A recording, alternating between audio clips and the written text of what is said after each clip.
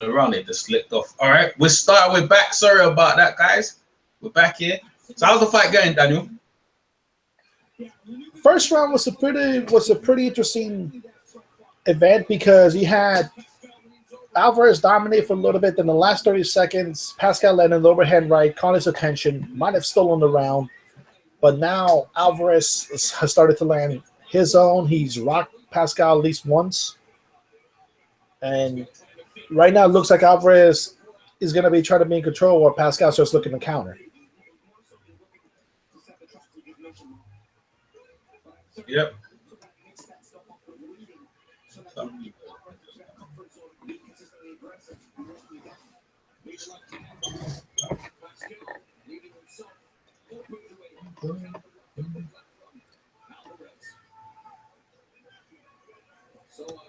a good round one for John Pascal, but Alvarez has responded in kind here in the second stands out.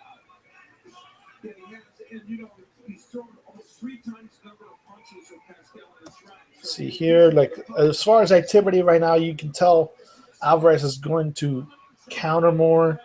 Alvarez is going to be the more aggressive fighter in this stance, but that's maybe Pascal's plan. Just try to catch him in the counter like he did in the last 30 seconds, land an overhand right, and hopefully drop Alvarez.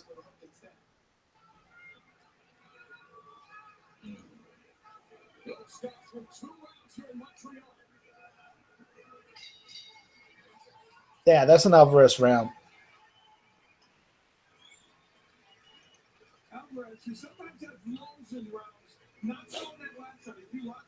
Right there, Showtime showing how he threw an overhand right to rock Pascal.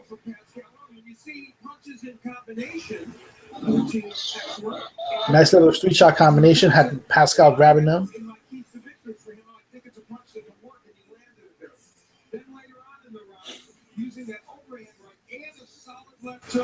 Yeah, like I say, he rocked Pascal twice.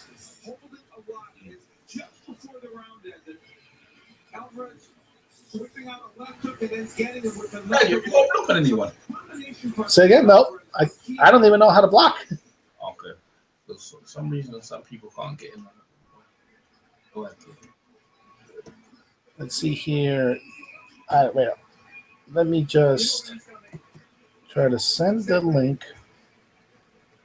And I'll put it into that chat. Yeah, see the link. Yeah. The last 2 chats I was in. The last one. Put the link into the last one. Okay. The last 2. Right here. People and the 1 4 people. Here we go. All right. Put that there. I used okay. Alvarez landing trying to show that's 50% of his common punches are actually at least a demonstration of that with the all right, here we go. And there's the 50% I referenced the common punches totally reverse to round number 1. Anytime you land 50% or higher. all right. Alvarez is not keeping the jab going.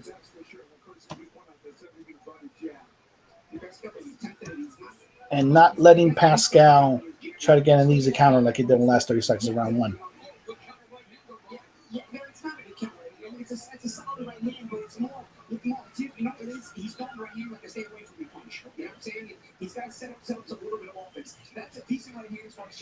All right.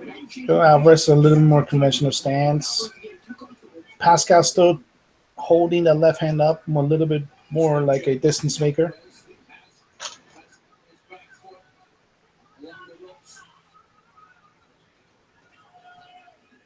Punches when Pascal has thrown with being aggressive is more to keep Alvarez at bay. I'm trying to be aggressive.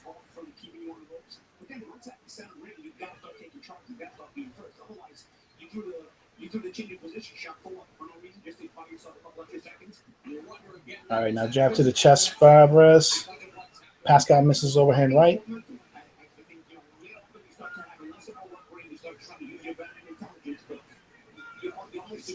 I'll say this about Alvarez. I think he's figured out a little bit of the distance where he can keep just far away enough where Pascal can't effectively land the right hand.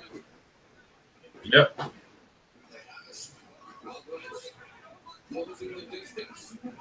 Let's see.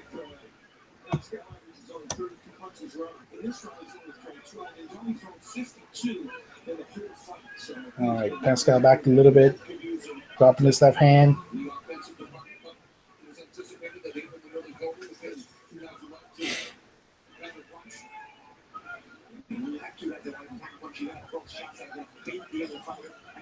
One thing I am liking about Alvarez, he's stalking a bit, but he's not doing it where it feels like he's following. Ooh, left hand, right hand by Alvarez. Pascal tries to counter. Pascal's sleeping, man. He's gonna go sleep, man.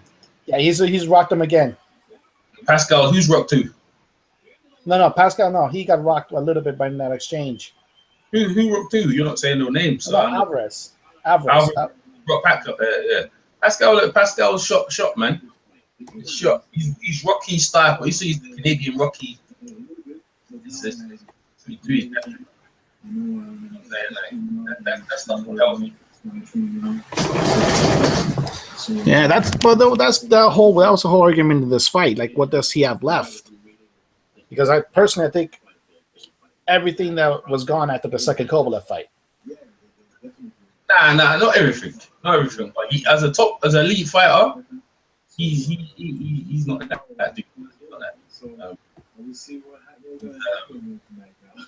You know, that his style of fighting, it doesn't make me last long anyway. You know what I mean? Just the way. Mm-hmm. When this sport's about him. Right, hard work. That's what I'm talking right now. How he's coming back in it. Yeah, like right now, okay, the round's back on Alvarez. Like I said, he's doing enough where he's stalking, but it doesn't look like he's just following Pascal. But then again, Pascal's not doing much lateral movement. He's just trying to bait Alvarez into throwing a sloppy punch where he can counter with the right. Time boxing is all about timing, and Charlie Brown just jumped in. What's going on, Charlie Brown? What's going on, man?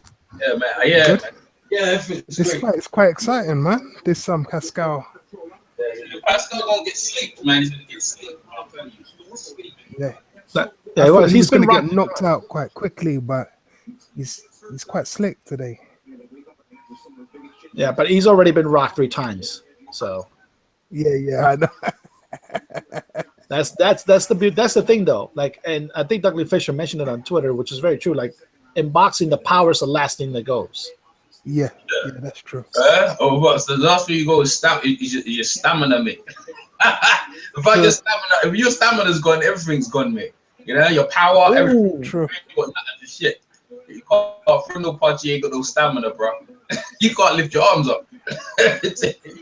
You see guys getting sleep, that's what they do. When they get hit, it drains your power. But power, listen, mate, power and stamina, there's a lot of factors into that. But hey, as every boxer knows, when you're in the ring in there, yeah, you better hope your stamina holds up. That's what most people here for, boy. Because if your stamina starts going on you, and Pascal, he tries himself on his stamina. And as you see from the Kovalev fight, man, Kovalev took a lot out of him, so we see how much is left. But I think they caught him at the right time. If he survives this, yeah, I like the thing that Alvarez does. Yeah, I like the thing that Alvarez does when Pascal tries to tie up. He always tries to get 1 or 2 body shots in before the break. See, that's exactly what I'm talking about. He's trying to take his legs away. I mean, trying to take his legs away, because Pascal, you know, he don't like it. You know, he took a beating in 2 fights. He took a beating. There's only because of his pride who kept. He looks like he's in a different weight class, Alvarez, man. He's huge. Yeah, he's a big light heavyweight at this point. Yeah, he's massive, man. Yeah, he is in it. He is in it. That's what I'm saying. Pascal's the Canadian Rocky. You know what I mean? Everyone. The thing is funny, yeah. Roy Jones was in his corner. When he's winning, everyone's in his corner. But when he's losing, everyone's out there, bro. You're just there by yourself, man. One trainer, because you on the slide, man. Like, the dude's big. This dude's trying to make a name out of the Canadian guys. He done beat up Boot. They're the right hand right there. Don't beat down Boot. And he's looking to beat Pascal as well. Yeah. Well, like I said, it's one of the things. This fight's still a draw.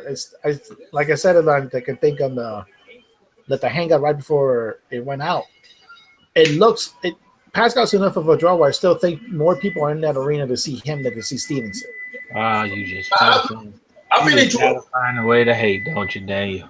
Yeah. I think Pascal's a bit. It's just Pascal's been there longer. This is the whole truth. All right, they're not going anywhere after this fight over with, bro. They're not. It doesn't mean that they're leaving, but there are more people that they're are there. because Fonfara and Steveson put on the show the last time. That's why they're there. Stevenson's the champion, man. They come to see Stevenson. Pascal didn't have nobody at his last little tune bout. He's nothing at this point. They giving up. The curse is off though. The curse is off. It's man versus man. You seeing Pascal just ain't that man, bro. That's a nasty headbutt. Everyone knows he's gonna sleep. It's a question. I mean, he might try to steal around late and land something big. That's all he know how to do at this. Look, he can't even counter a jab just coming at him at the same pace over and over again. He making Alvarez look like a master jabber or something. He's throwing the same. Alvarez is tentative because Alvarez is trying to, he ain't trying to go too far. But as the rounds goes on, you know what I'm saying? Like, Alvarez is gonna like this is Alvarez fight to lose. You know, if Pascal wins his fight, then Pascal career continues. So that's he hurt. He's hurt again. He's a little bit hurt again. Yeah. But he can't see. He can't see punches coming. I told you, it's done. He done take too many beatings. 34 years old and took too many beatings. Yeah, he just got hit in the back of the head right there. Got rabbit punch. Hey, where's Alvarez from? What country is he from? Colombia. Colombia ain't got that many guys at this weight, man. So he's different. Look at the power jab. He just got stuck with a jab. It's coming at him at the same pace, and all he can do is eat it. He can't even slip it. No, because he's not trying to slip it. He's trying to get Alvarez to throw a lazy punch so he can counter. Because that's what he did in the first round. Alvarez threw a lazy punch and he countered with one right. You talking about a fresh one then. That's fresh. He's 5 rounds in. He ain't got nothing. He ain't got nothing left except for flurries. He ain't got the reflexes to do what you think he's trying to set up. He's shot. It just is what it is.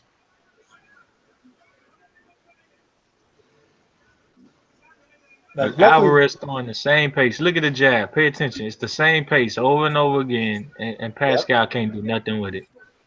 Yeah, because he Go ahead. He's not letting lazy punch get in, so Pascal could counter.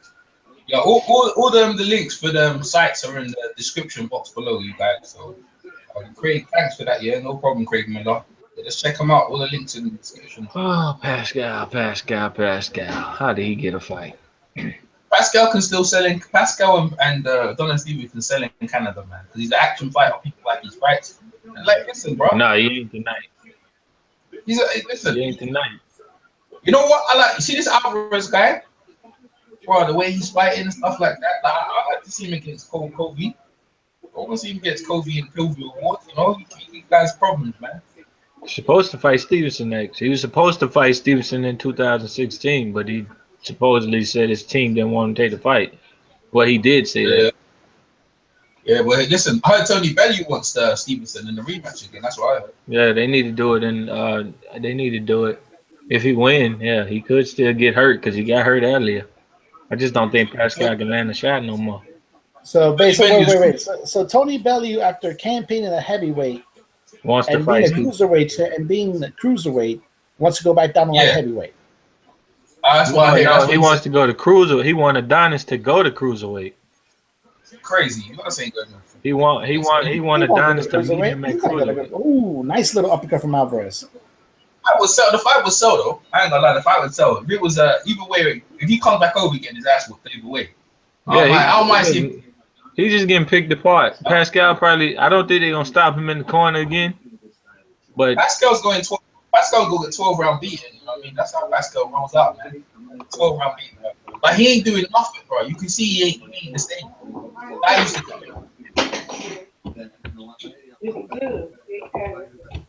Who was that? What's that? Was it the background? Yeah, I think I heard somebody come into the house. Someone's got their TV on in the background, man. Someone got their TV on in the loud. Like you, Charlie Brown? Maybe him, yeah. It's Charlie Brown, isn't it? Okay, now Jim Gray's talking to Fonfara.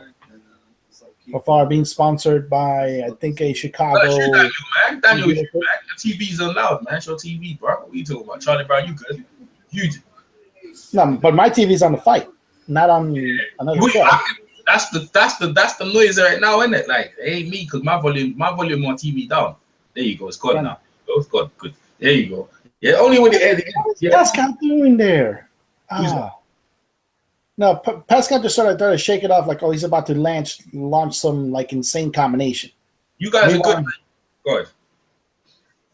No, I said, meanwhile, he's now just has his right hand up and not even trying to block. What round are you? What round you in now? Come out. My stream must be behind you. I got him in the corner. Where you at?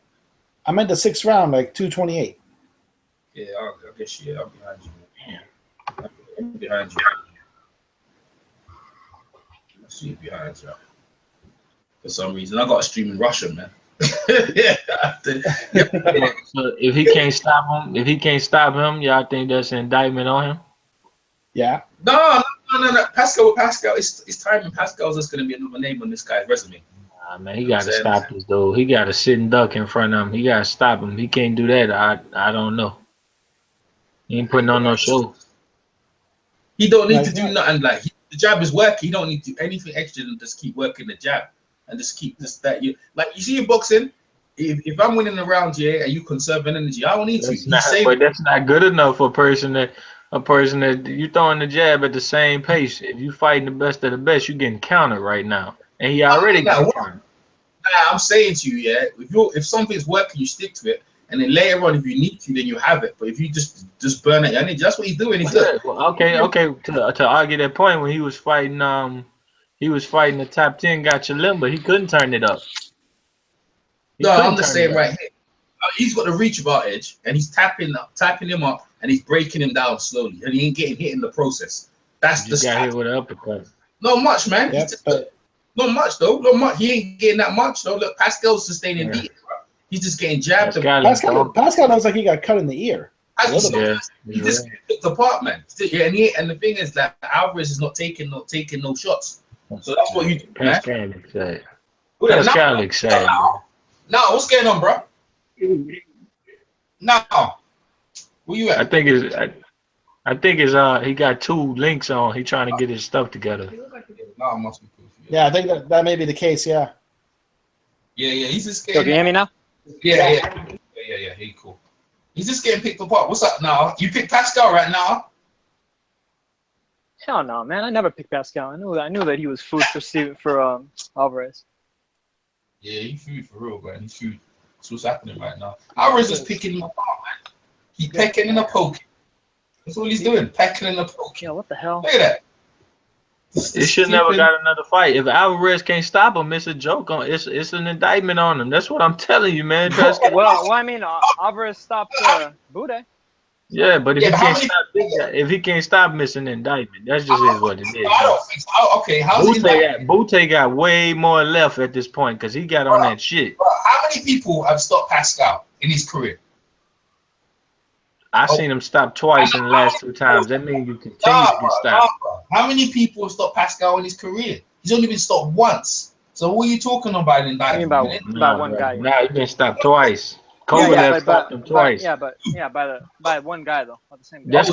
That's career-ending type beefs though. Career-ending type beefs. You can't finish it off.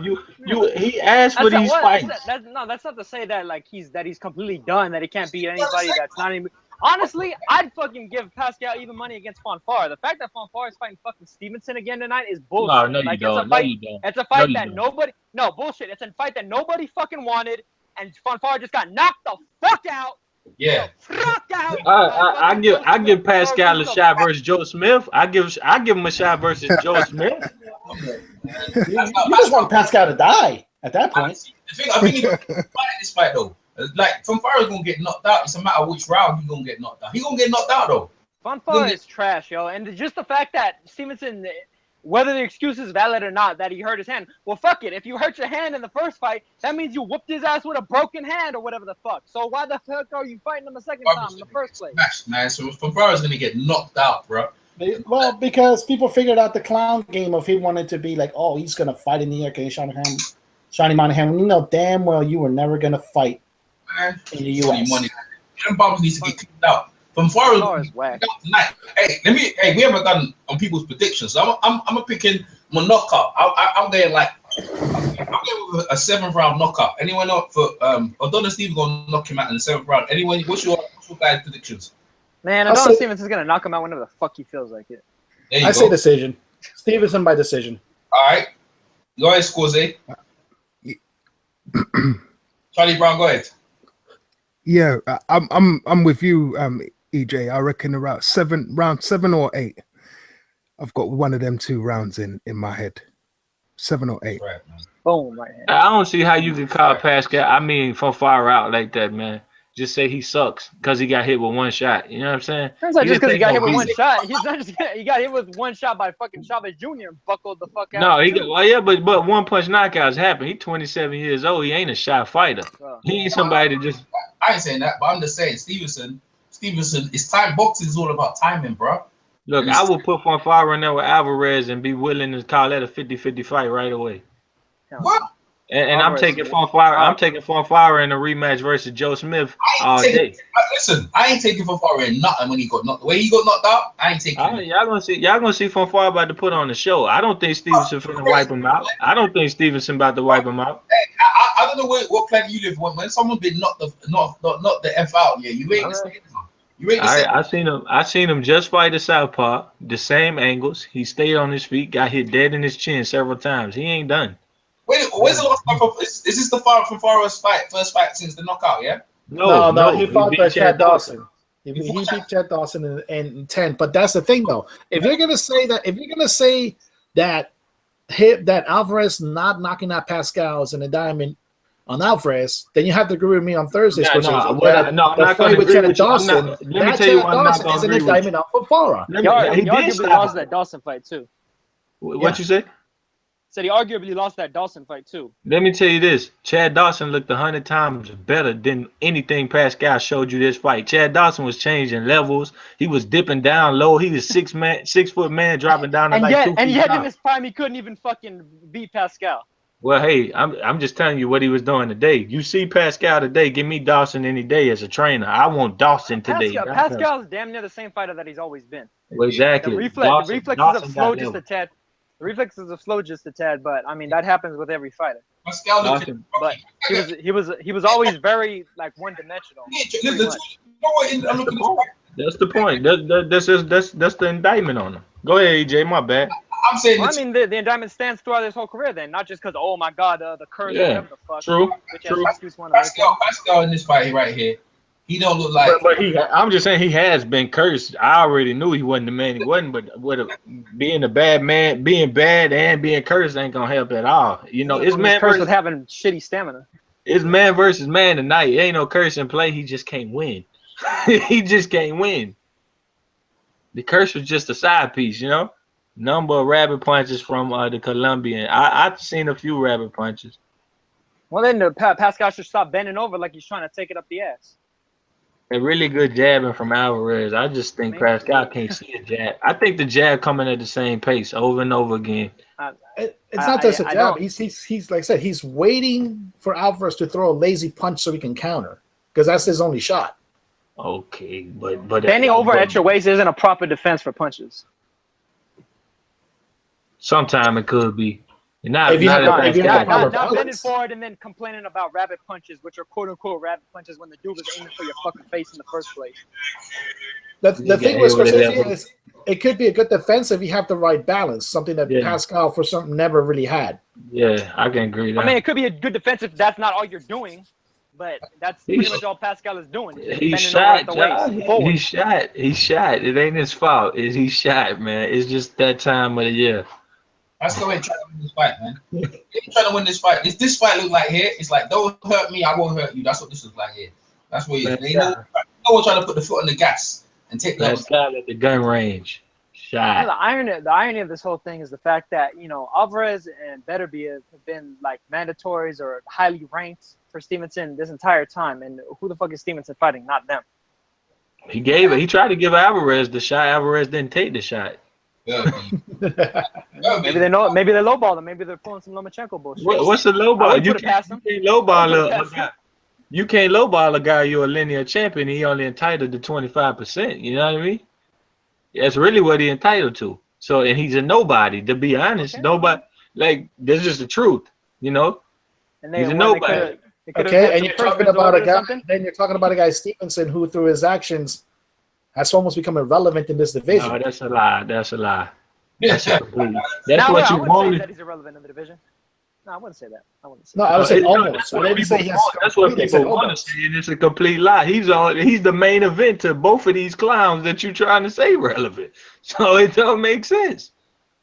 Yeah, Kovalev, if he wanted to fight Stevenson, is going to Canada. Okay. Hey, everyone's got an opinion, and I'll be honest with you.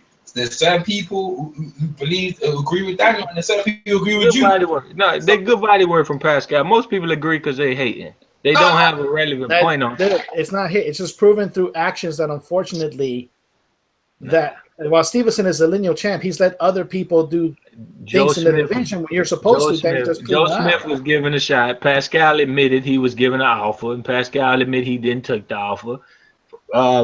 Joe Smith was given a shot for the man to go to his backyard. I'm not hating on the linear champion trying to travel. It don't make sense. I'm hating on the challengers that don't want to be. You knew that Joe Smith fight was always going to be in Canada. Any fight with Stevenson is going to be in Canada. I say it like this. If I got to argue for Andrzej's promoter, then I'm doing the wrong thing about it. It's the same people that promote Andrzej. If I got to give them props and argue for them, I'm doing the wrong thing in my life. That's just the truth.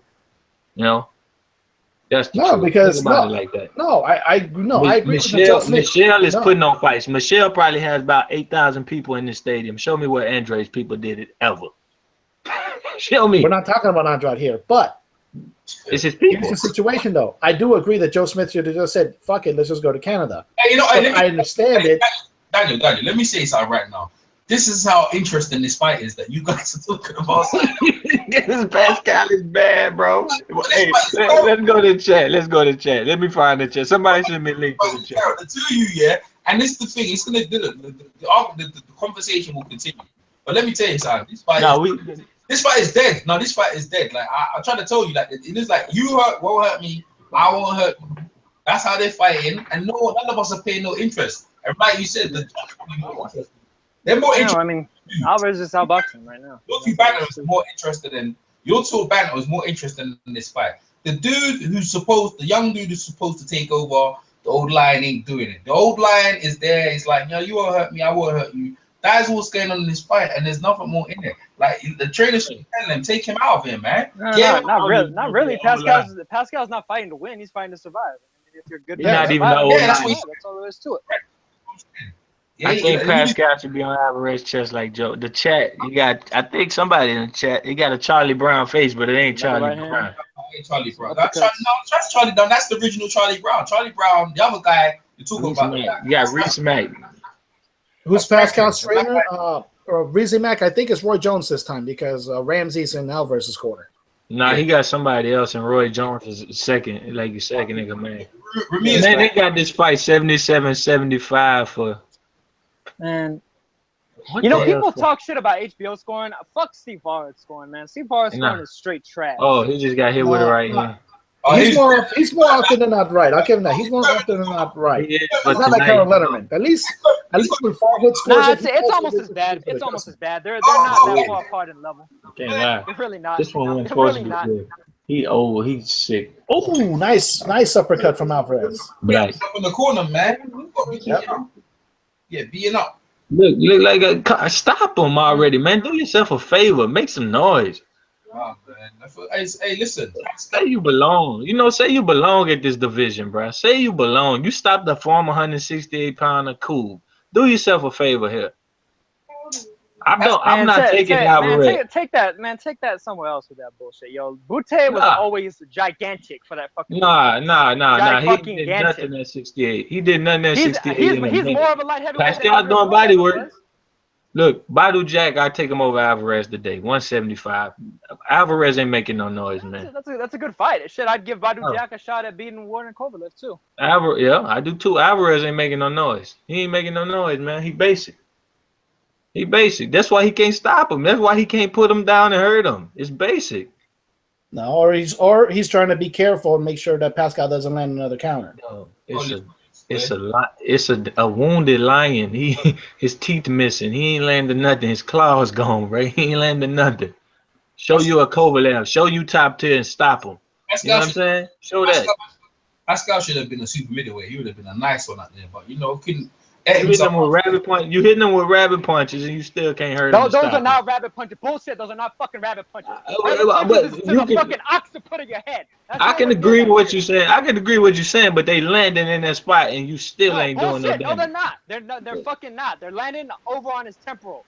Nah, them landing in the back of his Look head, up but a it's rabbit his anatomy spot. chart and then get back to me, because those aren't fucking rabbit punches. A rabbit It's punch his is spot. right to your fucking brainstem. It's his fault. It's his fault, but it's still landing in those spots and on those spots, and this dude still can't hurt him. I agree in the sense of the fact that a rabbit punch is blatantly to the back of the head. No, fuck it. It's not. No, regardless of blatancy or not. That shit isn't fucking to the back of the head. To the side of the head. Just because it's behind your fucking ear doesn't mean it's a goddamn rabbit punch. Shit. Well, It's going. Some of them is in the back of his head, and Pascal doing it. I can agree to that. But my point is, you hitting them there, and you still ain't doing the damage. Man, show you a Kovalev. Show you talking like it. Show it. He talking like it. I don't like Colombian because he said in 2016 he didn't want the lineal champion. Now he talking big shit. Show you with it. Show you with it. This Stevenson, this dude out of here by now. Y'all know that. This dude gone. Stevenson ain't going nowhere. Hey, Pascal ain't going nowhere, bro. Bro, Fonfara would have stopped Pascal by now. I'm telling you. Maybe. I'm telling you. He might have got stopped by that first fucking right hand that Pascal landed. Nah. You seen Fonfara take Adonis' best shot and get up. You saw one thing happen. It was a bad night. It was a car wreck. Simple. I don't even necessarily call that Stevenson's best shot. Yeah, he took him. He went down by a lot of them. Got hit by a lot of them. Well, and Stevenson said that his hand was hurt. I mean, considering that you're such a fanboy of Stevenson, I mean, I ain't taking his hand was hurt, and he beat his ass with a broken hand. So he had a bad back as well. He had a bad back as well, but I ain't here to make no. There you go. You had a bad back. I really ain't a fanboy. I'm just telling you. He was stressed out because the reporters kept asking him about being a pimp, and he wasn't completely focused. Nah, I ain't a fanboy, but I'm just telling the truth on all the situations that happen. These dudes don't be wanting to fight him. You want to tell the truth, yet you still won't admit he ran like a bitch when he agreed to fight Kovalev. Come on. That's what start. Hey, let's do this. Look, you can't say that. Let me say something. Nah, let's tell the truth. Yeah, he was the one fighter. He went over to fight Bernard Hopkins. Bernard Hopkins double-crossed him, came back to HBO, and he already committed to Showtime because that's where Hopkins was doing his thing, beating Pascal twice. He tried to unify the belts with Hopkins. Hopkins came over and bought with Kovalev, and that's what happened, man. Come on, we're not running like no bitch. Like Kovalev only had one. Bernard Hopkins had two belts, so what was he supposed to do? Like, he weren't running like no bitch, man. Come on, look. Even if anybody agree with that. Even if anybody agree with what Daniel said, and I don't. I agree with what EJ just said, and it's the truth. He tried to stay with HBO and didn't even want to go Hopkins' route if HBO would have paid him just $300,000. They didn't pay it. So what we got here, and understand, Heyman and Yvonne Michelle tried to pay $200,000 of that $300,000 extra, and they didn't pay it. So ain't no running. You just didn't negotiate, and they messed up a big fight for the boxing fans. Now, secondly, if you ever said that Stevenson was going to drop his title and run from Kovalev, I think that title's still around his waist, and he never re-won it. So you can't say that no more. You lost your privileges. But no, you lose the privilege when you agree to fight a man, and then what you do, you go to a man or another organization they'll do business with. So, That's true. You know what I said? That'd be like that would be. So like Kovalev left me. Let's put it to you this way. Kovalev left two first. He rocked him. No, I'm gonna put it to you this way, Scorsese. It'd be like me. Somebody who was born and grew up first 7 years in Bolivia, negotiating something with somebody from Peru. Okay, But so then we didn't running get, to we didn't, Chilean. okay. It's cool. So we didn't get to fight that year, and then the year after Kovalev ducked 2 purse bids. Correct. I agree Well, in that it's sense. done. It's 2-1. It's 2-1. The playoffs is 2-1. The Warriors up 2-1. The Warriors up 2-1. That's all it counts. He ducked 2 purse The bids. Warriors not up You 2-1 hold because one one of them has 3 belts, the other one doesn't. One had 1 belt. No, time out. When you said Kovalev got ducked, he had 1 belt. He only had 1 belt. He was a paper champion. He beat Nathan Cleverly. He was a paper champion. That's what he was. No paper champion. Yes, he was. He wasn't a paper champion. No. See, you're trying to do everything Nathan to make sure Cleverly to was a prop up paper Stevenson. champion. Nathan Cleverly was a paper champion, and that's what he was. That's not the truth now. Like, he had the belt. He was challenging the guy vacating the belt not to fight him. That's what happened. Didn't make him. He wanted to fight the guy who was holding the belt. The guy ran. That's what happened. No, Nathan Cleverly. He took the belt from Nathan Cleverly, correct? Yeah. Kovalev. Kovalev was a paper champ. Cleverly was a paper champ. Kovalev made his bones when he beat Bernard Hopkins. He made his bones. He wasn't no paper champ. And those some old bones. Those are soft, brittle 50-year-old bones. Kovalev, the big hype job, really. Be honest. What I call him. Well, then in that case, so is Adonis, because his opposition is pretty much exactly the same as Kovalev. Nah, his opposition when it fights a heavyweight. His opposition when it fights a heavyweight. Their opposition is fucking equal. His opposition when it fights a heavyweight, bro. Yeah, against the fucking injured fucking David Hay, celebrity fighter. He knocked him out. He stopped him. David Hay making excuses. Yeah, maybe he could fight fucking Rocky Balboa next. He got stopped. He gonna stop Deontay Wilder. Pascal got hit big right. Can't go nowhere. Alvarez talked all that shit. No bang. All bark, no bang. Fights a heavyweight that mean jack shit. All bark, no bang. Man, I can't believe I'm so behind you guys, man. That needs to be sorted out right. Adonis beat a lineal champion coming up in weight. That's what I saw. 1 punch. He said I was gonna do it in 1 punch. Make this excuse about paper champ. Then you have to admit that Adonis Stevenson just all he did was finish what Andre Ward started. No. He went in. Put it this way. Put it this way. If Ward wanted to be the 175-pound lineal champion, he would have took his ass to 175. He didn't. I put Lineal and Unified on pretty much the same level.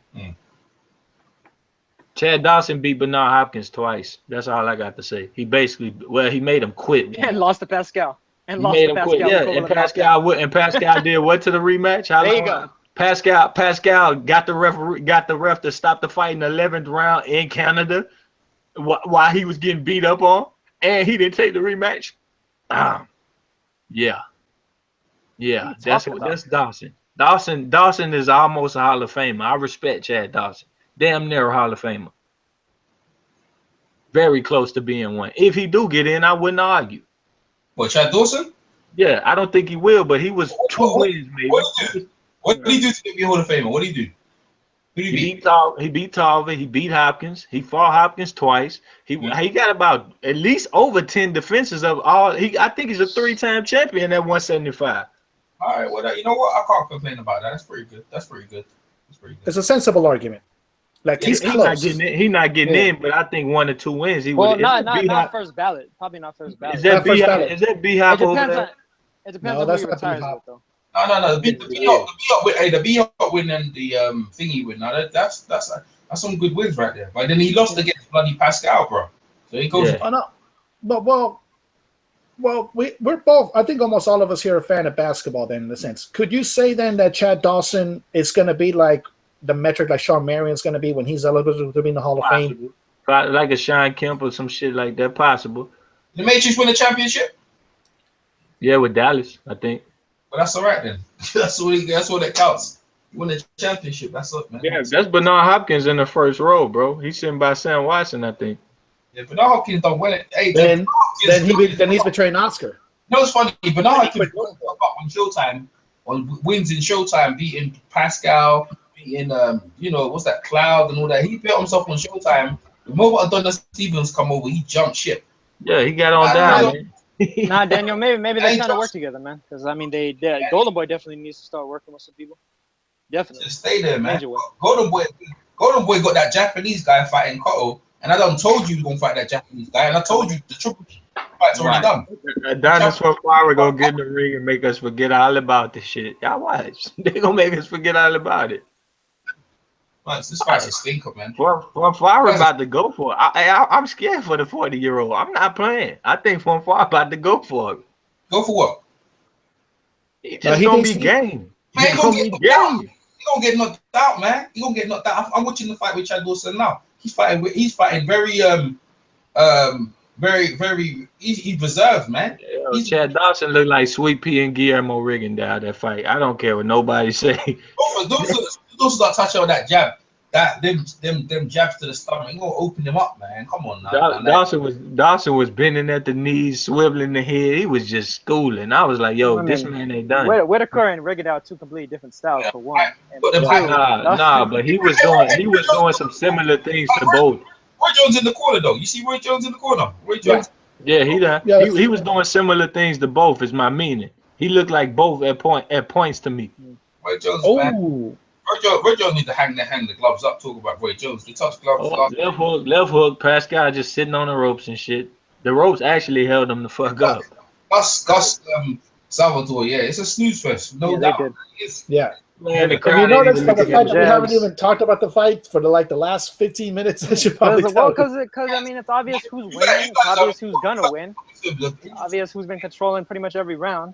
Yeah, he should have never been in this fight. I don't know how outside of one or two good power punches from either side. I mean, it's been pretty much all Pascal couldn't see a Honda Civic coming at him right now, man. This shit's crazy. Get this man out the ring. Did Brown disappear? No, I think somebody came in his house and he had to talk to somebody. I swear that's probably what it was. The person that heard that woman coming in. But at an 18-wheeler jab coming at him, same speed, and he's still just getting hit with it. He just got hit twice with it. Hit him again with it. Go ahead. This guy wasn't trying to risk anything. He wasn't trying to spin the dice. You know what I'm saying? He wasn't trying to do what greats do. Go out and people don't think that Alvarez wanted Pascal and Butte after he asked for him. This is why. Easy paychecks. Pascal's happy he didn't get knocked out. That's what Pascal's happy. Easy paycheck. He got a minute left to get knocked out or knocked down at least. I ain't impressed with it. This guy don't want none. He don't want to fight against the Canadian Rocky. He just wants to just out. Where the body work? Where the body work from Alvarez? You know, where the body work? 34-year-old guy that's shot, no body work. I ain't impressed with this. If he stepped up, he would have.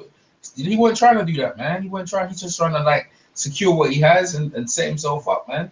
The guy, man. He didn't do that. Butte more dangerous than Pascal as of today. This is the big stage right now. This is supposed to be the prequel. You should, if you'd blown him out, people, the fans, us, we would have been demanding him to fight Adonis Steveson. Right now, as it stands now, no one cares. Right now, he got the shots. Who else do you want Stevenson to fight? The other champs, Badu Jack. I would like to see Jack. Badu Jack. Yeah. I don't care to see Joe Smith because Joe Smith is just flash in the pan. Is about to get beat by Barrera, basically. I think Alvarez and Barrera would be an even fight. I don't know about that. Nah, I wouldn't say that yet. When they do no separation. When they do the introduction. No, I'm talking about Barrera and Smith.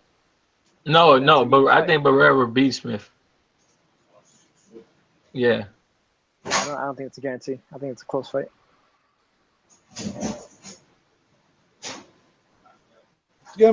It's gonna be a decent win for Alvarez on the scorecards.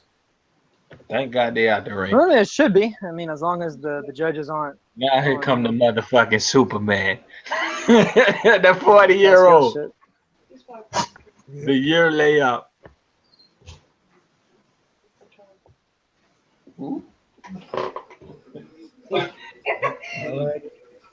Charlie Brown back? Yeah, man. What's up, Charlie? I just lost it. I've lost the connection twice, man. I don't know what happened. You ain't missing nothing, man. This fight's direct. This fight's a snooze fest. As my man said in the chat, it's a snooze fest.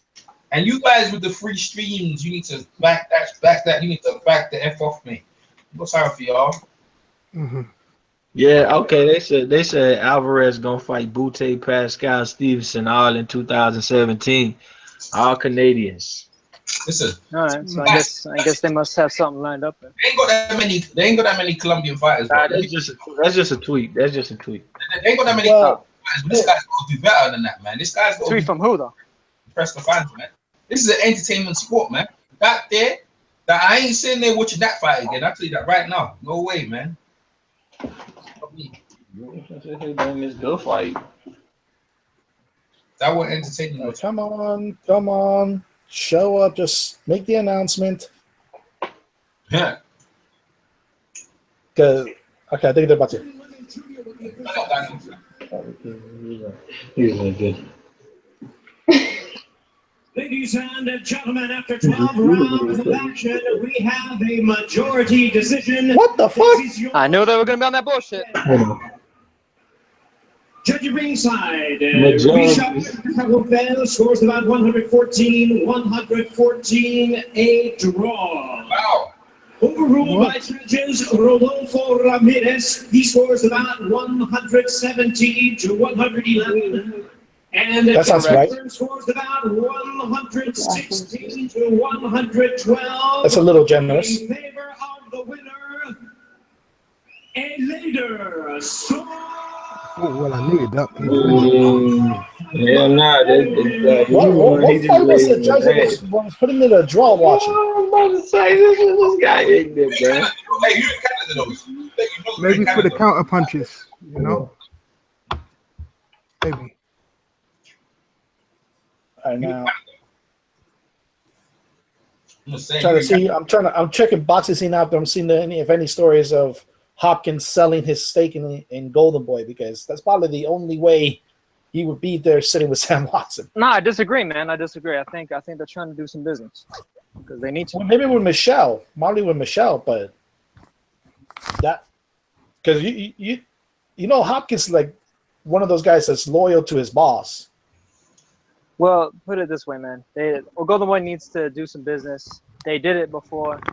You know, Oscar, he's trying to get overlook it. I mean, not overlook, but get over his past and all that. And so, you gotta clean up, and in that sense, they can clean up their whole promotion. Thanks everybody. It'll be better for their fighters. Let's see what Alvarez says next, right quick.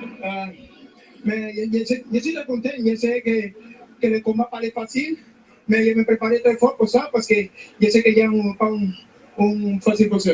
He knows that it was going to be a hard fight. He knows Jean, and he was ready for that fight. He got well prepared. You were the mandatory challenger for the champion. Why did you decide to take this risk? C'était l'aspirant obligatoire. Pourquoi tu as pris le risque de défendre ta couronne? Mais j'ai pris le risque parce que vraiment je voulais donner un exemple à les champions. Et tout le monde connaît les champions ici. Ça fait 12 ans que j'attends pour ça. Mais lui, il m'a donné. Mais j'acceptais le défi avec Jean Pascal parce que nous ensemble et parce que les champions se battent avec les vrais champions. He wanted to do that fight because real champions are fighting real champions. He's been waiting for 2 years to get his title shot, and now he took that fight so he can really have the title shot, and there's no doubt about it. And that shot will come between the winner of the next fight. Who do you like in the next fight? And who would you prefer to face? Ton combat, ça va être contre le gagnant du prochain combat. Qui tu penses qui va gagner puis qui t'aimerait qui gagne? Mais personnellement, tout le monde savait que le favori c'est Adonis et Steveson. Mais quand j'ai trouvé mon combat de championnat du monde, c'est mieux pour moi que gagner Fonfara. Mais c'est pas facile. C'est Adonis c'est le favori. I think Adonis should win that fight. He's ahead if you look at it, but he would like Fonfara to win that fight. But Adonis should be the winner. Eleider, congratulations.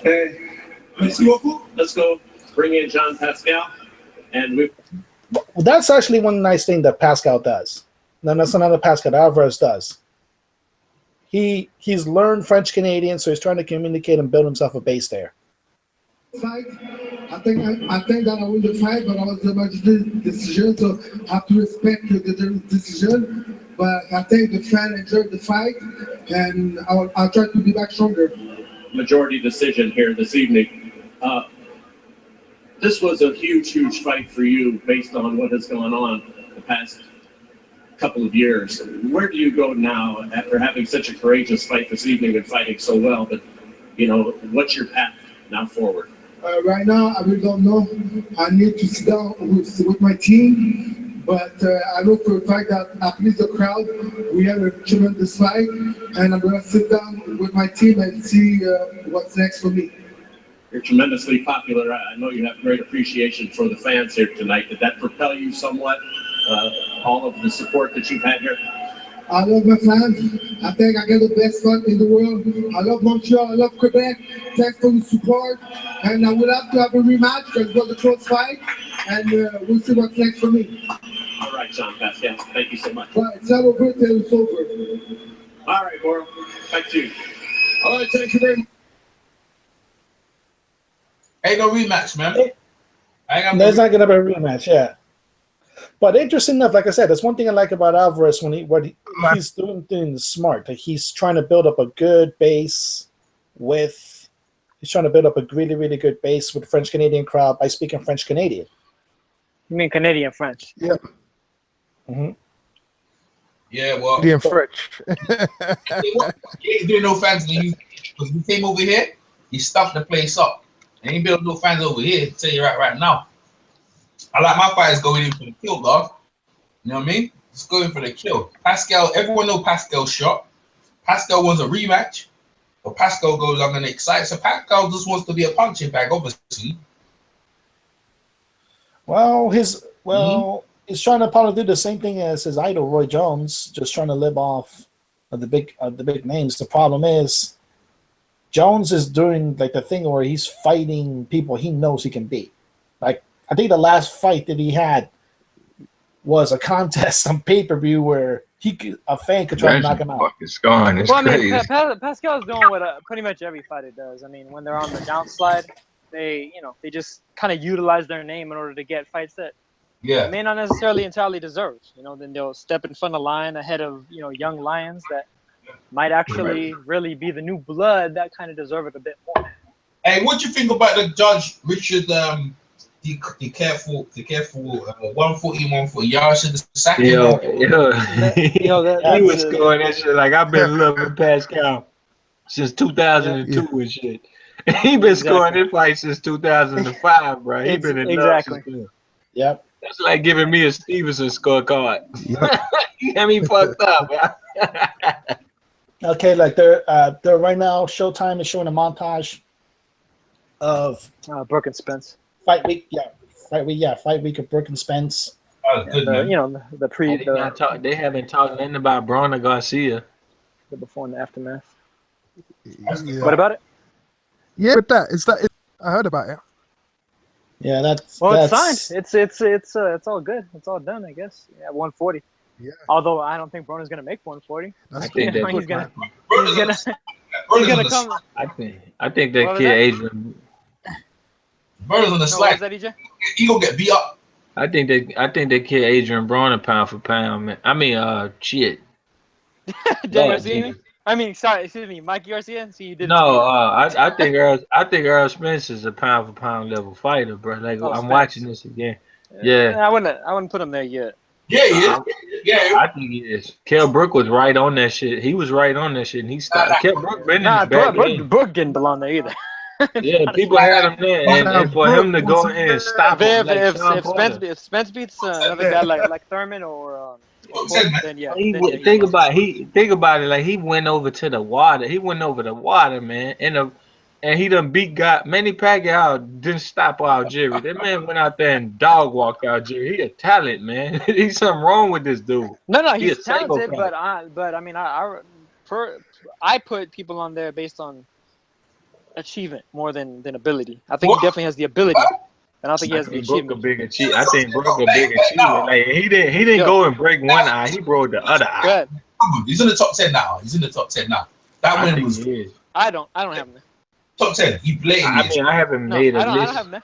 I think Brook a better win than most people got. I'll name you 10 fighters that deserve people.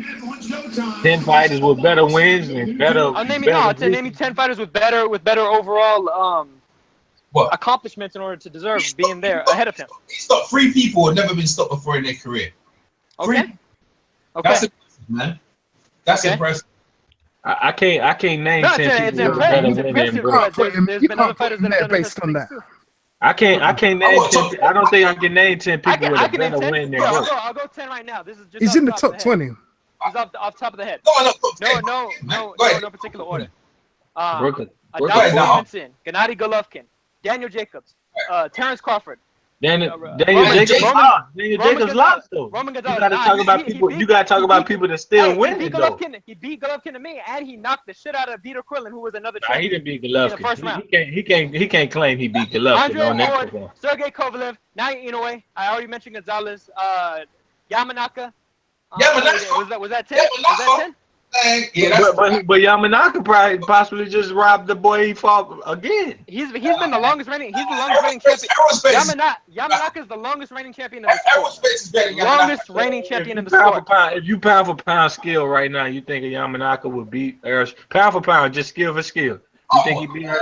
I mean, I think I might actually have Spence ahead of a couple of guys that I already named. Yeah, that's what I'm saying. Skill-wise, yeah, but I need that big accomplishment. I need one big accomplishment. Then I got to look at what you are, and then I'm putting you somewhere. I'm gonna judge you off what you are after that. I need lightning can always strike once. I need more than just one accomplishment. One big accomplishment. and besides, When that lightning stops striking, I'm taking you out. Nah, man, top 10. Come on, man. He's top 10. He's top 10. Top 10. Now, Yamanaka's enough comments now coming up with Bobby Jack in comments. my top 5, and a lot of people give me hell for that. So I wouldn't have one team. I'd have Jack ahead of Spence, definitely. Yeah, I got Jack top put him 5. ahead of Spence. Well, who? Badu Jack? Badu Jack. Crazy, man. Get out of here, man. For what? He top 5. He He top turned 5. James the gun into a crackhead. That's what. Like, you don't know that about Paulie, but by what's he? Man, Badu Jack done won 4 big fights in a row to me. Like, he just been on the street. Oh, bro, he got draw. He's getting drawn against. Man, come on, man. You know those weren't draws, EJ. Come on. I ain't playing that. He beat Virgin Hunter gonna have to tell Fonfara. Aerospace is cleaning them out. Like Keith Thurman and Aerospace ain't even in your top 10. Like the two of them should be in the top 10, right? Danny Garcia was a high rate. Oh, you guys on? I don't think Thurman got a better win. I don't think Thurman got a better win than Spence. Thurman's biggest win was over a guy that already got beat for once. Yeah. I mean, first of all, He's put names in his resume. And I don't give a fuck if he's got names on his resume. What's one of the names? Robert Guerrero? Robert Guerrero, former featherweight? It's always about names now. What are you talking about? Names is bullshit. Just because you have a big name doesn't mean you can fight. Roy Jones still has a big name. Doesn't mean that he can fight. So if you knock Roy Jones, then you're pound for pound. Man, you crazy now. You trying to say it's always about names, man? Come on. No, it's not. No, it's not. No, it's not. When is it not? When people it's about names and titles. When people aren't aware of who the names are, now, it doesn't matter. When you look on people's resume, who they fought and when and times they fought, it's always about names and resume. Always will be. Right? You know, we might be having a disagreement of terms, EJ, because when you say names, I just think, like somebody that you instantly know of, their entire background and everything. But just because you know somebody's entire background doesn't mean that the background is great. Okay, maybe they may be misunderstanding because I'm over in the UK, you're over in the States. When I mean names, I'm talking about I'm talking about a name, a guy who's done something with his career. That's what I'm talking about. Okay, all right. So yeah, we fucked up. That's what I'm saying. That's what I'm saying. A name, not just any old name. No. A guy who's done something. That's why, like Chocolito was that dude. He's beating up dudes who had names, bro. Like they've done something. They were champions. Been champions after. That's why Chocolito. Shit. Yeah, man. Stevenson had Fonfara drooling. Yeah, I just saw that too. Hey, at the end of the fight, I watched the replay the other day. Fonfara at the end of the fight was like, "Motherfucker!" This shit was funny as hell, man. It's a dope ass video on YouTube. Fonfara's getting. He was like, "Hit me in my dick." Fonfara's getting sleep, man. I don't believe it. I don't believe it. Why Stevenson taking so long? Look at that drop. Look how he knocked this down, man. Because they're milking the Canadian money. That's what they're doing. I don't believe it. Is that what they're doing? Daniel, hold on. He's avoided everybody, man. Hold on. Let me ask Daniel this. How's he not a draw? And you said just a minute ago he's irrelevant, and then you said he's milking money. You can't come No, on, no, man. I You thought can't no. make this up. No. You can't I have it thought both Charlie ways. Brown was asking. I think he means it relevant from a Wait, critical, no. standpoint as This opposed is to bad. This is financial. bad, bro. I thought But Charlie Brown was asking having to why be out of it. Stevenson taking so long to get in the ring, and I said, "Oh, they're still milking the Canadian Yeah, TV yeah, that's money." what I'm Oh, asking him. okay. Yeah, which is Why that's he what taking I'm so asking. long to ring walk? Why he takes so Yeah. long to ring walk right now? Yeah, that's what I thought he was asking. No, He said, Charlie because Brown they just have to said, Charlie Brown said he's avoided everybody. Charlie Brown, that's not true, man. It's not true. He Not true, bro. avoided. He's never Okay. gonna admit it, Charlie. He's never gonna admit He it. avoided Kovalev, man. So hold on. Let me ask you a question. If Earl Spence would have said, "I'm getting in that purse bid with Carol Brooke," then he said, "You know what? I'm getting the hell out that purse bid." Who avoided who? Who avoided who? Eros. That's what Kovalev done. That's exactly what Kovalev done. Okay, wait a minute. Okay, they're doing a honorary 10 count for Ali. It's the anniversary of his death. I forgot. Yo, what's up, P-Marsh? What's up, fellas? What up, Dimash? Kicking it, man. Goody, We man. over What's here. happening? No, the T. Daniel, You know what's up, they were fellas? showing up for the What's going Superman. on, B Marsh? You know they were showing up for the Superman. Yo. What's goody, Charlie? Yes. The left hand Good from La La evening. Land. Superman with the left hand from La La Land. Y'all know what it is, man. Y'all know what it is. Yes, Boy got sir. the left hand from La La Land, boy. Those suckers. Look at those pictures of Ali, man. Look at those pictures of Ali, man. I can't believe it's been 1 year already.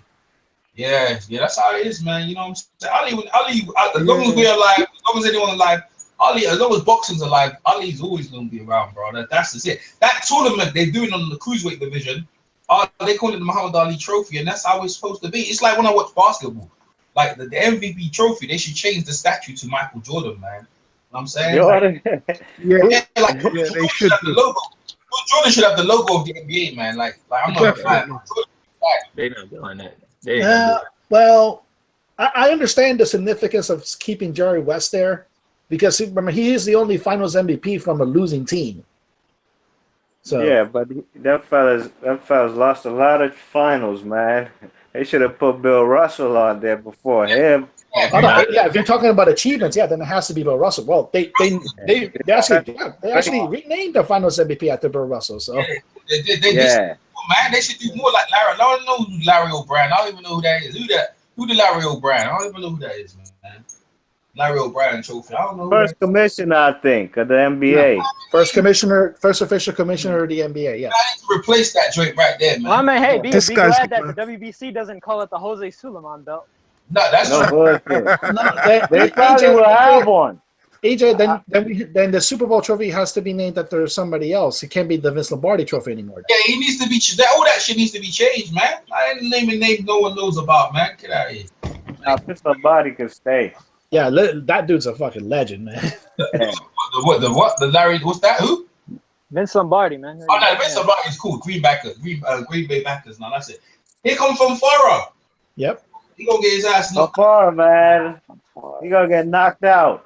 Yeah, he's getting knocked out. He's getting knocked out. Everyone apart from Daniel was picking. Like, yo, seriously, No. on this I line picked right Stevenson. I just said by did decision. did anybody on this line right now really want this fight? Did anybody? I wanted Please. no. Hey, No. I'm not hating. No, I want him and Ward and him and Kovalev. No. I'll put it to this way, Nalta. This was actually a better option than him and Monahan. Come on, man. Yes. I sure so didn't want that crap. Yeah. I don't like Joe Smith Jr. though. Man. In Long Island. That's what I wanted. You're asking me like if I'd rather have chicken McNuggets or a Big Mac, and I don't fuck with McDonald's. So I mean, like either way, it's a lose-lose situation. Chicken McNuggets or chicken sandwich. Yeah, there you go, a chicken wrap, Yeah. a grilled chicken wrap or something. Oh man, freaking McDonald's. The initial offer was Joe Smith. Joe Smith turned it down. Fonfara stepped up. That's what it is, Yeah. bro. We got what we got, you know. I agree. Joe Whereas- Smith should have just manned up and said, "I'll go to Canada," because He didn't have damn well to. he's not going to fight. He didn't have he's to. gonna fight the US. No. They was trying to do it in Long Island. Yvonne Michelle told a thing today that said his people said Joe Smith was going to sell out. He said they have never done it, and we wasn't going to take the risk of them not being able to do it. And he said that, you know, they were just trying to talk some sense into him, and they wouldn't budge, so the fight wouldn't possible. Really, what should have happened was they should have had Smith versus Monahan. Yeah, they could. Yeah, big up, blown out. That's a good fight. That fight makes sense here. Yeah, that fight makes sense. Yeah. And seeing the thing is, the winner that sets up the winner and shows that, oh, like, yeah, we can't sell this out. So now, you know, they have some sort of an argument to really come to the table with. You know, that makes the future purses bigger. But no, cool, but the issue. I just say you go for lineage. I say you go for the 40-year-old lineal champion and say, look, I already beat one old man. I'm trying to knock this one out. That's what I agree. Joe Smith should just manned up and said, I'll go to Canada. But this 40-year-old ain't your regular 40-year-old. People, look, man, you gotta accept it. People don't look at them like that, man. They don't be like, look at that. You just talking about, whoa, he's in trouble. Yeah, I'm just saying. I'm looking at it saying. No, I'm looking at it saying that because if I seen a 40-year-old, I'm gonna try to bite him. But these dudes, they don't want that, man. I think Fonfara got enough heart to do it. Joe Smith didn't have enough heart to do it. Hey man, this guy Fonfara got knocked out in front of his Polish contingent in Chicago, man. This you remind me of that scene from Forrest Gump where he's playing ping pong against the wall. He's just like hitting it against himself. Yeah. No, but it's true though, man. Y'all know anybody can get knocked out. It can happen, but he still got heart though. I've seen. Yeah, I like until he showed that he ain't got that. I picked him to beat Baby Chavez. Look, man. Look, if he go in here and give a hell of a fight tonight, I ain't surprised. If you are, then that's just telling me he's 27 years old. He the only one to knock this person down. Come on, Stevenson. I want Stevenson to finish this quickly so I can get on. We welcome you, ladies and gentlemen, to the Bell Center here in beautiful Montreal as Premier Boxing Champions presents the featured bout of the evening, brought to you by Group Yvonne Michel in association with Warriors Boxing, Gestev, and Showtime, sponsored by Videotron. This bout of the ring is sanctioned by the WBC, the President Mauricio Sulaiman, the Supervisor Hossein Goichi. Along with the RACJ, Combat Sports Section Chief is Michel Amelan. Introducing the judges at this time, the juge pour ce combat. From Montreal, Nicolas Eno. From Reynosa, Tamaulipas in Mexico, Omar Mintun. And from Mexico City, Humberto Olivares. Introducing our third man to ring, the referee in charge of this bout, Michael Griffin. All right, fans, here we go with the main event of the evening. Mesdames et messieurs, c'est l'attraction principale de la soirée. 12 rounds of boxing for the WBC Light Heavyweight Championship of the World. And now, ladies and gentlemen in attendance, and boxing fans joining us around the world, Andzej de Montreal, live from Montreal, it's showtime! Introducing you first, the challenger fighting out of the red corner, L'Aspirant de la Croix Rouge, wearing blue trunks with green trim, fighting out of Chicago, Illinois, by way of Helsinki, Poland. He weighed in at 174 1/4 pounds, a former world title challenger. His record stands at 29 wins, 4 losses, 1 no contest, 17 wins, coming by way of knockout. He is ranked the WBC number 6 light heavyweight world contender. Introducing tonight's challenger, L'Aspirant, the Polish Prince, Andrew. Where's Virgil Hunter? Where's Virgil Hunter? Yeah, I don't see him. He may be preparing for a war camp. Damn, that's fucked up. Hey, he's gonna get knocked out though. That's why, man. Told you. Why you gonna get knocked out?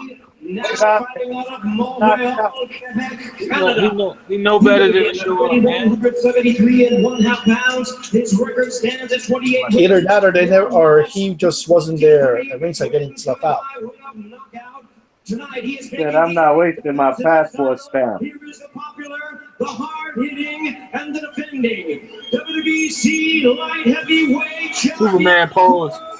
Superman pose. Le champion, Adonis, Superman Stevenson. Look at him. He better whoop his ass, boy. I fuck with the Superman. They I fuck with Superman too, man. I've been waiting all day for this fight. I ain't gonna lie.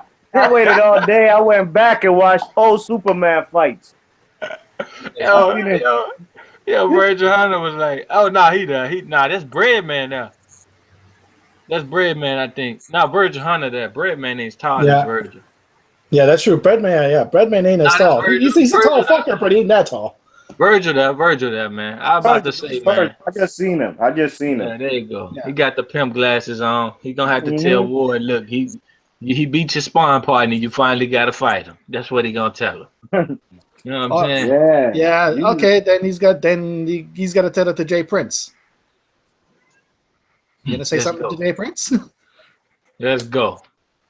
Jay Prince ain't got nothing on the Superman. Tell him I said that. You can buy the belts, man. That's what we do. Okay. Tell him I said that.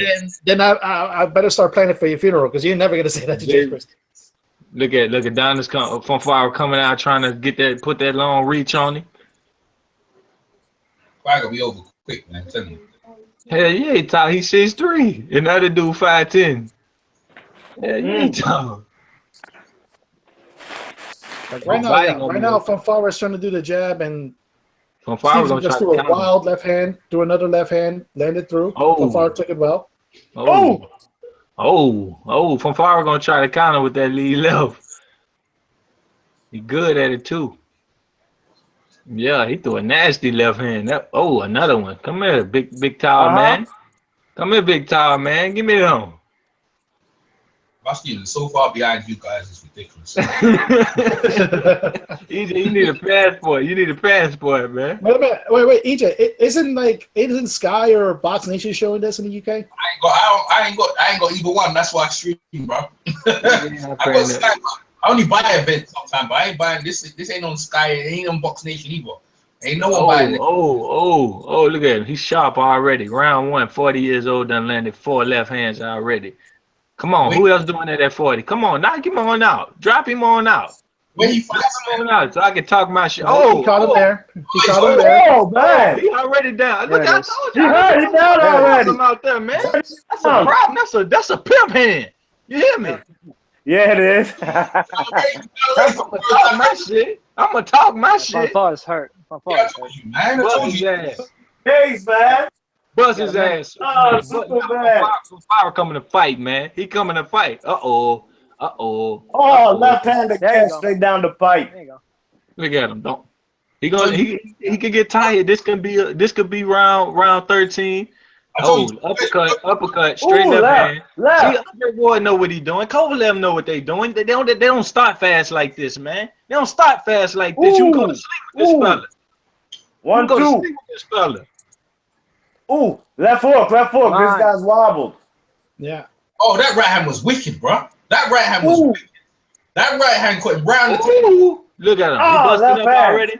He busted up already, ain't he? Yeah. His right eye. Ooh, left hook.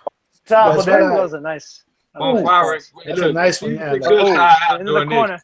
And they wonder why I'm a fan of this dude. Look, you a casual person. You don't even watch fight. You can't take your eyes off of him. Something wrong with this boy. Oh my God, he wobbled. He about to go down. Do him, Superman. Do him. Go to the bottom. Stop it. Oh my God, left hand. Stop the fight. Stop it. That's Okay,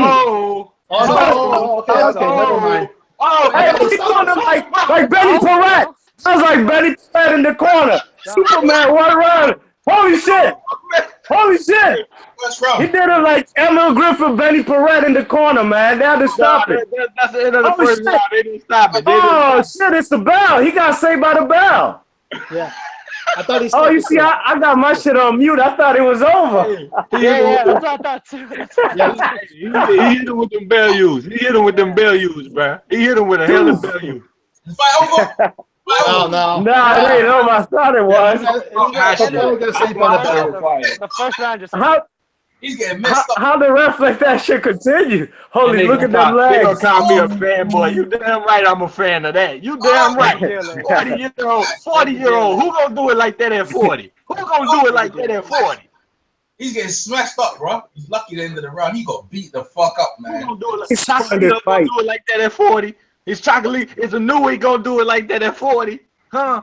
Fucking Stevenson, at 40. Hey, No. Stevenson didn't do it at 22, like he did. So No. At 22. Man, that fella was probably in prison at 22. Yeah, and he was bodying people in there too. Oh, he did. Yeah. He bodied down there, killed somebody. But hey, you're arguing. My boy is real, man. I done told y'all. Look his ass up. Look his ass up. Virgil, man, you need to stop this. No, Virgil, wait a minute. Virgil did. I think, yeah, Virgil stopped it. Stop playing with a pimp. Stop playing with a pimp. Hey, they stopped it. That's it. Yeah. Take your ass home. Stop it. I called it. Virgil, stop this. Bro, stop. Take your ass home. We not playing these games in 2017, man. Hey, that's how you do it. This is why I got him beating Ward and Kovalev, man. All them niggas.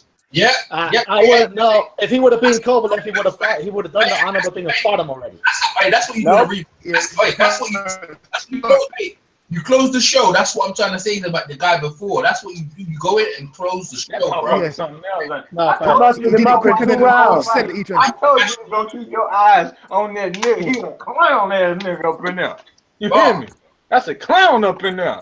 He's getting shot at me, man. And exactly the reason why this fight was a waste of time. No, that's why I make a prediction. No. Let's be honest. Let's be honest. Anybody can suffer that fate. Fonfara came prepared, but anybody can suffer that fate. Look, the boy got a crown on in that bitch. He got the crown. He's got that. Hey, tell me what Kovalev is. Come call out the lineal champion. Come call out the lineal champion. They have, and the lineal champion just keeps running. Well, they ain't in the ring. He came to their ring and told them bitches fight. Yeah, he came in the ring surrounded by 5 bodyguards. 2 rounds. He don't let a man get up from first round knockdowns. He knocked their ass out. You hear me? He knocked them out. Look at it's over. He don't need much time. That's the Superman Stevenson curse. That's his song. They say that man right left hand happy though, but this guy don't move his head. What you supposed to do? You know what I'm saying? You gotta throw that left all day. I mean, if it's landing that clean, get under the big right hook. If it's landing that clean, there's almost no point in really doing too much with the right. Yeah, I'm gonna bite you. If you can't handle the barbed wire, I gotta bite. You did. That's how it is.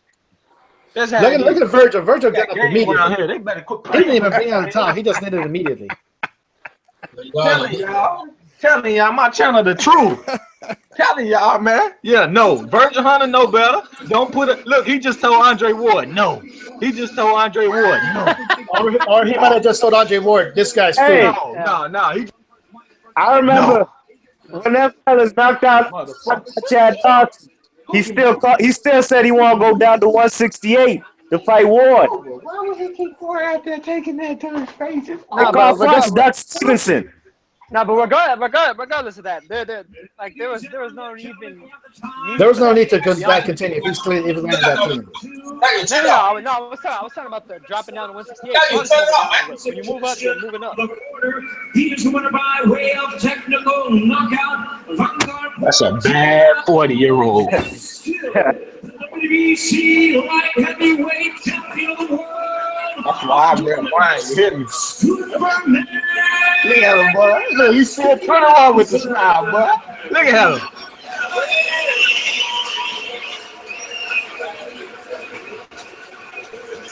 All right, let's go to Jim Gray. All right, World, thank you very much. Adonis, congratulations. Thank you. This was a total onslaught. How would you describe this? I wasn't focused on the side, and you see what happened. And some try it, but I won't be ready for this fight. My hands will be very good, so you see what happened. Left hand did not seem to be bothering you. You said it was a problem last time. Yeah. And you seemed much more focused than you were the first time. Did you just overlook him in your first fight? The first time is sure, but I know Fonfara is very dangerous.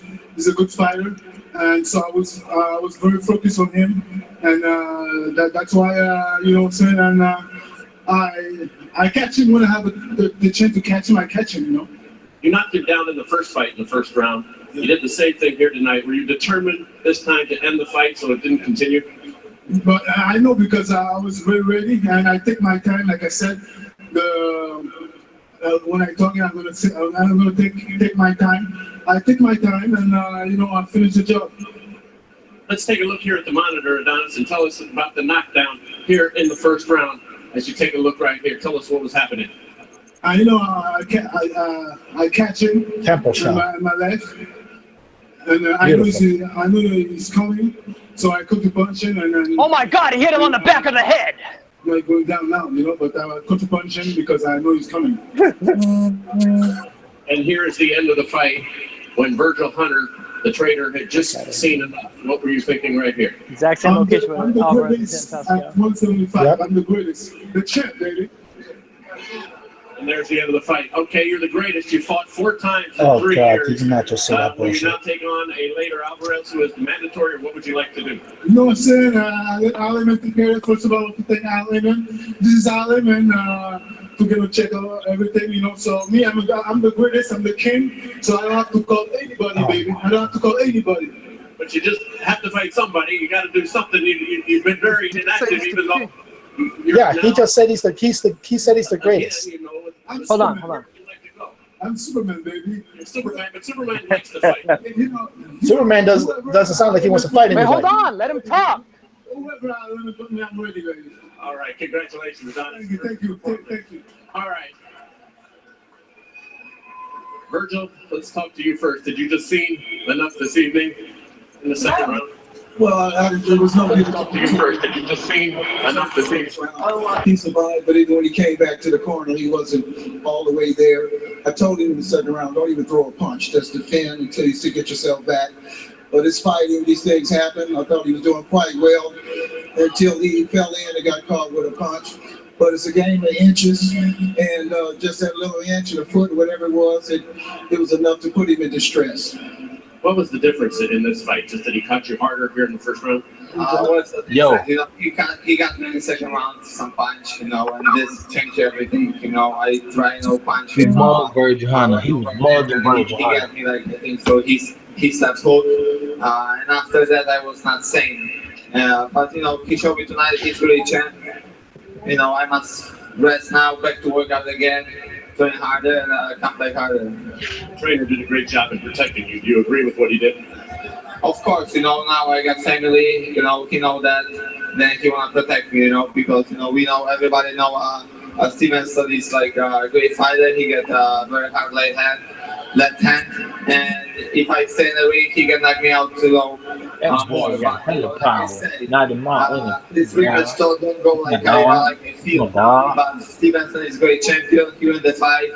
That's all. Glad you're okay. Thanks for your time. Thank you. All right, Goro, back to you.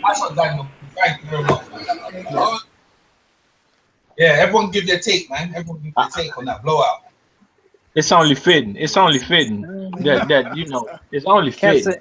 Can't say I didn't see it coming. Go ahead, Jose. It's only fitting that I got to tell y'all he mean mug Virgil Hunter. Like, put that boy in the ring with me now. Virgil Hunter was waving that fight out. Adonis looked at him like, boy, your other boy can get it next. He did. He did. He's a beast. No, I was gonna say Virgil Hunter. He made a statement, bro. He made a statement. He's the best in the division. He's the best in the division. That's why he's not. He's the. Let's go down the line. I'm not going to say that. Yeah, I'm not going to say that. When you blatantly duck another guy, you're not going to do that. I'm sorry. Blah. The best in the division. He ducked 2 purse bids. You can't let a man duck. He's the best. Daniel, you the reason Kovalev is going to quit and expect sympathy for quitting. Because he ducked 2 purse bids and you're sitting up there agreeing with him. I think he's the best in the division, and I think he needs to go prove it. He needs to go prove it. He's got names, man. He's got names. Well, we see him against. Anybody? Fonfara is a hell of a name. Fonfara is such a big name. Wood arguably lost the Cortez, right? This guy blew the guy out in the rematch. This guy is the #1, bro. There's no question. Wood has to face him. And if Wood gets past Kovalev, he has to face Adonis Stevenson. That has to happen. And there's no excuses. He a goon, bro. That's why I watch this man. I ain't no fanboy. I'm supposed to be a fan of that. This man going there and put ceiling fans on folks' faces. What the fuck?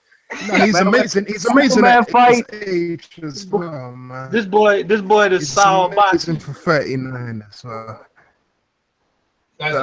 We need to see him.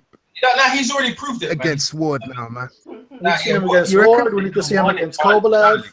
Charlie, they don't want it. Honor it's mandatory. They don't want it. When Ward those guys ain't calling him out. When Ward say stuff like, he a step backwards. Well, what you gonna do when you get in the ring and you spar Fonfara and you in 2 rounds, you ain't probably stopped Fonfara in 24 rounds of sparring. This man almost ended his life. Made his coach come in there and save him like a lifeguard. You know what I'm saying? The lifeguard had to come in there and come grab my rap, because he beat ass. That's what that man do. Andre Ward step the fuck up. Or step the fuck up. Andre Ward won the Super 6 about 20,000 years ago, so he doesn't have to prove it. I heard that. He's not the same guy. I said that too. I know. I was being sarcastic. He's the linear champion, but Ward beat Chad Dawson first, right? But he beat they have when that was years ago, and Stevenson defeated him in much clearer fashion. He's the linear champion. That fight. Nauta was on here pissed. Did he see those left hands raining? Nauta, they make y'all remember. Nauta was pissed at him. Then you see those left hand raining, thunder coming behind him, little roars and shit. Now you like, oh shit, what are you talking about? I was pissed at the arguments you were making, which were fucking ridiculous. It's true. Look at him. Still got reflex. He still got reflex. No, bullshit. Your arguments had nothing to do with just the left hand power. I was always giving Stevenson I always told the truth. I said that this fight was a bullshit waste of fucking time was me giving. No, but you gotta understand, anybody can be a bullshit waste of time with that kind of power. That can be anybody in the world. We saw this fucking fight already. Stevenson wasn't even 100% for it. He still you know how many other times? You want me to tell you how many other times you saw it? You saw it with Dawson. You saw with everybody else he fought just about 2, because they all different men, but it's all the same result. Dawson actually still had something coming into that fight. Fonfara just got fucking wasted by Joe Smith. Know. I can't say he didn't have nothing. I can say now he got nothing. This rematch should have never happened off the top. No, you're right, because Joe Smith should have took this beating. Joe Smith would have took the same beating. Even before Joe Smith, this fight Joe Smith would have took the same beating. He didn't want to fight him. He just took this. He didn't want. People don't want to get beat up like that. No, I'm not saying. I'm not even when I walk in the gym, once again, Scorsese, it isn't that Joe Smith didn't want to fight. It's the fact that his promoter got greedy because we had this $1 million insurance and bonus. I ain't giving nobody no pass. I ain't giving nobody no passes. Quit strawmanning my motherfucking argument. I was talking when you see that left hand coming, people don't want those fights. When have people ever been big enough? I want to fight a southpaw. Kell Brook, he ran from a southpaw for almost a year. He didn't want to fight Errol Spence. Yeah, that's right. Manny Pacquiao supposedly had Floyd Mayweather on the run for 5 years. Hold on. People don't want to fight southpaws. Hold up. No, you're saying that Mayweather ran from Pacquiao. No, that's what they said. That's what that's what you're saying. No, I said supposedly. I'm saying supposedly. No, I get my opinion on that. My opinion is Manny Pacquiao turned out offer after offer. He did. That ain't even an opinion. That's fact. But the point is, that's what everybody wanted to use when that southpaw was doing something. But now when this one doing something, he's doing it in even more spectacular. Then why bring it up? I didn't bring it up. You did. I'm just telling what the boxing population has ran with, and they don't want to run with it no more in order to hate on this man. Joe Smith works a 9 to 5. Any man that works a 9 to 5 should fear Adonis Stevenson. I don't even blame. That had nothing to do with. I fear him. I don't work a 9 to 5. I don't work a 9 to 5. I box every now and then, but I'd be damned if I was to fight Adonis Stevenson. Do you hear me? Give me Andre Ward any day. Any day. So you better get your ass whooped by Andre Ward. That's what you're saying. You made a good point there, man. You made a good point there. That guy's scary. I ain't gonna lie. Hitting you to your cherry tree on the ground. Do you hear Abe Lincoln your ass? I don't want no problem with that. Hell no. But the thing is though, we did get the fight. I will say one thing to counter what you said there. We did get the fight off. With with Errol Spence. So Now, look, you know what? hopefully, let's But the let's thing get, is, if let's Stevenson see was if having we 4 get fights the a year as Ward opposed fight. to 1 or 2, I wouldn't have even had a problem with this bullshit. Okay. Yeah, I It's hear that probably as well. mainly- I do think he's being protected. He's being protected a little bit. You can't just deny that. Whatever the reason is, man. Yes, we've been waiting at least 2 to 3 years for a big fight, man. You They're can't playing the plausible deniability You game. can't be protected in a purse bid. You either give up that belt or the other man don't fight you. Stevenson. When was the purse bid? When was there a purse bid? Well, hold on. Kovalev, Okay, Kovalev. you're talking about Kovalev. Kovalev, he stood in that whole 10 toes down. Kovalev the one protected. He was the one pulled out. This man said, "Come get me. My shirt off, my gloves on, got my trunks on, and my shit tied up. Come get it." Kovalev said, "I got better shit to do." Yeah, That's he what fought a protected is. Hall of Famer, Bernard Hopkins. No, he didn't. No, he didn't. He fought fucking Pascal for a 3rd time. For a 2nd time. That's what he done. That was a beating. I tell you what, they were saying Fonfara give Stevenson a fight. They were trying to make out like he could beat him, and he just blew him out, man. Some people try to say the first fight was close, and some people 4-1. Once again,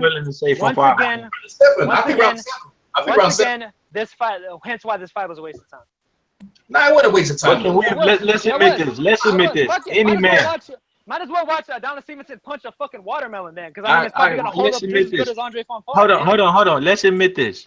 That could be any man that gets stopped in 2 rounds with that kind of power. Can we admit that? Yeah, you know that. But what I'm saying is that. Yeah, I mean, in theory, but the thing is, we already saw Fonfara get knocked out. No. This thing. People were saying that this dude gave him the most trouble. They were saying it for years. Yeah, they did. And they did want a rematch too. Yeah, they wanted a rematch. You have to be fair, man. I think, okay, who did I see get knocked out? I saw Morales get knocked out. Came back versus Danny Garcia, gave him hell, right? Yeah, he did. And Maidana. Okay, no, he gave him hell in both fights, but the and Maidana. I mean, I'm not saying Morales is Fonfara class. Morales didn't get laid waist 2 right before that fucking fight, and it wasn't the first fight wasn't close at all. Think about this though. Morales took beatings with Pacquiao to the point where he was stopped. Not beatings, but a beating to the point where he got beat down. I mean, I think I'd rather take 1 punch and wake up and say, all right, I see the adjustment I need to make and make it. Not no James DeGale kind of beating. Okay, so what's your point? To me. Huh? What's your point? I can't say Fonfara ain't fresh until I can see him in there with an opponent that just can't truck him like that. I can't say he's not that. That could have been any man in the world. Like, I'm still gonna watch Fonfara fight if they give me the option to. But Joe Smith beating Fonfara was just the cherry on top of the cream, because Fonfara didn't deserve a rematch in the first. To me, that's a fluke. To me, that's a fluke. He just beat up on Chad Dawson, like, you know what I mean? So yeah, look, Joe Smith was hurt before he lost that fight. EJ, have you seen it? I was watching it. Yeah, no, he stopped him though. I know he did almost, but he stopped him and finished him. There, that's the result. I know, I understand that, but he finished him and stopped him. I mean, I could say the stop is, you should say controversy if you want, but it didn't look like Chad Dawson was gonna get no better throughout the rounds. He gonna be up. He was taking the shots. He gonna be up on that. Yeah, you were talking about Chad Dawson's move and jive, and he's changing levels. Yeah, I sure was, because he looked good for 7 rounds. I give a man credit. He did a damn job on Fonfara. He was looking. What he was doing. You're saying he's better than Ward and better than Kovalev, even though they fought each other, and they're gonna have another. Yeah, I am. Probably another 12 rounds. Styles make fights. They fought around him, and they waiting for him to get old. But what they just saw tonight is this man don't get old. He don't get tired. This is the point. This is the point that I made about Luis Ortiz. What they're trying to do with Ortiz. You know, I mean, he's southpaw too. It's the same thing. Yeah, same way, exactly. The thing with Ortiz is we already know he's way past 40. Yeah, they're trying to hold him out, trying to make him. Yeah. Dangerous southpaw heavyweight. They don't want that work. No, I agree with you. I probably agree with you on Stevenson actually being the number one. Boxer, we know what's going on in the thing. The bottom line is we want these fights. Like, I believe, especially now with HBO, Showtime working together, like any fight is possible. The thing is, if the fighters there's enough money, if there's enough money that both people can think, then things will happen. You know what I'm trying to say? There's no reason why no fights happen. The bottom line is when it comes to the winner out of Kovalev and Ward, like Stevenson should be there, and then after that fight, he should go in the ring and say, "I want you next." He already did. He already did. And Max Kellerman said, I don't believe that. Just like Daniel about to do. Daniel wants to believe. I'll say it right now. He did it after he put 5 bodyguards in front of him. You know why you don't want the fight to happen? You know why you don't want the fight to happen? Because you know he's gonna fuck around and knock one of them out. And you don't want to come on here and say, "Uh-oh, I have nothing else to say." You don't want to do that. I'll tell you right now, in performances, I'll tell you right now, because you have to go by, like, in terms of parity of guys they're facing. I'm picking Stevenson against the two of them. Right now. So am I as well. I mean, I was back out after I saw Ward and Kovalev. That's when I realized. I didn't even have to see Stevenson again. I've been realized it. And I definitely didn't have to see Stevenson beat the shit out of somebody he already dogged. To fucking convince me of that. Ward didn't realize. Ward and Virgil Hunter stood on that round, and he not only stopped Fonfara, he stopped this guy, bro. He said, "No, the hell with this. We not going for another belt." Yeah, Virgil Hunter got on that rope, got on that ring apron, and he wasn't even signaling. He wasn't signaling to the ref. He was signaling all the way to Oakland. All the way to Oakland. He was telling Adonis. He was telling Adonis, no, you're not gonna. He did. He was on the ropes saying no. Let's focus on first of all, let's focus on the fact that fight's never gonna happen anyway, because it's Al Haymon versus Jaden Prince. So why is it never gonna happen? Why are you saying that? Because it's Al Haymon versus Jaden Prince. They have beef. That got nothing to do. Listen, bro, this is like a regular networks. There's enough money on there. Quick question though. I need to know. Does Ward and Kovalev have a rematch clause for the second fight? No, they don't. Well, I don't know. The way they did it was a carbon copy of the first fight, and that first fight did have a rematch clause. Now, she said she nothing to do with Ward. We win the fight. We don't nothing to do with it. That's what she They said that after the first fight, and look what happened. No. They had a rematch. Everyone knew there was a rematch clause after. She don't want nothing to do with it. The thing is, well, I mean, hopefully we have a conclusive ending this time. I know what Adonis should do. Adonis should bring up 160-pounders and fight them at 175, and everybody love them and put them in big fights with Canelo. You know, Adonis should do shit like that, and then that's when we gonna learn to respect the man. Then, right? I dogged Canelo for that, and I dogged him. Yeah, that's Canelo and Triple G, two of the biggest clowns in boxing in a big fight, but you got a guy out here can knock out a dude 6'3", 175, 5 inches taller than him in 2 rounds. Okay, sure.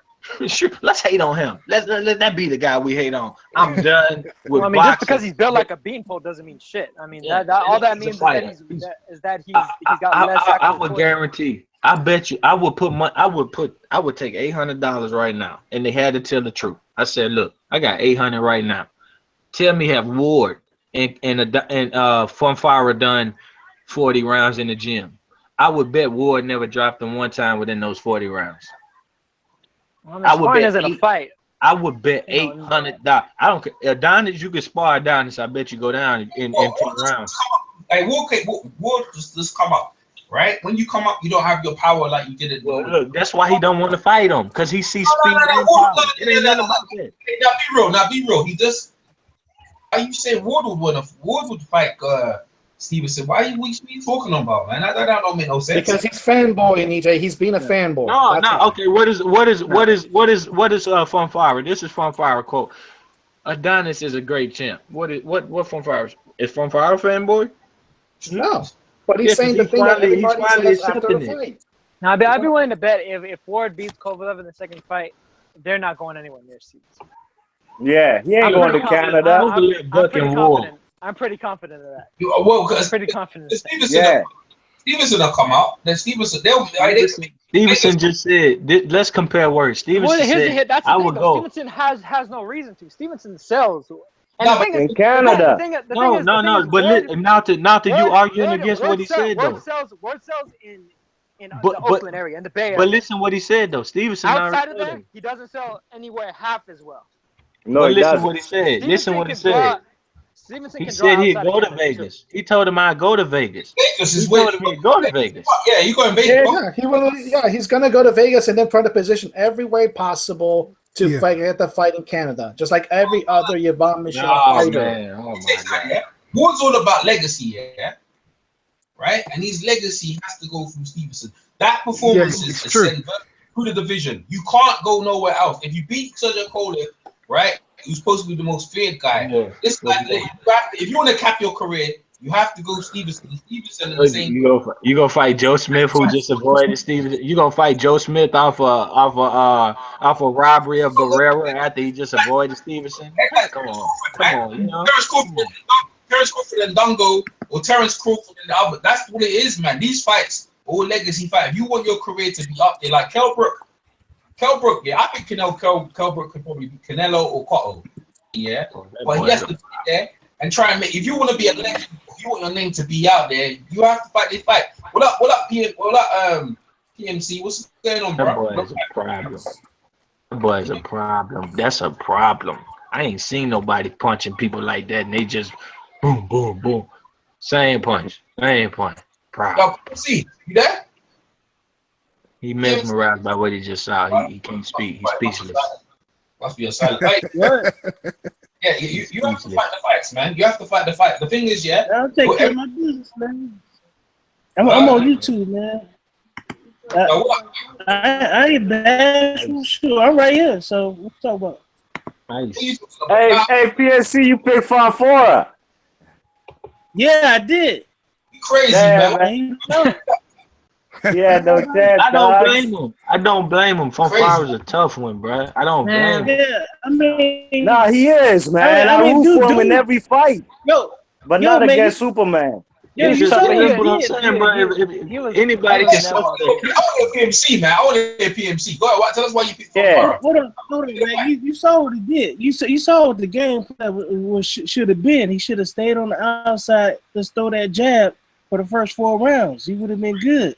Because Adonis was circling him. He was going to his left. Right. Didn't I say circle? If you saw my video, I said all you do is just do for like 4 rounds and throw all the jabs and see if he get winded. Dude, 39 years old. You know what I'm saying? Hold on. You saying let Adonis be on the front foot? No, just circle him. You know what I'm saying? Not force him to do anything. Just circle him. Nah. But if you do that to Adonis, he gonna hop. He gonna turn to the side on you. He gonna give you a side angle, and he just gonna come towards you, and he gonna let go on your, and he's not gonna get tired of doing it. Like, yeah, let me finish. So when he gets back to his corner, guess what Virgil Hunter said? He said, "Use your feet, man. Use your feet. Like defend yourself." You know what I'm saying? Like, what are you doing? You know what I'm saying? You're supposed to be using your feet as defense, stuff like that. He wasn't supposed to. Did you saw that punch he threw? He was reaching. I was like, oh my God, what are you doing? Why are you approaching this man? He's dangerous. But Stevenson's got excellent footwork, man. PNC, you from Chicago? He pivots well. You from he got Chicago, a young right? man style, just like Gene Pascal, man. He got a young dude style. He gonna be dangerous early, man. You know what I'm saying? You gotta. You from Chicago, right? Yeah. Yeah, see, Fonfara he a Chicago-based fighter, so they have anything to do with that? I'm just asking. I'm just wondering. How you gonna tell me he's a Chicago-based fighter? Like I don't know that. I met up with the dude. That's what you picked him, dog. He said that's what you picked him, dog. That's what he's saying. You know what I'm saying? I shook the dude's hand, so that ain't the reason why I picked him. The reason why I picked him because Donna Superman Stevenson. 39 years old. You can't tell me he wasn't getting touched by Top Dog Williams. You know what I'm saying? Yeah, he did for a second in exchange. Yeah, but come on, exactly. Was he not getting in exchanges with Top Dog Williams, or what was Williams doing? That's Top Dog how he likes to fight. You gotta understand though. That's not a regular 38, 39-year-old man. That dude's something else, bro. That you dealing with an alien. The Bernard Hopkins thought he was the alien. Move the fuck over. Get out the way. Know, Superman started boxing late. That's why. You know what I mean? Dude, whatever it is, you know. He's a fool with it. It don't look like he own anything because he's getting soft. You know what I'm saying? He getting soft? Well, I say he's getting soft. It doesn't look like he's on. It's all natural. You know what I'm saying? So I mean, no, he just did fight for the WBC more than likely, and all it took was 2 rounds. You know what I'm saying? So for all the people that got Lomachenko pound for pound, no VADA testing, all these pound for pound, no VADA. Understand? You talking about a 39-year-old taking that shot in the arm, giving that blood, taking that piss, and he's still knocking dudes the fuck out. Yeah, he look good, you know. So I ain't knocking it. So. Look at Twitter hating. Adonis is a piece of shit. Blah, blah, blah. He a pimp. He a pimp. Yeah. Yeah. Pimp slap Fonfara. So we got to wait till later on this year to see the winner of Ward and He's gotta fight Eleider Alvarez next. That kid look good tonight. I think Alvarez. That kid looks kind of big though, kind of big and he's big. Alvarez just know what was going on. He gonna take step aside money, let Badu Jack, who ain't probably scared. Badu Jack is likely not scared. Now He gonna take step aside money again. Alvarez took step aside money tonight. He'll do it again. He'll ask for, you know. I seen a boxing beats and rhymes. I didn't listen to it, but I seen the title. He said Badu Jack might be fighting Nathan Cleverly next. WBA. That's what I was just saying, man. I was just gonna say that. Like Stevenson fighting Cleverly, like Badu Jack. Yeah, that's what you do. Fight Nathan Cleverly. Put yourself in a position so you can challenge for the dudes, man. That's what I would have did. I would have went straight for Nathan Cleverly. Well, Badu Jack did an interview just like a week, maybe. Less than a leak, saying he got his first shot at 175 as a title shot. Alvarez taking step aside money because they can't force Kovalev or Ward to give him a shot, you know. So basically, you know, and Kovalev ducking that rematch, that rubber match with Ward already. Him and Kathy do with ducking that shit. They pathetic, man. And people letting them. Hey, but Stevenson should fight Eleider Alvarez next, man. Anybody we need to get him out the way, man. I'm tired of people talking about him. He looked good tonight, but Stevenson got to get him out the way. You see how he got hurt in round 1 versus Pascal? Yeah, I gave Pascal round 1. Yeah, the kid gonna sit back in the locker room and say, second round? Second, he gonna say it in Spanish because I don't know what dos. He gonna say something dos room day, some shit like that. He gonna say that, and they gonna say dos yeah. And then he gonna be like, no way, no, yes way. Give me another fight. Give me another fight. He ain't stupid, bro. They ain't stupid, man. He is he a orthodox fighter. He pump the same speed at a jab all night. Jab at Adonis like that. Play with yourself if you want. Play with yourself if you want. Play with it.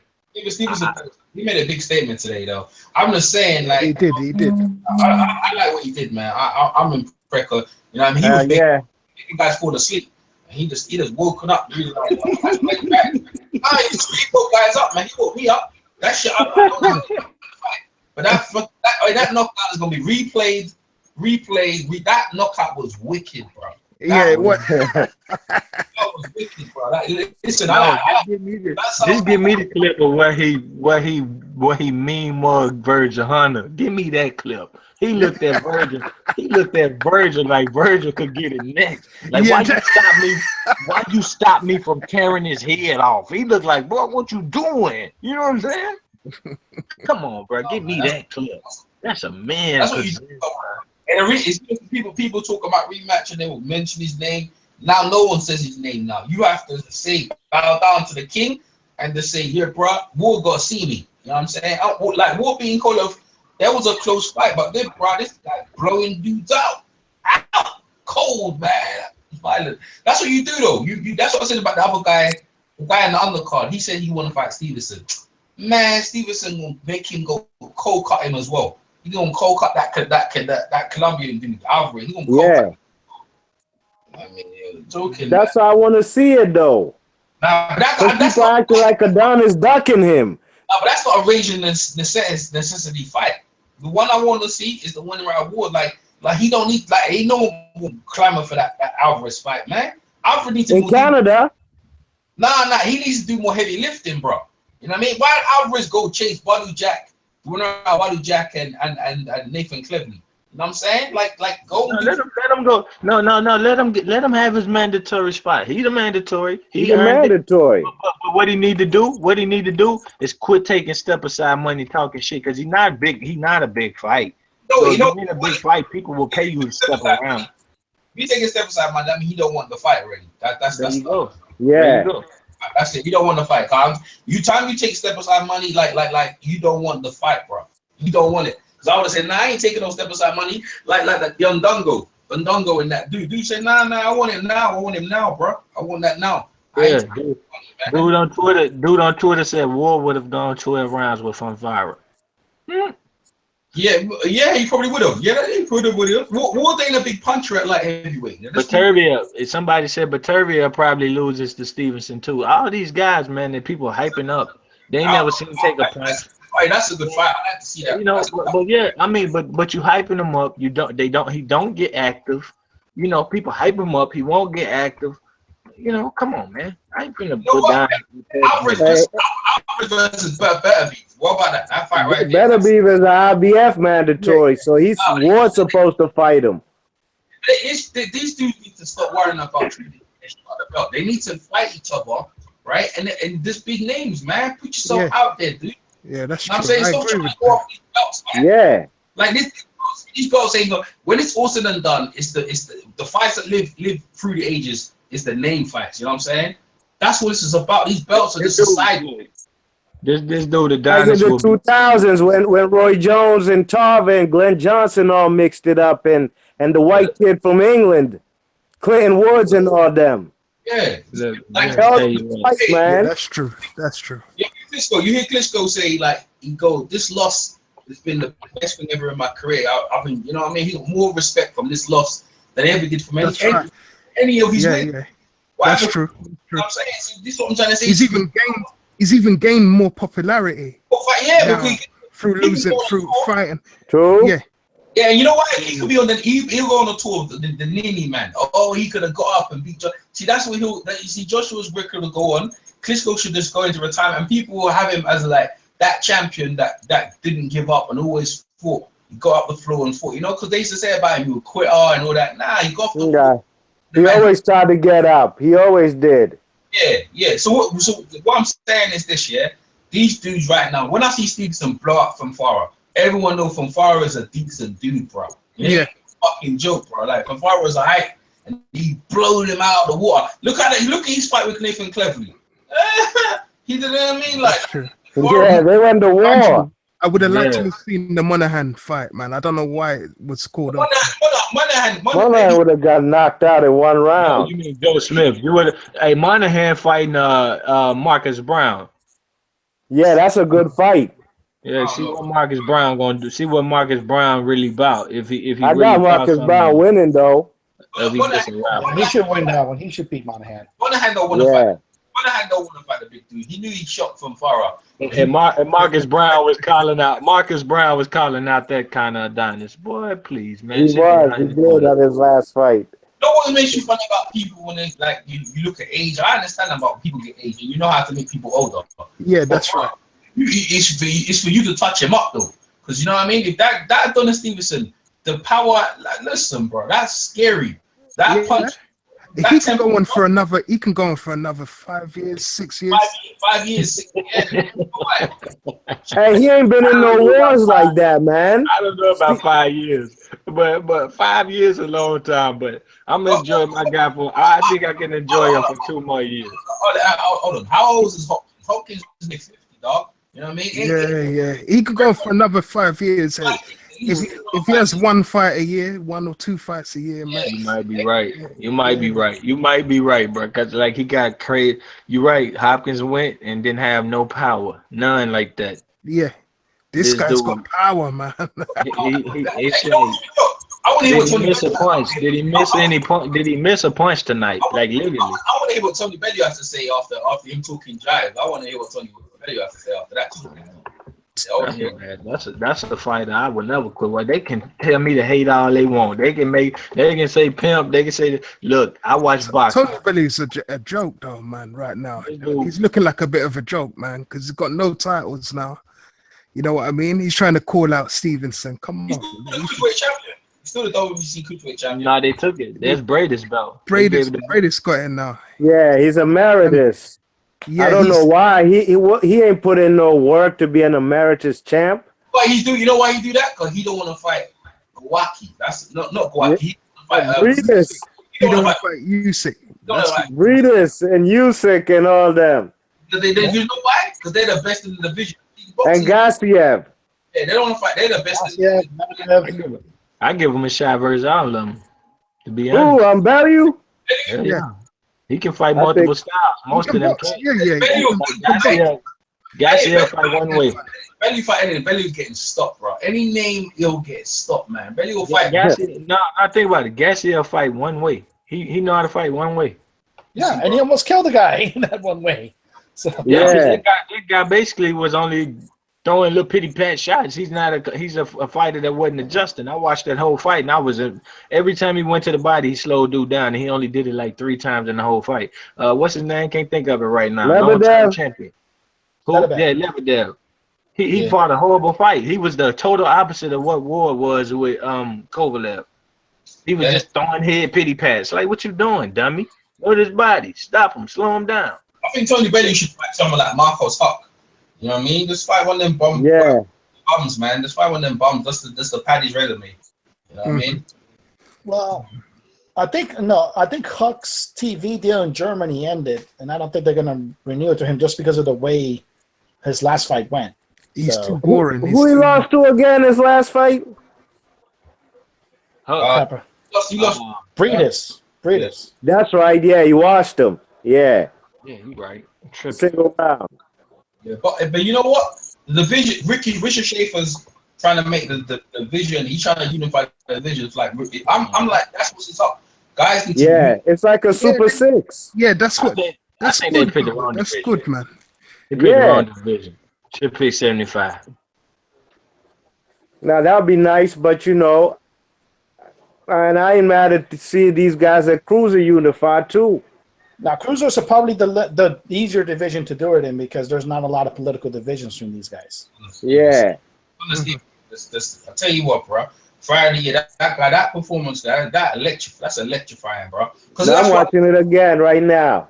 That's exactly what I'm talking about. When you got a guy into rematch, listen, that shot shit waves. I'm telling you, that's so impressive, man.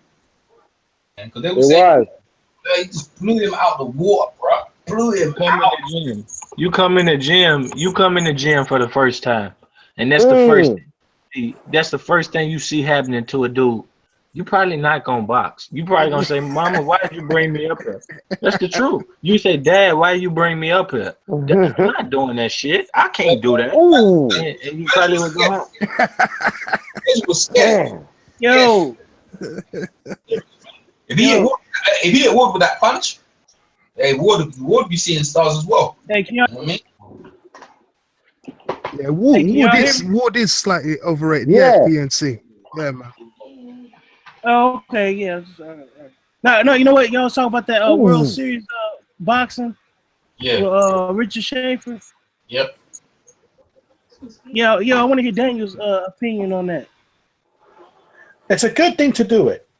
I get what he's trying to. I know what he's trying to do. He wants to do 2 divisions every year, and like I said, picking cruiserweight is a good division to do it because there's less political divisions that you sacrifice making. And you have pretty much 4 guys. You have Gassiev with the IBF. The TV, man. Yeah, who's got the TV on? Yeah. There's Gassiev for the IBF. We know Lebedev still has the WBA, even though that's technically bullshit. Breeders has, I think, the WBC for the moment until Belly decides he wants to be a cruiserweight again. And like I said, we have Usyk. So that's a good division to make. And quite frankly, this could prove that Usyk is skill-wise the best in the division because even Tony Belly said, no, he's the best. He's overrated, that guy, man. Seriously. This guy's so badly overrated. But I'm just saying that maybe I do see how Nah, he's overrated, man. Tony Bellew could beat him on points or knockout. Beat who? Breeders? He's just making excuses. Breeders? He's just making excuses. No, he means Bellew could beat Usyk. Tony don't want to fight. I interviewed Tony. Tony told me to my face, bro. Said Usyk. This is even what Usyk was champion. He said he's the best in the division, and like he hands down the best. I was he ain't even champion, but no, it doesn't matter. He's the best in the division. Well, you won't fight? He goes, nah, it's not the type of fight I want to do. I know he's the best already. That's what Tony Bellew already told me. Like I was like, boy, that's he's a joke. He's a joker, yeah. man. If that's what he's saying, he need to quit. He need to quit boxing then. If that's what he's saying. No, you know what? Be fair, yeah. To be fair, what's the point? He thought Steveson was a midget. Yeah, he was a midget. I'll beat that fucking midget. Look, yeah, he was. That press conference, I remember that. Yeah, he went in there because he thinks he's pulling him. In his mind, because I'm pulling you, I can put this shit out. You know what I mean? That was his He ran up on the ropes. You know, he probably gonna say he was weight drained or something. He was weight drained. Though. He's more of a natural cruiserweight. So yeah. He as an amateur, he was cruiserweight. You know what I mean? Like the best. He makes a lot of money, right? Eddie getting in money fights, yeah. But bro, all the UK guys, and I'm from the UK, ain't none of them the best in their division. Ain't none of them. All the world champions we got, ain't none of them the best in the division. Yeah, we know that. But the thing is though, like he was talking about fighting Parker.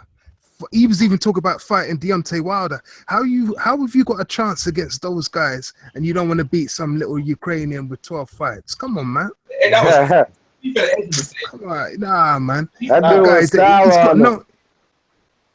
Yeah, them guys are making a mockery. They're making a mockery of British fighter. I can see that's probably why the world over nobody really. There's no fear factor, nothing like that. EJ, you know what I mean?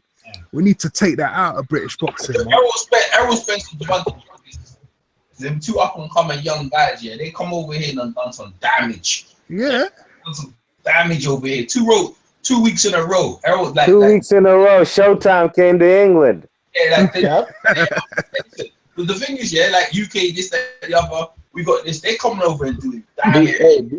B Marsh, where you rewatching the fight at? What is that? Well, I'm watching at the crib. Oh, you got the DVR going? Yeah. Yeah, but you got Callum Smith, man. Callum Smith coming over, trying to get a belt. Yeah, but they're protecting.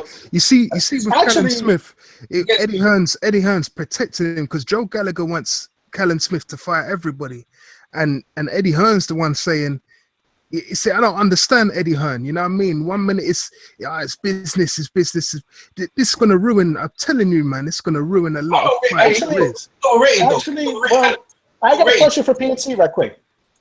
If Anthony Durrell loses his shot because of his uncle's fuckery, do you think that? No, that's No, I mean, if he does, he hasn't lost it yet. Anthony if he does, do you think David Benavidez should fight Callum? That's a good fight. He's gonna lose his shot, but I mean, if he has to step aside for any reason, you know what I'm saying? I would like to see Benavidez versus Callum.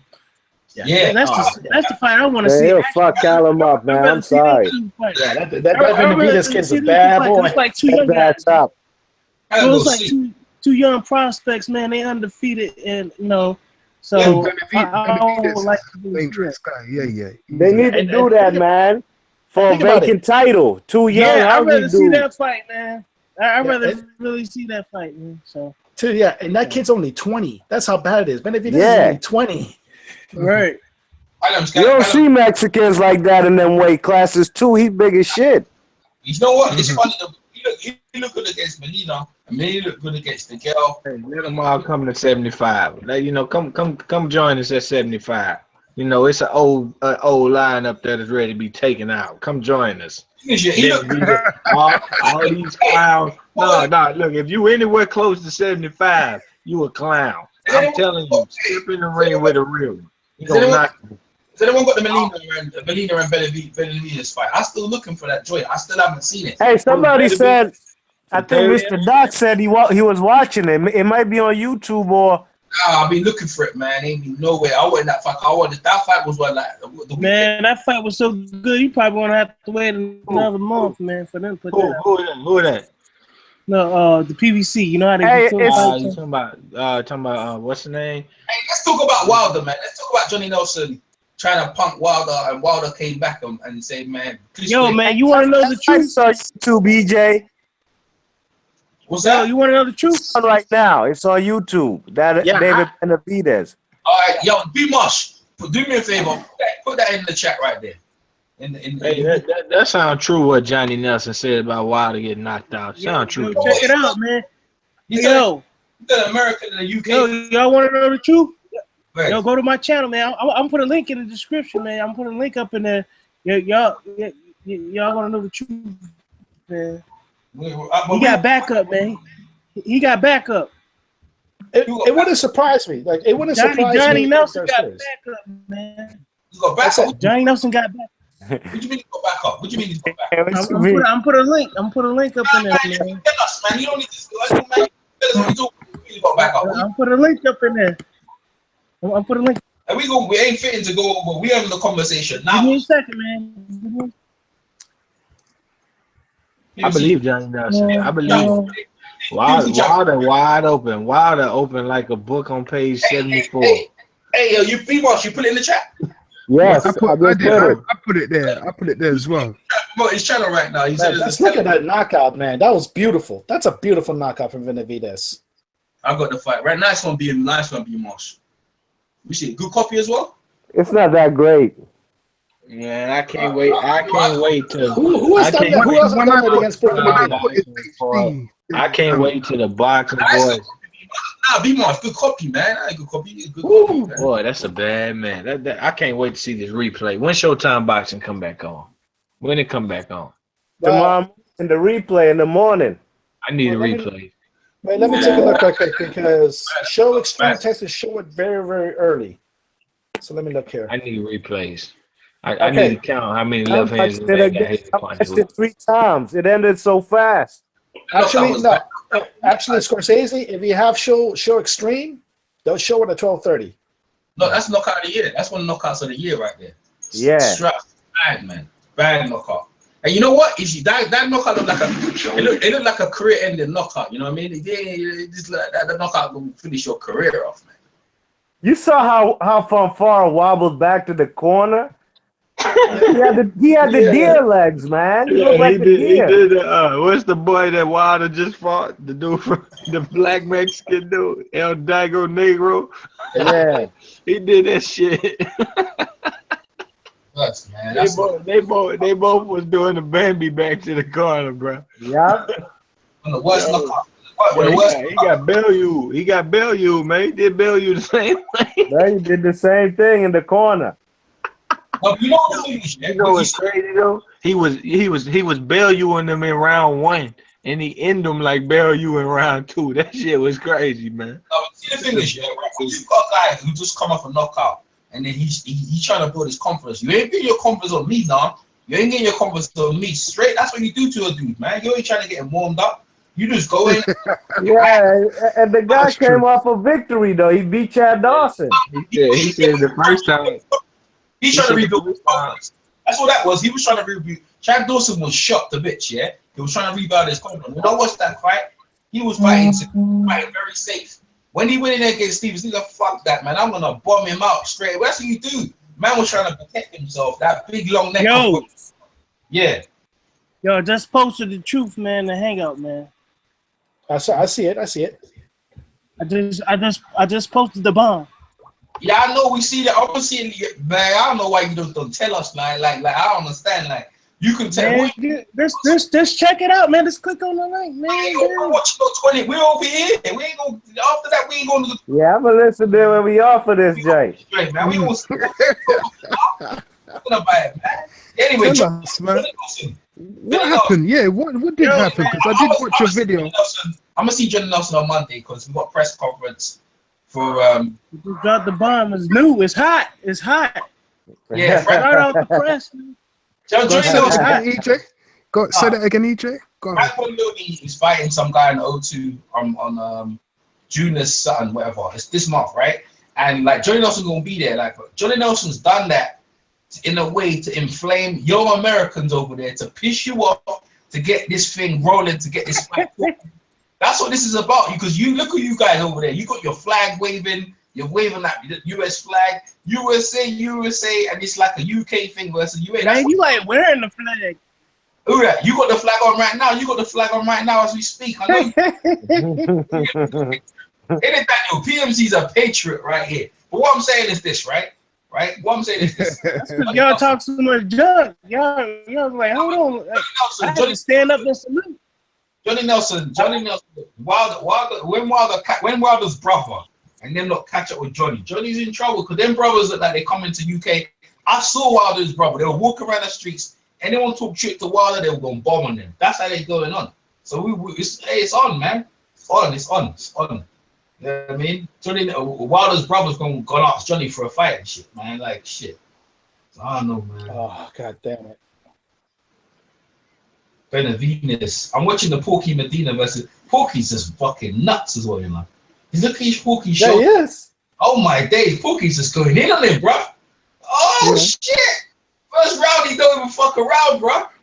Wait, if anyone's watching, like Porky Medina versus Benavides on YouTube, you must watch this. This is the first. This is like the first round.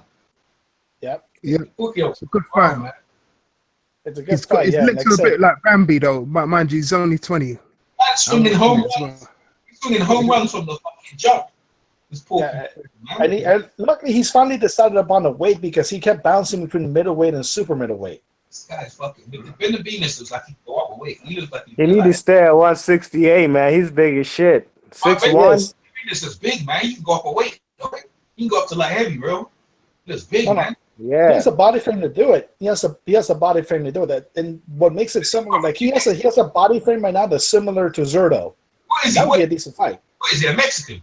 Yeah, he's an American. Mexican American. He's from Arizona. Yeah, he might be Yaki Lopez, man. He got that shit like Yaki Lopez. Lopez. Yeah, that's what he's like. He just cool with it, bro. He's just gonna. Cause I see he's letting Porky throw all his best shots, and he's just taking his time with it. What about Jesse? What about Jesse Hart as well? Jesse Hart. Is he any good? The guy from Philadelphia. From Philly, right? Yeah, he ain't done nothing. He's down there with Top Rank. They ain't done nothing with him. I think he fights the Spanish kid, the Mexican kid, Zurdo. He was supposed to fight Zurdo, but HBO was like, "Fuck no, we're not paying for that." Yeah. Damn. Yo, you know, when he was a kid, when he started boxing, he was like he's supposed to be a heavyweight, but the only reason he went down a weight is because he couldn't find any fighters to fight up there in Arizona. This Benavides. Yeah, Benavides. Yeah, that's what the color commentator said. So he went. So he lost some weight, dropped like 80 pounds or something like that. Yeah. He early on. Yeah, he was a heavyweight, but he went down. Yeah, because there's not a lot of sparring man. If you look at Bostrek, he started off his career in Mexico because you can fight at like what was that, 15 years old or something like that in Mexico. Yeah. Him and his brother did that, and this is a perfect example of the little brother being better than the big brother because he's at this stage of the game he's better than Jose Benavides. Oh yeah. Yo, you know what? Doesn't Jose lay up on the ropes too? Am I crazy? He does. He does. He does that. Yeah, I was like, what's up with that, bro? That's if somebody can explain that would be nice. That's him trying to be cute and trying to say, "Oh, I'll let you do rope-a-dope, and then I'll try to beat you later by looking flashy." David's not like that. David's just, I'm gonna fuck you up. Both of the brothers, right? Both of the brothers do that, right? No, David's more like, I'm just gonna fuck you up. David Benavides, man. I tell you what, the Benavides. Yeah, but David laid up on the ropes too. The Benavides brothers are coming, bro. Like I ain't gonna lie, but you know, against Porky, everyone was gonna get Porky. He's just, he just one paced coming at you. You know, against the other guys in the division, like he ain't like you ain't gonna land that much punches against some of the movers like the girls. Yeah, but that was how he did it, man. It was smooth. James DeGale ain't beat Porky the way David Benavides did. David Benavides. I could argue like the girl didn't beat Porky, so yeah. Blast to that boy. So what we're gonna get now? We're gonna get. The finish. The finish was something out of Hollywood, man. They just That was a Hollywood finish. Look at that Yeah, combination. that, 8-punch that finish combination. was ugly. Beautiful. That finish was Miguel Groves, it might not live up to because the Groves look like shit and the girl look like shit as well. So it might not live up to it, but they don't like each other. I think it'll be a good fight. I think that's still a good fight. I mean, I think they're probably about evenly matched. I mean, to be honest with you, like almost in the way that they were on the come up, except for now they're more like in the crossroads. They're both I chat, think it's a good they fight. need to Still. be good in their performances, is what I'm saying. And I'm saying like the two of them. Yeah, but I mean that's against other people though. I think their styles mesh well against each other for a good fight. But I always sit down and like when I sit down and watch the first fight, I had the girl winning the fight, yeah. But ain't like I'm sitting back. I need to go watch James again. The thing, man. Like when I just saw Stevenson fight will be long down on the list, but it'll be that should be replayed. I'm saying, like it's like Klitschko and Tyson Fury. I ain't trying to watch that again. Like shit. Oh, you better watch out. I feel EJ, you. That's how that fight was. EJ, you better watch out. You're gonna get the curse on you. You know. Oh, you're gonna get the Stevenson curse on you. The Superman curse. My boy, man. Superman's my boy, man. I ain't gonna lie. I was impressive, bro. He showed me why he was. I think he was named Fighter of the Year one year. He's bad, man. 2013. Yeah, 2013. Yeah, he was bad, man. He's bad. I tell you, Crawford for me is up there with what the pound number one. Like Crawford's number one, man. It's number one. Crawford's up there number one. I like it's number one, man. More active than Ward, you see. Ward is the dude that everyone goes, but just actively, like Crawford is that dude. Like, and he just really take on Dongo next. He got Crawford is that dude. Oh man, but I'm mad at the IBF now because they're not gonna make. They're making Crawford and Dongo not be as significant as it should be. I told you. That's what I said to you. I said that check the IBF are like that. It's still significant. I mean, because we know what it is. Check it, man. Yo, I was able to meet up with Crawford on the 26th last month. Yo, Crawford's big, bro. Crawford's like a stocky little dude. Man. He is not a small guy. You know, he looks kind of slender in that ring. You know, on television. It was 147 when he started. He was 150. Career. Whoa, my bad. 147. No, 147 when he started. I thought you were thinking you were talking about his fight night weight because he was 157 when he fought. Yeah. He was the fight. He was to go up and fight Keith Thurman or Errol Spence, and a lot of people believe that he could do it. I'm like, I wouldn't mind seeing it, but that's impressive. That's impressive for coming EJ, your guy Spencer Fury thinks Crawford can take Earl. Yeah, he can take Errol Spencer thing. I agree. Yeah, Spencer's been saying that as well. But hey, like listen, the challenge is a great challenge, man. You know. Yeah. I'd have to see Bud at 147 first before I even. That's just too much for him, I think, right now. I don't know if he can beat Spence. You know what? I'm jumping up to 147.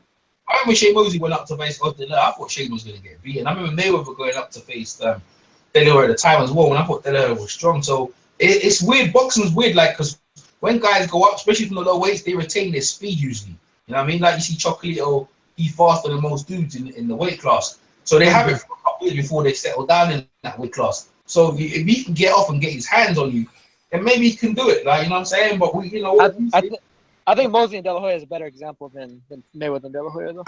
No, I was trying to make a point of the low weight guys with bringing their all round skills, the all round skills to the division.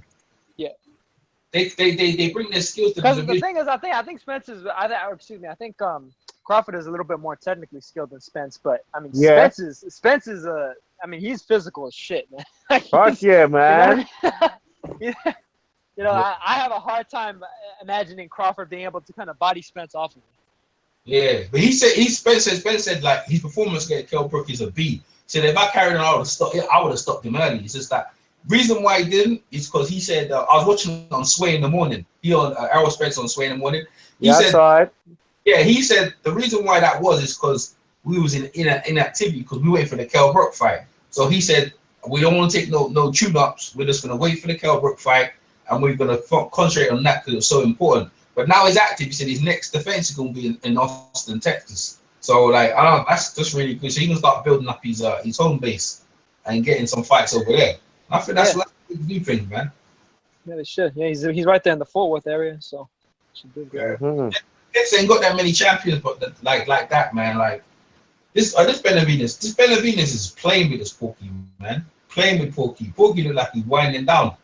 Shit. He's waiting to counter him. He's playing on the ropes. Oh, you're watching the fight? Yeah, I'm watching it too. Yeah. They finally uploaded it. Yeah, I found it. B-Marsh found me a nice link, and this link's good, man. Oh my TV right now. Yeah. I just keep watching that knockout. Is it in the chat? Because there's a couple. Yeah, it's in the chat. Put it. Yeah, put it up. I'll keep it right now. You found it, yeah? Well, I'll find it right now because I don't have the chat open. Yo, man, I told you it was like the fight of the. It was really good. There was loads of fights that week though. PMC, there was like. I know, but that was the one that was like missed, man. Yeah, it's unfortunate. Yeah, that night I wasn't home. I was at the MGM watching Durrell and them and Gary Russell. Yeah, I had no idea about this card. That I remember that. Benavidez and Medina, I felt like could have been a show stealer, even before the fight, and then shit. Yeah, I heard it on your video. Impressive as hell. Yeah. Oscar De La Hoya is making me laugh though. The thing that surprised me though is I thought that it might be too soon for Benavidez. I thought they might have been rushing him. Nah, but Pookie was never supposed to beat Badu Jack. Pookie was never supposed to give James the girl. Like he was always an opponent, but he overachieved. Nah, supposed to beat the girl, man. He gave him a good ass fight. I had the girl winning, but I'm saying going into the fight, bro. Going into the fight, going in. Yeah, he always overachieved. So going into this fight, to make Porky the favorite, it was like that's not good for Porky, because Porky likes to be the underdog and surprise people. Because like Benavidez looks like he's playing with him right here, just taking his time with it. You know what I mean? Just popping his jab, relaxed, and that's when the fighter's relaxed. You know what I mean? And catching punches on the gloves. Yeah, he ain't breathing hard, and he can. It's all about sustaining your power. Laying up, he's starting to put a combination on him. I'm in round 4. Yeah, and anyway, let's talk about Oscar De La Hoya. Oscar De La Hoya turned back crazy. He over there talking shit about Mayweather and Conor McGregor. Then he tried to get Alvarez in that joint, and the Dana White exposed him in the week. I was like, see, you're getting exposed out here, you crackhead. You know what I mean? That's then he's over there putting on Cotto and that Japanese guy, and it's like everyone knows who's gonna win that fight. Like Cotto gonna steam that dude, right? And then like, come on, Oscar, man, like you're doing some crazy shit, bro. And the thing is, the reason why the Triple G fight and the Alvarez fight has actually happened is because of Joshua and the UK over here would break the balance of the money was going. If they didn't make that fight now, no one would even care. Like, to be fair, like none of us are really like, oh yeah, that fight at the end of the year. We will watch it, but it ain't like the exclamation of a great year. This is one of the greatest years of boxing. One of the greatest years of boxing since 2013 or 2012. 2013 was a good year. It's better though. Yeah, it is. Oh, it's got him. Oh, it's got him. Porky's getting a beat in the crowd are going fucking. And then let's talk about the PDC and Al Heyman. Like, how many people talking shit on this joint, bro? It's not even about Al Heyman. It's just about. They still talking shit. Nah, I'm just saying that shit's quite. Just in general. He's talking about in general. There's a lot of people that there's a lot of people that are never gonna come around, and or like other people that have kind of built watching boxing. About Al Heyman, yeah. About Al Heyman doing what he did, yeah. He's made boxing what we don't. Everything ain't a pay-per-view. You know what I mean? Everything like you would have got Benavidez and Porky Medina on normal TV. Imagine watching that on normal TV. You know what I'm saying? Like, that must have been like. We might not have even gotten the fight simply because of the money aspects.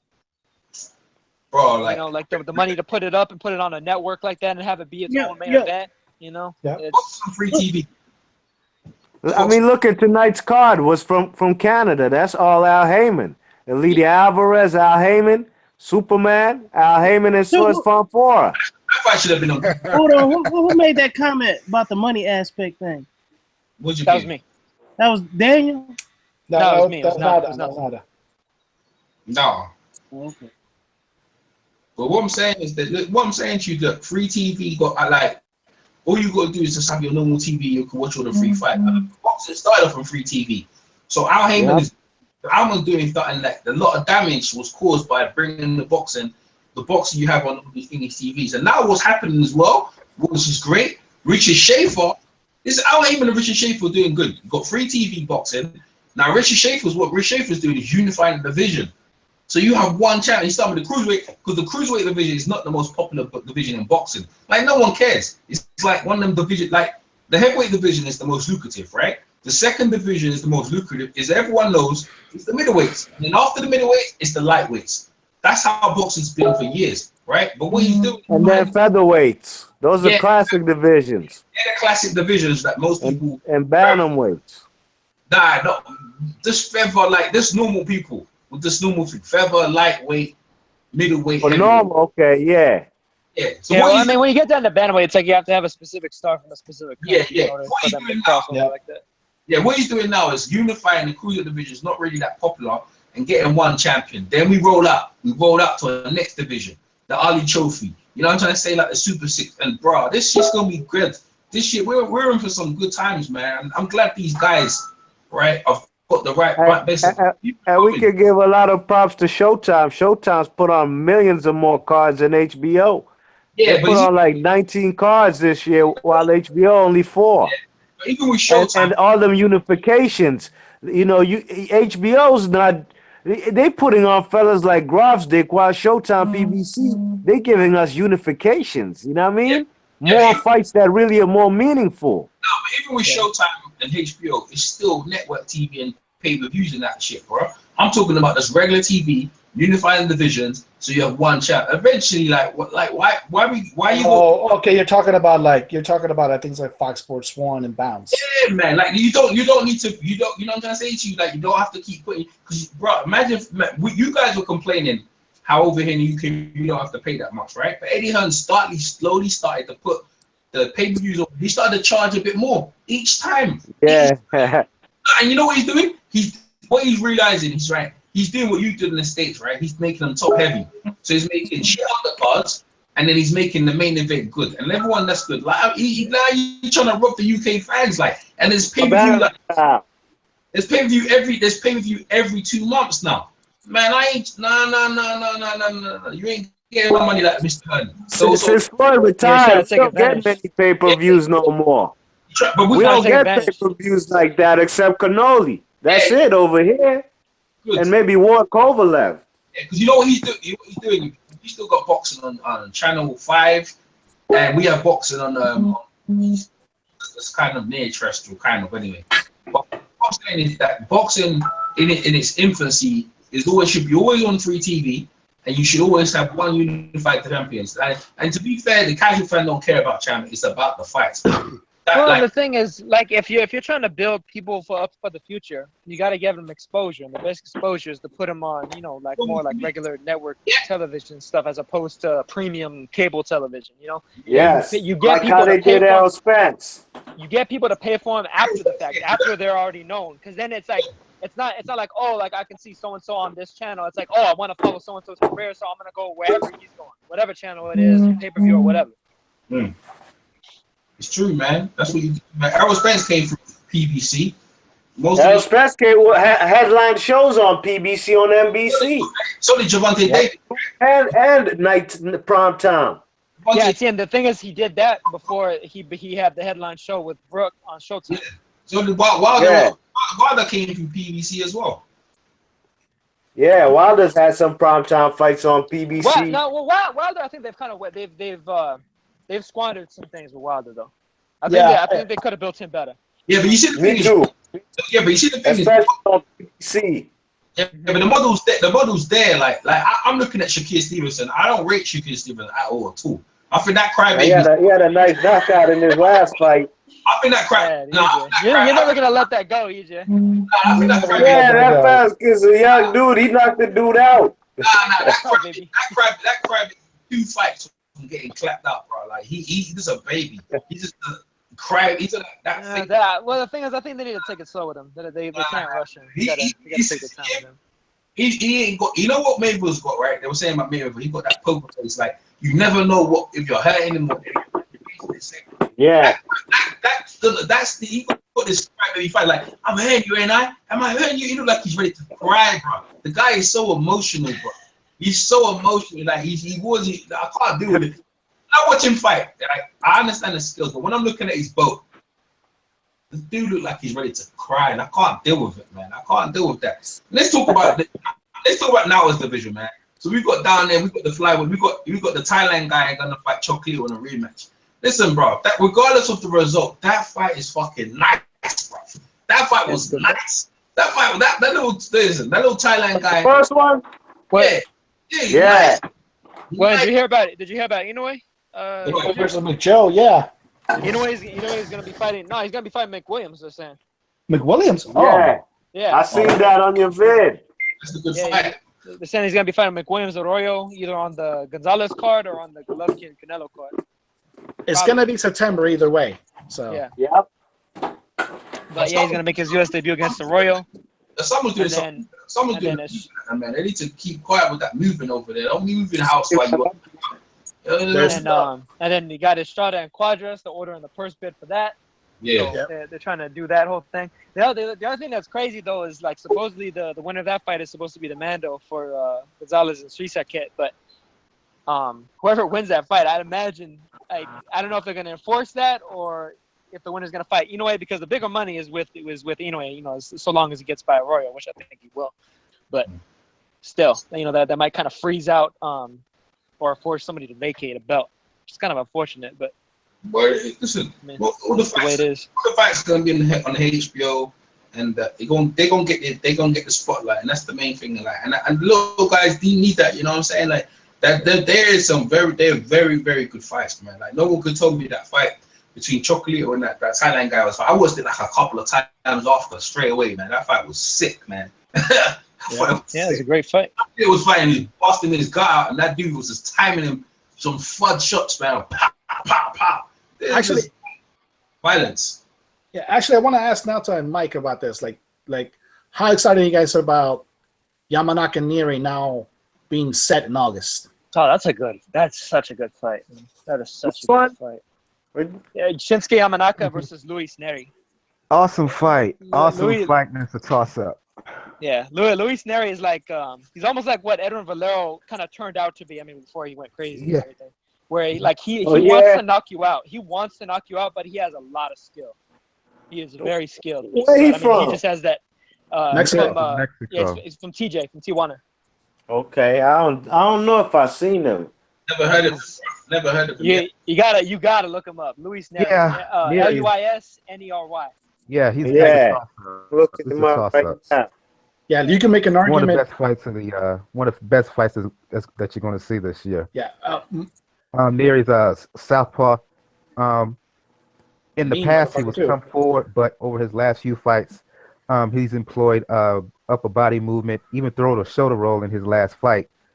But he comes in there to basically take your head off. But to Naoto's point, he has skill as well. Yeah. But his main thing is power.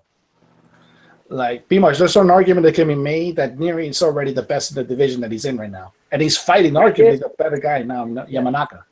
Well, basically, he's been passing the eye test, but he doesn't have the accomplishments like Yamanaka does. What's his name? What you say? Shay Neri? No, Luis Neri. Luis Neri. Yeah, mate. Shay the Shamrock Express. Yeah, go ahead, B-Moss. B-Moss old school. I heard Neri. I was trying to type it in. So Shay Neri. Yeah, N-E-R-Y. His nickname is the Panther, Panterita, or Pantera. Yeah, I see him. Mm-hmm. Yeah, that boy's the truth, man. Yeah, no. What's the date? I think August 18th or 28th. I forgot which one. Oh, was it August? That was July. No, it was August, I think. I'm looking it up. Yeah. Pantera. There he is. Pantera versus Raymond Tabagon. Oh, yeah, that fight. Yeah. Let me check out Asian boxing. See if he's got a report on it. As far as the date.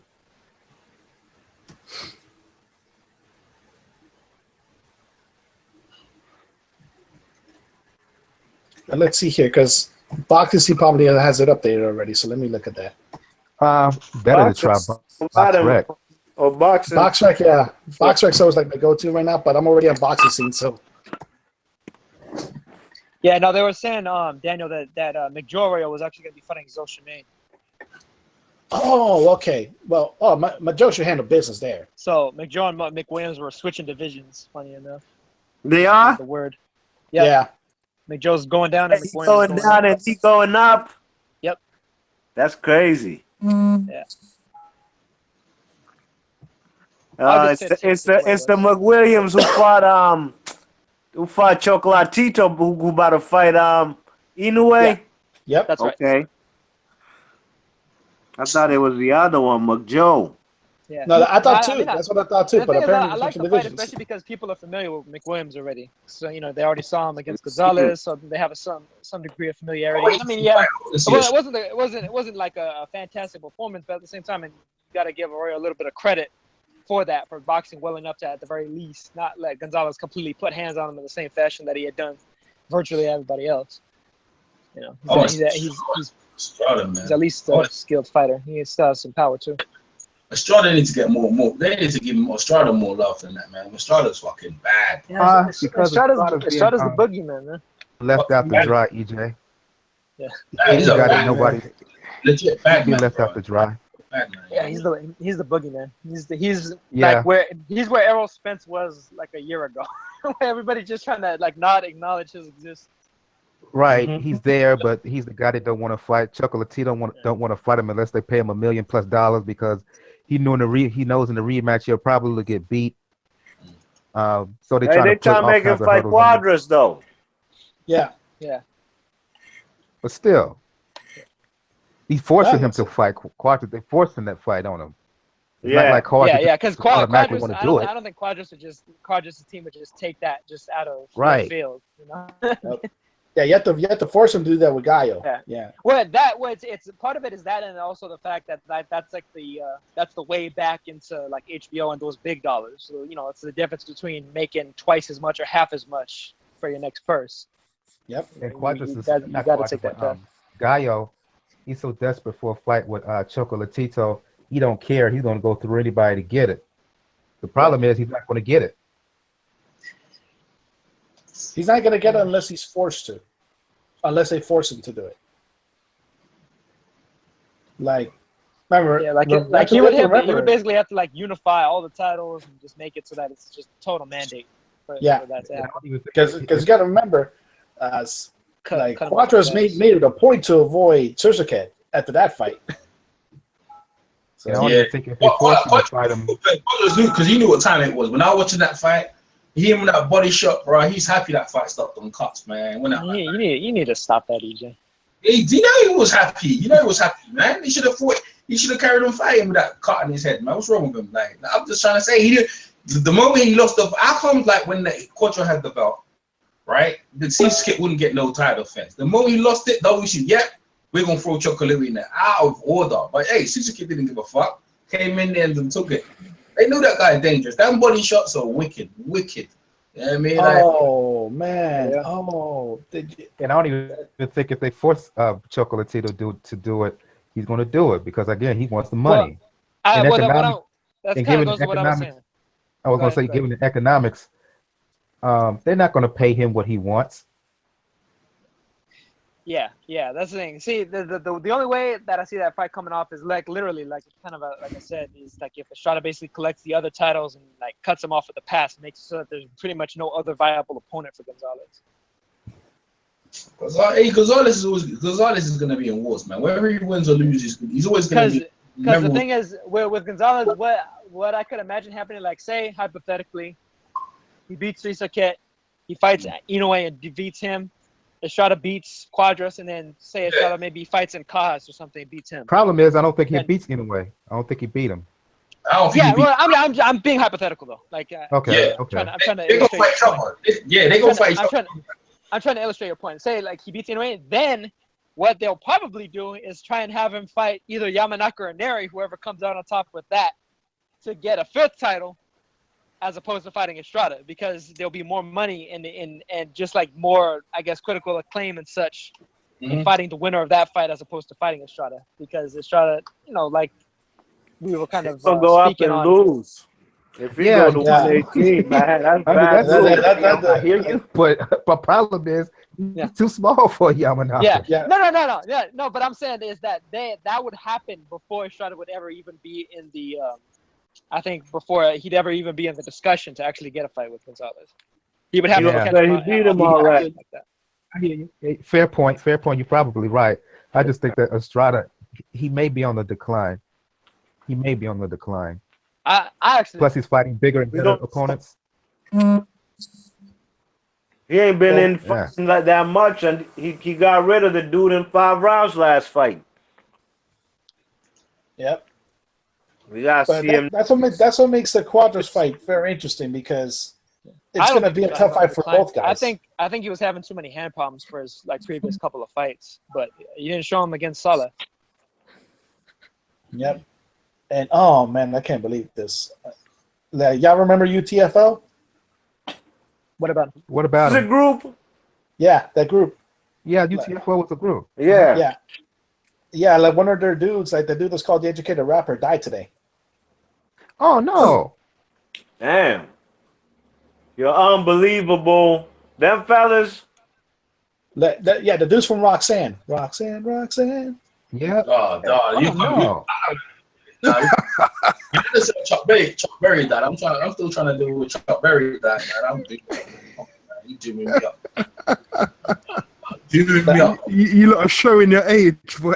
Oh, man, do me up, man. That shit's doing me up.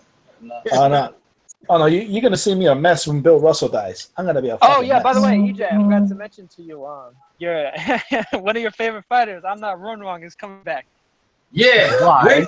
I was trying to remember that guy's name in a video, man. That shit is why? Why? That's my favorite. Right along like 38, man. Yeah. Guess what weight he's coming back at, though, EJ? 126. 122. 122? Jesus. Super bantamweight. My question, why? Why? That's one of my favorites. Some dude who started boxing late because he was in prison like Adonis. Yeah, I like him. So he got top. Yeah, did you ever see that documentary that Showtime put on about like the fighters fighting their way out of prison and stuff? That's pretty much how he got out. Yep. Oh, I didn't see that. Yeah. He overachieved. Like he wasn't supposed to beat Kazuka Ioka, Zhao Shiming. He wasn't supposed to beat loads of fighters. Man, they got something like that in Thailand. Yeah, that's what we're talking about. From. That's how he got out of prison. Yeah. Who's that? But I'm Not Run Wrong. The one that Wrong. The Thai fighter. Oh, really? Oh, dang. Yeah. He's very good, man. Yeah. You saw him in the Olympics. He's very good. That Thailand dude that beat up Chocolito? No, he's a different guy. Different guy. He was very good, but he's also very dirty, EJ. You know it. Yeah, he is. Yeah. No, my only thing in like one fight, but before that, like, EJ, come on, man. Come on. Before Kazuka Ioka and he never tripped him up. That was a clean fight. Yeah, but what about Roy? What about Roy in the other fight? A couple of fights. AJ, me and you did commentary on the second Casimiro fight, man. He was tripping even as he was getting rocked. That's what, you know what? See the Casimiro fights here. That's why they didn't even do commentary on the first one. He began the Casimiro fight by tripping him. Come on, EJ. Yeah. I didn't say that all of his performances are like that. That's not all of his performances, and that's not the reason why I liked him. I liked him because he was a very good boxer, and he that's why I like. That's how you could tell that I'm not could like legit like fight on the streets and stuff. You know what I mean? He'll trip you, he'll body slam you, elbow you. Anytime he felt someone's power, he felt someone could maybe hurt him. He got dirty. Yeah, I like him. I appreciate. Yeah, I like Ren Wrong, man. That's what I got. When it's time to get beat down, I was cheering him. I was cheering the beat down as well. So, but I'm just saying he's always in that type of fight. Like, but now he's going up. He gonna get his ass. He should be staying at that weight, man. No, he can't make it though. He didn't even make it for Casimiro technically. I mean, they said that he did, but he was like 116 officially. So yeah, he was. Yo, EJ. Yeah. Yeah, man, you need to add old boy to the brute. I said they can't. He said they can't. I said they can't get him in for some reason. I don't know if he's blocked or something. He said they can't get him in. Well, I don't know. Like, Oh, you sometimes I can't- know when I've tried to join, sometimes like it'll like glitch me out. It'll say like, "Oh, Yeah, you're not it's like- supposed to call or something." It only the hangout only allows a certain number of folks, but once it reaches that limit, it's not going to allow anyone else in. No, we haven't reached it. Though. I think it goes up to 9. It would have been earlier. I don't know what the reason is. No, a lot of times also what happens, Mike, is like for some reason if somebody blocks somebody, Yeah, that's another reason. it'll keep it there. Like with Ben, Yeah. like when Ben blocked Scorsese for a lot of things, and that was Scorsese wasn't able to hop on for a while. Yeah, that's right. That's right. So I don't know. I think they got Miguel blocked though. Yeah, why? Yeah, that's true. Why did they? That's what I'm saying. I think it's just a glitch on his end. To be honest. Yeah, It might be a glitch. Yeah. Because I sent him the link. Yeah, I said fuck it into like it's just because on the other hangout he was in right, and then I forcibly pressed the button by mistake. You're choppy, You know, EJ. he's got to be a part of the new conversation. no, that's what Because it he happened had. to me. He had You an sound a amount to little it. bit. You sound a little bit choppy, EJ. Yeah, I know. You know, I ain't bothered right. At this point in time, I ain't bothered. It's like late. So Yeah, it's 6 o'clock in the morning where EJ is. So 5 in the morning. Yeah, 5. So. Me and Charlie Brown holding stamina. We got stamina.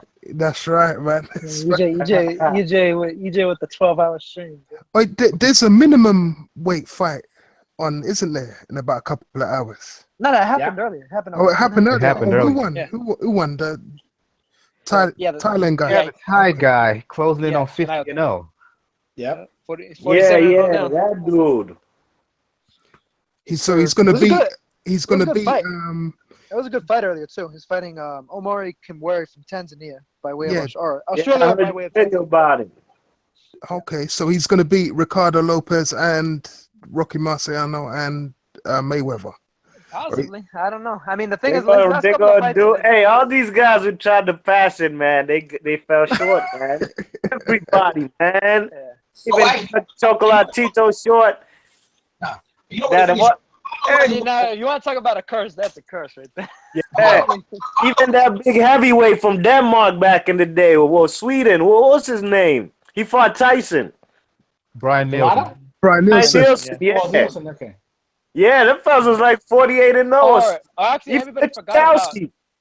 Yeah, everybody forgot about what's his face too at 140. The I always want to call him Argentinian dude. Yeah, Yeah, I always want to Cuenca. call him Cuellar, but he's Yeah. not Cuellar. It's It's Cuenca.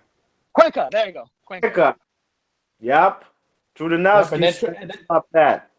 Troyanowski said that. Then Troyanowski met Ndongo with that left hand. Yeah. Went to sleep. Kowski's train got stopped at 48-0. Yeah, but his I know Menayothin's next mandatory is actually really good. He might be the one to put a halt on it. It's a fighter from Panama. His name's Leroy Estrada. Mm. Really, really good fighter. He's like almost like a mini Moreno, but of course Moreno's done now. He retired, but you know, like more like Moreno in his prime. I like Corrales. You know, very similar style to both of them. Ooh, that's nice. That's nice. Man, look, those Thai guys are going to protect him. Try to get him that 50-0 by hell or high water. You He know ain't it. gonna never leave the country. Well, I mean, Right. honestly though, it's tough to imagine somebody beating him necessarily, like to completely favor somebody over him at 105, except for Argumedo. I think Argumedo can get him. Yeah, the only fighter in that in around that division who could beat him. He's moved up. He's moved on to 108. That's Tanaka. Oh, Tanaka, yeah. Mhm. Tanaka's a problem for a lot of people. At 108, at 112, you know. He better stay. He better stay away from Higa at 112. Yeah, they're gonna keep him away from Higa, most definitely. Oh no, I want that fight. I want that fight though. Nah, he better stay away. He's gonna stay at 108 for a lot. Well, while. no, you know what? No, you know what? Actually, that fight might actually happen because the thing is, Tanaka. I mean, he's definitely feeling himself. You know, he's talking about winning weight class, fighting. Excuse me, titles in 5 weight classes and all that shit. But Higa's a little dynamo though, who can punch Yeah, like hell. Yeah, no, I'm not saying he beat Higa. I'm just saying that I think he'd take the fight, and I think they'll make it. And they don't have as many bad promotional issues in Japan as they do, like in the U.S. and stuff. So. Yeah. Man, them foreign fighters, them Asian, it's hard to remember their names. I ain't gonna lie. See, but it's just hard unless the guys like Inoue, where you know you see really these guys are, you know, They just getting rid of everybody, but them names be tough, man. Especially Thai guys, because remember, like in Thai culture, they don't have last names, so a lot of times they name themselves after the gym. Well, they have Yeah, last well- names, they just don't use them. Yeah, like CP Freshmart. Yeah.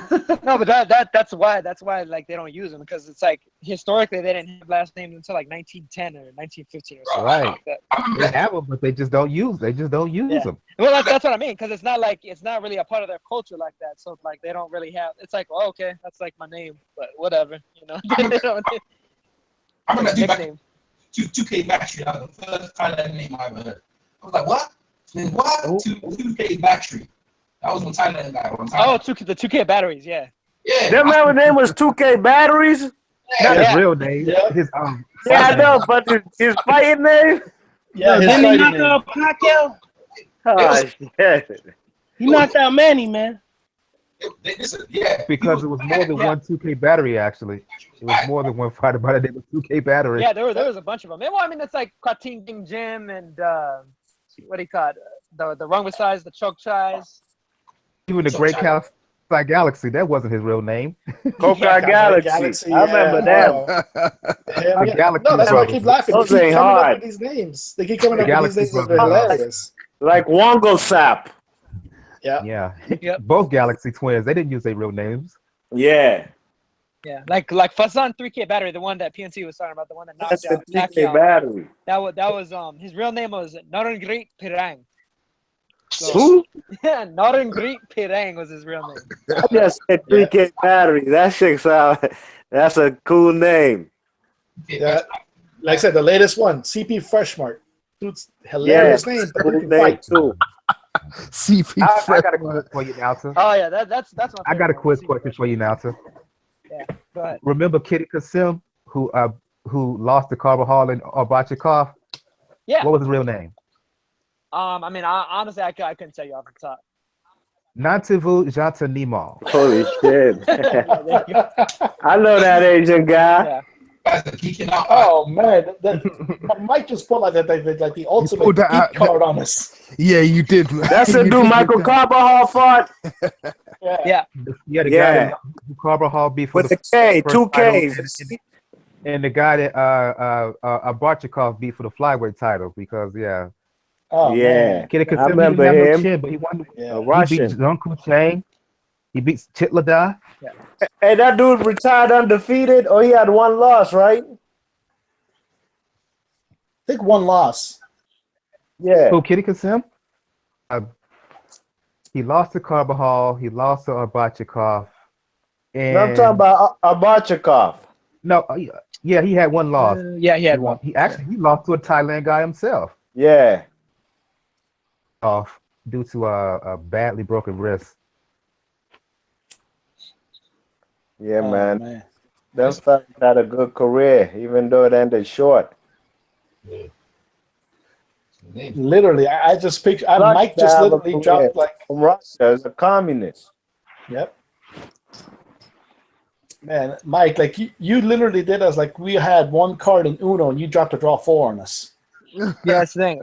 He never actually fought in Russia though. He fought out of Japan his whole career. He fought in Japan his whole career. Yeah, I remember him. Them fellas was pound for pound at one time. Yep. Yeah, he was. Yeah, Oh, I think he made it to like 6 or Bachikov 7. was hell, man. Yeah. Yeah, he was good. He was really good. Because it was often rumored he was going to fight Chiquita Gonzalez, but it never happened for some reason. He never left Japan. Yeah. No, here's the thing. He was willing to leave Japan. I got an old magazine if I can still find it. He said he would fight Vegas, but it never came off. That'd have been a legacy fight. Yeah, that'd have been Yeah, good. matter of fact, the word was if Chiquita would have beaten in that first fight, the supposed plan was for him to move up to one Bachikov. That might have been what stopped it then, because he didn't win, I think. Yeah, well, because they had the trilogy, so they made big time dollars off of that. But the thing is, that fight, even after he lost and he regained the title, but it never happened for some reason. Well, and then I mean, when he finally beat him in the third fight, though, there was only like what less than a year between when he fought him and then when he lost to Sergio Turon. That's true. That's true. That's valid. There you go. I remember that fight with the African dude in Kabaha. Baby Jake. Yeah, Baby Jake Matlala. Baby Jake. Them fellas was a little pit bull, man. Yeah, he was like 4'11", man. He was like 4'2", man, 4'11". He was a small as shit. I never seen a fighter that short. Yeah, he was a teacup human. What do you call it? I think the dude that Manaf fought a couple fights ago was about that size too. Saul Juarez, he's a little like that too. Matter of fact, his name is Baby, just like his. Who's Rico no fight? Rico go fight coming up. Who's Rico fighting coming up? Moises Flores. I can't wait. Flores.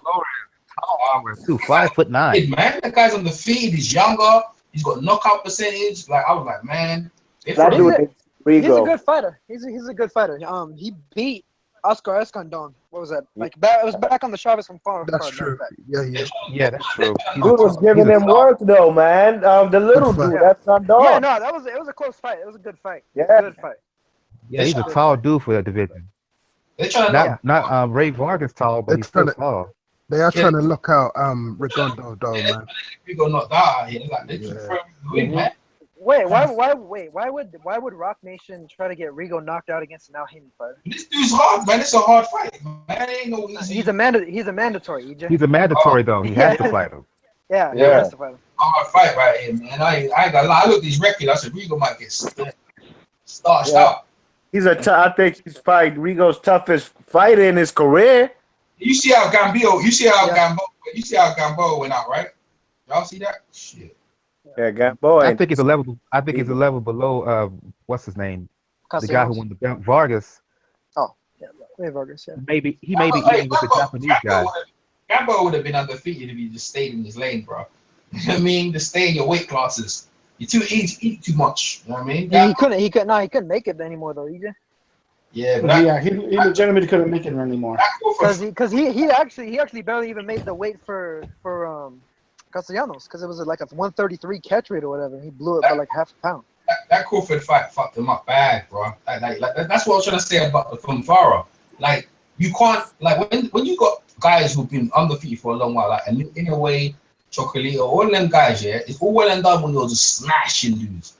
The moment you get it put on you, and you get on the canvas and blood it up and lose a fight, bro. It takes a lot out of you. Like usually when people lose early in their career, they're used to it. But when you've been undefeated, knocking cats out, when you get your beaten, bro, you ain't the same. And that's what happened to any of them fighters. Shane Mosley, it will happen to Gamboa, and it happened to, I can keep going down, Roy Jones. You know what I'm saying? Like it's a slide. It's a slow slide. Like James DeGale, he ain't lost. I mean, with Roy Jones, it wasn't really a slow slide. That was pretty abrupt.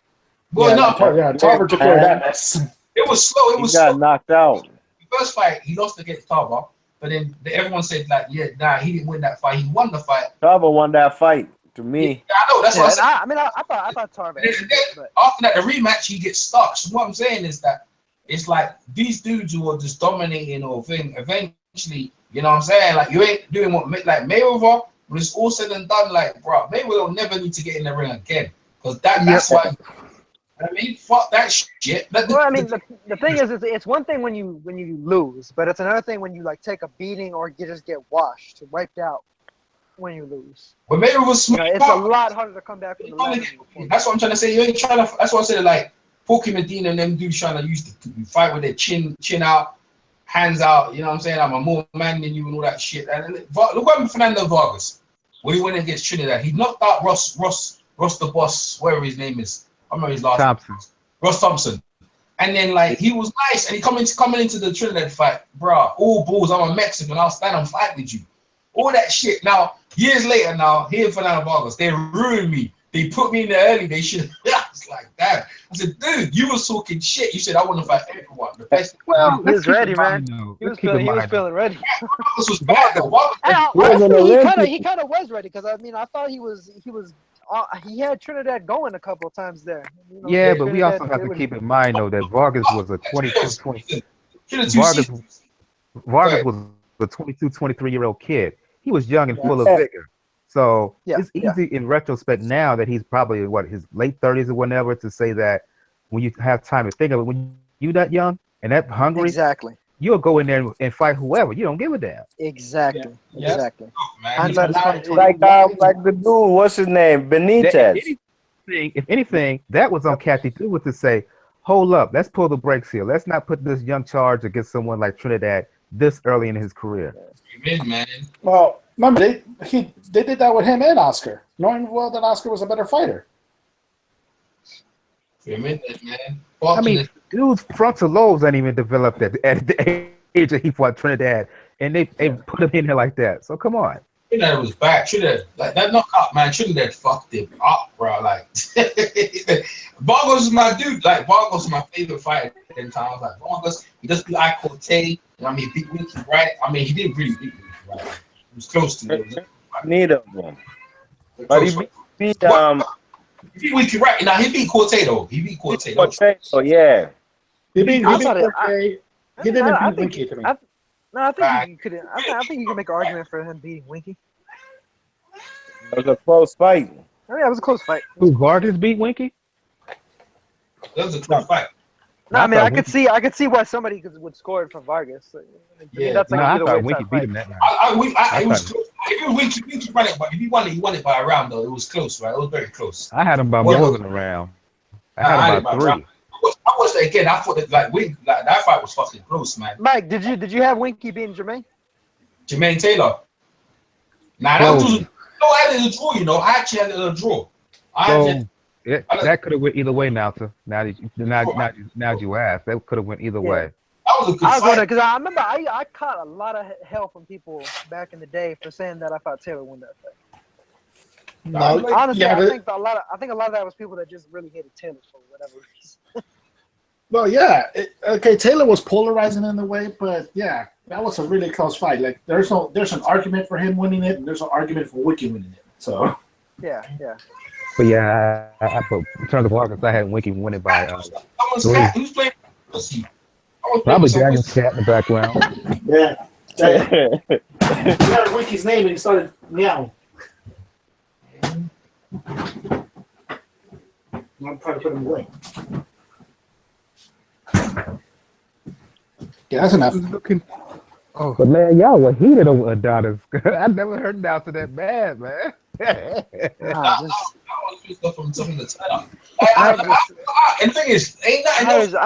was just getting tired of the hyperbole with regard, like, oh my god, they got the curse on him and they stopped it. Like, I mean, come on, I get that you like Adonis Stevenson. I like him too. You know, but talking about like, oh, they got the curse, he's got the curse on him, so it's just like, oh my lord. That's the one thing that bothers me about Scorsese, like this curse thing, like, dude. But Scorsese rides for his dudes. When he goes for his dudes, he rides. I jumped in, and when I jumped in, Nauta was like I said, I hadn't heard Nauta it heated. Well, then the other thing too is he kept like kind of sidestepping the argument I was trying to make, and then just like making points that had nothing to do with what I just said. So that kind of bothered me too. I mean, well, he kept every single time he's trying to mention the fact that, you know what, Stevenson has made moves to not face the other top guys. My entire point was that the fight was, to me, a waste of time because Stevenson won the first fight clearly. I didn't think Fonfara really legitimately fought himself back into contention to get another fight with Stevenson. And on top of that, he just got knocked out by Joe Smith recently. And he didn't avenge that. So, to me, he didn't deserve the fight. He didn't deserve the fight off top. And then he really didn't deserve the fight after he got knocked out by Joe Smith. People talking shit, man. They kept talking about that joint, right? They kept saying that. They did, though. Yeah. They did. Shit. They were those people are retarded. No, they weren't retarded. No, because Stevenson proved in the rematch that it was a waste of time. No, but what I'm saying to you is that, like, coming into the fight, there was all that talk. But when I knew that Fonfara got starched out, I said, man, Stevenson is merciless, bro. He's gonna finish him off, and that's what happened. You know what I mean? Like, I could have bet money. It was easy money to bet on that, but I didn't think it would be second round though. Shit, that was impressive. That knockout was impressive, man. That what we heard. That was impressive, man. That's what you do. You know, he was Ryan Manuel. When you got them fights, you're trying to make a statement in your division to move you the best. That's exactly what you do. You blow it up, man. You know what I mean? No, don't joke. No, that's the thing though. I didn't have to see that. I could have predicted that going back Yeah. a year, 2 years, 20 years ago. In other words, you had better things to do. Yeah. No, the thing is, I could see, you know, having the rematch and, you know, shutting everybody's mouths, whatever. If you're fighting like 4 times a year, like he did back in 2013, for instance. Yeah. But, like, now when you're fighting once or twice a year, like, to me, it's just like it's a waste of. And the thing is, part of it, like, I mean, that it's almost like if he was able to beat some other guys, some fresh blood, I think that actually helps him more in terms of legacy as well. So. That's what we meant. That's what I meant when I try to make the argument that, okay, yes, Stevenson's a lineal champion, but you know what? The moves that he and his team have made have let other people come into the division and probably get more shine in you. Because like Medina had moments against Benavidez. I don't want to see that fight again. Oh, hell no. Watch Benavidez destroy him in a round. Hell no. And Porky won't want that either. But with Stevenson, I mean, like, okay, there was him and Kovalev. Now it's him, Kovalev, Ward, Vostik, Barrera, Joe Smith, Biedevev, yeah. Yeah, Babies, man. Babies in there, man. That dude's tough. Yeah, like, there's 2 fights I want Kovalev to see him in. Stevenson and Biedevev. And Biedevev just because those 2 despise each other. They don't like each other. Them dudes ain't doing shit. Like, they didn't do some heavy lifting. Man, you got guys in the division that's sniffing around, surfing. Buddy, man, make a name for suicide. Honestly, I think I agree with that. I think they've been using Beterbiev in order to try and get some sort of a fight with Kovalev and just, like, you know, try and consolidate, like, the belts on the PBC side of things, to be honest with you. I think that's the reason why Beterbiev hasn't fought Stevenson. Or why they haven't made that fight, rather. Yeah, I think all parties are just BSing around. Kovalev, Stevenson, and everybody in between. Well, it's like my favorite new phrase to use: plausible deniability. Pretty much. Like, I don't have to fight this guy because so and so is not a name, but he's dangerous. But I can make more fighting this guy, or just as much fighting this guy. You know. I'm sick and tired of the talk from everybody. Just get in the ring and fight.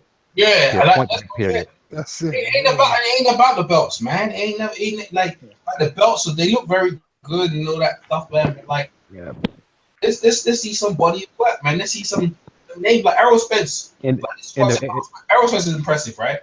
Errol Spence went out there, right? So 3 guys who have never been stopped before. Algieri. Yeah.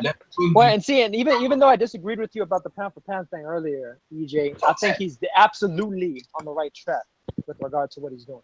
Yeah, and he wants Keith Thurman in his next fight. Like, you see, I think the one fight was one more fight, and he said he want Keith Thurman because Keith Thurman's injured. So he said I'm gonna take him later. But what I'm saying is that, like, I remember Oscar De La Hoya when he was fighting. He said he wants to fight the very best, and like that's what he was doing. Roy Jones, all of them. James Toney, who's in the best division? I want that dude. That's me. I'm taking that. I remember Paul Williams. He said Margarita was the best. He said, man, that's the dude I want to fight. That's what you do, man. Like, Wilder. Joshua. I don't understand why Wilder's getting so much disrespect when Wilder was over there sitting ringside. He wants to win out of Klitschko and thing. He didn't have to do that. Thank you. But I'll be saying. I don't know why they're talking that shit, bro. Like he needed to sit in his house, and the thing is, he was being respectful while he didn't get across the ring like Tyson Fury. Respectful. Step over the ring and start talking shit. But that was good for boxing. What he did too, though, Tyson Fury. They would be ruining it. They'd be friends, stuff it in, but Tyson Fury can get away with it. It was good showmanship, B-Marsh, but then he fell in love with the Coco. So yeah. It's kind of a shame that they haven't capitalized on that yet. But there's still time. There's still time. That's on him, though. That's on him. No. He's still got his trial, though, isn't it? He gonna get knocked out in a round, bro. In a round, Joshua. First round, first punch land. He's out. One of the best. That's the whole thing. Like, he will, man. His trial's coming up soon. Wait, hold on. So you think that Joshua's gonna? coming. You think that Joshua's gonna knock out Wilder in the first round? No, not Wilder. I said Fury, man. Fury, man. Fury. He was saying he's gonna knock out Fury. My bad. Yeah, Fury. Wilder's a lot fitter and a lot stronger. Fury, you can't trust, man. You can't trust. He's done. There was a footballer called George Best some years back from Northern Ireland. I remember George Really Best. good, like one of the best, like as good as Pele, as good as Maradona, but the drink killed him. The alcohol and drugs killed him, and that's exactly what Fury is. Yes. So like Aaron, look at Aaron Pryor, man. Oh man, Aaron Pryor was, one minute Aaron Pryor was like the animal that nobody wanted to mess with, and the next he's freaking. He found his wife. He's taking a knee. He found his wife in bed with another woman, so I don't blame him, man. What? Yeah, but Pryor, it was found his wife in another woman. That Billy Joe Young fight, that was bad. Yep. That was bad. But the signs were there even before that. The same thing with Fury. People just didn't pay attention. Even dude who talk about he could just end it all like that and wouldn't care. And he was saying that before he beat Klitschko. Yeah, I was like, dude need help. But people keep giving him a pass and all this would pay attention to it. I was like, he's gonna have a hard fall once he win that belt. And look what's happening. Yeah, that's true. He was. He was the dog that caught the car in the end. And ultimately, he fell in love with the Coco, and now he's in the stage right now where, sorry, Mike, but he's in the stage right now where he says he's trying to get in shape, and every picture I see him afterwards, he keeps getting fatter. When you get those kind of demons before you get anything, once you get the money, those demons are going to become larger and larger. He'll show himself even more and more. Yeah, you're right there, man. I agree with that, definitely. He to me, that's who he reminds me of, George Best. That's exactly, and he's just going to be living off that win, that one night in Germany. That's it. Yeah, that's it, man. He's more like Buster Douglas. He reminds me of. That's what he reminds me of. Buster Douglas. Yeah, not so much Douglas. Like, how about Lawrence Phillips? Why would you say he's not Buster? He's blatantly Buster Douglas. Yeah, he is Buster Douglas, man. Because he pissed it away. But mind you, Buster Douglas pissed it away in about a year, innit? And he actually lost the money. No. The reason I say it is because at least Buster Douglas defended the belt. No. What defend? What defend? He went in there and got killed, bro. By Van Holyfield. That don't defend. He got walked over, man, and that's what Fury's gonna happen to Fury. First round gonna get in like doom, and then bang on the shit. Like Fury. Again, like it's your lack of disrespecting the game or your work ethic will always do you, bro. Like you got always dudes who are very talented, but talented guys don't work on their talent, bro. It will fail, man. Like so before or like the Golden State Warriors and the Cleveland Cavaliers, bro. And it's like what you seeing there, yeah, you're seeing like, bro, they couldn't do nothing against LeBron James by themselves. So they all teamed up. We're gonna gang up on this dude, bro. They done a Julius Caesar. They just gang up on LeBron James, and I tell you what, if LeBron James ever gets past this, he'll be better than Jordan. Like people like too much. No. He's in the discussion, but he's not better. He's in the discussion. Yeah, what against what? Jordan ain't never faced no team like that, but like shit, like the Golden State team, Sure he did. Which team was devastating like the Golden Pistons. The what? The Pistons. But what, they had people like Kevin Durant on their team? Which one was Kevin Durant? Which one was which one? What about Clayton? Utah Jazz, man? No. Utah. No, the Pistons didn't have the offensive power. Yeah, problem is, EJ, Jordan didn't just mentally collapse and check out like LeBron did against Dallas. Exactly. That's the problem. Dude, I'm a Heath, and I can blatantly admit he checked out against Dallas. Hell yeah. You still young. Jason Terry was all in his head. No. Going beyond that, Michael Jordan actually competed in the All-Star Game competitions. He wanted to show that, I'm the man. He wasn't just like LeBron saying like, I'm King James and bow the fuck down and I'll have to do shit for you. He achieved much more. He went out there and proved it. He achieved much more than Michael Jordan did. Michael Jordan didn't get to the end without Pippen. Like, come on. He got to the finals without there. I know he didn't win, but he got to the finals by himself. Like Jordan never did that. Nah, bro. Yo, man, Jordan went to college. I don't want to hear that. I want to hear that. It's not even about going Come to on, college. EJ. Them fellas, Mike was vicious from day one, but he didn't go to the finals till Pippen got better. Nah. You know what I'm saying? And they dominated. Look at that team they got, man. They only had like 2 scorers. Pippen and Mike. LeBron in that whack-ass Eastern Conference, man. Quit saying that dumb. LeBron in that whack-ass Eastern Conference. I went to the finals to get swept. If LeBron pulls it off, he's in the discussion. He's on the Mount Rushmore, but he's not bad. Jordan is the Adonis of basketball, bro. He's the Adonis of that basketball shit. That motherfucking LeBron, the Fonfara of this shit. LeBron the Fonfara. He finna get swept again. Oh, please, man. His weak ass finna get swept again. His weak ass getting swept again. Call it. He is. He gonna. Does he have any gold medals? LeBron? Of course. LeBron has 2. Man, the hell with LeBang. Yes, The hell with LeBang Bang, man. Why you even asking for? Yeah, PMC, you should know. Everyone knows that. Come on, PMC. Why you? The hell with LeBang Bang James, man. LeBang Bang James ain't doing shit, man. He finna get swept. I don't like him, boy. He gets swept. LeBron is legitimately great. If he pulls it off, he's on Mount Rushmore. He's not Jordan yet. LeBron He's has got more. Better than Michael Jordan. If he wins the series, it's better than Michael Jordan. That's it. No way. No, I'm not there yet. No. Yeah. It wouldn't matter. You can argue you want. Like I'm telling you, these Golden State Warriors are serious, bro. Like Jordan ain't never faced nothing like that, bro. Come on, EJ. Golden State's not even the champion. LeBron is. If LeBron ever faced a team like Jordan's team, which player you talking about, EJ? Which player you talking about? The Golden State Warriors, last year, the best in history. They're the best in NBA and basketball history, bro.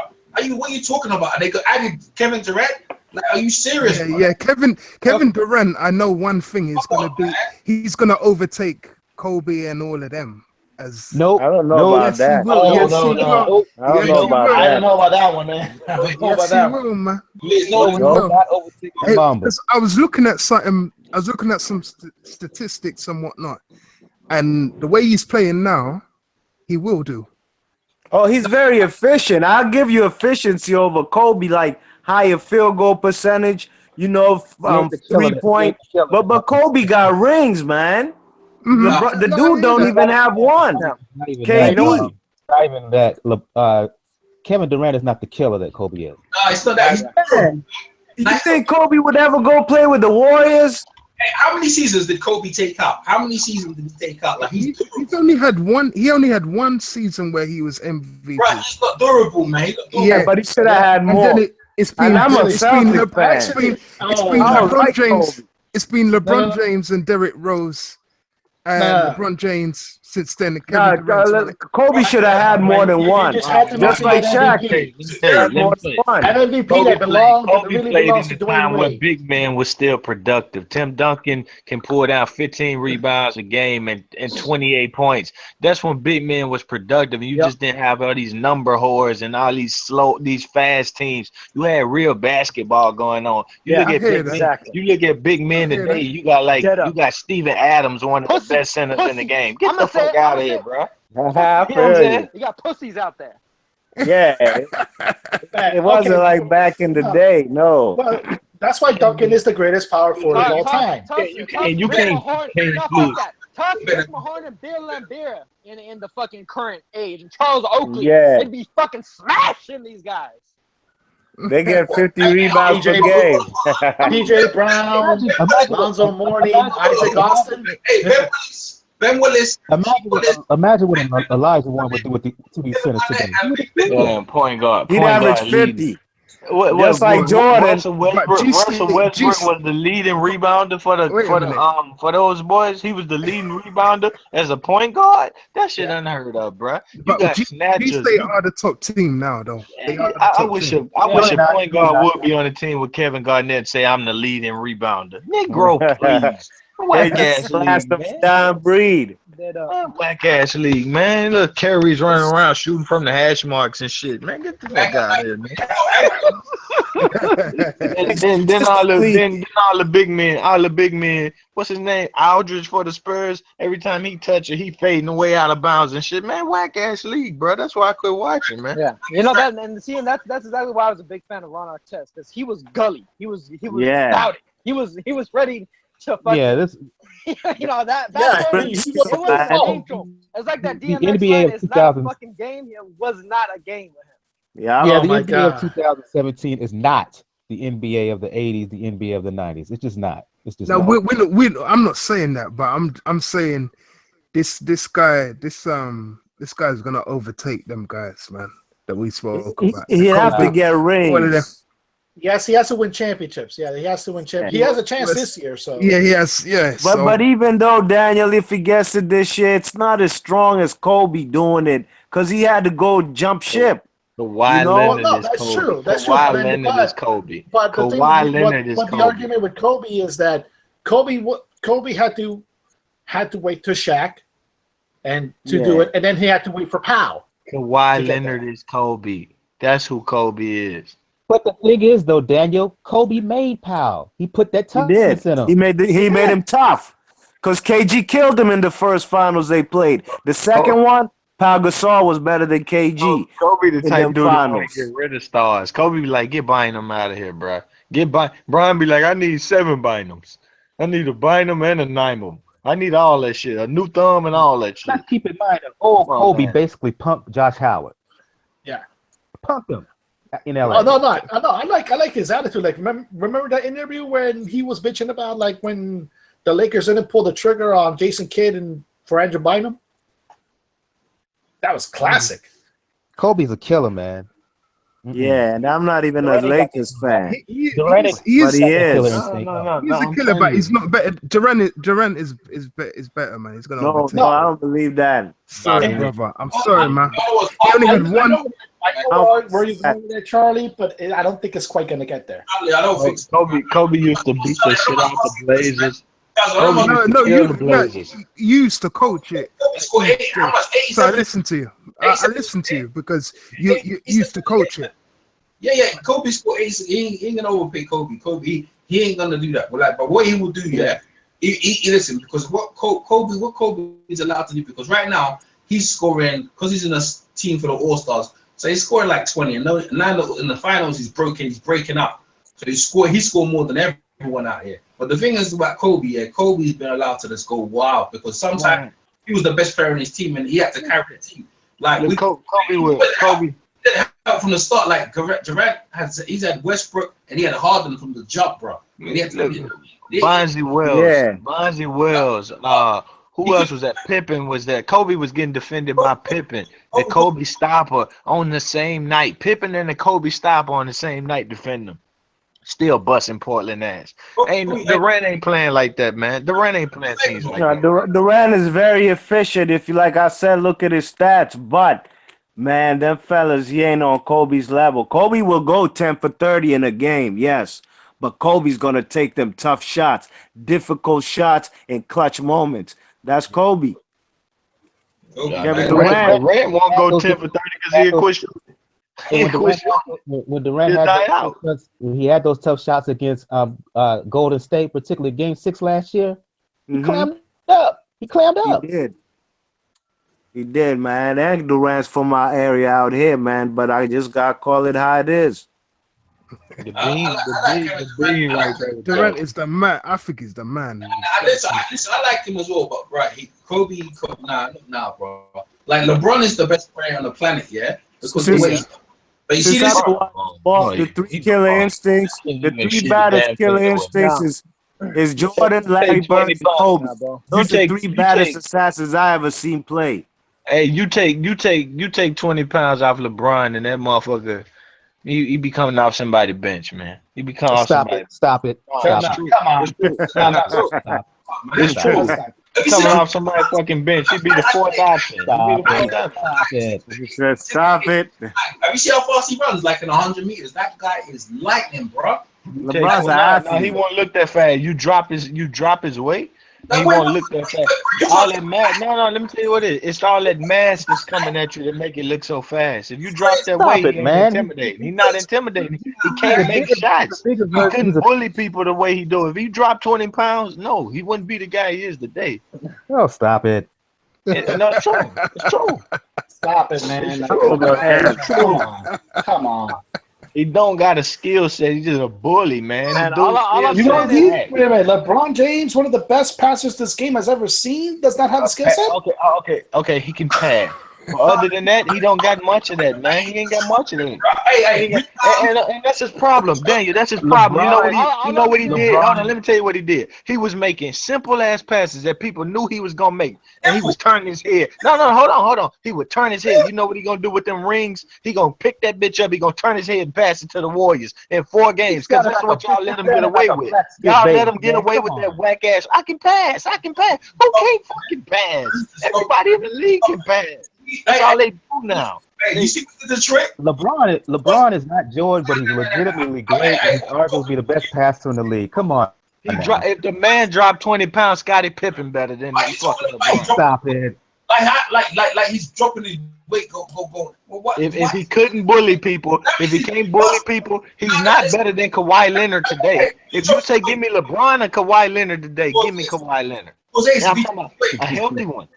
If he drops his weight, that means he's gonna be faster. What are you talking about? Nah. He can't. No, it's not about his speed. His speed is the mass. I bet you if you take his times versus other people, he ain't faster. Why are you trying to take stuff off him? He is what he is. He's a bully. I'm telling you, his skill set ain't the real deal, man. That don't make no sense, right? His skill set ain't the real deal. If he could not bully people, he wouldn't be nothing he is today. He'd be even worse today. He'd be coming off the bench, bro. He'd be off somebody's bench or over in the Euro, somewhere in the Euros doing something. No. Karl Malone was a bully. LeBron is not that kind of a bully. Come on now. Nah, Karl Malone can make them shots around that rim. LeBron be missing them shits. Are you crazy? He's messing them. His turnarounds, he clank. LeBron, every time I watch, I'm like, why am I watching this fucking clank artist? Every time I'm watching, what am I watching? What game you watching? I see him.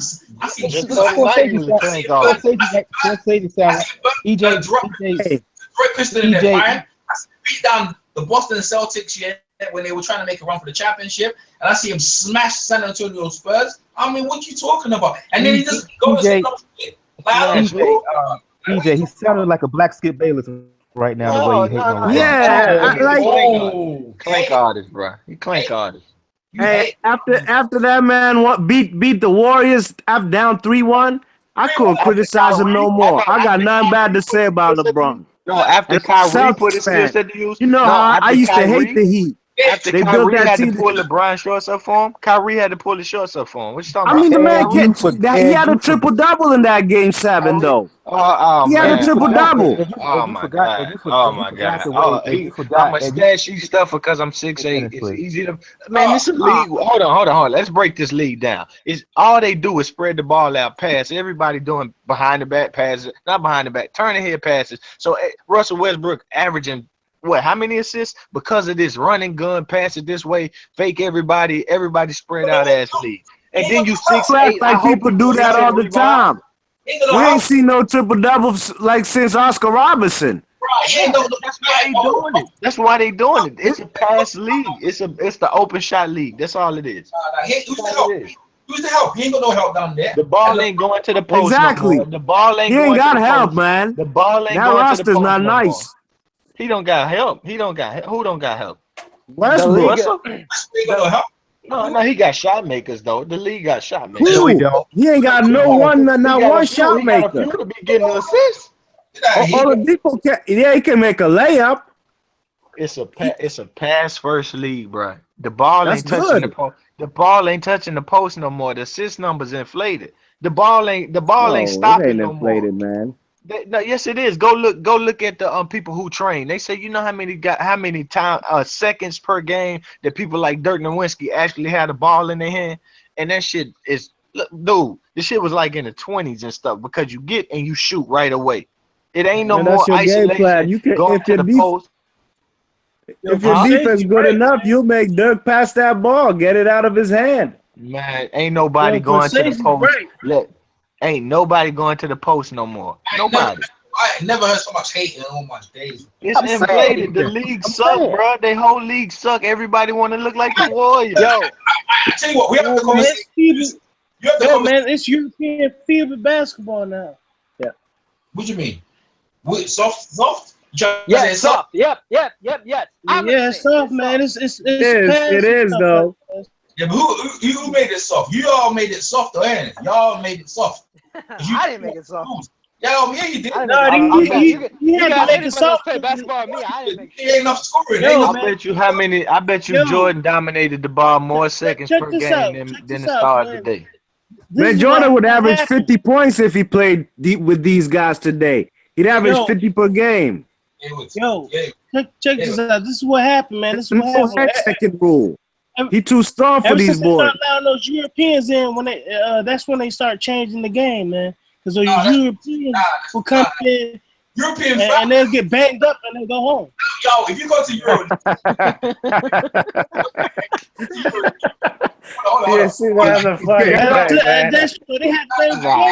I like Manu. I ain't gonna lie. That is 100%. So under that scenario, that means Manu Ginobili ain't nothing. Exactly. Ain't nothing. But Manu ain't even European. He's Latino. Hey, BMC. If you go to EuroLeague, when you go down the lane, they'll undercut you. Step on your toe, they will do dirty. No, they won't. Else they wouldn't have had to change the rules. Yes, they do. They found you like, what you talking this man? It's not true. It's not true. Yes, it is true. Yes, it is true. Man, we used to have to wait forever for those Europeans to come over, and as soon as they come over, they go home, man. Hold on. PNC, like EJ used to be a coach. Honestly, they have barriers to separate the fans from the court because they throw pennies down the court, bro. This violent. What are you talking about? Like it's so. They are crazy over there. They are pretty bad over there. Like in Istanbul, like in Istanbul, he right. Like if you go to Istanbul, you'll get some fights up and shit like that. Nobody's soft because they love scoring. When you know when they started? It's when they start putting the computer games where you can score £100 on 2K, 2K Live, NBA Live, 2K. That's when they start getting thing. When people start scoring 100 in game, they say, "Hold up, let's try and make the rules like 2K, and we're gonna play like 2K." That's what happened. And then you know what we're gonna do on 2K when you start drafting players and make your team heavy. That's what happened, bro. It's when they start putting the games imitate life, and they start following. Yeah, so it's open shot league, like we've been saying. EJ. Don't blame on Europe. Don't blame Europe. Let me EJ. Let me get over here. We play over here. We play hard, and we got zones. You can't. The Europeans play. They got a good skill set. That's what they do. That's the case. How come Euro? How come Euro teams beat USA how many times? If we so soft. Where? I say this. You beat USA where? How many times we beat you? How many times we beat you down out there? Where? Where? It's true. Where? Take it back to America. Take it back to America. I tell you who abused Steph Curry and make him guard and make him nothing on offense. Tim Hardaway will post Steph Curry, let ass up and have his way with him. Man, he ain't posting him up. Come on, man. The man was like 5'10", man. I seen him post up 6'2", 6'3" people before and have his way with him. He yanked him. He'd shake him, bake him, yeah. He give him that UTEP two-step. No, that's the problem. They don't make these cats guard nobody. That's why he fine with shooting on the hash mark. His legs fresh. They don't get into Tim Hardaway. Yeah. Hold on. You know about the Euro step? They don't get in those stats, bro. That's Petrovic. He did that. Get out of here. You talking? You can't. PMC. I know Petrovic used to take it to Jordan and talk shit too. Yeah, he dropped 40 on them. Yeah. If Petrovic didn't die in that car accident, he'd be the greatest European player ever. And here's the other thing. He would. Here's the other thing that's not being mentioned. One of them. The game has. I've been done. Dirk put four. I thought Dirk swept LeBron. That's the greatest one ever. Dirk is the greatest, no doubt. But if that man ain't died in that car accident, Petrovic, that motherfucker would have. He could score, man. He had a shooting touch. Listen to this. listen, the thing about like basketball, it's all about longevity, right? He was good, but we have to see him next season and consistency. Like Dirk, he's always gonna be 7 foot. Yeah. You can't take nothing away from Dirk. 30,000. Porzingis gonna be that dude. Porzingis, now we see how long his body can keep up, man. Because I watched Dirk from day one, man. I remember him. He averaged 7 points his rookie year. The next year, Dallas was in the playoffs. He was averaging 20, and he ain't looked back. And he got a he should have had 2. They was up on Miami in 06. They should have beat him. Speaking of Dirk. I know Daniel remember that series. Yep, yes I do. Oh man, that series was beautiful. I was torn in between because that was a championship of veterans on both sides. You know what I mean? Y'all had GP and Mourning. I wanted them to get a ring. But I wanted guys like Jason Terry and Stackhouse and Dirk to get a ring too. So may the best team win, man. But Dirk and them blew it. You know what's funny about that series? The Mavericks wanted Shaq in the game more than they wanted Zoe. Because Zoe's defense fucked them up. Yeah. Yeah, Zoe's defense bad. So, hey, he was determined, man. He wanted that chip. Yeah, he wanted it bad. He wanted that chip bad, bro. He wanted it really bad. Anton Walker was on that team. That James Posey, so they weren't fucking around, bro. Jason Terry. Here's the thing that everybody's missing. The game has changed. The game is different. The game is watered down. The game is perimeter. The game is point guard orientated. Man. Yeah, let me finish. Let me finish, please. Go ahead. Is the lack of development of big men here. We don't coach big men like we used to. We don't develop big men like we used to. That's on us. That's not on European anything. That's on us. Thank you. MLGG. What's his name? Golden States. That's how you pick guys is. Like, well, what's the other guy? There's no such thing as a traditional post-up center in 2017 NBA. It's not. And that's on us. That's our fault. No, the closest, actually, the 2 closest ones right now. MLGG and Gobert and Whiteside. No. So to put that on just the influx of European players, that's not exactly fair. Some of that is accountability on what we're not doing here in the United States. It's on USA, man. They're trying to have a lot of these centers trying to shoot 3-pointers and shit. I like the dude from Duke. What's the dude from Duke? What's the dude from Duke? Which one? Oh, yeah, he's from Duke. You talking the guy from the Jazz? Utah Jazz? No, the dude from Duke. Went to Duke for freshman year. Last year, Jaleel Okafor. I like that motherfucker. I like Okafor. I can't get it in. But if you don't know how to work ethic in the show, it's really good. You know what's funny, right? You know what's funny, right? Back in the day, you should always talk about the defensive player of the year. Like Artest or Midway Peace. You used to have like Gary Payton, Mutombo. Who the defensive player? Hakeem, Alonzo, Dikembe. Where they at, man? Where they at? Y'all don't play no defense. Whiteside probably the defensive player. Dennis Rodman, man. This year, who won it? Well, they vote after the season this year. I think that this year, that's probably going to be Gobert. Yeah, Gobert. He deserves it. Gobert. We had Kawhi Leonard. I think he got a couple of them. I don't know if Draymond got one. I think he might. I'm gonna tell you that Kawhi Leonard. Draymond didn't finish in the top 3 for that one. No. Kawhi Leonard, that type dude, could have played in any era. That's who would play. Yes, facts. Steph Curry a few years ago would have been just Steve Nash because they would have made his ass guard. Tony Parker used to make this mug run off every pick and roll, guard all night. You're right about Kawhi, but I don't understand. You're right about Kawhi, but what I don't understand is how you can praise him, but then you could turn around and say LeBron is basically a bully and a bum. But LeBron can play in any era. Kawhi got a sweet game. Kawhi got a field goal percentage probably better than LeBron's. Just an overall game. He ain't no bully. This man is smooth in that lane. LeBron doesn't have an overall game. Come on, man. LeBron a clank artist. He's a clank artist. He had dependencies and he's a clank artist. He does. That's a fact too. But that's why he ain't gonna be better than Mike to me. I'm not saying he is, but don't sit here and act like he's not great either. Oh, he is. He's the best player in the NBA. He is. What he did last year in the finals, I can't criticize him ever again. Hey, I'm telling you, you put 280. You put 280 on Kawhi and give him that skill set. All of the rap. You can't Yo, be manipulating people's size and big. That's all he is. That's all he is, bro. That's all he is. That's all he is. Because he could even use his size more. He don't even post up. He could use his size He more. don't have to. He don't have to. He uses size as a downhill running back type dude. That's right, man. You should do that. But he still find a way to be a plank artist. He still find a way to be pass first, plank artist. But wait a minute, Scorsese. Magic Johnson wasn't a great shooter, and he posted up a lot of dudes. He was bigger than everybody doing his LeBron post up game, man.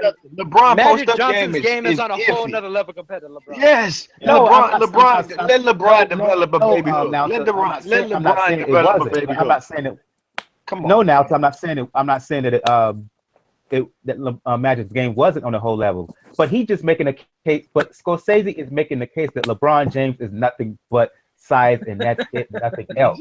That's all it is. It's not just size, athleticism. That's all it is. That's all it is. The other outside stuff about it. If you make Magic Johnson 6'1", he ain't Magic Johnson no more. You 100% right. I said it a long time ago. No, that's not what I'm saying. Don't put words in my mouth. That's not what I'm saying. And please don't put words in my mouth. I'm saying that. I'm saying that. If you make Magic Johnson 6 foot, he ain't Magic no more. We don't know that. How do we know? He's an intelligent ball player, and we've only seen him at 6'9". So how do we know? Okay, 6'9" mean you see over the defense. 6 foot don't. You know what I'm saying? So you take away his height. You take away your height, and all I'm saying is, if you're gonna sit here and take away and just take it away from LeBron because of his size, and be consistent and take it away from other players, past, present, and whatever. Everybody. LeBron compares most to Magic. He ain't a better ball player. Yo, man. I'm just comparing it just from a physical stature standpoint. That's it. I'm gonna compare to who he compared to. He's not better than Magic Johnson. He ain't better than Magic, no. I didn't say he was.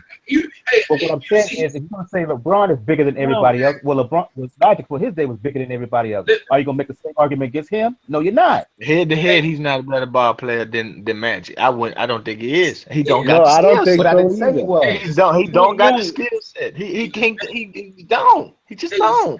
Plank artist. Well, let me make a point, man. If you say LeBron doesn't have similar skill set to Magic, of course he does. No. He don't have the tactical as Magic, but skill set. That's what he wants. That's why he don't do it, because he ain't got. People say you don't even post people up because he ain't got it like that. That's why. Yeah, man. So, yeah, man. LeBron James, man, because Scorsese like hitting the home, man, because LeBron James, man. My uncle said it all the time, man. The league protecting him. If you see in those playoffs all the time, he's always on the free throw line, man. You know what I'm saying? Especially when he was with the Heat, man. Especially with the Heat, they always protect him. They always had him on the free throw line. Every time they were down some points, every time they were down some points. There you go, man. You had LeBron James on the free throw line, right along with Dwayne Wade. Do you know how many times Jordan was on the free throw line during his days in the NBA? Thank you. Not as many as LeBron. He was. I suggest you get back to the video, bruh. Man, even Doug Nowitzki, man, against Miami he had games or the Lakers. Yeah, but he deserved it, man, because then you was able to box people out. LeBron is a softy, bro. He a softy. Y'all need to just face it, man. Softy, man. Yeah, he's soft. I can't talk about him no more, man. Am I saying he's the greatest? No, but don't sit here and act like he's top level. Yo, you telling me LeBron would beat the Detroit Pistons back in the 80s? No, I didn't. No, you don't put words in my mouth. What I'm keep saying, and I'm gonna keep saying until y'all understand me. I said is LeBron Jordan? No. But that doesn't mean he's chopped liver. He's still a great player. Bottom line. Yes, he is a great player. I agree, but I think that great player playing those European rules, he wouldn't be who he is. He don't got it in. Hey, you still on that European field? Let me tell you something. Yeah, that's a ridiculous argument. Yeah, that's a silly argument, man. Yeah. That's like saying American. It's people basketball. Kevin Love, they don't play no defense. Carl Crawford, Kevin Love. When you see them, Kevin, when they saw Kevin Durant coming down the lane, they just ran. They just ran. If the NBA was so European, you would be able to knock the ball. You will be able to knock the ball How over. many baskets I've watched, and I only see one Man, it used defensive to be a player time around the those goal. guys, as soon as they come into the league, they go right home. Man. I watch games and I It's see so much like somebody European finishing at the basketball. There would be rim. no goaltending. Come on now. I watch games and I see somebody finishing at the rim, and I see one damn person on the defense in the lane or coming to the lane. What the fuck am I watching this for? What am I? That's like me watching boxing. You see a straight right hand coming home, and you just gonna stand straight the hell up. What the hell am I watching this for? That's how I feel about the NBA. Yeah, so PBC, I know you're good. Yeah, it's like watching Stevenson versus Fonfara too. Is the game less physical? Yeah, but is the game less physical? Yeah, but don't just sit there just all because of the Europeans. That's not true. That's just not true. No, it's not. Hey, Americans don't play no defense, man. Europeans No, I don't know. Come on, no, the Europeans don't play D. I think that's the other way around. Man, what the Greek freak? I know that, y'all, man. What you talking about, man? And the Greek freak. I mean, them fellas is an anomaly. He's the exception that proves the rule. No, he's not, man. It's those guys in Europe. I'm talking about like fellas like in history, Dirk and They ain't got no great European. all your best European players, they not defensive guys. There ain't nobody who bring a European to be an on-ball stopper, man. I have to agree. Where's the I have to Spanish agree. Dirk Rodman wasn't a great defensive and the- player, but to be fair, neither was Larry Bird. So. Quick question. Anybody with slow feet most of the time ain't gonna be a good defensive player. Dirk Just wasn't a great defensive player. He wasn't. if they don't got exceptional feet most of the time, they're not gonna be good on defense. Just hear what it is. I don't know. Europeans ain't about that defensive life. Yeah, man. What you lying for, though? Yes, we are, though. Because who? What are you talking about? Manu Ginobili can play D. So Nah, he's Argentinian, man. Hey, he from Argentina, but he played Euro leagues though. That's what I'm telling you, Man, he played Olympics too. Yeah, and he played in the States, but he's from Argentina. And really, Ginobili's not really known for defense, to be honest. He's not a defensive guy. No, he's not He's a guy that caused disruption. Come on the floor and fuck shit up. Euro steps. Instant offense. Ginobili has some defense. Ginobili getting some passing lanes. And he gets some passing lanes, but I'm talking about like almost defender. Or run out test style. I say he was right there too, but Bruce Bowen was so good he didn't have to do it that much. Right, Bruce Bowen. No, Bruce Bowen just kicked people in the face. So. Bruce Bowen plays some defense. Hey man, them Europeans, they got offensive skills. They fundamentals is A1, but they not defenders. He just block harder than the NBA playoffs. What are you talking about, man? Who that? Who? Harder. Ginobili just blocked NBA block harder than the NBA playoffs. Did you watch? Yeah, he did.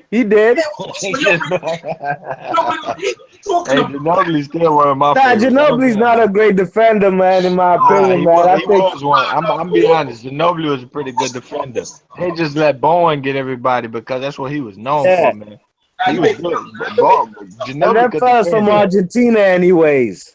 Come on now. And anyway, look, America over there, y'all don't play no D. And you the one stinking up the game. That's what happens, man. No, that's right. I agree with you. You're getting lazy. Getting lazy. Nah. The fundamentals are whack. They don't work. Avery Bradley plays D. Draymond Green plays D. Clay Thompson plays D. LeBron James plays D. Nah, they play spacious defense. They play that spacious defense. They play that spacious defense. The game is basically this: set the pick and roll. Set the pick and roll. If they double team the pick and roll, throw it to the roller because he not gonna roll. He just gonna. That's all the game is now. All you do is try. All it is. PJ Tucker plays D. Man, it's pick and roll 3-on-2. Pass the ball 3-on-2. Game way. Let me speak. Now, when you come over here, all you do is travel. Your fundamentals are lacking. That's why you guys started launching Euro game. The Euro, we got more fundamentals, bro. We work on the footwork better. Y'all guys traveling, carrying. When you come over, that's what it's true, man. That's true. I agree with y'all. Got the fundamentals, no doubt. Shooting, passing. lost all the fundamentals. When you come over here, we learn the fundamentals, and then we add the athletics. That's why Jordan was so sick, man. Because Jordan he learned the fundamentals, and he had the athleticism. EJ, our ranking system is money. You know what it is overall, right? With America, in not just basketball, it's everything. Acting. Y'all copy us. No. Here we go. No. Wait. Go ahead, Charlie, bro. Go ahead. Go, right? He just said it right there, right? Because I always hear, I got my cousins in New York, and they would say the same shit. You guys are coming over to America, stealing our jobs and all this shit, yeah? It's because you lot are spoiled over there. That's what it is. You lot are spoiled. You lot are spoiled with too much shit, yeah? And we don't have the opportunities you have. So when we get a little piece of what you have, we make the most of it. Yeah. That's what it is. And it is. That's why we can sell more jerseys. That's why that's why Europeans have look at boxing. Look at boxing. Look at boxing. Look at boxing, right? The very sport that come on, what you only dominate at 147. You're not dominating in any other division anymore. 154. Well, Lara's Cuban, man. So let's go. He's an American citizen. Okay, all right. He's American now, Charlie. No, but let me help you. No, wait a minute. No, let me help you. I'm gonna help you. Wait a minute. Let me finish it. In general, now, I'm hearing what PNC is saying, right? He reminds me of my cousin. He reminds. That's why they came in with the Johnny Nails. He's a patriot. He's patriotic. He's patriotic, right? But what it is that you guys. They ain't even talk about no book no more. Nah, you guys are. It's nationalistic. Well, there's a difference between the nationalism. In basketball, but you don't understand. He's trying to make the ESPN top 100. You got the ESPN top 100 on ESPN. That makes money, bro. When they rank those kids, look at the ball kid. The boy right-handed, left-handed. I don't know. He a good player, but the boy shoot the ball from one side of his damn head. Yeah. And you guys are the man. You know what it is? No, they don't want to let me speak because they know it's true. It's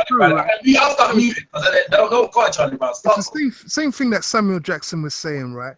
He was talking about it. There's an influx of British actors, rare, blah blah blah. But it's just the simple fact that you lot take everything for granted, man. You lot got that big ass country. You lot always making excuses. You lot don't want to bang on your craft. You lot are good at shit, but you don't want to practice and continue doing it. Same in hip hop, same in everything, man. You get lazy, and then when other people make the best of it, then you say, oh, it's because of all these Europeans, because of all these Chinese, because of all these Caribbeans, because of all these Africans, because of all these Mexicans. There's always somebody else's fault because they come to your country and within 2, 3 weeks, 4 weeks, they reap the benefits of being an American, and you lot can't do it. That's what it comes like to me when I hear that, because see, I've got family in America, you know. I got family in America, and I got good family, and I got the bad family as well. And the bad family always say that shit. They always say that same shit, and I'm like, come on, man. When I went to America, I made not too much money, but I managed to open a business for one of my cousins within a month's time.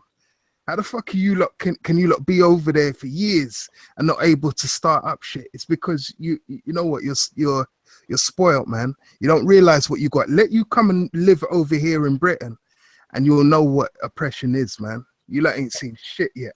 That's all I've got to say to you on a whole front. With everything, with basketball, with football, with sport, with music, everything. That's why it's changing. That's why everything's changing, and you're not the nation that you used to be. Well, wait a minute. I'm serious. I'm listening you. I'm just saying. The moment you start, you stop taking things for granted. No, I know with you, Michael, is different. So I'm taking you out of it. I'm taking you out there. I know what you're gonna say. But I'm talking. But Charlie Brown, get him as well. Get him all of them. All American boys. They need to get that word. I was going to say, I'm glad you know what I'm going to say, because look, in terms of sports, I can understand that, but you don't make it a general thing about everything, because it depends on who you are in terms of who gets that opportunity, because not everybody here is afforded that same opportunity here.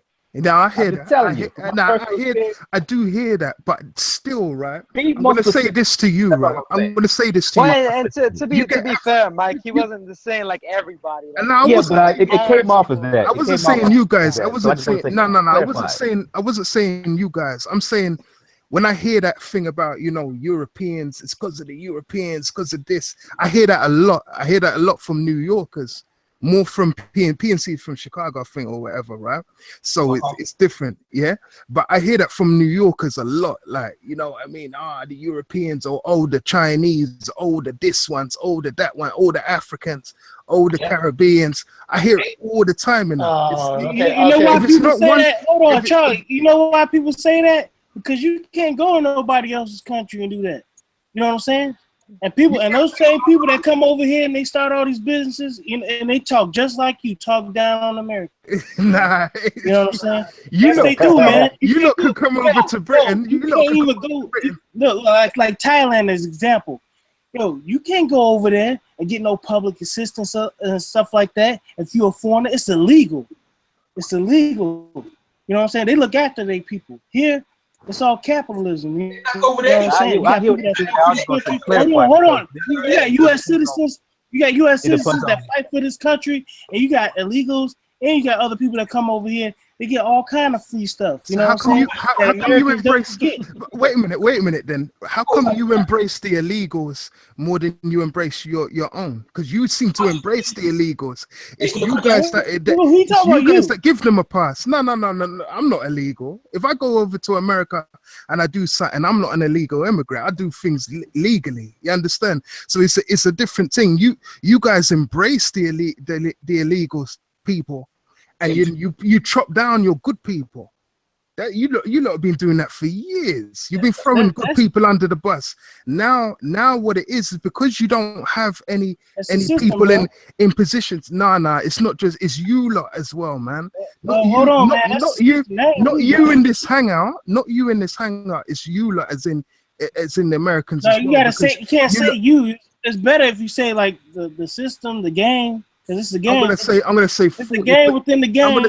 I'm gonna say that you lot. I see you lot as. You getting it over there too. You lot are smart. Yeah, we're getting it. Believe getting it over there in the UK too, brother. We're getting it, but listen to this. Yeah, we don't. So, we don't make excuses. Yeah, but we don't make excuses. You see what? They don't allow you to make no excuses.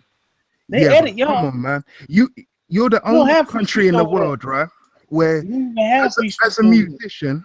as a musician, you could do well without even having a major deal. You've got to have a major deal in UK. If you want to make it as a musician, as anything, you've got to have these things. You don't have to do that in America, man. You can become a millionaire and not be known. You can't do that anywhere else in the world. So it's down to you lot as well. You lot can't just keep blaming the system and red tear. It's you lot. You lot big up the people that are wrong, the illegals and all these people. You embrace all these shitheads, and and all the decent people you want to keep down. That's what happens. That's what I've noticed in the last 5 to 10 years. That's what I've noticed, man. I'm glad you made the clarification because of certain privileges and whatnot. Not everybody here gets those. No, I understand that. I understand. And it sounded not initially you was making that claim. That's why I was like, whoa, but you make that distinction, so I'm glad you did that. Yeah, no, because I know with you, you've tried to do certain things and you've been blocked. So I understand that. And that happens over here too. And I'm not talking about anybody in particular, but I just seem to hear that about everything. That's an excuse for everything. Basketball, football. There was somebody complaining that there were too many Hispanics in baseball. You know, I won't mention names. You know what I mean? That one is hilarious. A baseball, a sport that since Jackie Robinson broke the color line has been systematically put into it so to make sure it naturally segregated back to a majority being white and people bitching about their still many Latinos. That's just fucking hilarious. No, but I hear it. I still hear that, you know, Daniel. I still hear that. I still hear that. I still hear people say that. I understand it because I live in New York. Like I said, I hear it a lot too, and a lot of it is probably because the Italians are moving away. Yeah. So like, there's a section in Manhattan had a big, really, really big Little Italy neighborhood. Yeah, now it's not mostly Chinese. It's almost completely Chinese, and they want to. And now they want to bring like all the Chinese, but then I look at it like, you know, like. And I told him, you know, you guys haven't been the same since Gotti went away. Yeah, that's right. So it's not even the Chinese. The Chinese been there. Chinatown's been there for a while. Yeah. It's just like, y'all lost your balls after Gotti. Hey, can I say this? Go on. You know, some people have like legitimate gripes, man. You know what I'm saying? So you might hear it and you say, oh, you this, you that. You know, you blaming it on them. These people ain't out of their minds, man. So you gotta so for one, Deerfield, Michigan. Okay? Yeah.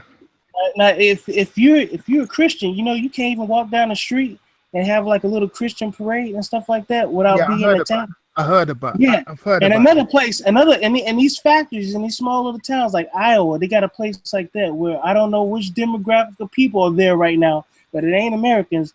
Don't want white people working up in there. Don't want them to get hired. That's discrimination, especially, you know what I'm saying? Yeah. So it's like, how you gonna come to somebody's country and discriminate against them? So they're not crazy, bro. You know what I'm saying? I didn't say they were crazy. You're making it seem like they're making it. It's real. Nah. That's two examples I gave you right there. It's facts, bro. Yeah, but it happens. That stuff happens here, but that's not to blame for it's already out there in the media. That's not to blame for, you know, because at a certain point, Charlie's talking about like a lot of the real like true xenophobes though. Yeah. Come on, man. You know, I mean, they hate anything foreign. Yeah, he's talking about xenophobia specific, which has been rampant, really, really rampant. And you know what? You know the worst thing about this, since 9/11. Thank you. And you know what? The worst thing about existed even before that. Xenophobia, it's even more overt now. That's true. Yeah, definitely. They're holding back the next generation that are trying to come through as well, and you guys as well. They're holding you back, these xenophobes, because you lot give them too much of a platform. They're you know what I mean? They're gripes with society. They would have gripes anyway. Is why certain Cheeto head is in the White House now. We don't want to. I don't want to talk about presidents and that, man, because still,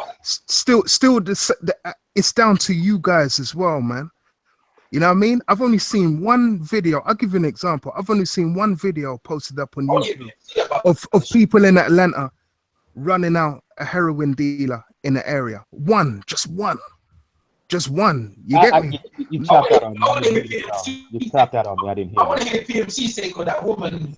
Wait a minute, EJ. I didn't hear what Charlie Brown said. He kind of went out on me. Could you repeat that again? Sorry. No, I've only seen one video, for example, right, of a place in Atlanta, right, where the locals. I'm just talking about the locals, the women and the men, right, of all nationalities. There was no distinction with color, nothing like that. Where they run out, they caught a heroin dealer, right, trying to sell to kids or trying to sell near a school. They actually caught him, beat the fuck out of him and ran him out of the area. I've only seen something like that happen once, where all the people, all the Americans, it didn't even matter really. It was mainly blacks, and I'd say it was blacks and kind of poor white people, right? I'll be real with you, right? And a few Hispanic people, but they all came together and ran the people out. And I'm giving you an example. I've only seen that once, like posted up. One example of that. If you lot did stuff like that more often, you would, the politics. It don't matter who's sitting in the White House. The dope boys run the unity.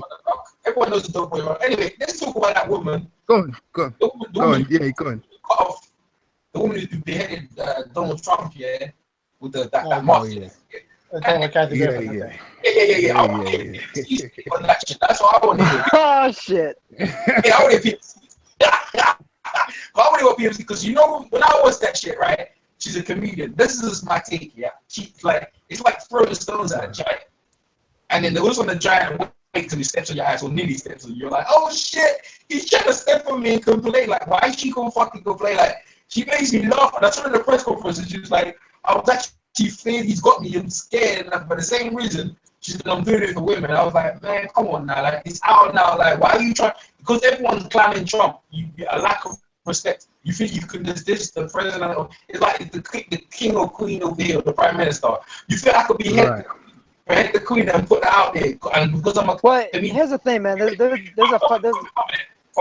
feel I can do that? Get away. Let me tell you something, bro. Like, I understand, like, to the point, the president is getting disrespected, like Obama got disrespected. But, bro, listen, bro, like, beheading on public and putting it out there, thinking because you're a comedian and you're a woman, you're gonna get away with it. And she comes out and says, "Oh, the white old men," and I was like, "Oh," she said, "White old men can't." I was like, "No, bro." It's like, why you do something and then you blame the victim? I'm like, it's funny. I thought it was funny, but at the same time, it's not really funny. You should come on. You have to take things in moderation. Like, if you don't like the guy, there's certain things you can do. But when you think you're a comedian, you're untouchable. Now you know you're not. And the thing is, it's that president that people who are comedians now, when you're there putting your fucking lines out, thinking you know what's gonna come for you. Now watch, bro, Chris Rock. One of my other guys, you took some jive, bro. The president might be coming to investigate y'all. So I'm just saying, I want to hear PMC take over. Cause PMC, what? Is he still in there? He's still in there. Yeah, he's there, man. I want to hear PMC, bro. PMC says something. And Michael's here ready for PMC. I got something to say. Ready for him. Nelson was going to say something. I want to hear what he's had to say. Well, here's the thing. Like, there's a fine line between saying, like, man, fuck the president. Like, I don't give a shit about him. He's an asshole. Blah, blah, blah. And I don't want to hear showing yourself showing you. What? Yeah, go. Yeah, I'm gonna let PNC go. Go ahead. Well, you know what? I saw the press conference. I thought it was funny. Yeah. So it was comical to me. I didn't take it serious. You know, she comedian. You know what I'm saying? So it's whatever. You know, it's money, man. I don't think people understand, man. You know, like I said with psyops, man, people just trying to get paid. You know what I'm saying? Like that John Lewis guy. You know what they talk about? I ain't going to the inauguration, but at the same time, he had books out. You know what I'm saying? So like everybody getting paid off this whole thing. You know, we got Hillary, she on tour, she getting paid to do a tour. You know what I'm saying? So people ain't looking at the finances. Like, why are these people doing this? And it's the ratings, man. His ratings, like all throughout the primary and stuff like that, got everybody paid, man. I'm talking about ratings were out the roof. I'm talking about millions of people watch this dude. You know what I'm saying? So attacking him every night, and you got people emotionally involved in it, and they just following their emotions. They just watch it all day, every day. So that's what you got everybody into. And all the networks is like, shoot, we just making money, we pushing our agenda and stuff like that, and we getting paid. Man, I'm probably not even going to watch the news anymore, man, because you know what? freedom of speech in America. Focus on my money. Freedom of speech in America is being challenged now. You can't say something. No, it's not. That's not necessarily freedom of speech, EJ, because that could be taken as a direct threat to somebody's life, and that's not covered under freedom of speech.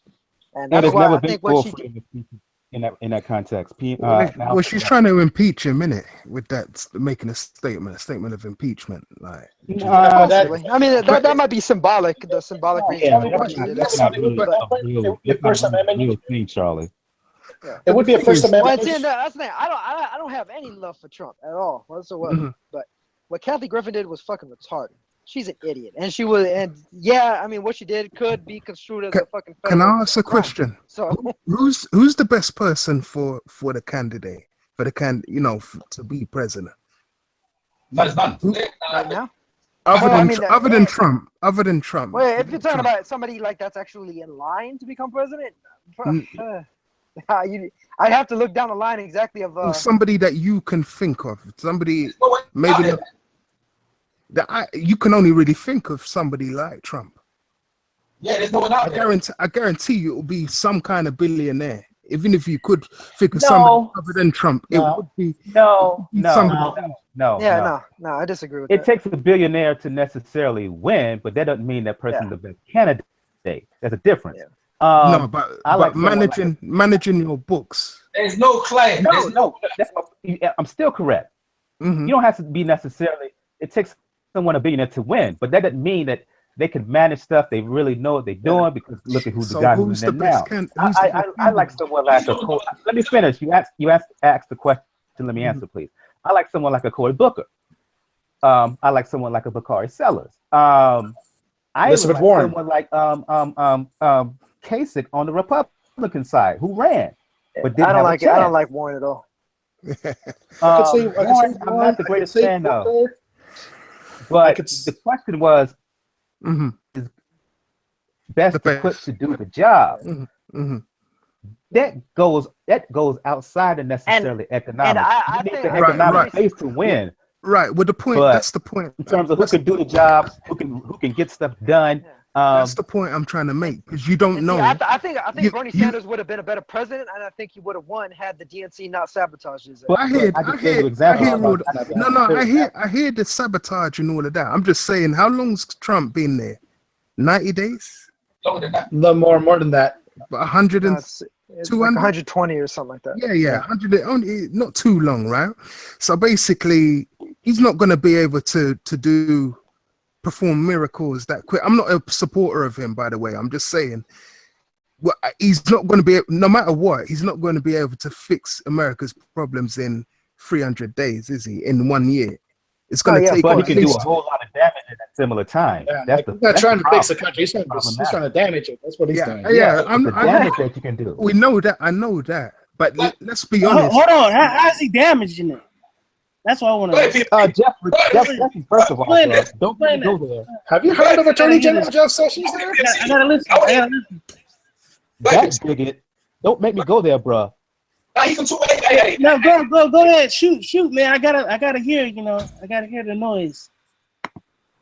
That dude who's been trampling on issues of civil rights and whatnot that has had a direct effect on my people. That dude who's been supporting voter rights suppression that affected my people. Don't make me go there, bro. What suppression? My own state. Let me know, man. Let me finish. Since you asked the question.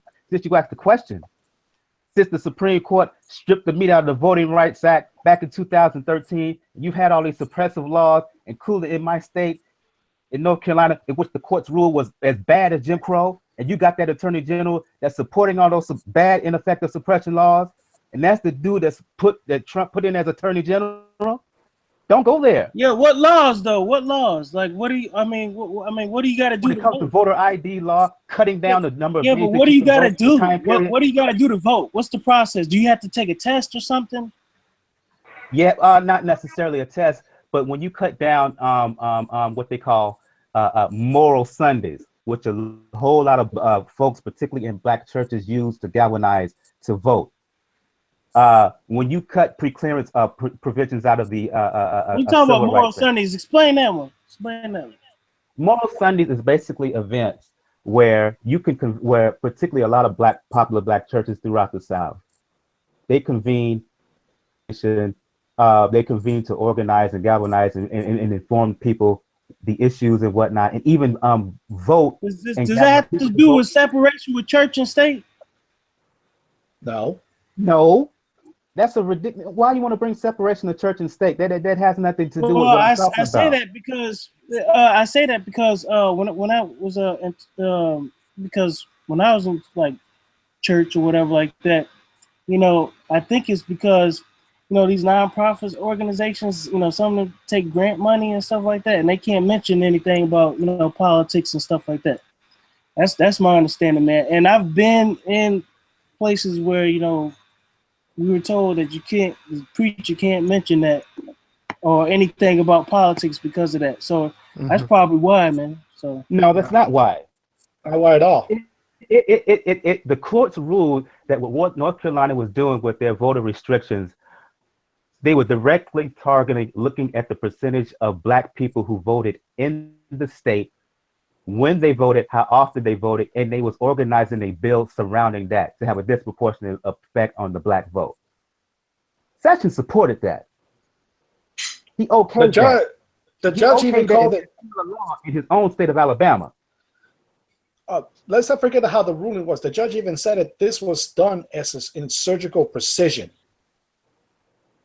When it came to it, it said this law was created with surgical precision specifically to suppress a black vote. And not to mention they also mentioned their congressional districts. They're taking out those too because they found they were gerrymandered to hell. So that's what I'm talking about. While you're right, Charlie, he can't do much to save everything in that certain time period, but through appointments and through certain pieces of legislation that he puts up, he could do a whole lot of damage, a whole lot. And the fact that the House and the Senate is all GOP right now, as well as the Supreme Court, he can get away with it. So who does the responsibility to get it right lie with? Don't it lie with you and everybody else? Well, it really won't the change people. Anything. It won't change anything right now. Nothing can be because it's one side of the political party has the majority in all three branches.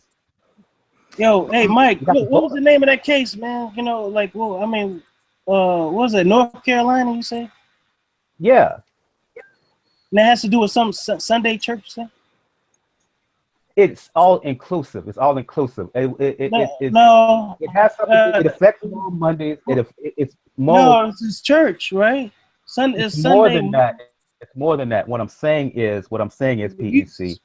Hold on, you said the church. No, it is that. But let me finish. Right. Please. So you said the Sunday church. What was the name of the case? It's not the case. It's the law. It's the law. Yeah, but what does it have to do with church? It's the voter ID laws.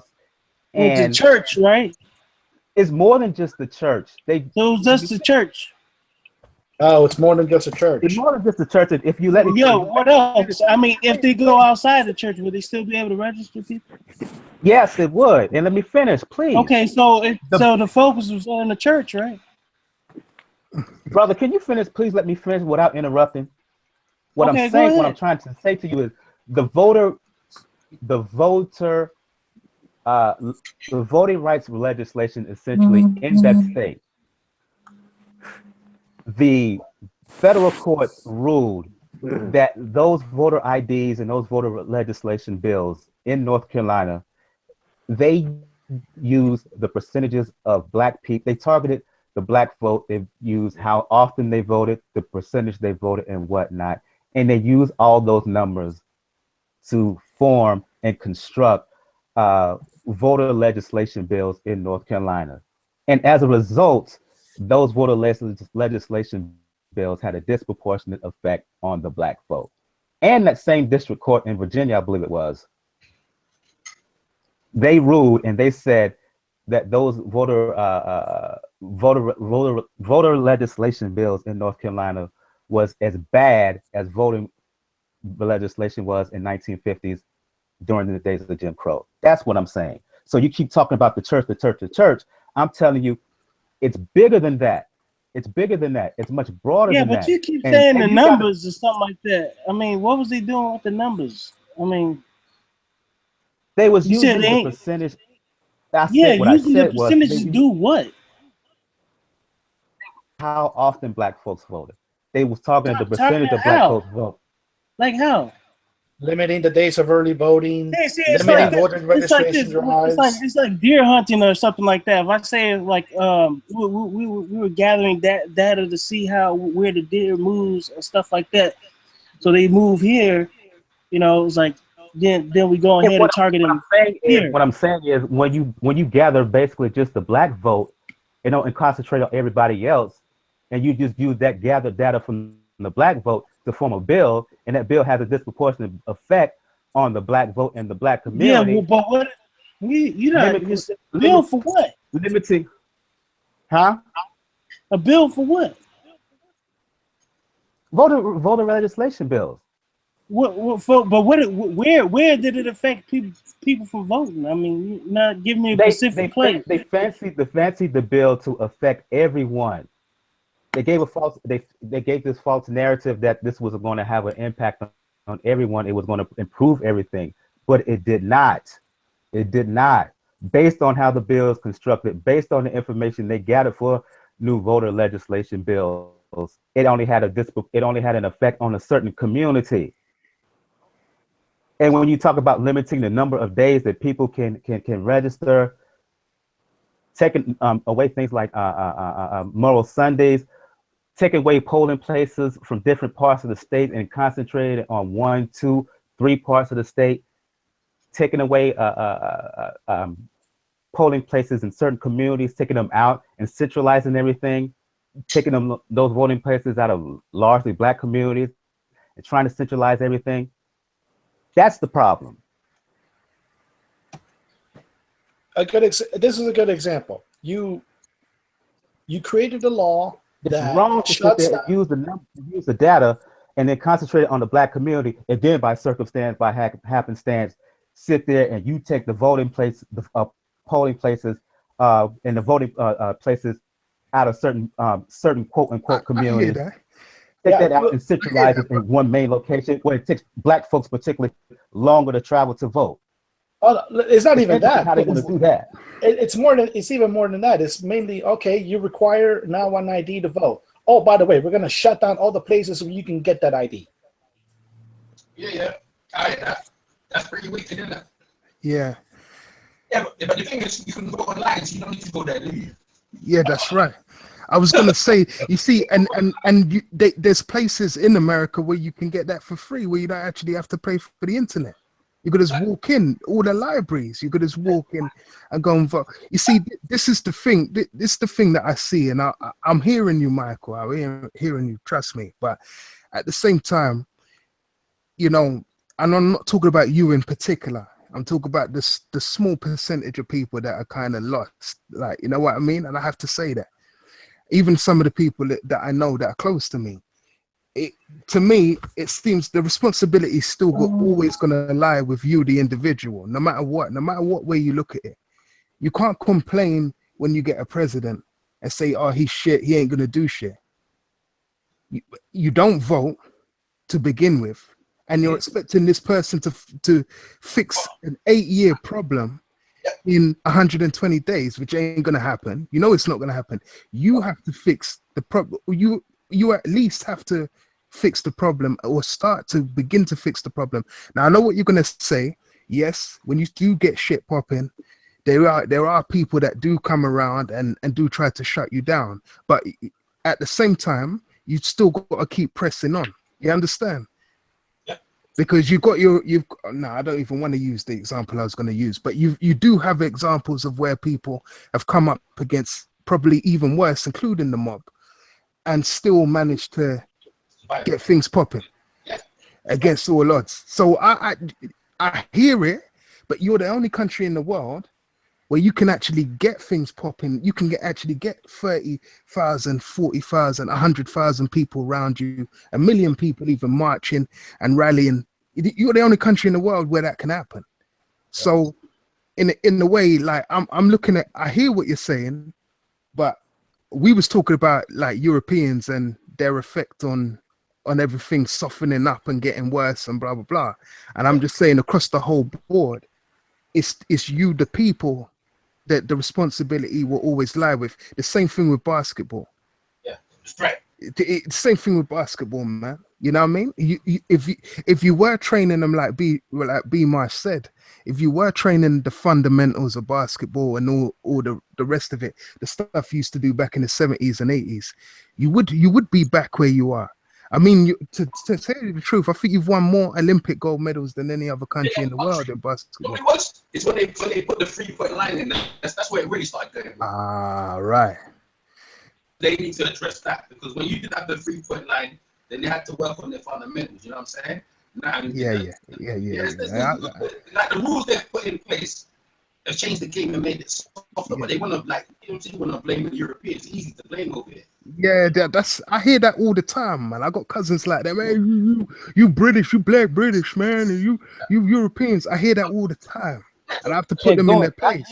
I hear you. But one, don't assume that people are not fighting. Not fighting the fight. That's number one. Yeah. So I just want to put that out there. I don't think. No, I wasn't saying it. No. Let me go back to Sessions and how problematic he can be. Focus on the state above me specifically. North Carolina last year put in a bill that basically said, if you get fired and you can, and if you have a reasonable means to prove that you were fired based on race, based on sex, gender, orientation, and whatnot, North Carolina came up with a bill that basically said that. This is the same Jeff Sessions that once again approved that, co-signed that ridiculous bill, and then tried to implement that same thing in his state of Alabama. Is this guy black? And so, and again, this is the same guy that Trump hired that puts in as an attorney general. No. And you don't think I'm not going to find something problematic with that? Can't file a suit. Haven't all the presidents always said it? Go on. Private or public. Private, one thing I can understand, but even public. But you, to tell you the truth, they've always, like, when it comes to voting, like, you've got to be an American citizen, innit? You've got to have like a clean record or a clean enough record. Yeah, you know what I mean? You do understand why though as well. You know what I mean? Yeah.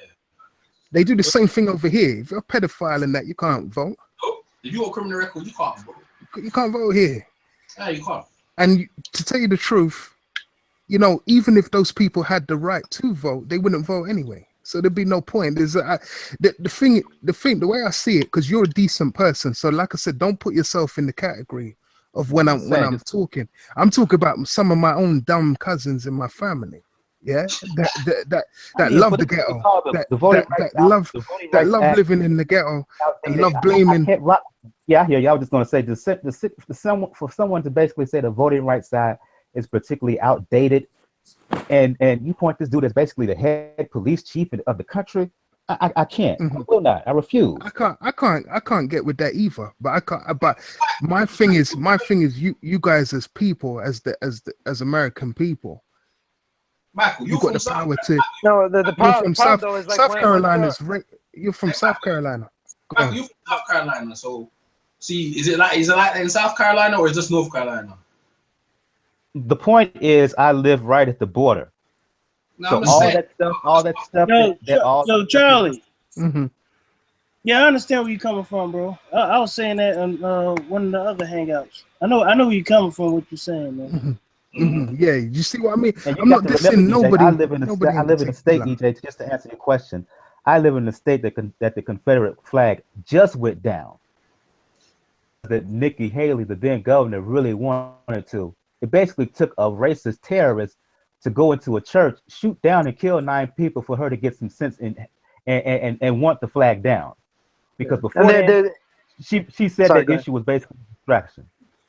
Didn't even pay attention to. And guess what? They're not trying to put that flag back up. I was gonna just say that. And there's a group of people that were so pissed, like, oh, you're erasing our history and this and that. Like, that's your history, really? Like, that's really what you want to represent? We have a certain section in the region I live in who refuse to call the Civil War the Civil War. They call the Civil War the War of Northern Aggression. Yeah, they gonna hold them to their grandpappy and and that's the kind of mentality. That's the kind of mentality Jeff Sessions has. Yeah, and that's why. The thing is, what's dangerous about that is, see, that filters down. That filters down into every police precinct in this country. Yeah. You know what I mean? Yes. And you know, it's like back in the day, people used to talk about like how like the LAPD. The LAPD in the late 80s and early 90s was the prototype for how police forces act now in the country. And now today was on a that's why they was on a consent decree for 15 years. You lot have gone 360 because it's again that's the point I was making about the people that when the people came together in America, when you come together, you can eradicate these problems real quick. Yep. The problem isn't really eradicated though. It's just better. It just has better dressing. No, but the thing is exactly what are we gonna eradicate though? I mean, are we gonna just like have a fucking coup and start overthrowing people? No, you're just gonna have to start. You're gonna have to start shooting up the people that are fucking up your areas and that. These so-called. I'm not being rude, right? I don't care what nationality they are, even if they're I don't care even if they're Caribbean, Africa, they're causing problems in America. You as Americans, black, Hispanic, Asian, should be coming together. Yeah, your right to bear arms. Should be. Yeah. You got a right to bear arms there. You're just gonna have to come together, and people are gonna have to start getting popped. Going back to the right of speech. You do know that right to bear arms is all relative in this country. Certain people will carry around that stuff all they want to, but when people look like me, who want around and carry a gun, we often get arrested. Let's put it this way, Charlie. Does it stop you from buying a gun, though? No, it don't stop them from buying a gun at all. It don't stop you from buying it, and because you could get your white friend to do it. You do have a white friend, I know you do. Yeah, and your license. Everybody's got one. Yeah, I'm not being rude, but everybody does. No. It's Hispanics, everybody. You've all got a white friend. And I'm just saying, when black folks come together and want to bear arms, the system comes and gets them. If you don't believe me, look at the history of the original Black Panthers. Yeah. That's what I was about to go into. That's what I was about to go into. It's like the other day I saw. I can't remember which country it was. It was like somewhere in Eastern Europe. Yeah. They literally they took a politician like up out of his office, like the office where he works and everything, and they threw his ass in the dumpster. Yeah. People just ran up in there and threw their ass in the dumpster. Yeah, now it'd be nice to be able to do that to somebody like a Jeff Sessions, but the problem is when the freaking police and their tanks and all that shit come across too. You know what I mean? That becomes, hey, listen. That becomes like. I hear that. Do you know what, right? Do you know what? I've seen it happen in. Charlie, there's a guy. Quick story, Charlie. Quick story, because it involves around my state. Go on. All the stuff you're advocating, and I agree. There's a guy here, civil rights leader, doesn't get talked about much at all. Guy by the name of Robert Moses. All the stuff that you were doing, he was advocating. And quiet as kept, it was working. It was working. But understand, you can do it. You should push to do it. But understand, you can call me whatever. But when it's us, they come after you hard. With Moses, they forced him out the country. He exiled to Cuba. With others, they put him in jail. So it happens. Oh, I'm all right. I'm all right. I'm all right. I can hear you now. I'll get it. Okay. Well, I'll give you a good example, Charlie. Like he mentioned the Black Panthers. The Black Panthers showed up in Sacramento, California, with rifles saying you can't stop a president who can't do our rights. Yeah. Immediately, California started doing gun control laws. Why? Because the Panthers had guns. Yeah, Reagan basically changed the gun laws in that state when the Panthers came on the scene. Bruh, they should have walked around with ones hiding underneath their jacket. Bro. That's what I was gonna say. There's certain ways you don't have to walk with big AKs on your shoulder. You know what I'm saying? No, but I mean, I get you. And see, like Charlie's point, like sometimes I'll see some of these videos or whatever, like somebody like getting shot on camera or whatever, and like one of my thoughts is like, man, put down that phone. Get yourself a gat and get busy. Yes, thank you, Nat. Thank you, Nat. That's what I'm saying. I mean, there's very few people that have that mentality. That's what I'm saying, because he gets scared. That's what I'm saying. He gets beaten out. That's why Marcus Garvey from the West Indies, they ain't got the rebellious spirit. Because if you look at the West Indies, we was the one to overthrow the slave ring. We whooped their ass. That's what I'm saying. And there was a when they're over here with the that Jim Crow, whatever, he was over in the West Indies. He came over and put it in America. He was using the ropes. Haiti was the first one to rebel, and Jamaica was the second one. So Jamaican people at West Indies, we have a different spirit when it comes to that shit. So when Charlie Brown's talking that, he's on it like I am. But you see how it is out in America. It's like, nah, we do that. They gonna do this. They gonna do that. We ain't gonna do shit. It's like you're worried. That's why you're worried about the punch coming back. What about the thing coming back? Like the West Indies, like, don't give a fuck about that shit, bro. Like they're just on it. They don't give a fuck. But I understand where you're coming from and the laws and things that keep people down. And stuff like that. So do I. But is there a same kind of white power structure in Jamaica as it is in America? They're not as militarized as the U.S. is. No, you got your coons. You got your coons and toms over there that love the British power structure. They'll bring down a guy like me and Egypt, but they know to a certain point their ass will get dragged out, like the guy in Eastern Europe. They'll get smash up because you what it is when the British left now, they made sure that all the people in front were light skin. That's only in Jamaica you got like light skin and everything, like the Miss World, they're all light. Right. That. But the thing is, you can't hold down the people because the people respect that. As long as you're in Jamaica, like you got people like Usain Bolt, right, and all the other guys, you know they're dark skin. Everyone knows that Jamaica. But what it is that, and you got people like countries like Ethiopia and that. Like Jamaican people understand all that stuff. But what happens is that in America, especially because you're so far out in the diaspora, and the beating you get after a while, you breaks your spirit, man. That shit don't break your spirit down. And when you see someone like Trump up in that thing, it's like, bro. But when I look at Trump, this is the thing. When I look at that dude there, he thinks he's doing it for the people, not obviously our people. Not me. Yeah, he's doing it for us. That's how he got in there, and he's representing. That's the way he sees it. He's representing them, and he ain't taking no shit, right? He's representing shit. But then you had President Obama, who's supposed to represent all people, but the last people he supposed to represent, they were. You would say, like some people say, they wasn't getting represented properly. You know what I'm saying? Like, so I don't know. Whoever gets in office, people say they're all puppet heads anyway. I know a lot of people, and let me ask you this, Michael, as well. Just the thing.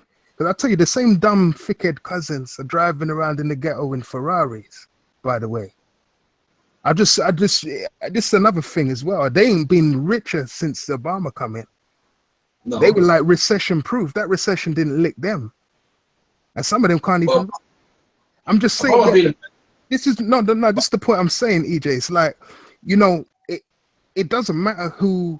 And that probably annoys Michael, I know, but that recession quote happened before Obama got there, so let's be honest about it. It's the same. No matter who's the president. Yeah. That's what you're saying. It's going to be the same. You're always going to have the same thing. So it's always... not necessarily. I mean, the thing is that it changes. You know, the shifts and tides and stuff like that. I mean, you know, and the thing is, there is better and worse. I mean, it's not like every single president is equal or every single politician is equally bad or whatever. Generally, there's going to be a certain level of compromise with everybody. I'll give you an example. In America, right, you got people like Mayweather, right? And the reason I mentioned Mayweather, right? Now, if Mayweather was in England, he'll be praised. They'll be kissing his feet. That's what it is, right? In America, this is also the system, and the way the system is so corrupt. Don't care what Mayweather did. You would never get praised unless people see him get beat down and lose. That's right. Like that's what I was watching. What's his name again? Ted Berry. What's his name? Thingy Berry, the one who died the other, the rock and roller, the father of rock and roll. Chuck Berry. Chuck Berry. And I was like, this dude's better than Elvis. Like you can see Elvis done stole his shit. Called Elvis the King and all the other thing, Graceland, everything. This guy been to this guy's clearly better than Elvis, but they won't even put him up there like that. Because what? Because why? Because it doesn't suit how they think. And in England, like someone like Joshua, that's people. Like, oh shit, in UK they really support their fighters. I'm like, because we ain't at a certain point in England, got to the point where respect, even though England was a part of slavery, they ain't honest that. But technically, you abolished it before the US did. So yeah, we did. That's when feather in the cap. Hey, when you talk about Chuck Berry didn't get respect from whom? No, but what I'm trying to say to you, you know what I'm talking about. From who? You know what? The funny thing is, regarding Chuck Berry, there's more. What about the Eubanks? Wait, 1 second. We'll talk about the Eubanks in a minute. We'll talk about that. No, but with Chuck Berry gets more respect from white people and Dan Black. But you're still not hearing my point, Charlie. There's more of appreciation of that history from them over there than they are from them over here. That's what I'm trying to say. That's why I asked EJ the question, getting respect from home. Yeah, that's what I was trying to say to you. I was trying to make the point. This is this area of the point. And like I said, in America, like more white people appreciate Chuck Berry than black people. Black people don't feel, in terms of rock and roll music, they kind of went the opposite way with that. But what I'm saying, I still think it's still wrong. Yeah. When I say them, have you ever heard of Afropunk? Go on, I'm listening. Yeah. Afropunk is a huge festival in New York City every summer, at least 25 years. Black funk, black punk, black rock and roll, hard rock, whatever. Big giant festival in New York City. I hear it every year in black channels here. You don't hear it in mainstream white channels. Same thing with Chuck Berry. Good. Chuck Berry is about disrespect here within black media, black mainstream I'll media. be But saying- let me finish, please. Do you need? Do you He's still still need? praised and hailed as the king of rock and roll. What's the saying Do you here in need- Black do you America? need a Rock pat and on roll the would back? be called Chuck Berry by any other name. Do you need a pat on But the back from as from America the slave often master? does, Or do you prefer Huh? a pat on the back from your people? This That's what I'm trying to say. This is what I say to my Chuck cousin. Berry got pat on the back. That's what I'm trying to. I was the one who initially brought it up. That's what I'm trying to say. Go on, each. Yeah, go on. I was trying to make a point how American. This is what I'm saying. It's the system, because in England you got Joshua who's praised, even though by majority he's praised, and it's like even if Joshua goes anywhere, the fans will support him. In America, you got someone like Mayweather, and they're like, nah, I just want to make William. Then they have Michael Jordan on the other side, like, yeah, Michael's that type of guy. We like that type of mode. Or OJ. OJ was loved before that bullshit. We like OJ because they was just like that. They were like, yeah, he's my type of black guy. He was loved by them before that. Yeah, I know that, but black people love OJ as well. No, And then, not necessarily. I have to check you on that. They didn't like the juice. They didn't like the juice. No, they did like the juice. They kind of viewed him more as a sellout, EJ. They viewed him as a sellout for a lot of ways. Why? Whoa, because I like the man. That's sad, man. Listen. Because he's one of the greatest. But the thing is, Charlie. But the thing is, Charlie, when it came to the community, when it came to the people, when it came to us, OJ didn't stand up for anything. Yeah, but go ahead. This is at all. If you come over here, you see what I'm saying? This is why some of your athletes come over here. They get praised over here. Yeah. That's what I was trying to say, right? It's the system. It's corrupt and it's designed not to. Certain people we let through. We let a couple of through, but other people like Mayweather, we don't want you to survive. Javante Davis, if he wasn't with Mayweather, I think he would have ended up like Emmanuel Augustus. I honestly feel like they would have been treated like that. Good fighter, great resume, but they would just matched him hard, try and match him hard. I'm glad like certain people like have to realize that to look after yourself, and you don't need certain people's respect for this. It seems like the higher you get there, there's only certain people gonna give you credit, because I don't understand the Wilder. They go to Wilder, right? The Wilder will get disgustingly hate. They call him Beyonce, all kind of names, man. Unnecessary, all because heavyweight champion of the world. We got Joshua over here. Joshua's praised. We do our criticism, but overall, yeah, when we fight an American, whoever he's fighting, he's gonna be backed. And it's like whoever's up there, the system is corrupt to design. I don't know why certain people like Eubanks, going to Eubanks now. We're gonna go to Eubanks. Yeah, go ahead. Eubanks wants the mainstream media to love him, and they constantly keep throwing it back. They don't want it. You know why? Because he tries to be like them. So he tries to be like them. Like even he said himself in my interview. I know they think I'm an Uncle Tom. I'm a coconut. I don't care what they think. I'm a Eubanks said it. Right? I was there in the interview. I was standing next to him. I don't care if they think I'm a coconut or whatever. I'm gonna do me, and eventually my will will break them, and that's why he goes about himself and does. But in the same way, he burns a lot of bridges, Eubanks, man. But hey, Eubanks is Eubanks. You're gonna end of the day, you're gonna have to respect him. End of the day, if he was in America, I don't think he'll go anywhere. Well, how much Eubanks have how much respect does Eubanks have? He don't get none out here. He don't get none out here, bro. Not with the brothers anyway.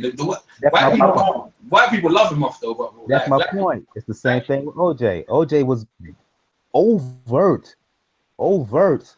He did nothing, and he was asked to do stuff, begged to do stuff, just contribute time. And he did nothing. He ran away. He ran away to the hills. Yeah, but and looked down and even mocked black people at a certain context. Jordan done the same thing though. They say Jordan didn't comment like just like LeBron James. Barkley did as well, innit? Barkley was another one. Barkley did it after his career. Jordan did it to a certain extent during particularly the Jesse Helms thing, and I still got feelings about that. But what most people don't know is that the guy that Jesse Helms ran against, Harvey Gantt, he used to host events and stuff like that in Charlotte and whatnot. It just didn't get the coverage, but yeah, publicly, yeah, because he ran away from those issues. But did he get paid though? Point. Yeah, see, yeah, but a lot of people don't, they don't. Why are you reducing everything strictly down to money, bro? Sometimes it's more than money. It's about money. Yeah, but you got a lot of people getting paid. It wasn't, but I'm saying it's more than that. Sometimes it's more than that. Yeah, but you know what? When they ask somebody to speak out or something like that, some people, like groups and organizations, they pay people to come out and speak out and stuff like that. No When we offense, get but paid white on the folks back. pay OJ very well, but he didn't get no respect from his people at all, and that's a fact because he didn't do nothing. OJ Did nothing.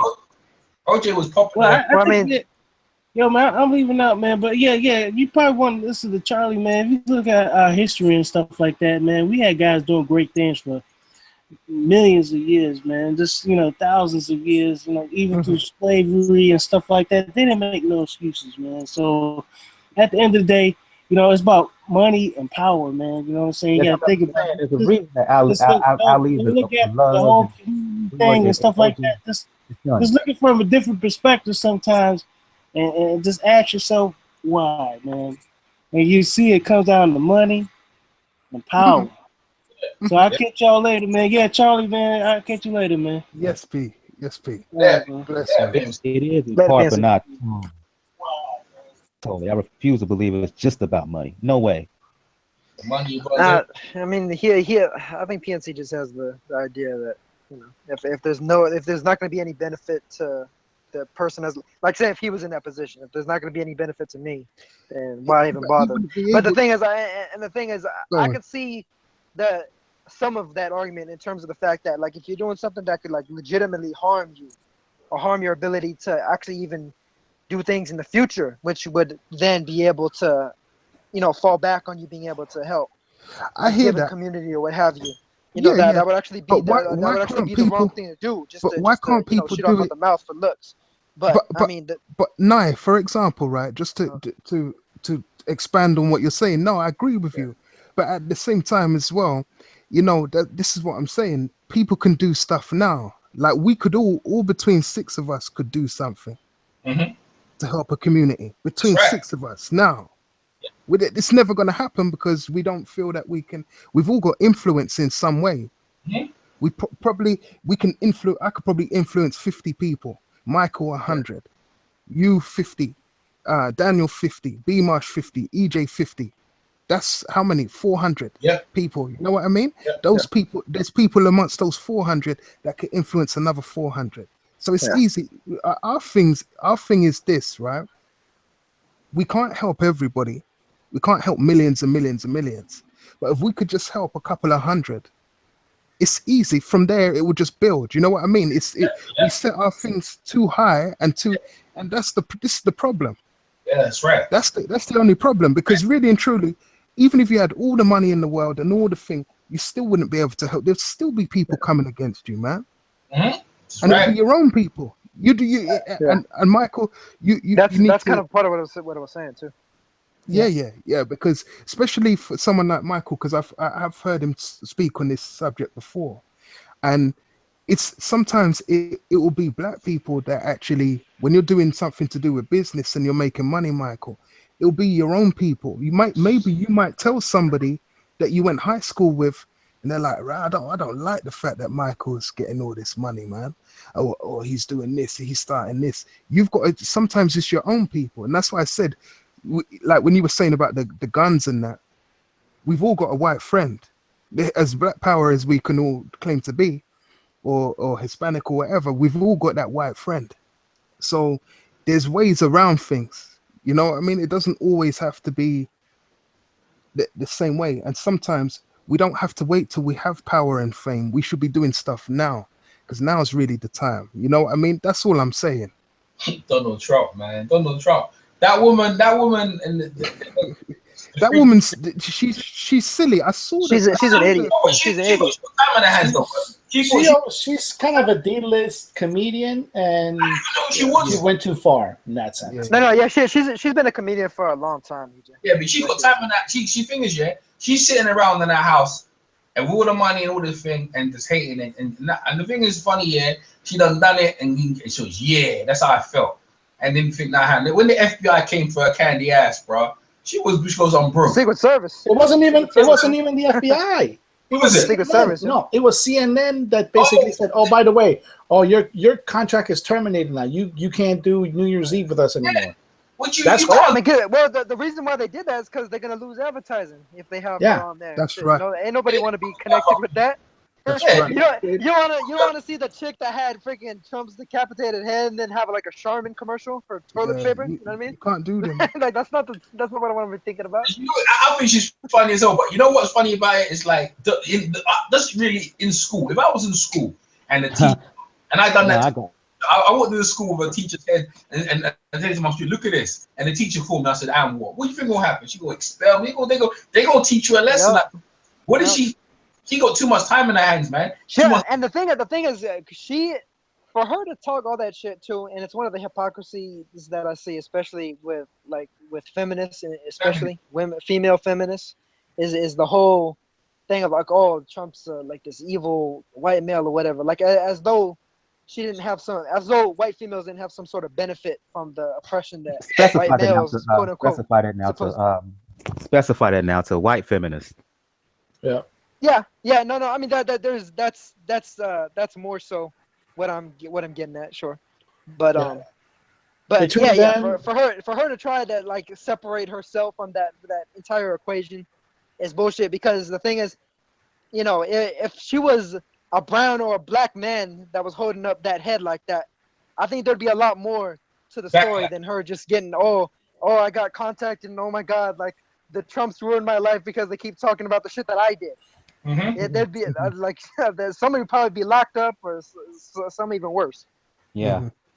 Yeah, you're right. So let's be specific, because white feminism, that's a whole different thing from black and brown feminism. And even with that, I mean, I have a lot of arguments with a lot of those females. Black and brown and every dog has Asian feminism, I should say as well. So yeah. Well, and here the thing about that too is just specifically like, I don't even want to get into the issues I have with feminists at large, and that's with all of them, and that's with the entire movement.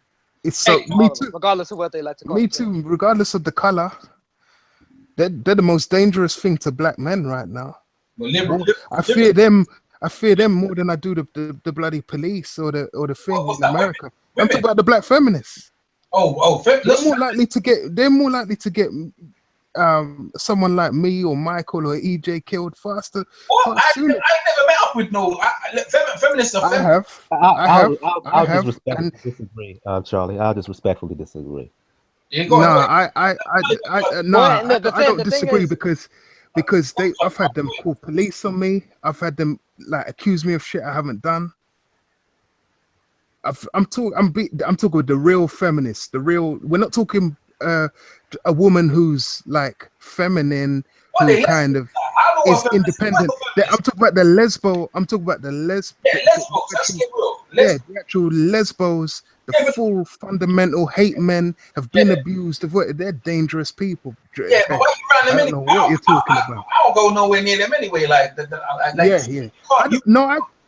They've caught me. No, I've just been caught slipping. Man. They've caught you. What do you mean you caught you? You've been hanging around. Listen, no, because you can't always tell them because of the way they. They're not always butch. They're not always butch and ugly and unattractive. Sometimes you get the live ones, the ones that are sexy, and they entice you. And then they flip it on you, and you're like, "Wow!" And they flip it on you with police. You've been out there. You were attracted to the black lesbian feminists. No, I'm talking about the feminists, man. I'm talking about the kind of Beyonce types that. Beyonce. You know, the ones that look like that. The ones that look like that. You know what I mean? The ones that are in that space. Hold on. What kind of problem you have with them? What kind of problem you have with them? We can tell the people. Dangerous, man. I don't know. You say look. You say look like. To the. Okay. No, but it's not even so much of the look or nothing like that. That's what I'm saying to you.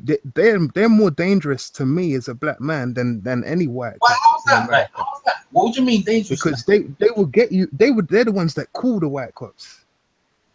They're the ones that get you in the problems. They're the ones that try and get you done for harassment or this or that.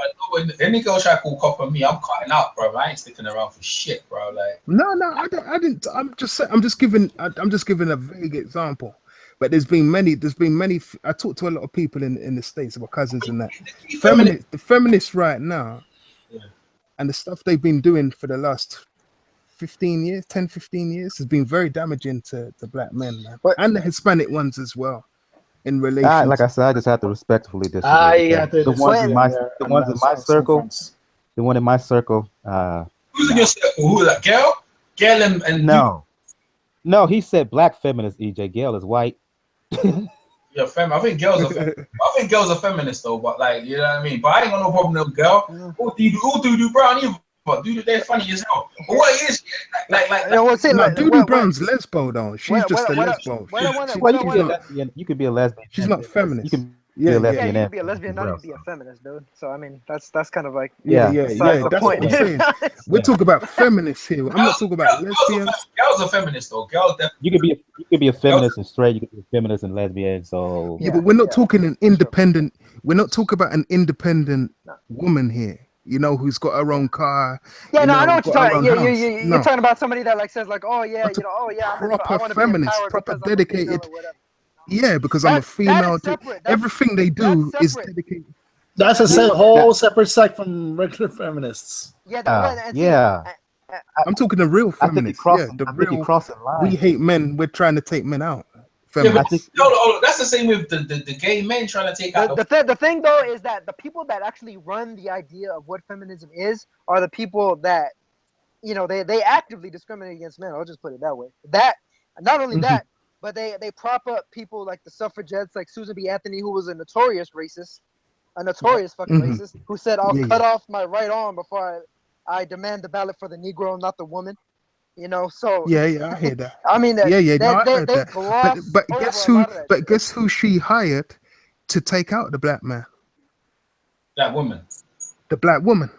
Yeah, that's Who right. did she give money? Where did they pump money? They pumped it into the black houses, the black households. Yeah, that's right. Separate the black woman from the man. So from the man. That's right. There you go. That's right. We could go round and round. It's always you got to be careful. That's why I said to Michael, you got to be careful. You got to be more careful of your own people when you're trying to make these kind of moves than the outsiders. Yes, the cops. I can understand the white cops. Yes, I go there. Politicians, to a certain extent. But even then, you're trying to make moves. You've got to watch your people more. In America, especially. The same goes for Hispanic.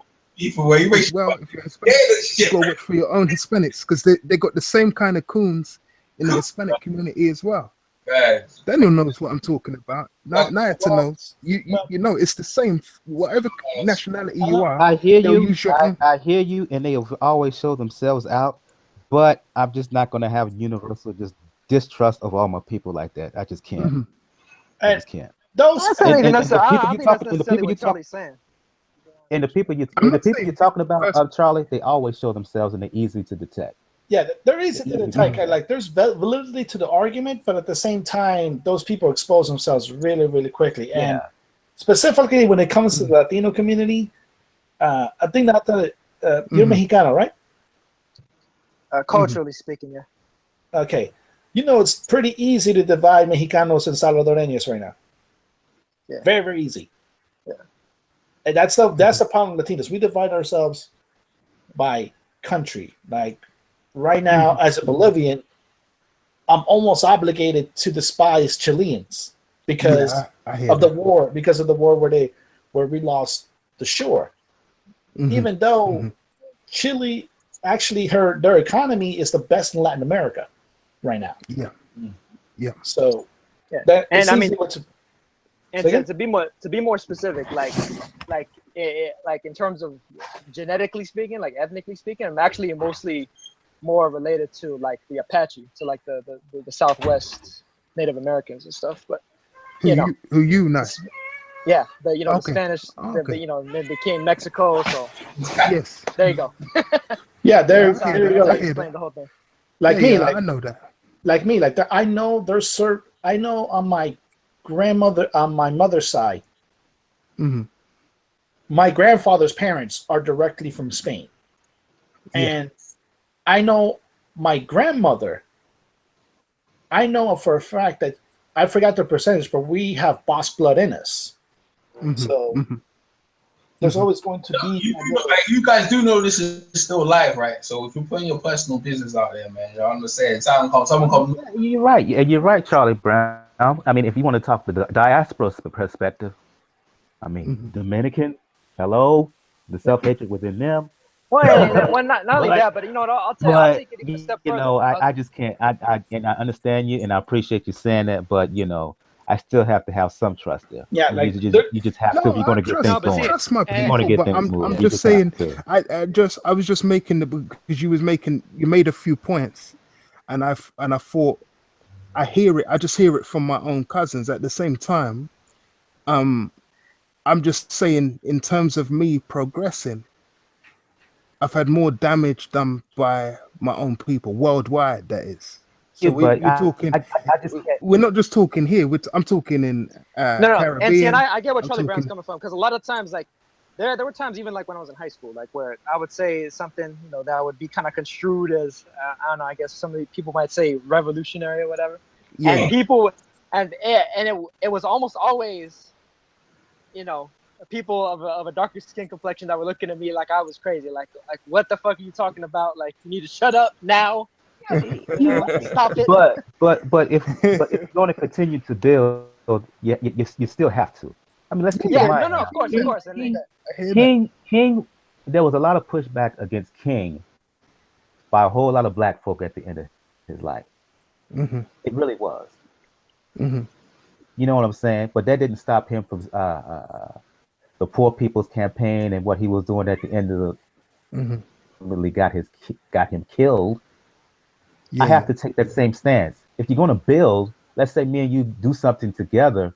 Yeah. Just because someone else is going to hate on whatever, that doesn't mean we're going to have to stop doing what we're doing because of what they say. No, I hear that. That's Stephen A. Smith right now. His mom died.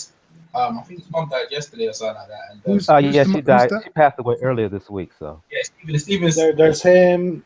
There's Whitlock when he said LeBron can't experience racism because he's rich. Oh, he's the fucked up guy, man. Like, but the thing is, listen to this, right? Their representation supposed to be representation of African Americans on TV.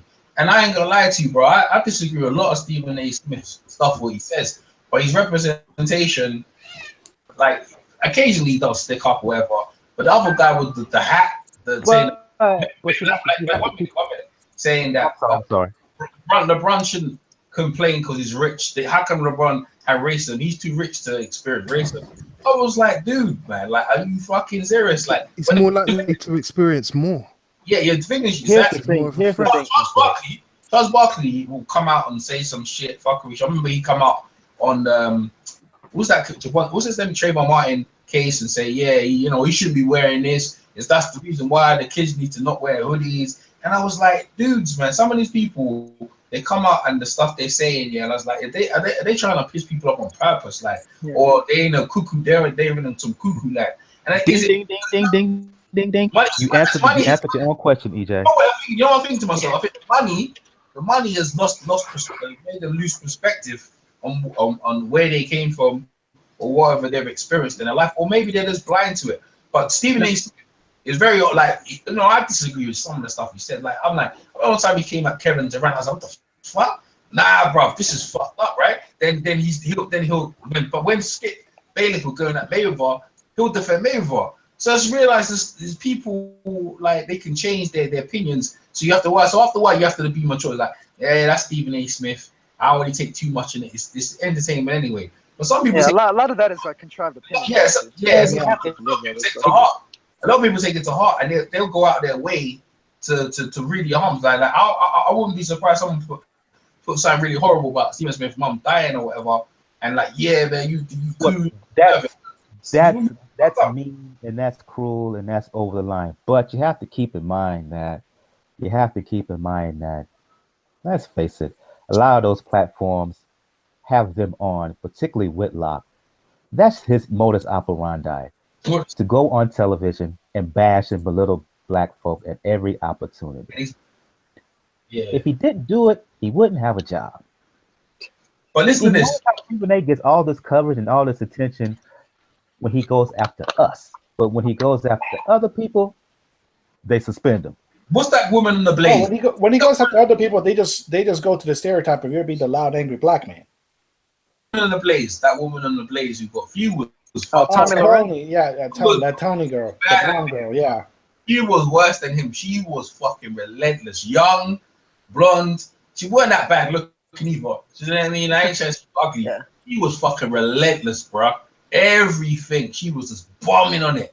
bombs, man. And then she got taken out by them. They finally took her out as well. So it's the same with anyone. Like after a while, you know what I mean? Like people gonna remember that shit. You have to live your life normally. Like you know what I'm saying? Like, and you got the other woman, that the Jewish comedian. I can't remember her name is. She's fucking fucked up, man. She's just on fucked up shit. You know what I'm talking about? The Jewish comedian. She's I think she used to be a model or something like that. Oh. But with Tommy, with Tommy Loren, and here's my thing, because unfortunately my cable company carries that network. Oh dear. Yeah, I know, right? Yeah, so does mine. How can I put this? This is gonna get me in trouble. This may get. I didn't even know that was on cable. I thought that was like an internet network or something. No, it's an actual cable company. Yeah. Glenn Beck's. Yeah. Don't get yourself in trouble. Get all this trouble. Who she used to talk about? She talked about liberals on the one hand, and she talked a whole lot about us. She talked a whole lot about Black Lives Matter. But when she dared talked about women's rights, she got the boot. In other words, to me, it came off as if when she talked about people that they wanted her to talk about, it was all cool and dandy. But when she stepped outside of their little model and whatnot, oh, she had to go. Yeah. Just because she mentioned, I'm pro-choice. Oh, when the funny thing is, when she went outside the lane, that basically when she went outside the lane, that basically those white folks who run that network, those white men, didn't want her to go. She got the boot. Yeah. That's what we're talking about, feminists. When the funny thing about. Go ahead now. I'm sorry. Go ahead. I was gonna say the funny thing about that too is the fact that she had been saying that she was pro-life for all that time before. And the thing about her is she's really young. She's only like 24. Yeah. So, I mean, she really doesn't have life experience, I don't think, to be trying to speak as authoritatively on all those issues as she's from North Dakota, dude. How many people of color does she really know? Oh, did you guys see her that's the tweet? thing. That's usually the stuff that she talks about. You have to like really have a certain amount of experience. I mean, you can definitely be intelligent and be young, and be wise beyond years and all that good stuff. But I mean, I don't necessarily think that she's that model in the first place. And secondly, there's certain things that only really truly come with years of experience. Yeah. With Whitlock, I detest using the word coon or sellout or Uncle Tom and all that. I really don't like using it. But when others ascribe that label to him based on what he says and how he acts, it's hard for me to say it's wrong for him to use that word when they describe him, because he just acts so out of pocket, even as I don't like those terms. Yeah, because I know a lot of people don't. He gets basically paid to bash black folk. Yeah, and condemn black folk. That's it. That's why they get those tags, man. You know what's funny here? That's the problem is I think people go a little bit too far in trying to call anybody and everybody a coon or a sambo or whatever. Just because then it waters everything down. And so there's certain people that really deserve, to be called out for that BS. So it depends. And some people say it to get paid. Some people say it because they believe it. Whitlock says it because he really believes it. So the only times I've ever said it is because the particular people I've said it about were sort of, I wouldn't say paid to throw black people under the bus, but they, in their time of position of power and fame and everything else, they threw us under the bus, whether they knew they were doing it or whether they didn't. And that's why I've got that little section of my channel. But that's not about everybody. That's just particular people. You saying that Spencer Furin, Johnny Nelson. Yeah, I heard. Yeah, but it's true. But it's true. It's true. Yeah, I'll give you an example with Johnny Nelson, right? Johnny Nelson remember the David Haye fight, right? Remember he was getting racism, right? And they were calling him the N-word, and they were saying a lot of things about him being mixed race. They don't even realize that Tony Bellu's mixed race himself. Some of the things that the Liverpool fans are saying was out of order, right? Oh, he is? I didn't know that. I didn't know that with Bellu. Yeah, he actually is. He actually is mixed race. So what it is they were saying stuff about David Haye, his wife, because he's divorced and all of that. So, and his wife was white, obviously, right? David Haye himself is mixed race. They were saying all types of stuff. It was actually, you couldn't hear it on iFilm because for some reason, I don't know what the guy Coogan did. Coogan must have edited it out, or he was on the other side where they were from opposite to where they were saying the racist stuff. But on the one of the American channels, when they were filming it, you could hear their chants, just like underneath all the shouting and everything. You could hear a little bit of the they're calling him nigger, all type of stuff, man. Calling him a half.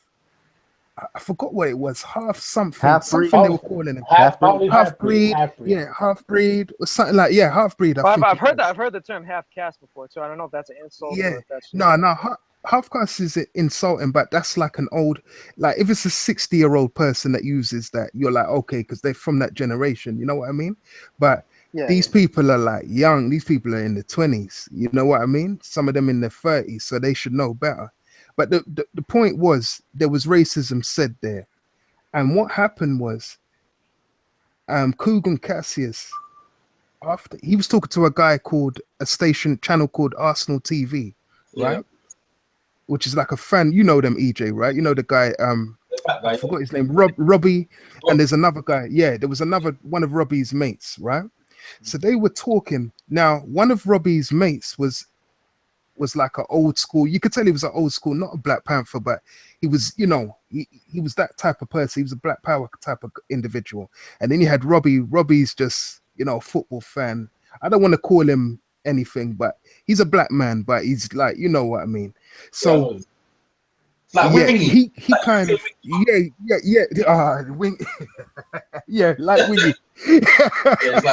We won't talk about Wingy, but I'm on Wingy's show occasionally though. Wow. Wingy's okay, man. He's okay. No, it's not. I'm not fucking with him. No, he's not okay. We know what he is.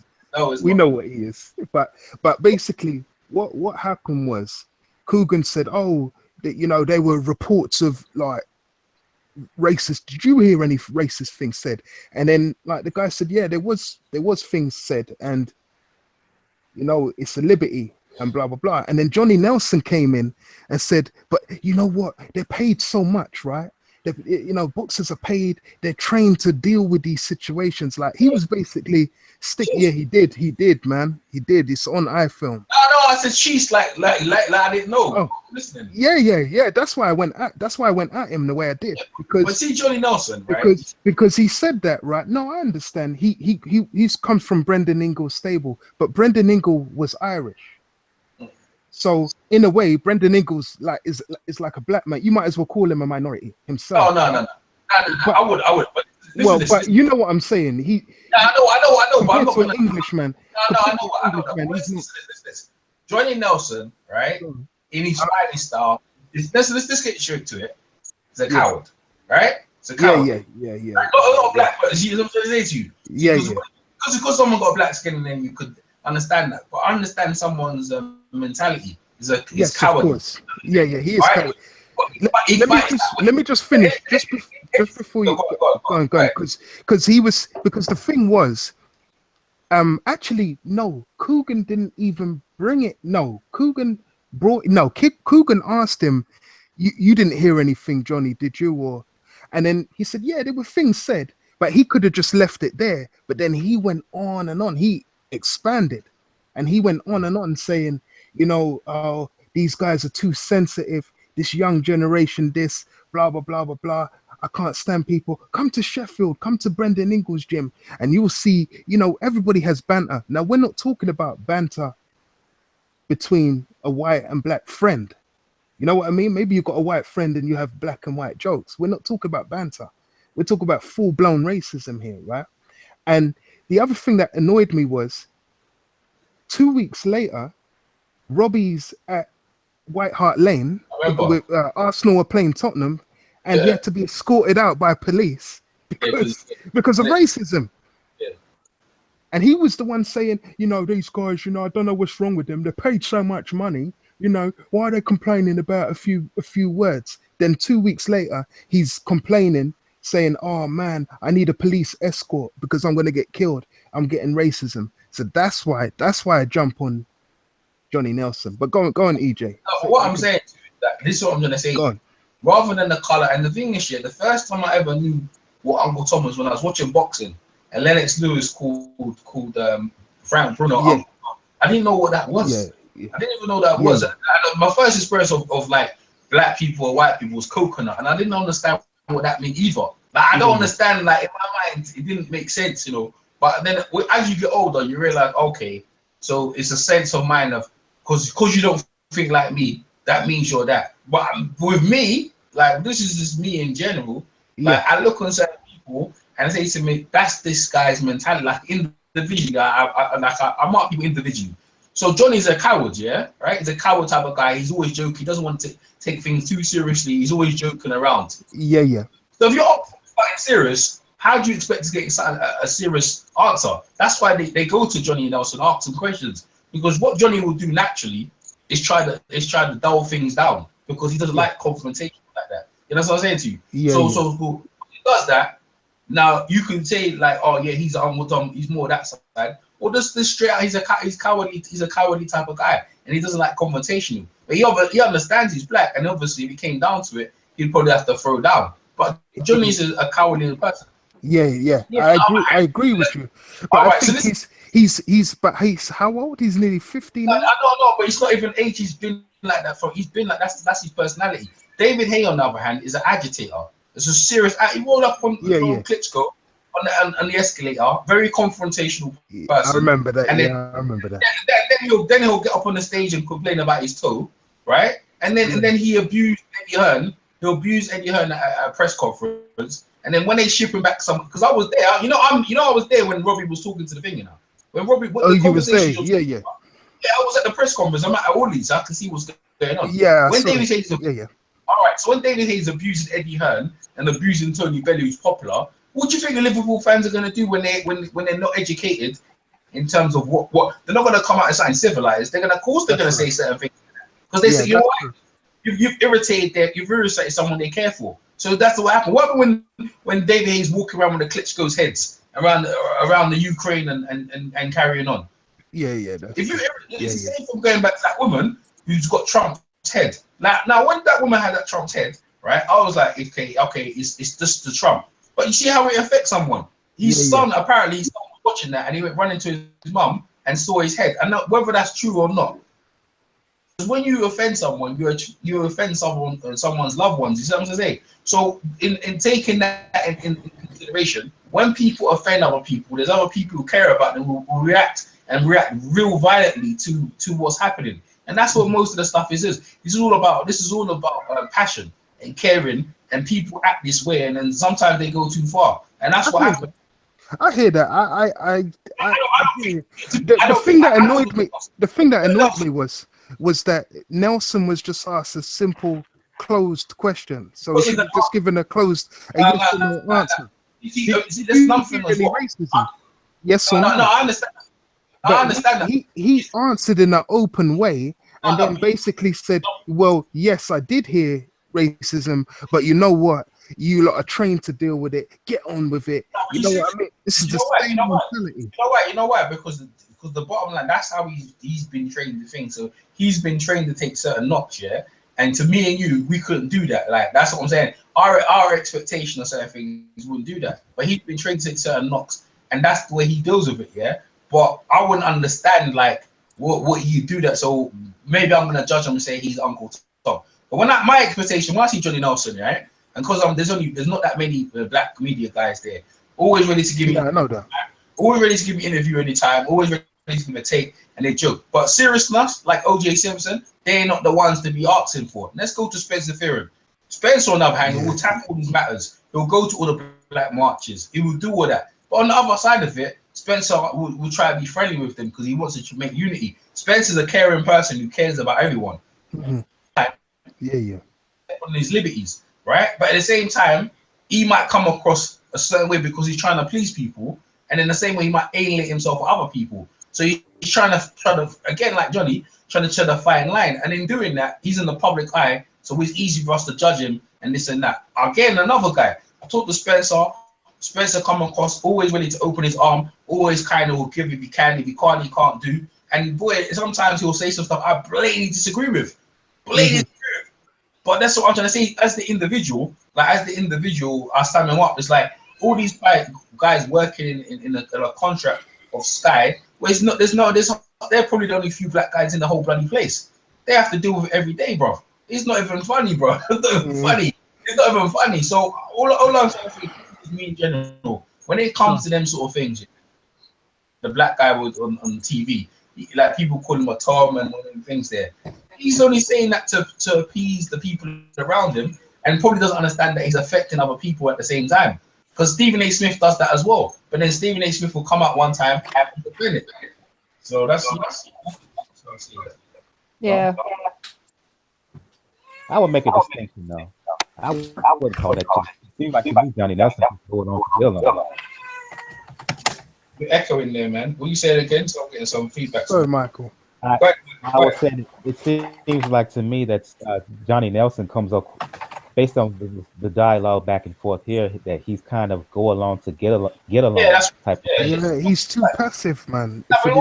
For this time day and age, we don't need any more mellow Negroes. We do need some people. It's 2017 now. You know, he's been with Sky a long time.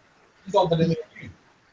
He lost 12 times before he won his world title, right? Yeah. It was on his 13th attempt that he actually, as in terms of title fight, that he actually it was his 4th attempt, but he had lost 12 times before he won a world title, right? So he could have been a journeyman, right? But he persevered. He did it. Excuse me. I would say, I have to be honest, he never really was. He wasn't really down with any kind of black people or black community. I know that EJ might disagree, but he never really was. You know what I mean? Going back, watching him in the 90s all the way through to 2000, I don't remember him ever saying anything of importance or anything or substance. Let me say something. That's not to say that he's not to say that he has to. I'm just saying he's been with Sky so long. He doesn't need to worry about his contract no more. You know that certain people, even though you're black, that some other black people just don't like you, right? And what I'm trying to say, this is very relevant to just how things are. You bank as well. There's certain black people don't like other black people. Just don't like you. Don't want nothing to do with you. Just from when you're born, don't like nothing to do with you. So what do? You naturally go to people who like you and hang around with them. And that's what Johnny and Eubank have probably done. Because you know what I'm trying to say? I can't be looking on certain people to say that person is leader because it's never been like that. They ain't never been like that. So I can't sort of say all of a sudden you should know this and you should know that. What about John Fashanu? Like Johnny Nelson. You know John Fashanu, innit? The footballer, right? Yeah. He's the same, innit? He was adopted, him and his brother obviously gay. And he got killed or whatever. Commit suicide, right? Another one, like you can't look on certain people and say, I want them to divulge into black matters when they never had. He grew up in a white family, he was adopted, done football all his life, and that's all he's done. So what I'm trying to say to you is that certain black people don't embrace other black people, and that's the way it's always gonna be. But I'm not gonna say, see, like me as an individual man, I'm not there to judge. When I see Johnny Nelson and Spencer on TV, they're there to represent black people, but not in a way how you would like it, or how maybe you want to like it. It's the way the television. Obviously, you got an A side and B side there. That's what I'm well aware of that. Yeah, you know what I mean? You have your A side in Johnny Nelson. You know, he's with a white woman. He's thing. You know, he's crossed over. Well, he was. Nah, his woman's mixed. I see his mixed race. Well, he was. He used to be with a blonde woman. I've seen the kids. Yeah. Maybe he's got another one, or maybe that's the old one you're talking about. He's with a white woman. She's mixed race. I've seen her. All right. She looked real like, but you know what I mean. She looks real. She's got blonde hair. She's got blonde hair. She's mixed race. Yeah, she's mixed race. Okay, all right. I see. You know what I mean? It's. What I'm saying is what I'm saying is generally. He's like the A side. I know he's not there to represent black people anyway. I'm well aware of that. On TV, when you see Johnny Nelson, on or off. On TV, when you see him, even though he doesn't represent you, he is per se. He is. Because when you see when you look on TV, you should see Antonio Tarver on TV, or you see Roy Jones.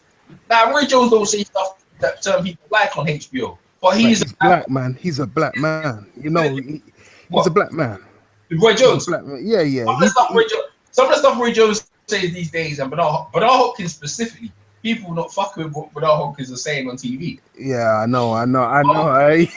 So now he's not saying. No comment on that. No comment. Yeah, I'm gonna say no comment as well. Yeah, I'm kindly staying out of that one. No comment on that. I'll go into it because what I'm trying to say. Well, the thing is, like, I actually used to defend both of them a lot. No, but so did I. It's been a lot harder. You know what it is? You know what it is? B-Hop when he was young, B-Hop when he was young, particularly during his. Fuck. He didn't give a fuck when he was young. That's just not the same, and that's all I'll say about that. No, but this is what I'm saying to you. This is what I'm saying. It's corporate. This is what happens. They become corporate and they become part of the collective. You ever watch Star Wars and you had the Borg and we will simulate you to being your part of the collective. That's what this is. That's what the collective is. When you become assimilated, and you will add that we will take your talent and we'll combine it to our own to make something. That's what this is all about. They are part of the system, and the system, no one overruns the system. That's what you're Adam Smith. So then they are sellouts then. These people. No, Adam Smith. Technically speaking, you're kind of right. Yeah. To be sellout, that means they had to be on one side to go the other. When was he on one side? When was he ever on that side to go the other? I don't understand. No. You're going against. We're not even talking about sides here. Just you're going against your own. Moral, your own moral beliefs. Who said they were on that? Who said they were on that morals in the first place? For them to go the other way. They were always on that side, though. See what I'm saying? They were always on that side. You've chose to put them in somewhere where they wasn't there in the first place. That's what I was trying to say. But they are there. Well, then they've always been there. They've always been there. No, Eubank. No. Wait a minute. With Eubank, I got a question with Eubank Senior. Remember when he made himself transform into the Panther when he was fighting? Who was he fighting? And they had his face morphing into the Black Panther. Wait a second. When he was younger, we're not talking about his choice of woman now, whether he was with a white woman, a green woman. We're just talking about him now, right? When he was younger, he didn't say anything about Black Power, but he was going that way. He was representing us in a different way. Never. And there was a formula. Yes, he had it. He did. Read his autobiography. Read his autobiography. He used to do. Wait a minute. Wait a second. He used to wear the monocle and all of that to piss off the white establishment, right? It used to be to piss them off, and then they'd go in there and he'd give whoever it was a good beating, right? That was the whole thing of it, and it somehow he got lost in translation. Okay. Something happened. He used to have like a formula to it, because he's related to Misha Paris and all these guys. You know this, right? But I'll just give an example. So he is black. Like he was black in terms of how he used to go off camera anyway. But for some reason, somehow, I don't know what happened in his career. He just got lost in translation. I don't know what happened to him. Because what happens when you act? Well, okay, I can tell you why. Because what happens when you act like something long enough? You tell me. What happens when you act like something long enough? What, you turn into it? Oh, thank you. That's what organization. Fuck your own question, bro. Something and not be after what you become it. It's like them porn stars, them gay porn stars. Like they act like they're gay. Ask them. I'm only acting. Or is it when someone, you know what I'm trying to say? Just to you, bro. I'm just saying, you either are or you're not, right? I couldn't act gay. I couldn't do that. Why not? I'll pay you a lot of money. You're fucking crazy. I would never do that, right? No, I'll do it, but I'm not really gay. You're nuts, bro. You're gay. No, I'm not. You took it to the extreme. I'm saying. When I come to explain the point, I explain the nice and pulling me left to right again, but it's just. But Eubank at one point he was on. Now with the Panther on Sky TV, I remember that. Yeah, Eubank walking with the monocle, and he turned into the Panther. But the Panther didn't mean he's like the Black Panthers like what we know. It's just a Panther to say that I'm strong, I'm black. But the same way he was never. You know what I saw when I saw Eubank? Eubank didn't never represent. Eubank never represent me. He never represent me. When I looked at the two of them, I prefer Ben. Ben represented so do I. me. Same as Ben. Ben represented me. Yeah. If you look on the business aspect of Eubank right now, what he's trying to achieve with his son, Eubank was obviously a white woman, right? And he's because he's got a white woman and his son's light skin. He thought his son would be accepted into the so-called institution. That's what he thought. Because my son's lighter now, he's much lighter than me. He should be accepted. He's still getting done. Because no one, they know he's from you. The apple don't fall too far from the tree. No one's starting from you, right? Because we know what they don't like him, right? When he's trying to change things in terms of a promotional and aspect with Eddie Hearn, he's gonna face hostility, right? And when he faces hostility, now he draws energy from the so-called black audience. It's not working, so let me draw energy here. So what you're looking at is an opportunist, right? Opportunist. And that's why I go at him the way I do. Yeah, but what I'm saying because that's exactly what he's doing.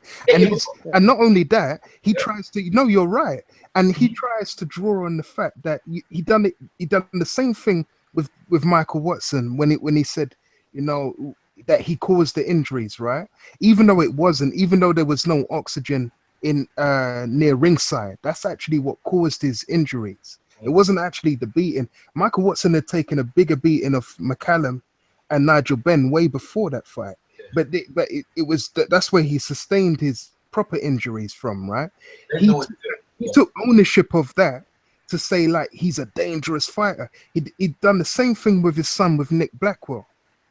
Like they said, please don't, whatever you do at the press conference, don't say nothing. My man goes in there. This is why my son is dangerous. This is why I told you guys that he didn't need to do that.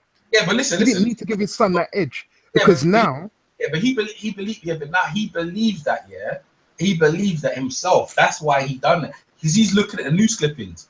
The news clippings on the Mirror are saying he did that.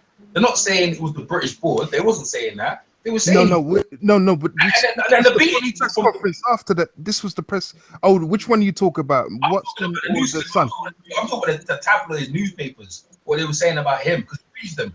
He used to read them all the time. The tabloid newspapers were saying, weren't saying it was the British board. They found that later on. At the time when it happened, Eubank killed him. Eubank put Michael in the hospital. So he's only saying what he was hearing at the time.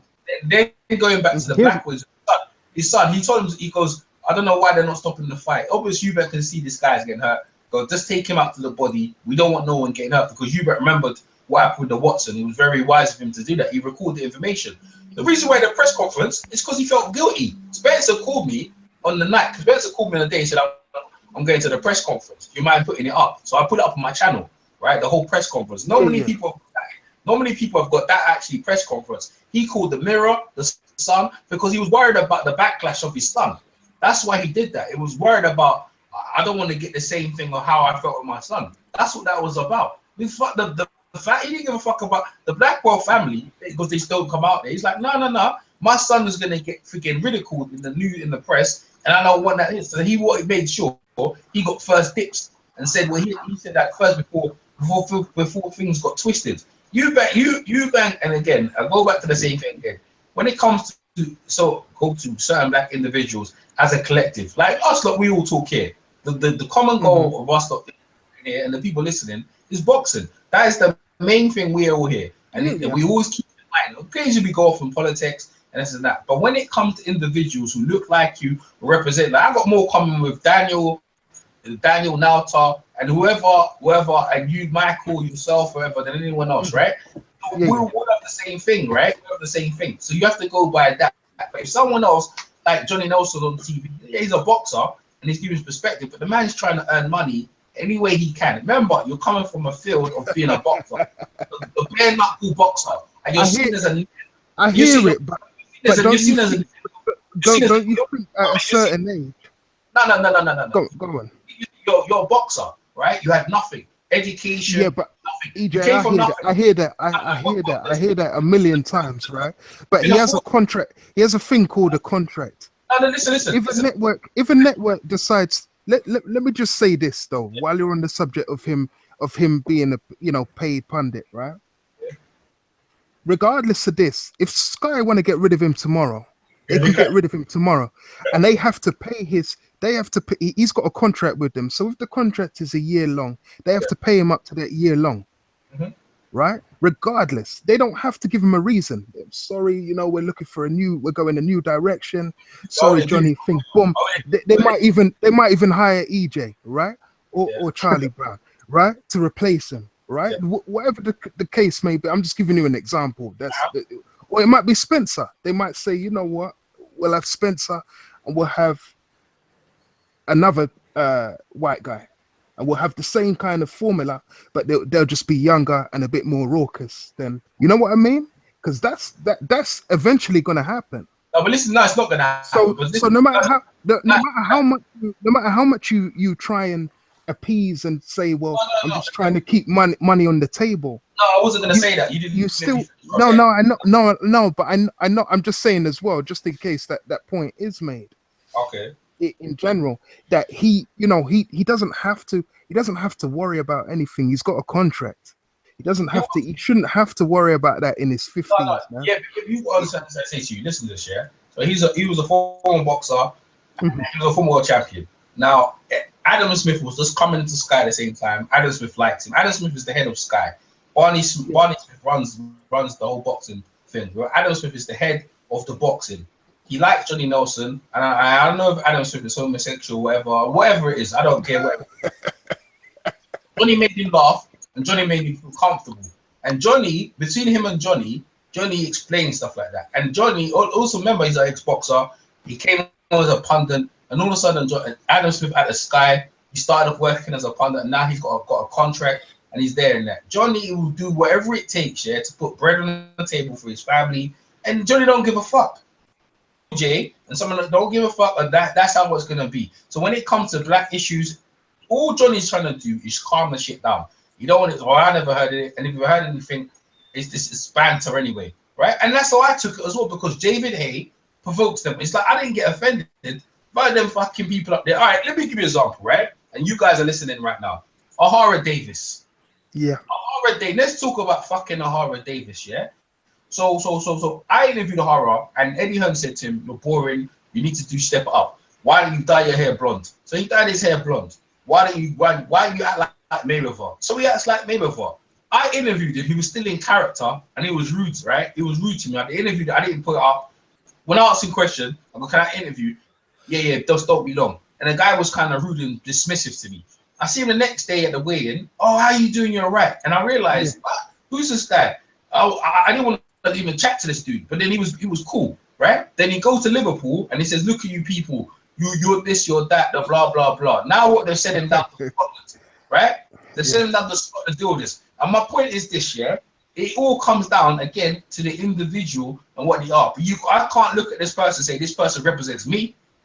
No way, bro. If I'm looking at someone who I like is Joshua, I like Anthony Joshua. I like the way his demeanor is. I like the way he conducts himself. So what I'm trying to say to you, there's plenty of guys you could look to, but I'm not gonna say, and I could call Ahara's face, he's rude, but he's young. All right, I can just say that. Or some people say he's cooning. He's cooning like Spencer calls him a blatant. Him and Spencer have the argument. He's a blatant coon. He's this, that, the other. Spencer calls him that, and Spencer knows him longer than me. He knows him longer. Spencer spent money on him, done all kinds of things, and Spencer had a relationship with him, right? Spencer will call him that. But me, when I call coon, I don't really call people them names there. I just say, on this individual, he's a bit of a dickhead, mate, and I don't want nothing to do with him, and I'll stay away from him. But really and truly, when it comes to that coon thing, it's too deep. And really and truly, when it comes down to it, like, or sellout, like I was like, to me to be a sellout, me and him had to be in some sort of business relationship for him to sell me out. Blatantly snitched on me, but no one's in no business relationship with me selling out. The thing with Johnny, no, that's true. But the thing with regarding Johnny, and the reason why I said it was because he was asked, like I said, he was asked a simple yes or no question about racism. Did he hear any? Wait a second. He was asked a simple yes or no question by Coogan. You didn't hear anything, did you, Johnny? All he had to say was yes or no and leave it at that. He decided to expand on it.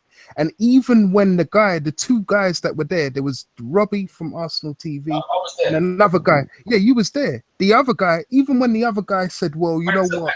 The other black guy, right? He said, "Nah, man, I can see where these young kids are coming from because some people would take that offensively, and and then Coogan kind of joked and said, "All right, you're an ex-Black Panther or something like that, right?" And which I thought was it wasn't. It was like tongue in cheek. It was just a joke, right? But still, the guy said it. The guy said it didn't really affect me that much, but at the end of the day, it is what it is. It's still racist. They didn't need to say what they said. It's a little bit. It was below the belt line, right? Then Robbie said, "Oh no, it was just banter." No. Then, like I said, 2 weeks later, he's getting a police escort from the police saying, "Oh, I'm getting racism. They're calling me a black cunt. They're calling me this, that, and a third." That's the thing that annoys me. It's banter when it's not you. It's banter, but when it is you, it's racism. He nearly got he could have got badly hurt in White Hart Lane, guess what? It was a black man that hit him, It's a mixed race. It's a mixed race. He should have gone down. He's a mixed race. He should have gone. He should have known not to go down there. He was there. I was there because what happened? He was supposed to. They said he wouldn't do interviews, right? And obviously he's lost. Arsenal, Tottenham just won, so they all charged. They obviously know it's Arsenal fan TV. Yeah. Go down there. There's a bottleneck area where he wanted to. So he wanted to go down to there. He said, "You can't do interviews here. You're gonna have to go down there." Robbie knew what was gonna happen, bro. Right? You know what's gonna happen. You know that you're not supposed to do that. What was he doing? Antagonizing? He was antagonizing. Right? And because when Tottenham, they just see him there, they don't like him. They don't like you. You're going somewhere where you're not like, and they're gonna attack you. You know what I'm saying? All right, let's go back to Johnny Nelson. And this is what my point is. You can't answer the question. Johnny Nelson's on stage. Vladimir Klitschko. We're talking about the weigh-in. So he's on stage. Paulie Malignaggi on stage. Adam Smith's on stage. Darren Barker, Spencer, Oliver. They asked them questions, who's going to win the fight, and all of them said whatever. They got to Johnny Nelson, on the stage. This is in the Wembley Arena, and Johnny was asked this question: who's going to win the fight? And he said it's going to be this, that, the other, and he didn't really give an answer. You know what I did? You know what I did in front of how many thousands of people? I shouted at him. Only one. It was quiet, so he heard me as well. I goes, "Why you haven't flipping answered the question? Answer the question." Right? And he got shook, right? Even Cougar made a video about one heckler shouts at Johnny Nelson that he's not answering the question, right? And everyone was shook. The volume was, I was so frustrated that he's not answering the question, especially for me, that it shook him down to his boots, right? It shook him down to his boots so bad and calf that when they asked him the question, they gave a definitive answer. Going back to your question again, Johnny Nelson is not that type of guy, right? Because what he does is try to balance it up and play it safe. If you're looking for him to answer these questions how you like it, you're not going to get an answer. Because you know why? Johnny never does what people want him to do, ever, even in the ring. When he's supposed to perform and fight, Johnny will run around the ring. When he's supposed to run around the ring because of danger, Johnny will come to fight. Johnny will never do what you want him to do. And that's the individual of any individual. That's why I said to you, like, I look at everyone as an individual and don't really grade them as it. I ain't got no expectation on anyone. Right? If any expectation I put on myself, and that's the way I see people. Like, to put them sort of, and you're entitled to your opinion, obviously. Yeah, to put them things on Johnny Nelson, you're always gonna come up short all the time, bro. Like, I'm telling you that, and like I said to you, like I said, it's only because right now, like I said, the champagne's all bubbling and the Sky contracts are there. But the moment they say to him, "We're sorry, Johnny. We have to get rid of you now," that's when you're going to see all the black power jump out of him. Watch it then. Watch it when he's got no contract then. You're probably right. Listen to this. Johnny Nelson, can always find money, right? Can always find work. There's not even a problem, bro, right? Because the thing is, it's not even a problem. In Sheffield, he's very you can go around tours, you can write a book. I mean, the guy, because he's on TV regularly, year in, year out. Like, same thing like what's his name, Glenn McCorry. They don't have to be. They've been on TV. Thousands of people see them every day. They go on book tours. Like, a lot of old boxers go around the circuit. They have dinner engagements. Bruno does it. Yeah. Right? That's how they make their money. They make their money. Exactly. So you're a hustler all day, right? And that's all he's doing. And then when I look at Johnny, Johnny's having fun, being his tip, and when these sort of like things come up where he's gonna not answer the question. I never looked him to answer the question, and then David Hay brought it up. But then I looked at David Hay. You're the same one antagonizing the people. Then you're calling Ben. No, David Hay's another one who I didn't really have not much sympathy afterwards, because I had a bit of empathy for him because I know where he's coming from, but I didn't have sympathy. But at the same time, when he's ready, he don't. Because he's another one. Yeah, when he's ready, he was ready to throw us under the bus too. But what I'm trying to say is, when you talk about this, is what I'm saying. Like, this is my whole thing about us. I'm not with these people here now. I don't see myself as them, and I'm with them. You know what I'm gonna say to you? Yeah, these are boxers that I go there. Because remember now, I'm a part of the media, right? So I go there, I get my little interview, I come back, share with the YouTube thing. I ain't looking at them as me and me to represent me, brethren. See me, I represent myself, innit? And no, I hear that, but this is why I could rely on. This is me personally. I'm just saying that once your career is done, you've got you've more or less a simple question. We're not asking you to be Malcolm X. We're asking you a simple question. The guy asked him, did you hear any racism? He did hear the racism. All he had to say was, yes, I did hear it. It's not acceptable. Listen. He came out with, these guys are paid enough. Yeah, I know that. It's just banter. This is what annoyed me. I called Spencer about something, that bothered me about something. He never answered how I wanted it, right? I'm not going to go into what it was. He never answered how I wanted it. And I was pissed. I was surprised as well, right? But then I took it on board that maybe he's thinking about job and stuff like that, and that's why he's answering that way, right? And then maybe something, but you got to remember again, these guys are ex-boxers. It's not quick in their mind to say, oh, maybe I should go this way, because if they say this way, then maybe things will change. So they have to try and play it in the middle. They're not gonna, you know what I'm gonna say? This is all like chess moves. I get that. No. I get that 100%, right? Yeah, I'm not expecting miracles. That's why Ben could never be on TV. Right? But Ben used to. We know that Ben used to beat up the NF, so we knew that he could be with the Snow Whitest woman in the world. But it didn't bother us because we knew he had already had a catalog of. I mean, you know what I'm saying? He had already had a catalog. Yeah, but that's why Ben was never a pundit, because when you asked him, Ben would just say what he feels and just didn't give a fuck. Right? I remember seeing him about one fighter they thought was good. He goes, well, I don't think he's not kidding. He's not a special. I don't know what you're talking. They were trying to blow him up like a Callum Smith. Better look at him. He goes, what? He's not all that. Ben will say that, right? That's why Ben will not be on TV. And that's put Johnny Nelson on TV. Well, so then he is a yes man then. No, he's the things that people are, and let me say something. It's why. Yeah, they're not yes man when they're corporate. These are corporate people, isn't it? Yeah, but they're not gonna say. I'm saying that it's mainly white people that is calling him a yes man. It's not even so much black people. No, but listen. I'm calling him the sport family because these boxers, they're trying to come across very. They've been taught by Adams. This is what I'm gonna say to you. It's not like they've been this in them. They've been taught by the guys in there, like Adams. They've been taught to be that way, Bridge. So I'm trying to say to you, they've taught them. Listen, when someone asks you a question, that's not to answer. So then they are samples then. Why would you say a sample? So every politician, they've been taught to be like a politician, not to answer the question. So why would that be a sample? As a politician, look, you can be articulate. And right, but when a person asks you a question, a simple yes or no, did you hear racism?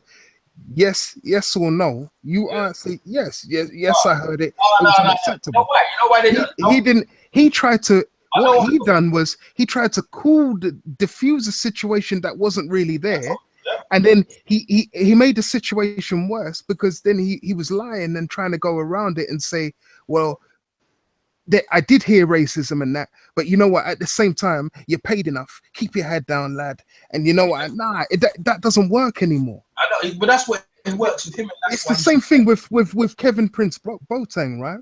When he was at AC Milan, playing an anti-racism football match, and they were doing monkey chants. He just got off the pitch and walked off. Mm-hmm. people like Ian Wright, which it shocked me. Like when I heard Ian Wright talking it, oh, you let the racist win. No, he didn't let the racist win. The racist lost that day because what happened was he said, you know what? You can pay me if you keep doing it. I'm going to keep doing it, and you can keep me on the subs bench, and I'll get $100,000 a week, and you can stick you. But I'm not playing if I hear that shit. AC Milan haven't done that shit to him since. Not one Italian team's come with any. Don't get me wrong. They still say stuff in their language, but it's not. There's no monkey chants and all that shit. That shit stopped. Seriously after that. So he made it. He just did one thing, and listen, that wasn't even a match of importance. That was a friendly, you know, anti-racism. No. What I'm trying to say is, if we all had the Ian Wright mentality, oh well, you're paid $100,000 a week, just get on with it, then it would still flow. The next week he'd have monkey chants. Then the next week there'll be, maybe the week after that, somebody come on the pitch and headbutt him. And you know what I mean? No, look at Balotelli. Look at Balotelli. Listen, it wasn't until right, and that was they were saying then if there's any more, and then that's why Kevin Prince Boateng done it. I've got to rate guys like that. And let's be honest, Kevin Prince is mixed race as well, right? You know what I mean? It's not even like he's a black man. You know what? He is black, but you know what I'm saying? It's not like he's a black like Balotelli. He's got a white mum, a black dad, right? Listen, I understand exactly what you're saying. I'm just saying to say to you that on the other side of it, yeah, it's not that this clean cut that Uncle Tom. At some point, they've chosen to just say, I'm just going to keep quiet. I'm going to keep my head down, and that's what happened. So, and then like I said to you again, then why didn't he just answer the question yes or no and leave it like that? Why did he have to expand? People are too politically correct. You have to watch the interview, man. To my best of my knowledge, Johnny is very consistent. Like I said to you, even in that race, when I said to you, when he asked who's going to win that Klitschko and Joshua, he's very consistent. Yeah, he doesn't answer the question to anything because Adam Smith, has got them all like that. He had Carl Froch said the same thing. He had Spencer Oliver because they're scared of answering the question, of scared of offending anyone. So Spencer, because that's what Adam Smith was training to be. But I wasn't part of the press that day. Fuck. I'm there as the fucking fan that day, and I want you to answer the question: who the fuck's gonna win the fight? That's what I want to know. And that's something. Right? I made him commit.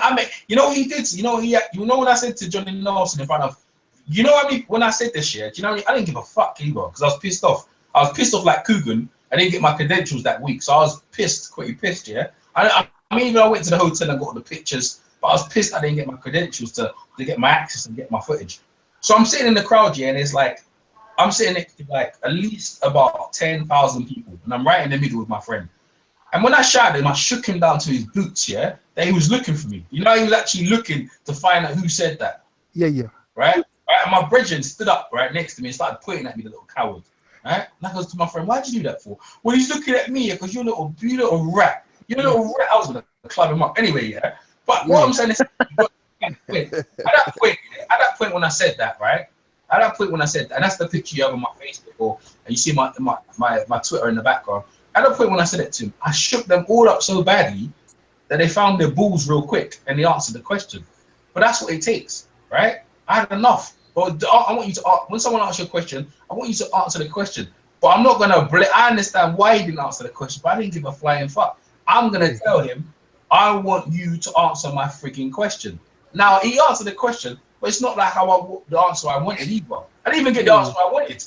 But I wanted him to just honest, and they couldn't do it. They couldn't even do that. None of them can do that because they've been taught on Sky to be this whole thing about political correctness, or this whole thing about we can't say certain things because we're worried about this, we're worried about that. So they basically step on eggshells, and Adam Smith has got them like that, and that's what it is. And they're part of the collective, and I don't blame them, because they, you know how much money Spencer was telling me how much they get paid, like on Sky, right? It's ridiculous. Like if the money they get on Sky is fucking ridiculous, bro. We're not doing much when going up there and giving your opinion. The money they get on Sky TV is absolutely ridiculous. I swear, it will shake your legs. If I told you how much they were earning, your knees will start wobbling, bro. Seriously. serious money. So why are they Probably, gonna? Why are they it'll gonna? probably sicken me, man. Why are they gonna risk that and say one thing to me? It seems that it's a lot to digest. I was going to ask Yeah. a question about Eubank, but this is a lot to digest.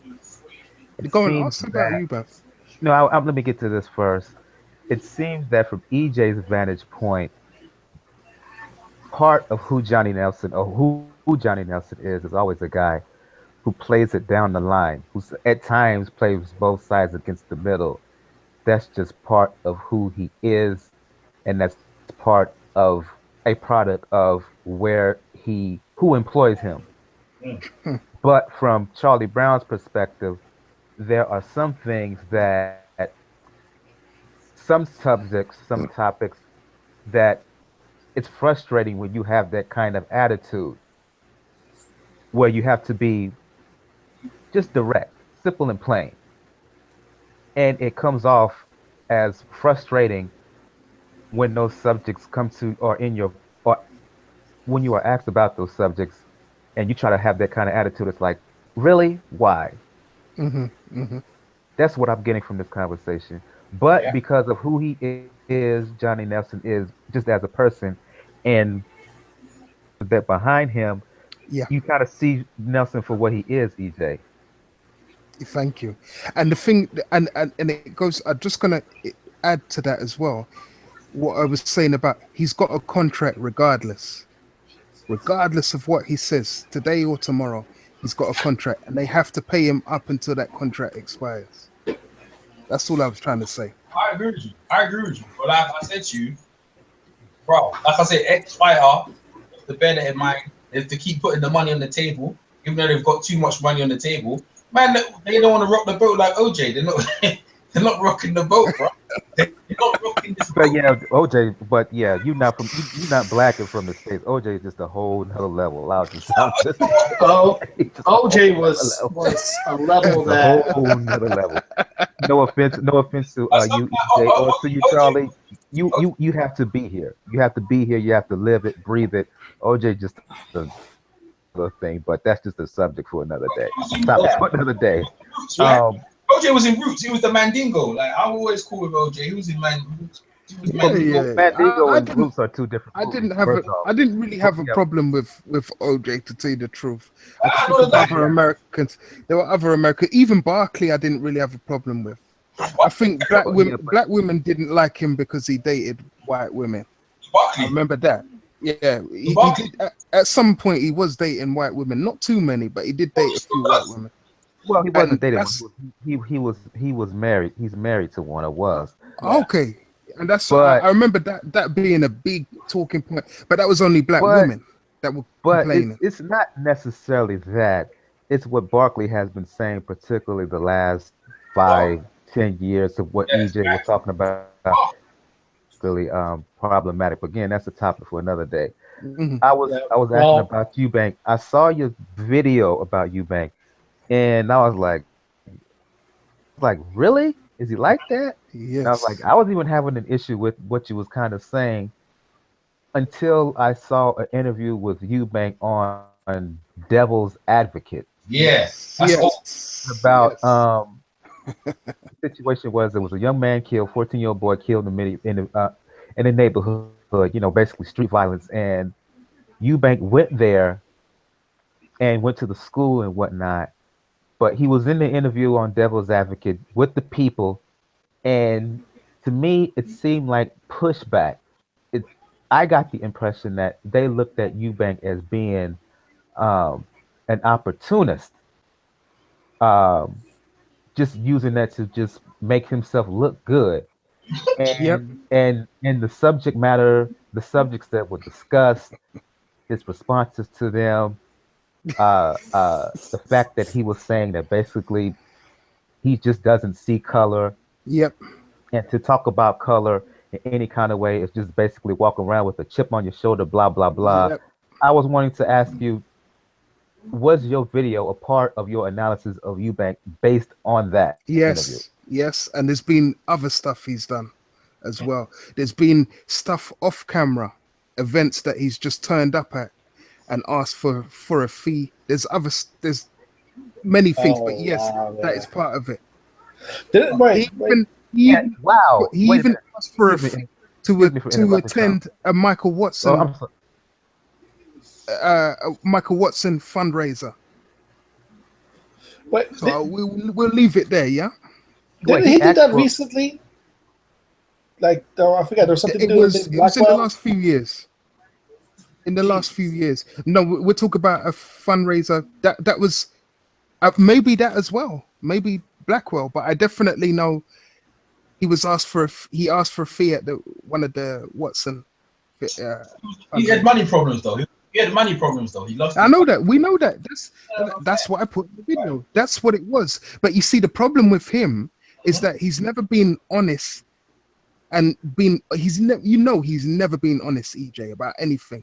About when his son was fostered, and he tried to lie on Satanta and say they're lying about me in the papers and blah blah blah. It's an agenda against me. He always plays the race card and stuff like that. When and it's not that. He was in money troubles. He was going through a divorce. He was living in and out of hotels. These things were happening. All he had to do was just say, you're not going to appease anybody, black or white. Just tell the truth. You tell the goddamn truth. The thing is, Charlie Brown, yeah, right? And I don't expect him to be. I expect him to be honest. If you're going to give off that distinguished gentleman, that you're trying to come across as that, at least. I'll be honest with you, Charlie Brown, you're going to get, like, in this is my opinion, a lot of time, this is going to be disappointed by a lot of time by these people. Because again, yeah, these people, sports people, where they excel is in man, they're not sports people, man. These people are straight up coons, man. They're coons. Listen. He's a boxer. So now they're in a different arena. And in a different arena, these people, they're not that smart in their arena. But in the boxing ring, they're very, very intelligent. That's what I'm trying to say. That's what I said about Johnny Nelson. In the boxing arena is where these people probably excel. Now they move to other arenas and they're just trying to navigate. Because Adam Smith is too smart and too conniving and crooked for them to understand. So they have to try and follow Adam's lead. Yeah, and that's what boxers are in general. If you look at any boxer, boxers are the most kindest people ever. And they always get taken advantage of. But when someone says you have to act this way and that way, they're gonna do it. Joe Louis, you think he never wanted to be himself? When they said to him, well, you can't do this because of Jack Johnson, that's what it is, man. They take instructions in the ring and they take instructions out the ring. I can understand. I can understand America in the 30s, 40s, strong mob influence. I can understand all of that. I can understand the Archie Moores. I can understand even down to Ali. I can understand. We're in it's 2017 now, man. It's 2017. What's changed that much? Because in America, when LeBron James is there and they're writing the N-word on his gate, they let him know. There's not much change, really. You know what I mean? It's just it's not allowed to be seen, but it's still things are still being done and strings are still being pulled. And that's what I was talking about in terms of the collective, even on YouTube. The money has changed now because YouTube, they were sponsoring racist stuff on channels. They had sponsors on it, and they found out now that YouTube was sponsoring certain racist, like hardcore racist now, like racist channel sponsors. So all the sponsors pull from YouTube. So now because they've done that, when I do monetize or anyone else does monetize, people's money is not the same no more, right? Yeah. So racism, people are still making money out of racism. And racism is still part, but it's just not seen no more. So in the corporations, right? In the corporations of Sky or whatever organization, well, not black companies, and the BBC, there's blatantly racism going on there. Still, it's still there. Yeah, I understand that, but what Michael was saying was they're not going to answer the questions. They're not going to answer. You're looking up. But he's an opportunist. He will look for any. He will look for a man's downfall. Who's that? Eubank. Try and put him. Eubank, yes, Eubank Senior. He will. But come on, man. Listen, I ain't gonna say to you, bro. Like him and Ben, it's the same thing with Ben. Like Ben was doing his thing with America, done all the heavy lifting. He come back looking for a celebration. He got this bread dissing him. So what the fruit is this, right? He do this. I can do this. I can do that. And obviously he beat him, right? But what I'm saying to you, yeah, he's an opportunist. And he uses things to bend, and that's what he wants. He doesn't care who he upsets or how he does it. All he cares about is himself. And a lot of people are like that themselves. But if I'm looking for Eubank, I've talked to Eubank because Eubank don't give a fuck. All he cares about is his son and his family. And he's In other words, you're not looking at him to be some just glorious type of role model. Anyway, you just look at him for what he does. Yeah. And Johnny Nelson as well. I've never. Okay, I met James Toney, right? And I'm watching him now versus Doug DeWitt. And this is probably the second time I've seen the fight. I didn't even know they fought, right? Because obviously I was just going down his resume. Because I remember Ben fought Doug DeWitt, but I remember see James Toney beat him. Anyway, I met James Toney, right, for the first time. Listen, I was so disappointed, right? First off, I walk up to him, go, how you doing, James Toney? Yeah, I talked to your manager. I've come here. I come all my way out of the way where I was, and I was injured as well. I was just recovering from my Achilles tendon to meet him, to interview him. This guy was eyeing me up like he wanted to fight me, bro. Eyeing me up like he wants to fight me, and he was looking at me, and a lot of white people were being nice to him, and he was looking at me, yeah, being friendly. But when it came to me, he was sizing me up like I want something. I was going to take something from him. I said, damn. Like, I never bothered him. I just left him alone at that point because I didn't like the way he was looking at me, and he weren't looking at me in a friendly way, right?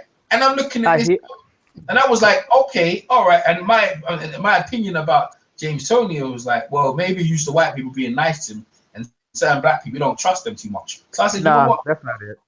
I'm just telling you.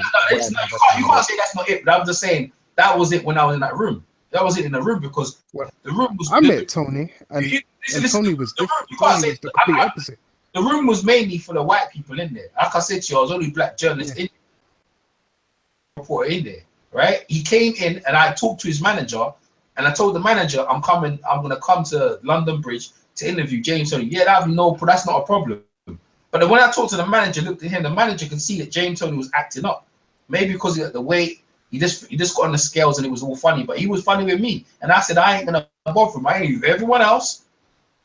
And my opinion of him that day was like, well, boy, maybe you don't trust that many black people, or maybe it's just me. And I didn't bother, right? And I wasn't gonna go. You never heard me go out and say James Toney's a coon. No, I never said none of that. I wouldn't even call him now. I'm just saying maybe it was just me and you don't trust me. But that's what I'm trying to say to you. And my whole opinion was that experience, but I can't. Yeah, but Chris Eubank Sr. is a coon, man. There's no getting around that. Have you met him? I'm not gonna say that. I'm not gonna say that. But the thing is that EJ is generally right. You shouldn't look at athletes as role models and this and that, and just look up to blah blah blah. Just look at I don't. No. I shouldn't. No. I shouldn't. No. I shouldn't. And I'm not asking him to be anything, but be at least. The only thing I expect from any black man, as a black individual, especially when you know his heart is tough enough as it is to make it to that level, is just to be honest with yourself. And Eubank can be very self-righteous. At a certain level. Yes. He comes across as self-righteous, the warrior's code, how they should act, using poise, all this shit. Yeah. And he's the biggest coon in the room. Believe that, man. I would say hypocrite. I wouldn't just say outright coon because I wouldn't use that word. Like I told you, I don't like using that word, but I won't use the word coon. That I can agree with you on. Yeah, right to your opinion. But in the ring, this is what I said. In the ring, their job is to bring someone to their demise. But out the ring, boxers are seen as Neanderthals and savages. And what he's trying to do, and what Spencer Fearon and Johnny Nelson are trying to cultivate a different image of how they are in the ring, because they're barbaric. It's barbaric in the ring. It's friggin' if you're not in shape and you haven't come with a strategy, you're gonna get embarrassed in front of how many people, and people gonna keep replaying your knockout. Like Fonfara has to do that knockout was bad. You have to deal with that. And these people outside the ring, they want to start changing their life, another aspect of their life. I don't expect Johnny Nelson to ask. And like when I watch them, it's pure comics. If there's any racial thing going on, I'm not expecting this dude to say that. I'm not expecting him to say anything. It's gonna say, oh, I didn't expect that. No. I was surprised that LeBron James actually, who handled the issue about when they put the N-words on his gate. I think he handled that very well. I was very impressed by the way LeBron James handled that. I'm glad you mentioned that. Yeah, I'm glad you mentioned that. Here's my question. Go on. Like I said, I don't know either of these gentlemen. Whitlock could fall in that category because not just when he went into that category, because as I told you guys before, a lot of his shtick is to go out and say very destructive things about his own people, about his own kind. I hear what you're saying about the hypocrisy about Eubank. Do any of these guys fall into that Whitlock category when it comes to their own folks? Yes. Which one? I don't think. I'm gonna Because I don't know. not Spencer. Not Spencer. No, Spencer's probably the only one that's black out of them. Axe black is 4 black. He's the only one. But you call him a I didn't call him a coon though. I called him a what? You call him a gollywog. I called him yeah, because of the boat. A few things. What's a gollywog? Different. I don't want to gollywog. He's got the bow. He's got the bow tie and all. Look, it don't matter. It don't matter. It don't matter. No. Tell them what a gollywog is. So they know what a gollywog is. Tell them what it is. No. Oh, what it is? What is They know what it is, man. I know what that is. They know what it is. It's from that there was a book series by.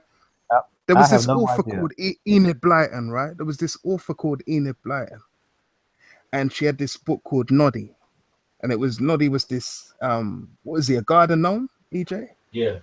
What was Noddy again? Something like that. It was like a kid. It was a kid's book in the 70s. Enid Blyton, very famous writer like Roald Dahl, and she had this character called a gollywog, and it was like a black it's like a black kind of ragdoll with white eyes, with red lips, white eyes, and a bow tie and all of that. That's what it is. Yeah, but what I'm trying to say to you, like black. But what I'm saying to you, what it represents to me when I look at it, that was just like fight talk. That was just because of something. That wasn't. He's actually very for black people. I didn't. You call him that. You call him a gollywog, yeah, right? The representation to me is a gollywog, yeah. It's not the same as a coup, but it's the same thing as the same. This dude, it's like he's overly evil. He's black, but he's still white. That's what it seems the gollywog is. It's black, but yeah. So that in a way, in a nutshell, All right. So going back to what Michael's saying, is anyone like that? I'm saying no, Johnny Nelson. You know why I say Johnny Nelson or not? Because he doesn't really deal with black issues. He doesn't really go out seeking to talk about black people in a demeaning way. Nor does Spencer and nor does Eubanks. They don't do that. All they care about is themselves. They don't go out and publicly embarrass. Eubank has said many things in interviews. He said many things. He said many things in interviews about black. Do you remember when they were talking about Mike Tyson, the rape case, and he was trying to make a political. That was on Sky. That was on. No, that wasn't on Sky. That was on No, that was on Sky. Actually, that was on Sky One. Years ago, when it was years ago. That's my point. But what I'm trying to say, yeah, but still, no. He was still trying to come across as he was this black. No. Remember when he converted to Islam as well? You understand about Whitlock? Whitlock every second. Now listen, Charlie, bro. Every second, the man breathes. Yeah. Any issues comes up, he's on it. Yeah. He's on it. Yeah. Anything black come up right now, he's on it. He'll be talking about and putting black. Eubank does not do that. He doesn't do that. No, he don't do that. No. Okay. No. He don't do that. Don't you understand? No, they don't. There's a Michael. No, right? They're not like that, right? I don't see. Charlie Brown's right about some of the stuff he's done, yeah. But to me, Eubank is a character of himself. No one really knows who he really is, and I don't really judge him. Charlie Brown has his opinion, but Whitlock, yeah, is constantly in any black thing on ESPN. Anything comes about black people will come out and try and make black people look foolish. Yeah. I know the guy. I know the guy. Right, so no. The answer is no to that. There's none of them are. That's what I want. See, that's why I don't like using that word. No. I try to make it very specific. Yes. I would throw Whitlock in there. I would use that word. I would just say highly problematic black people. Barkley, the way he's been acting lately, I would throw someone like a Clarence Thomas in the Supreme Court. Even A. Smith sometimes. Carson in a way. Sometimes. Even A. Smith sometimes. Ben Carson. Yeah, Ben Carson. Yes, Yeah, I would yes, see he that. is. I would Yes, see he that. is. EJ spot on. Poverty is a state of mind. My God. Yeah. He's terrible. Oh, He's my terrible. Lord. He's terrible. He's So actually terrible. that's why, Charlie, I hear you, but I try to step away using that word specific because It's what they it's are, man. it It's has a to be mindset. it has It's a mindset thing. They are of that Nah, mindset. well, I mean, it's got They a lot are. of baggage, so I get what Mike. yeah. I want to have a Yeah, very yeah. clear, Over here, that word carries a certain amount of volume. Charlie. yeah. Then that's the thing. Like, if you call somebody that, generally speaking, like, especially if you do it in person, like, you better be ready to fight. Yeah, but it's the And you same. have to No, know. it's the Because same with the N-word. even if they kind of live up to it, you know what I mean? Somebody's gonna feel some type of way about it. Charlie Brown. If I show It you, don't bother me, Charlie man. Brown, It don't if I show bother you me the Whitlock at thing, all. That's if what I they show are, you man. the Whitlock thing right now on LeBron James, yeah, right, and then I show you Charles Barkley, and this is like recent, like you'll be inflamed, bro. Like you'll be enraged, Yeah.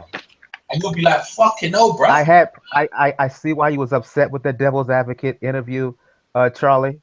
Mm-hmm. And I really couldn't say And because I there's was been watching other this. I was like, ones. "Come on, Eubank," and but to put him in the category of a Whitlock, of a No Clarence way. Thomas, of a Barkley, of a Ben Carson, I just wouldn't. No way, bro. That interview Bigger country. really bothered me Mhm, when I mhm. watched it, and I was like, "Yeah, Chris Eubank Senior, come on, man, come on." But again, I just wouldn't. He's There's, chasing. I wouldn't take a there's distinction, other that's there's all. other interviews as well. He's He done one for London Real. He done one. He's just and he's the guy. Yeah, he's chasing. But what's he chasing though, EJ? He's had his time. He's had what is he? So he is broke then. No, Because he's getting paid for these interviews. but He Charlie did Brown- go bankrupt. But Charlie Brown, like what I'm trying to say to you, them things are quite long ago. He's chasing. He's chasing then, and what he does now is that because he's being picked on in the system, trying to get his son, as a promoter, trying to get his son to do the best deal for his fight. He understands that he's getting picked on. At the same time, he's giving Why information. doesn't he just get a promoters? Why doesn't he get all the relevant licenses first of all? He has got. He doesn't want to do that. He's got a No, license. no, he hasn't got. He hasn't got a manager. He hasn't got a promoter's license. He hasn't got a promoter's license. He hasn't got one. Yes, he has got one. What are you talking about? So if he's got a promoter's license, why is he going to other promoters to promote his? Listen to me, Charlie Brown. Yeah, listen to me. Yeah, right. He co-promotes events, and this is what I'm trying to say to you. When he's co-promoting an event, that is the problem they are arguing with in terms of the gate. They're arguing about little niggly little things. That's what's making. No, he hosts. He hosts the event. He doesn't promote them. No, he doesn't have a promoter's license. I know he doesn't. Charlie Brown. Yeah, right. He's a co-promotes the event. Yeah, using his name, and using his legend, but not actually having the license. This is what I'm saying. Charlie Brown. If he doesn't co-promote it, how comes he owns all the material, all the fight footage for his son? Tell me how he does. I don't know. I'm not talking about that. That's you're talking about, right? What's it called? What's that thing called? And they've got it in image rights. You're talking about image rights. That's different. That's nothing to do with promotion. Charlie Brown. Promoting. He doesn't have a promoter's license. You know what, Charlie Brown? If you're telling me something what I know already, he's a co-promote most of the events. Yes, I know that on paper. But he doesn't have the license. That's why for goodness sake, he doesn't have it. If he did, his name would be on the British Border Boxing Control Promoters. It's not there. Listen this, right? Why do you think the Golovkin and Eubank thing didn't happen? Is it because he's not a promoter? No, because he was promoting the event. It was him, and when you see him and Eddie Hearn, right, on the table, where is he sitting? He's sitting right next to Eddie Hearn. That's different. That is different. He's not a promoter. Yes, I know. No. Wait a minute, EJ. You're saying he's actually physically promoting an event using his name and his legend. That's different. He doesn't actually officially have a promoter's license. Go with the British Border Boxing Control. Go on the website. His name's not there. Charlie Brown. Yes, he is. Yes, he does. Manager's different. Manager's different. Listen, you're over talking like listen. Nah, man. There's a difference between a manager and a promoter. He doesn't have a promoter's license. He doesn't have one. I tell you, I can prove it, right? What's the conference, yeah? What's the press conference, yeah? With Triple G, right? And ask Eddie Hearn. He's trying to take over as a co-promoter. Ask what's the interview? He's there. Eddie Hearn says as a co-promoter. He's trying to take over in the gate. He wants his own security. He wants that. His manager's not right to do that. That's what I'm trying to say to you. That's why he owns the footage for his son. And he can distribute, because he realized, right, when he was with Frank Warren and Frank Warren and Barry Hearn, that they own these footage. They own the rights to his footage. So what he does, to own the footage, you need to be a promoter, right? So he then said, I'm going to be a promoter and a manager. So that means he owns the rights for his son. That's why no one can take advantage of him. That's why, right, when he was making the fights for everyone, yeah, he can go to different networks as the co-promoter. That's why Frank Warren and him don't get along. To run the show. As a manager, he's got a manager's license, but he doesn't have a promoter's license. That's what I'm trying to tell you. Not in this country anyway. Maybe in another country, but he doesn't have one. He doesn't have one. You know what? If you found something different, then you can show me. But as far as like I said, I've seen it on the website. Where have you seen it? Where have you seen it? Because he on the British or the Boxing Control website, they list every manager and promoter in the country. His name's not there. His name's not there as a promoter. His name's not as a promoter. Maybe as a manager, but not as a promoter. That means him and Eddie Hearn are lying, then, yeah. No, what you're talking about, right? Let me explain to you first. What you're talking about is the fact, and this is where the what the problem stems from. Because if he had a promoter's license, there would be no problem with Eddie Hearn. Eddie Hearn would have to shut his mouth and hold his tongue. What he was trying to do was he was trying to get and I can see it. Do you know what? I agree with both of them in a way. I agree with Eddie Hearn for having a problem with him, and for him having a problem with Eddie Hearn. I see it both ways.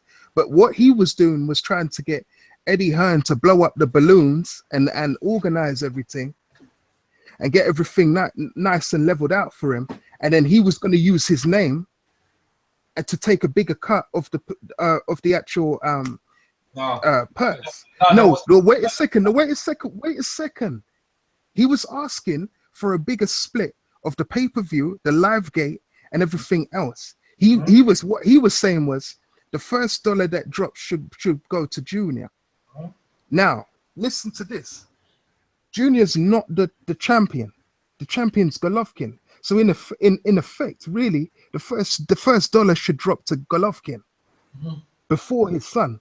He wasn't saying that. He was saying, right, you got to pay my son this. Everything's got to go to him first before it goes to you, before it goes to anybody. I can understand that from a father looking out for his son. I can understand that. I can understand that also as a boxer. What he's saying is, without the boxer, there is no event. I hear that. But he did not at the time. That was how last September. He did not have a promoter's license. Eddie Hearn did. What he was trying to do was he was trying to use Eddie Hearn's. Wait a second. He was trying to use Eddie Hearn's name and Matchroom, the platform of Matchroom, to amass the money to get everything organized, and then he wanted to skim from the top, and that ain't gonna run. Oh, that ain't gonna run. That's it. That wasn't the case. No, from Eddie. Eddie Hearn's fuckery was he wanted to control, but Eddie Hearn's problem in general is that from his dad told him never let the fighter get bigger than you, right? Or get bigger than the company. Now I see it both ways. I see the same thing in rap music, the same thing in look, you're going to somebody who's already got money and already got the contacts to make a fight happen. Right? So without them, you don't have no fight. Without you, there is no fight. So it's business, right? You can't be skimming off the top. Because what he wanted to do was Junior to get a cut of the purse than the champion. You can't do that. Do you know that if you got the WBC belt, right? The split is 90 for the champion and 10% for the challenger, right? I think the WBA and WBO is different. I think it's about 50-50 it works out, or 55-45. I know with the IBF it's 75-25. What he was trying to say was Junior should be getting 2/3 of the cut of everything, live gate, the whole thing, which I can understand from a father's thing because he is a British guy. It is being sold in Britain. And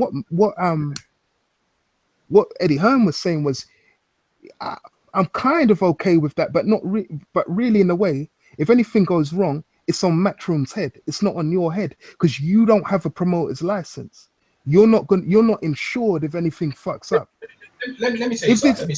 Let me give you an example. No, wait a second. Wait a second. If they find a brief, wait a minute. Wait a second. If they find a briefcase, I'm going to say one thing. I'm going to say one last thing, right? If they let's say they found a briefcase at Wembley Arena, right? And the briefcase had believed to have a bomb in it, and it didn't. Let's say it just didn't, but there was all that was in the thing: suspected bomb at blah blah blah blah blah. It's Eddie Hearn's ass on the line. It's not Chris Eubanks. That's all I'm gonna say. You know what you think you know, and I know for a fact while I was there. Come there, right? I went to the signing of the thing, right? I was there at the signing when he signed with Sky. Right, the reason the sign is there, he said I'm gonna be co-promoting with Eddie Hearn, right, and we're gonna make this. In a free fight deal? We're gonna try and get the Golovkin fight. Eddie Hearn, I've sent the message out to Eddie Hearn, right, that we want the Golovkin fight. Eddie Hearn then said, "Eubanks gave me orders, right, that he wants the Golovkin fight, and I will deliver." Right, the first fight we're gonna fight Thingy Dorian, right, for the fight. That's the fight. So now at that point, I'm interviewing Dorian. I said to him, "Why are you fighting this fight?" Well, that's the good fight for us, and me and my father feel like it's a good fight. Now, if it wasn't as a manager that's there, this conversation wouldn't happen. Eddie Hearn would do it. The manager would keep quiet and say a couple of words. No, not with Eubanks. Eubanks not like that, and that's the reason why he's like that. He put himself in a position because he was taken advantage of as a fighter. Yeah, but he's not a promoter, though. He's a manager. Let me finish. You know what I mean? Like he's got his promoter's license. Right, and he's got his manager license. There was an interview, right? With when was it? I think when he was fighting the Irish guy. What's his name again? What's the Irish guy's name? The one he knocked out. Oh, Sullivan. Okay. The Spiker boy, the Chichi man one. Yeah. So then the next press conference, right? So they're sitting at the table, and then Eubanks gets off on one, and he starts going off on. I've got 13 defenses, my title, and this, that, the other, and they started arguing, whatever. So on that interview, right, he goes to Radio Raheem on that one, right, and he interviewed. Now the interview's been then taken off, and he started dissing Frank Warren. And he goes, "Yeah, well, you guys can't take advantage of me. Now I have my promoter's license, I have my manager's license, yeah, and then you don't understand the rights of my film, the film footage I own, and anything on my son, we will be getting a percentage out of everything. Manager's job." If you don't know, on a British board is to set up fights. That's all their job is. There's not to get percentage out of it. That's what the manager does. No, wait a second. It's the interest of the boxer. Wait a second. It's not just getting them a fight. It's getting them. It's the interest. All right, go on. Because you're telling me but you're telling me don't tell me that. No. Wait a second. Give your opinion, but don't tell me like it's fact, because it's not fact. He doesn't have a promoter's license.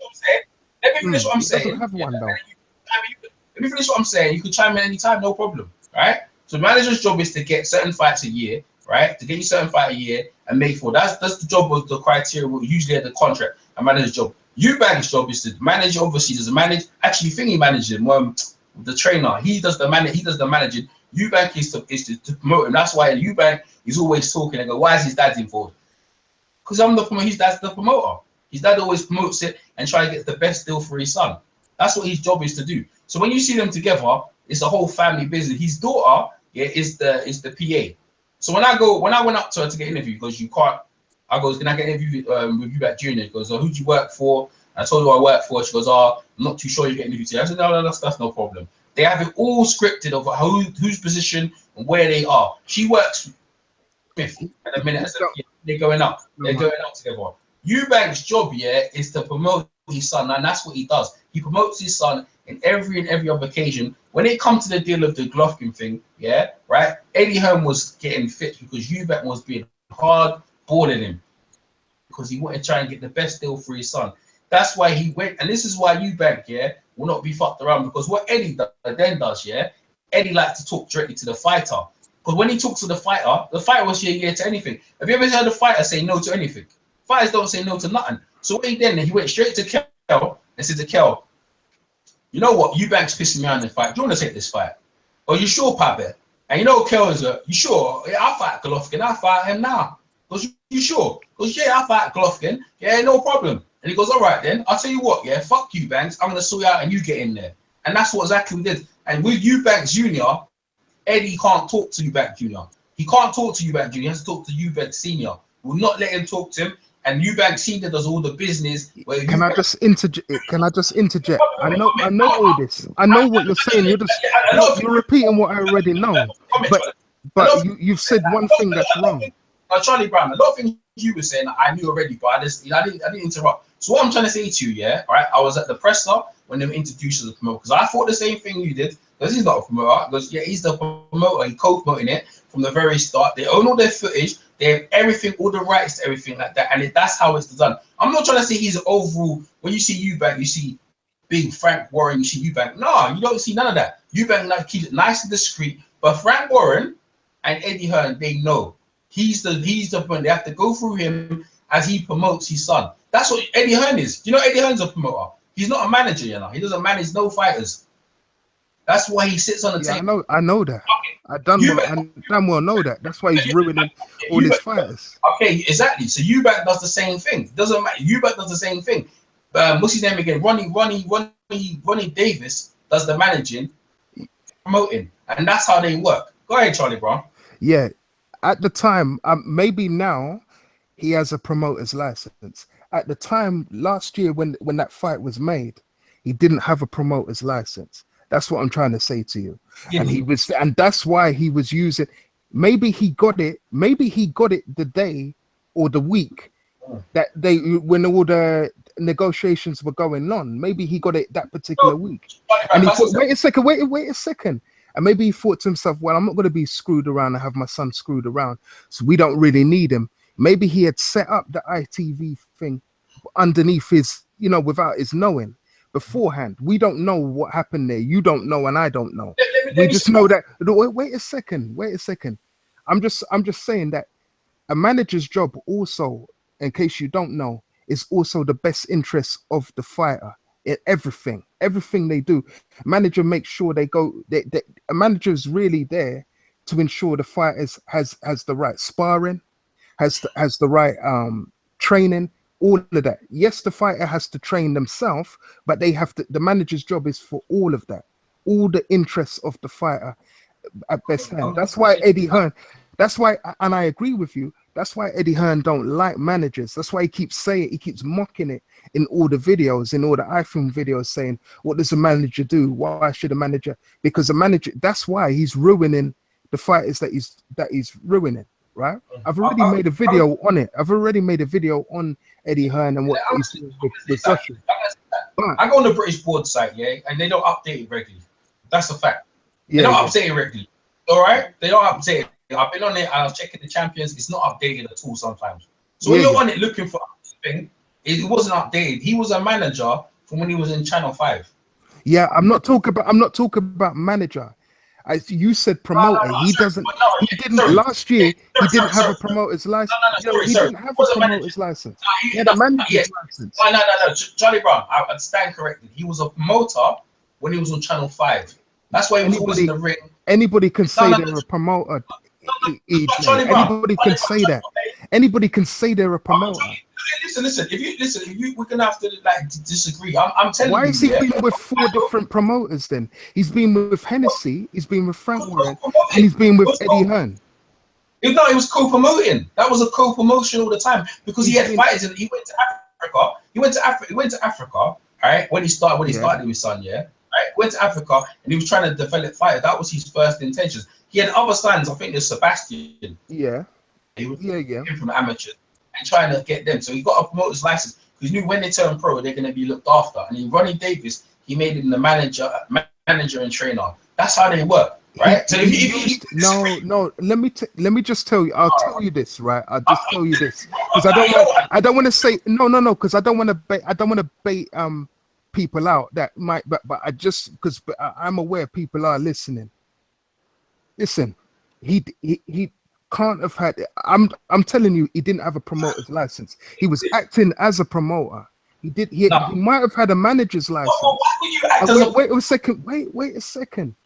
Anybody, if you already have a name, you're Chris Eubank the first, and your son's fighting, and you already had a legend already. It's very easy to promote an event because you've already got a platform. The British public already know you. You've got an MBE. You're already a household name. I'm telling you, he used all those things, but he didn't actually have to. Because if he had the license, he wouldn't have needed Frank Warren, Eddie, none of them guys. He needed them only because, please, I'm not trying to discredit the man.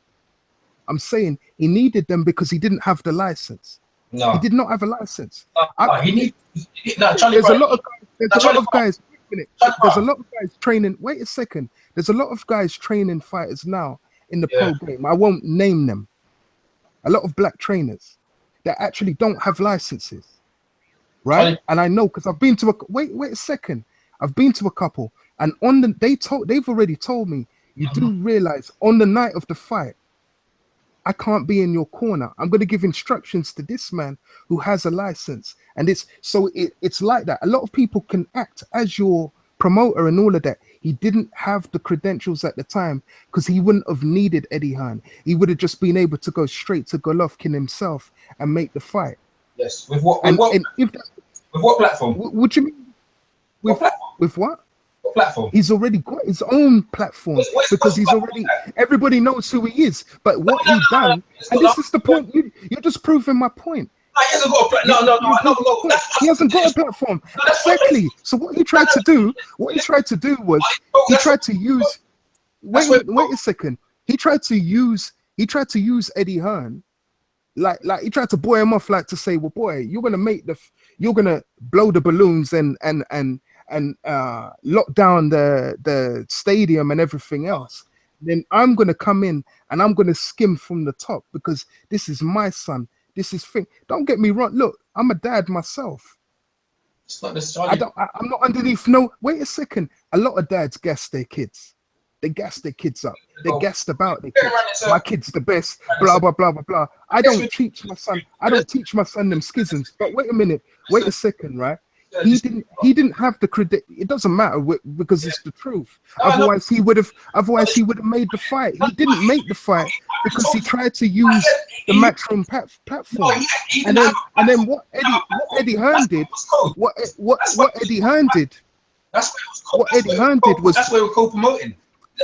Yeah, exactly. Yeah, but wait a second. That's why. No. That's why he went from Frank Warren to Eddie Hearn and went to. He was never a co-promoter with Eddie Hearn because Eddie Hearn said it in iFilm that he was never a co-promoter. He was the promoter. He was the promoter, and he was no. Yes, he was, man. No, he was promoting the event from in terms of his legend.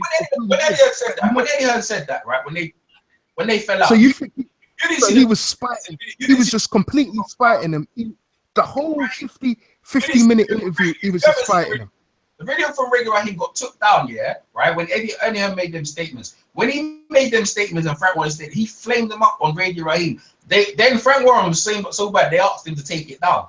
He was co-promoting because he didn't have a platform. That's the reason why he was moving around. And every time you see him, right, and Eubank, he done a better job than any of the promoters anyway. I'm not saying that. I'm not arguing about that. You're missing the point. He done all the heavy lifting. Every time Eubank was there, Eubank was doing all the promoting. In fact, he was doing. But that's how he would have done that anyway. He done a better job than than AJ. We're not talking about doing a better job. The pay-per-view star. So wait a minute. So you're trying to say you're honestly trying to say that my man is a bigger draw than AJ? Is that what you're trying to say? You know what I said to you. You know what I said to you. When you bank an AJ was the same part, the pay-per-view is so much better because you bet caused so much controversy. Yes, exactly. That's all he done. People want to see. That's all he done. He didn't have a promoter's license. That's the bottom line. He didn't have one. Yes, he did. And like I said, he didn't. We're going to disagree on this one. If the BBC, like I said, on the British Board of website, it's not updated. I know for a fact because I used to go in it all the time. You're telling me they haven't updated it from last year? But they've got some shit. They are DJ, they got some shitty promoters on that website, right? And they've updated it. They don't update it regularly. It's not updated regularly, right? It's not updated regularly. Trust me. You telling me they haven't updated it from last September? I didn't say that. I said they don't update it regularly. And what I'm trying to say to you, yeah, the disagreement. You have to. It's just me and you. Bottom line is, you're saying he acts like a promoter. I'm saying he's a promoter. So I don't know. You know what I mean? Now he might have a license, but what I'm trying to say to you, you're talking about the job that. Wait a second. You're talking about him selling a fight and the job that he does. Yes, he may sell a fight. I'm not debating that with you. There's no better promoter than the fighter himself. Charlie Brown. I already, like I said to Charlie Brown, he didn't have a promoter's license. He didn't have one. He has one now. He didn't have one then. In your opinion, yeah, that's what you're saying. In my opinion, yes, he did. So he didn't.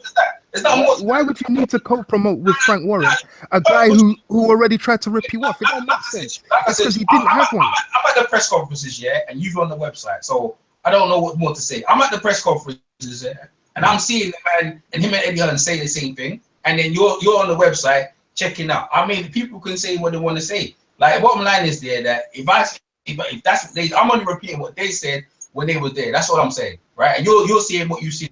My man's a goddamn liar, man, because he didn't have no.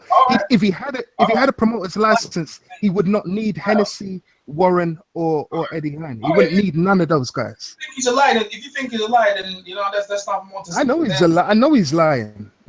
He's lying. I know both of them. I know both of them are lying. All right. But let me tell you this. I know one thing. He didn't have a promoter's license last year. All right. If they're both liars, then I'll just leave it as that. There's nothing more into it. I swear this hangout was a very. Listen, when I sit back and listen to the hangout, I was very enough information. It's still running, or has it stopped already? I'm not too sure. You know, if it's still going. Michael, who's the B Marsh? You still there? Or they clapped out? Oh, I'm here. I'm about to tap out though. It's 4 o'clock in the morning my time. Was still there? Who was still there? Everyone's still there, right? Thing's still live. The thing's still going. I think. Let me see. I think it should be. You doing the show tomorrow or what? Well, later on today I can show your time. Beach usually does that thing on the. Okay. He's kind of got a strike in it, so I don't think so. Like, we've got the NBA playoffs coming on today, innit? Yeah, later on today. You know what? I don't know why it's today. Nah, it's the same team. Golden State and Cleveland. It's the same thing. Like, Scorsese's crazy. The stuff he's saying, if he wasn't this and he wasn't that. I mean, come on, man. Like, if LeBron didn't lose weight, I was like, sometimes you have to just take it is like the guy. They say he's the best fighter on the planet. He's the best fighter. My stance is what it was. Is he Jordan? No. He's in the discussion. Yeah, but I'm like, listen, let's not act like this dude is just top liver here because he's simply not. He's a great contemporary player. There's just no doubt about it. Let's go back to the Jordan argument, yeah? Like, this team was the most high-powered unit ever assembled. Like, they've got Hall of Famers all over the place. Draymond Green's probably going to be Hall of Famer. Klay Thompson could probably be a Hall of Famer. Steph's going to be. I don't know about that. Yeah. You know why I know that? I'll tell you how I know it, right? If he was to go, like, look at Harden, right? When Harden was together at Oklahoma, if he was to leave, when he leaves, look who he blowed up in Houston. So if he was to leave somewhere, he'll be blowing up numbers. Definitely, Klay Thompson could fit into any system, and like almost like Joe Johnson. He could probably be a Hall of Famer. Joe Johnson puts up mad numbers. Ray Allen, Hall of Famer. So it's only because he's in that system, right? Ray Allen, Ray Allen is a Hall of Famer. Joe Johnson is not. Joe Johnson, the reason why Joe Johnson is not because he didn't get no rings. Ain't never been. He could have been if he stayed with Steve Nash in Phoenix, but he went to Atlanta and got that money, right? He got his 90 mil. he went to Atlanta and got 90 mil, but he was all why did he get 90 mil if he wasn't a max fighter, a max player? But what I'm trying to say, that's just the way he got 90 mil. Again, that's just the way of contemporary NBA just happens. So you get 90 mil if you're a bum? Like he ain't no bum. He's like I didn't say he was. I didn't say he was a bum. I'm just saying he's not elite. He's not. Well, he's not now. He's not now. But okay, I don't think he ever was. I don't know. He was pretty okay. All right, but he was pretty. When Steve Nash was there, he stayed with Nash. He would have probably been better. But anyway, like I said here, like the argument with LeBron James and Michael Jordan, the arguments that like obviously people can't argue about the 6 rings and obviously Jordan's scoring. I was watching Jordan's, on YouTube, they've got the whole of his career. The whole of the career, he was just phenomenal, yeah? Athlete, just hard working, do anything. He will do anything. When I look at LeBron, yeah, there's different players. Like Jordan is just like starving. He had the same thing like Bird and Magic. Like they're not having it. Like at some point when I'm watching LeBron is like, okay, we're gonna lose today. I'm not all right. I ain't gonna really think. And that's what separates him from Jordan. That's what separates Jordan from him. In the era he's in, they're all like that. Like I think even Steph's like, if I shoot a free half court and it goes in, so what? If it doesn't, I don't really care. He got that Drake act. And that's my point. Westbrook is not like that. Westbrook is old school mentality. Yeah. Westbrook is dirty. Like Westbrook is dirty. Like he don't care. He got that angry, scowling face. But in a way, when you look at the box stats of what LeBron does, rebounds, assists, points, block shots, steals, takes charges, and stuff like that, he's doing. Remember, he's doing it at a young age. He's very well developed. But I don't know, man. Maybe I think everyone plays at that rate now. I don't like. Ain't no one playing with that urge and but I think Kawhi Leonard plays like that, and I think Paul George did. But when you come up against LeBron, it's a different animal. Like he nullifies what you're good at. Whatever you're good at, like LeBron will find a way how to do it. I'm very interested to see how this game goes. Like, I think they'll win this game. I think Cleveland will win game 2. But I'm probably I don't know. I'm probably in the minority, right? Golden State, they got too much firepower. You see what I'm going to say? You see what you're saying? You see what I'm going to say? They've got too much. You see, that's what I'm going to say. That's why I said, yeah, if he wins this series, to me, he better than Jordan. That's what I'm trying to say. Yeah, because you know what? Jordan, every time Jordan went to the NBA championships, we knew Jordan was going to win. There was never time he went there and you never thought Michael was going to win. Did you ever think that? Come on, tell me. Do you ever think any team was ever going to beat Michael? The problem is the flaw is that Jordan went through a much rougher. We talk about the finals. I know that. I know they went for the Knicks and all them hard teams, the Pistons. I know that. I'm talking about in the finals. In the finals, Jordan was always the favorite. Am I wrong? You know I'm telling the truth, right? But you still, just because you are the favorite, you still got to do it. No, I know that. But he was the favorite. So what I'm trying to say to you, just in that respect, that going into the finals, that he's not supposed. Like people want LeBron's the best player on the planet. Yeah, that's what everyone says, right? But just going against that beast of a team with all them Hall of Famers, and if he was to win, listen, you have that's to. That's why I said he's in the discussion. He's not. He's not surpassing him. He's in a discussion. He'd be better than Jordan, bro. That shit would be better than Jordan. No. In my opinion, No, as an individual, you don't even give him a chance now. You just said you don't even give him a chance to win today. You don't give him a chance. Like obviously today is 5 hours back from you, but you don't give him a chance to win. I don't give him a chance to win the series. That's a difference. Yeah, exactly. You don't give him and the reason why you give him a chance because they have Kevin Durant and they have all the weapons, man. They have all the weapons, man. And you saw what they did to him in the game 1. So how is he gonna win that? If he turns that shit around and wins, listen. Let me tell you, bro. 7 straight finals, regardless he didn't get all 7. Listen, that there. He's still not Jordan. He's still not Jordan because they was a favorite because LeBron was the favorite against Dallas and he collapsed. He tanked. I'm gonna talk about Dallas one. I'm not. You can't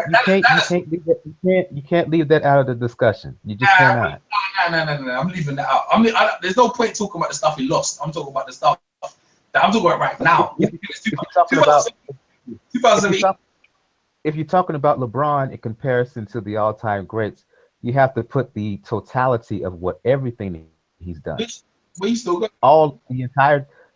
When it's said and done, you have to put the entirety of his career. You know what, man? Well, let me stop right there. I'm gonna correct myself. Mm-hmm. If we're gonna talk about LeBron, what is it? June 4th, 2017. Yeah. And then try to make the comparison between him and Jordan, what Jordan did. You have to include that Dallas game. You have to include Boston in 2010 when he collapsed. Then when Cleveland was the favorite against Boston, and Boston ended up going to the final and losing to the Lakers. He caved in that series. You have to put that in there. Listen to this, yeah. You can choose here. Him overcoming something like this, right? It will put him up there, in my opinion. And this is just I understand about the body work. I understand about the body work, but this is my opinion in terms of I understand about the whole body of work. I understand that. I remember even if he wins the series or doesn't win the series, his career still continues, isn't it? Probably got like 3-4 more years of his career. My point is this, yeah. This is the most feared unit in all of basketball coming across. Look at the wins percentage last season. The best win ratio record and losses ratio all time in the NBA. Same team. They've added extra firepower, right? So you're talking about all-time great in the Golden State Warriors. If he was ever they're not an all-time great NBA team. Not yet. Not yet. Yes, they are. No, they are. Just because they have the record, they had a better record last year and they lost. Yeah, I know that. But what I'm trying to they have to win it all. They haven't won anything yet. So they won a championship already. That was 2 years ago. They were a better team last year and still lost. So yeah, because why did they lose? Who they lose? You can't sit there and make them. You can't sit there and call them the greatest when they were better last year and lost. I didn't say the greatest. I said one of them. And I said to you, is that the record stands, and that record no one thought they was going to break it, and they broke it. My point is LeBron was standing in the way. Added, retooled, and came back stronger. Now look at them, and that's what they did to LeBron in Game 1.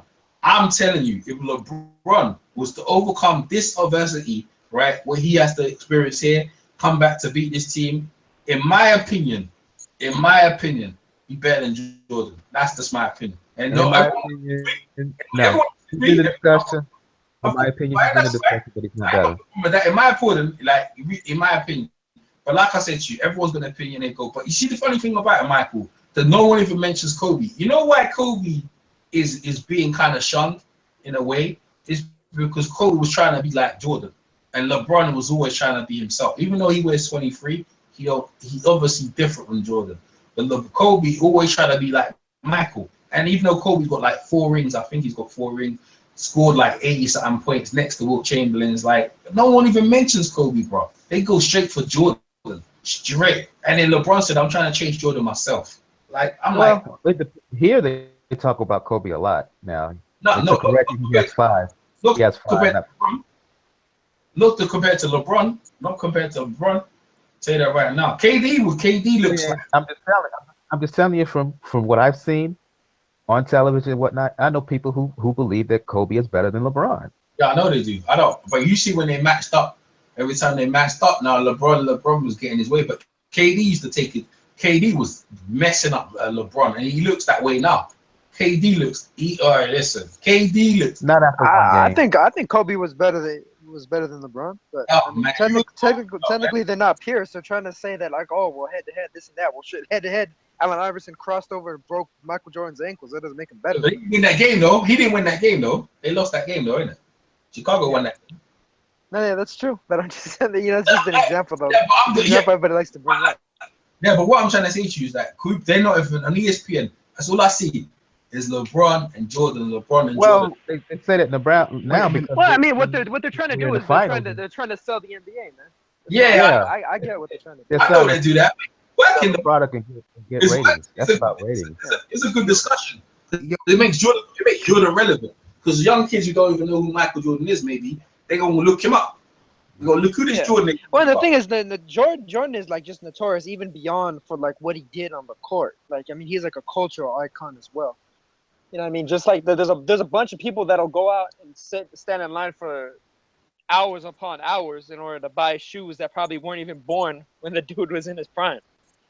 Yeah, Jordan, them Jordan shoes are good though, innit? Them 96 version and like Jordan had some shoes. Rodman, that whole 96 team, that whole I still like his shoes, to be honest with you. I mean, like the first pair of Jordans that I ever got, and you know, when I was a kid, I was like, I was loving it. There's Like, another. I was, like, proud. I never owned a. You I never. sorry to sour the thing at the moment. EJ, did you see the thing on the news? Have you seen the news? Yeah, I know about that. I know about that. Literally about an hour ago. All right, yeah. I'll leave it there. Sorry. Yeah, they're chopping up people. There's another terror attack. Yeah, I was gonna. Yeah, you saw something earlier about the terror attack in London. They're chopping up people. You know what the thing about them sort of things? Like they say a whole heap of things when it comes out, and it makes everyone scared. And then as the day goes on, they kind of narrow it down and say it wasn't as bad as what it is. Yeah, so yeah. The crazy thing is, I've never owned a pair of Jordans. Never. I bought the 96 version. You know the white and black. Was it because you didn't like them, or? No, man, I grew up poor. We couldn't afford no Jordans. I bought one for £100. I was crazy. I bought. They were good. I was smart. I was smart, man. If I didn't have the money for it, please, no. No, of course, that's the thing, you know. Get the stock instead. My mom says to me, "How can you buy a pair of trainers for £100?" But it's funny that women buy boots. Women buy boots cost £300. I remember one girl I was going out with. She goes, "I go, how much them boots cost?" She goes, "They cost £300." I said, "What?" They cost what? She goes, £300 regular. Women much more for their stuff than men do. Look, man, my mom taught me you can ball on a budget. And I've lived by that my entire life. Yeah, that's all right. True. Very true. I bought the Jordan 96 version. It was when he was I think he was going against the Utah Jazz, whatever. And like I felt like Jordan, man. I ain't gonna lie to you. I put them shoes on and I felt like I was Jordan. I was flying and shit. Yeah. And once I got older, it was like, what's the point? What's the point? Save your money. Yeah. I tell you what, I want to get a pair of Patrick Ewings. Yeah, because that's I always wanted them. It wasn't until I think I was 12 when I first got some. Yeah. When I was 12, because that was when my foot stopped growing like crazy. So then that was the point where like my parents were like, "Oh, okay, like you know, you're not just gonna grow out of the shoes, you'll wear them out." And I wore the shit out of those things. Like I wore those things to the bottom skin. Yeah, they had to because they cost £100. Man, how much they cost $100 as well. Honestly, I have no idea. Yeah, they cost $100. They cost all Jordans. Yeah, the maximum you're paying, minimum you're paying is near $100. Bro. Oh yeah. When it's back then. I mean, nowadays it's yeah. And at this point now, if I was to ever get a pair, it would just be a collector's item. Yeah, that's like what is it? About a year and a half ago, I think they re-released those same shoes that I got when I was a kid, so I bought them again. How much they cost? I could have them again. I want to say they were like 170 or something like that. Yeah, see, 170. You see that? 170. That's what I'm trying to tell you. But they were the 14s, the low top 14s with the blue and yellow. I believe they're still in the Air Max 90s for bloody. They're 120. Oh yeah, Air Max is real expensive. Jeez, man. Hey, talking about I never liked Air Maxes though. Because not only have I not bought a pair of Jordans, I've never paid over $100 for a pair of sneakers. Never. Jeez. Ain't sneakers the same? And I don't blame you, man. Even though I like them myself, you know, I definitely don't blame anybody for not engaging in it. Because it's a bit of a vice, you know. It's a bit of a vice. Ain't sneakers Jordans? What's the difference between Jordans and sneakers? That's Jordan. Sneakers ain't trainers. Yeah, they call them sneakers. They call them sneakers over there. Yeah. Sneakers are tennis shoes. Yeah, or tennies. Tennis shoes. We call them trainers, man. Yeah, we call them trainers. Because like over here, if you say, "Oh, you're gonna buy some trainers," they think you're talking about like cross training shoes. So, Yeah. like, stuff that you would wear in the gym to do like various workouts and stuff. Yeah. Different wording. But listen to this, right? What do you guys think of the Ball, big baller? What's his name? LeVar Ball and Lonzo. Well, LeVar's the dad. Lonzo's the son, the player. Yeah. I mean, the thing is, I like them. I mean, part of it is because they're from around my way and everything. But even beyond that, I kind of get what they're trying to do. I mean, they're trying to shoot for the stars. They're trying to have their brand kind of set in motion and capitalize off of whatever they could potentially get in terms of if he happens to blow up and become like a truly like legit all-star type player, then I mean they're gonna make way more than they otherwise would have. The downside to it is that they don't have as much guaranteed money on the from the upfront scale. So really they're almost kind of holding off in order to try to make more money as a whole, like throughout the long run, hoping that there is a long run. It's a risky move, but I mean I can see why they're making it. They're not holding off. They're taking a big risk. I understand what he's doing. The method that he's going about it is shaky. It's really shaky. Let me tell Charlie Brown. No, it is definitely shaky. I mean, it's a big risk. It is. He talks about, well, if you can't afford the shoes, you a big baller. Yeah, that's. I love Fuck out of here with that, man. That kind of rubs me the wrong way. That's taking advantage of people. Charlie Brown don't know. So Charlie Brown, the family of basketball, the family is a father, and he's got like four sons. Yeah. It's one of the prestigious colleges, the UCLA, in Los Angeles. Yeah, and he's done pretty well. And his dad's trying to say that he wants his son to go to Los Angeles Lakers, and he's going to be famous and even that. So his dad designed a trainer. Now the dad designed a trainer. It ain't look nothing special when I look at it, but it's basically a copy of the Kobe, recent Kobe Bryant shoes. It looks good, right? It looks exactly the same. But he's got a glass casing and everything, and the trainer Charlie Brown is like £300. Now he's a black guy here, right? Yeah. Like Nike didn't want to. Nike, I don't know if Nike want to sponsor his son or whatever, but he's like, all these people make a lot of money off black athletes. So I'm gonna do my own. I'm gonna sell my training for free because he goes to his son, how much you want to charge for? Him and his son design it, because a lot of time when the kids from college or whatever, and they coming out of college or MBA, they say to Iverson, would you fit this trainer? So they put some designs and they say yes or no, this look better. And really the trainer is there wearing it, but they didn't really design it. But this kid, he designed his trainer, and his him and his dad inputted it, they care a lot of money. So he said to his son, said, how much you charge? His son said like 300. All right, cool, that's it, fine. So him and his dad, that's their product, right? And also, if his son blows up, they're gonna be selling it. A lot of people will be, nah, man, it's too expensive, this, that, the other. I get it. It's the value of how he feels about himself and his father. And I think what's pissed a lot of people off is that how dare he go out and all the other things when this is how things have been done. Stephen A. Smith has come out and said, I don't like the way his dad's doing it, because they haven't got no agent. I heard about this. Yeah, it's just Stephen A. Smith is like, they don't like the way they're doing it. LeBron, they should have an agent, they should have this, that, the other to negotiate the best deal. So obviously, everyone's talking about him coming in the draft and this and that, but the whole thing is about the trainers too expensive. But I think it's more to do with like the Eubanks, controlling your perpetuity, with controlling your own rights and controlling your destiny and not letting take your money. And I embrace it, and I think the price of the trainers in terms of how they feel is correct. If your son blows up, people are gonna buy it anyway, and some of the people on all these rich, because all these rich people on ESPN, they've all bought the trainer anyway, just for the sake of just trying to help the brother out in terms of we're gonna start buying it. But he goes, big baller trainers, not for everyone. He's right. Like fuck it, £300. But if his son start blowing up and doing shit, listen, you're gonna see people break the bank to go buy that trainer. I'm telling you that right. But he better hope his son is good. He better hope No. We don't know that. Well, I mean, there's a difference between being good in college and being good in the NBA. Yeah. This is the thing about confidence, right?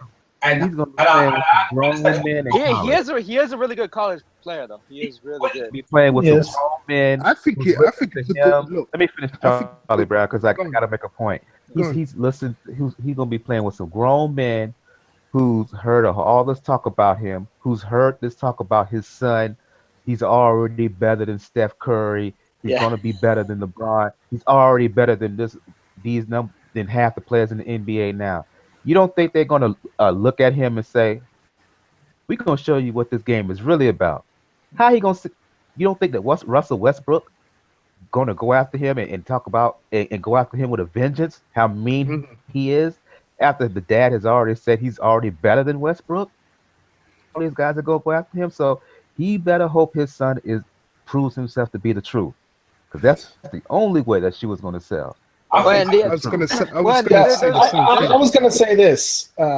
LeVar Ball is pretty much the current embodiment of a father who didn't pan out in the thing he wants to do and is living vicariously through his kid. Shit, yeah, that's harsh. That's a bit harsh. Yeah, well, I mean, there's a little bit of that, but at the same time, it's not even just. The thing is, I think he's also trying to look out and take a gamble for it, because it's not just the oldest son Lonzo. He has 2 other sons that are one that's going to start UCLA in 2019, and then his youngest son, who's still, I think he's like 15 or something, plays at Chino Hills, but he already. But the other 2 kids are not better than the other two kids are not better than the older son. They're not. Yeah, they're not. Yeah, that's true. Well, I mean, they still have years to go though too. They might develop to. Not right now. It's early stage. They might develop. I'm telling you, EJ, that neither of those younger kids are going to be better than this current dude. They're not. No, man. I don't know about Michael, man. Things change, They say that about Michael. But that's why the father though called it the Big Baller brand, because the whole idea is it's going to be Lonzo, LaMelo, and LiAngelo, all 3 of them. And Mike, like I said, I understand why he's doing it, but how come he won't go the Ewing route? Ewing sold his own shoe and made a whole lot of money and didn't have to charge all that extra money. Oh, that was his own. Was that his own thing? Yeah. Ewing, that was his own shoe. Oh, I love that. Was his own Ewing Athletic. I love that shoe, man. That's got the Jamaican flag on it. It's fucking dark. Yeah, Charlie Brown, you ain't seen that? Which one? The Pratchett Ewings, the Pratchett Ewings, man. Everyone was wearing them. The old school ones. Yeah. They still sell them. Yeah. They're still out. You can still buy some. I didn't know that. I used to have British Knights, man. Do you remember the British Knights?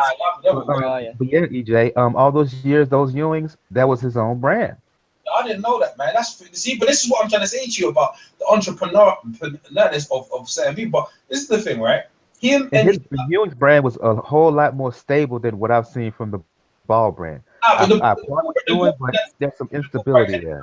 It's really shaky. When the money starts flowing in, they will improve. But the thing is, about his sons and whatever, right? Whether they pan out, whatever. I'm be honest with you, Michael. As a competitor, you want to be better than everyone. Like I'm not gonna lie. When I used to go on the basketball court, I thought I was the best point guard.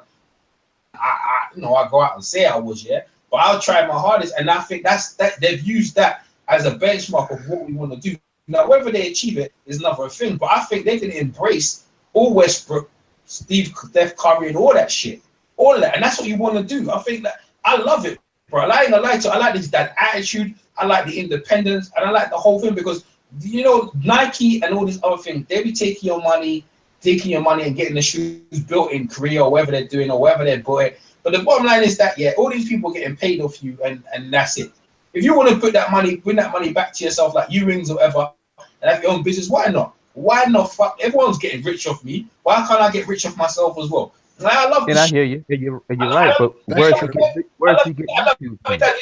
They trying to make his dad into that feminist woman. She trying to make his dad into he hates women and he's hating. Yeah, that's silly. No, I don't agree with you. I agree with you, EJ, man, because it's hard, and in some ways, I agree with it. The same thing in boxing as well, with regard to Eubank. But let me say this, and it's not that I don't want to go back on what we were speaking about, but if he should have taken control of his son like he did from the very beginning, and he shouldn't have done no business with none of these promoters, because herein lies the problem that he had with Eddie Hearn. You see what I mean? He didn't need to go to Hennessy and all these guys. He didn't need them. You know what I'm saying? He could have just done it himself. He decided to go with them, and you see, it's like dancing with the devil kind of thing. You know what I mean? It's like, you know what I'm saying? So I agree with you about this basketball. Well, I mean, it's one of those things where it's like if you basically outsource the work that you're doing, I mean, then there's not as much there's not as much to fall back on in your hands. Like there's not as much responsibility that you hold, but you also don't reap as much benefits because they're doing some of the work for you. And my question is, where are these shoes being made? How are these shoes being made? How are all these the products? big baller brand? Oh, they're being made in China. Yeah, they're Chinese. just like every other shoe, just about. If he's exploiting others like these big companies are doing it, then I'm not with it. I'm not with it at all. Yeah, but I mean, it's entirely being made in America, most probably. No, Charlie, they're remade in China. I'd be willing to bet what he probably did was he made in America. How you know they're not making them in America? Because there's already out there that have been made in China. No, but what's lost on a lot of people is a lot of times a lot of products that come out of China, like not just the big companies will use some of these factories, but a lot of like smaller companies will use the same factories.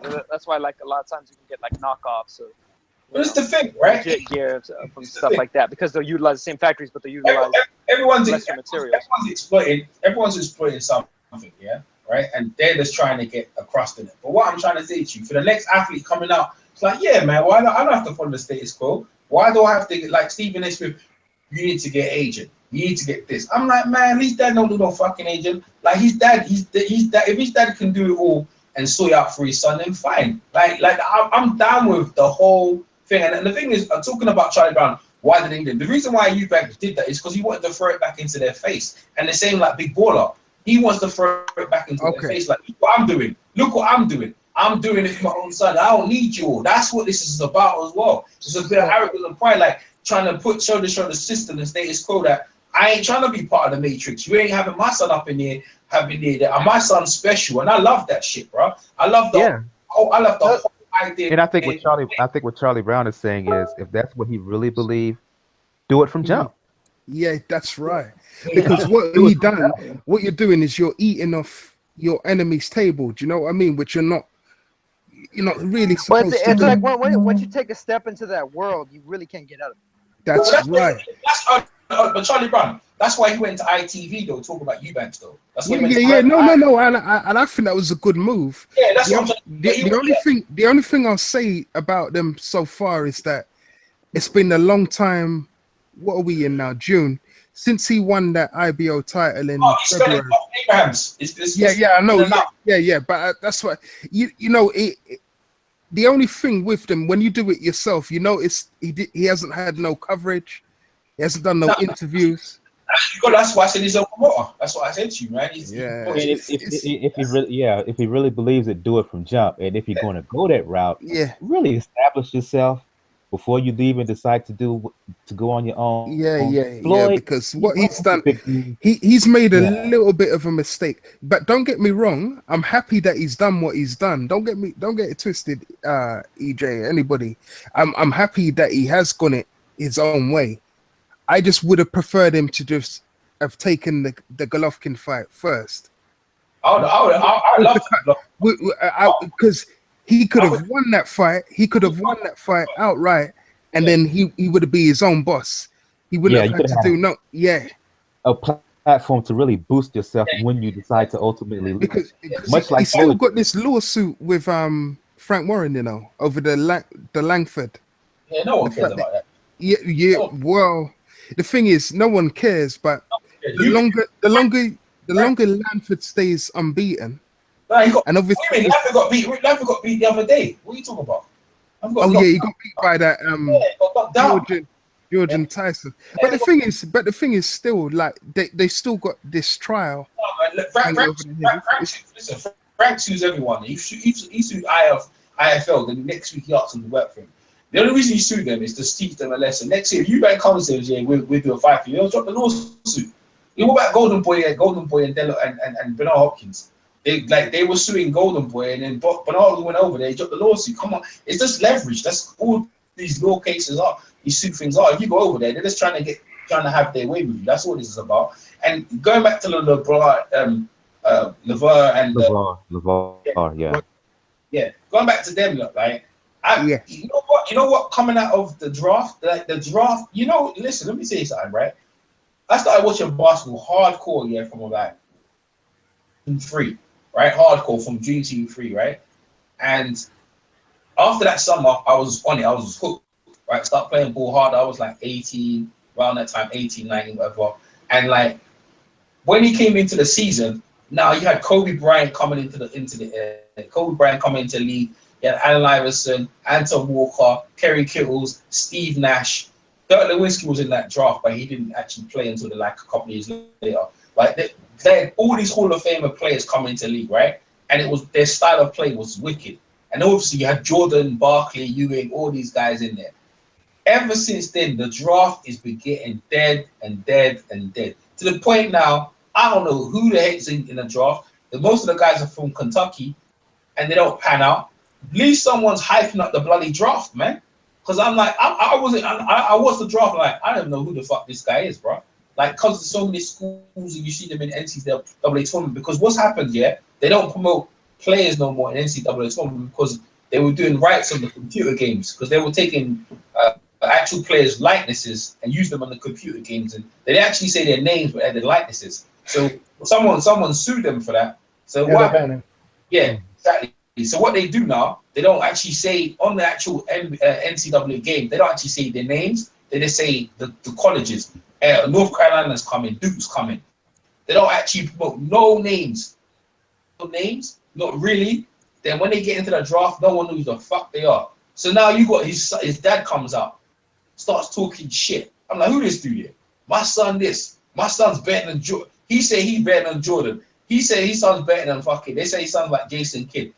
My son's better than Jason Kidd. My son's better than Steph Curry. My son's better than LeBron. Yeah, I was like, yeah, bro. Even though he fucking might live out, but I love the fucking hype, and I love the idea someone's coming out and promoting. I wish they had more people like that to promote some of the NBA players coming through, because other than that is dead.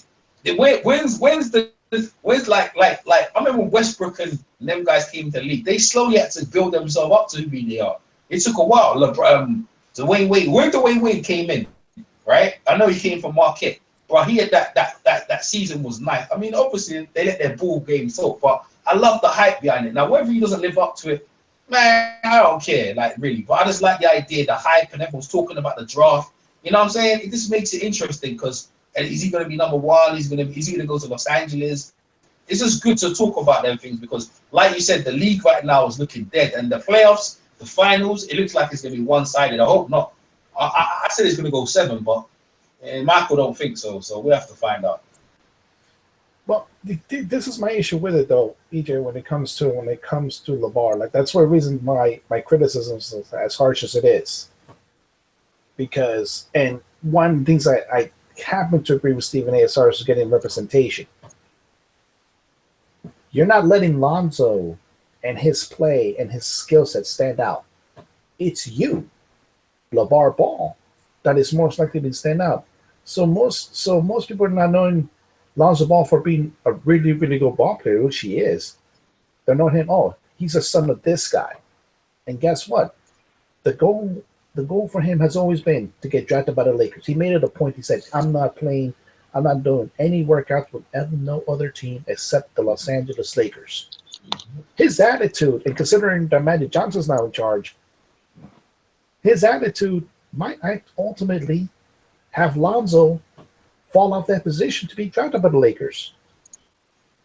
What happens if Lonzo Ball falls into the same position as Johnny Manziel and Brady Quinn did, where they were hyped up, they were going to be like top 5, top 10 draft picks, and they wound up being drafted in the lower 20s. Team-wise, it'll be great because they'll get in the good team that's been in the playoff, but it hurts his brand dramatically. And it won't be because Lonzo did something bad. It's because his dad. Talking about like speculation. Let me tell you something, right? If his dad didn't say anything, Michael, Daniel, I would never have heard of him. I would have never. That's what I was trying to tell you. I would have never heard of his son because the dad makes up so much noise. I went and checked his son out. I said, yeah, but the dad it's like Danny Garcia and Angel. It's like what's his name? Like the Potters, Kenny and Sean. Yeah, like so many other people, they need someone to highlight their talents, right? And the dad is the promoter of his son, making me think I'm a fan. I'm a fan. I like the fucking dad. The dad makes me bloody laugh. But because the dad makes me laugh, then I like the son. I wouldn't have looked at the son and thought the son was all that. But when the dad start talking, my son's better than this, my son. Now, what happens if he actually lives up to expectation? How hype would this be if the son starts putting it in and the Los Angeles Lakers start blowing up? Because you know what? It's actually a damn shame that one of the NBA's historical franchises is just dead in the water. Absolutely smacked, like New York as well. Like they ain't getting to the playoffs. We don't know when they get in the playoffs, and it's just like nah. So we've got a young kid coming along. Magic took over. Wouldn't it be great if he went there and turned the whole shit around? I'm like, yeah, that's what's up. That's what we need. That's what basketball needs. Whether he can do it or not, be fine. If he gets dropped down in the draft, then he's still gonna have a chance to play. People are still gonna talk. His dad's still gonna be talking. They made a mistake. Because I remember, what's his name again? Amari Stoudemire. No, is that Amari Stoudemire? Not Amari Stoudemire. Damian Stoudemire. He got Isaiah Thomas drafted him when he was at Toronto as a GM. Drafted him, and they were booing him like, who's this Damian Stoudemire? Look what the Mighty Mouse went and did. Don't tear them up. Tear them up. So what I'm saying is that sometimes we could all be a critic and stuff like that. But I think in the basketball world, especially, yeah, you need some hype. You need a hype man. You know what I'm saying? Like Don King used to be that guy in boxing when Ali left. If Don King wasn't there, bro, hyping up when Ali left, how would boxing been if you didn't have a Don King? And now you got the big mouth. You have the Eddie Hearn. Like that's why the UK is doing well, because Eddie Hearn and his big mouth talking shit. He talks the most. Eddie Hearn talks the most shit, bro. And then he's got Eubank, and then you got David Hayes, the Chizoras, and all the other big mouths from the UK running up the mouth, making boxing relevant. So you need that kind of thing. Whether they back it up or not, then it's on them. We can criticize them, but they keep them relevant. And whether it's good or bad, if he gets dropped down in the draft, and I hope the Lakers pick them. But you, like Daniel said, there's a good possibility that not even Boston, they don't want to. Because the thing is, if they don't do the media workout or the workout, it don't mean anything. They're still going to get drafted, right? Because he's done his body of work in. They know what he looks like already. You don't have to go to the media workout and bust your balls. They usually do that, tell you to go there and they put you forward these hard drills and shit like that, like to see if you're going to take it or break it. And then sometimes they don't even pick you. You know what I'm trying to say? So his dad's like, nah, we're just going to, the only one we're going to go is Los Angeles. That's all we're going to impress. We want to impress Magic. That's all we want to do. So I'm good with it. And to be fair, you as a fan, Daniel, you should want it to fucking work, bro. You should want that shit to work. So you can say to yourself, shit, they back their talk. It's such a great story, man. It's such a great story. That's what I think, you know. And I think basketball. I would like it if it was Lonzo. That's my thing.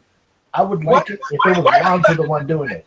Did you see the dad play basketball against one of them news presenters and dunked all over him? Shit was funny as hell. No, he wasn't that good. Let's be clear about that. He wasn't that good. LeVar Ball wasn't good. That's one of my points. If it was Lonzo doing it, I'll be perfectly fine with it. Do you, man? Alonzo's boring. Alonzo's boring though. LeVar is fucking exciting. As a personality, he doesn't say much, but his game speaks a lot. Yeah, exactly. His game LeVar was a football player. He was a pro. Yeah, he played for London. You know, he actually played over here. He played for London Monarchs. That's what I'm saying. He ain't living through character, son. He actually achieved. And what I'm trying to say to you is that a little bit. I mean, he wasn't like a great player or anything. But I'm just trying to the league. EJ, he said he would hold Michael to 2 points if they listen, what's wrong with that? I thought that was fucking hilarious. That shit is funny as hell. Like, you know, probably Jordan go eat him, but just for the fact that he's calling him out and saying my son's better than Steph Curry. Like I sometimes think people take things too seriously. Like the shit is fucking funny as hell. Like it's funny as hell. Like I remember this Charlie Brown. He went on a TV show, right? And they were playing the best at 3. And the dude goes to him, I hope you're not gonna shoot the ball. So what the dude did, the dude comes on the court now and LeBron starts bullying, and the dude must have fucking do some sort of move, whatever, tried to cheat. LeBron came down and LeVar, the dad, came down, span and dunked all over him.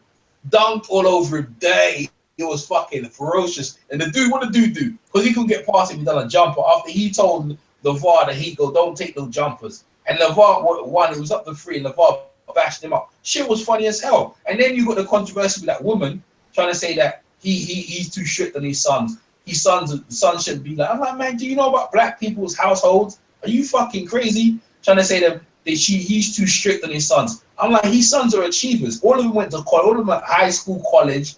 They're all gonna make money. They're all gonna go into the NBA. Man, you wouldn't want their sons to go that route. You must be out of your damn mind. And all this bullshit out here where people get killed and shit. And I'm like, what the fuck does she know? So when she was out there, and when he didn't want to say, she's trying to say that, are you threatening me? Are you threatening me? And you're against all women? Man, this woman, I said, man, shit.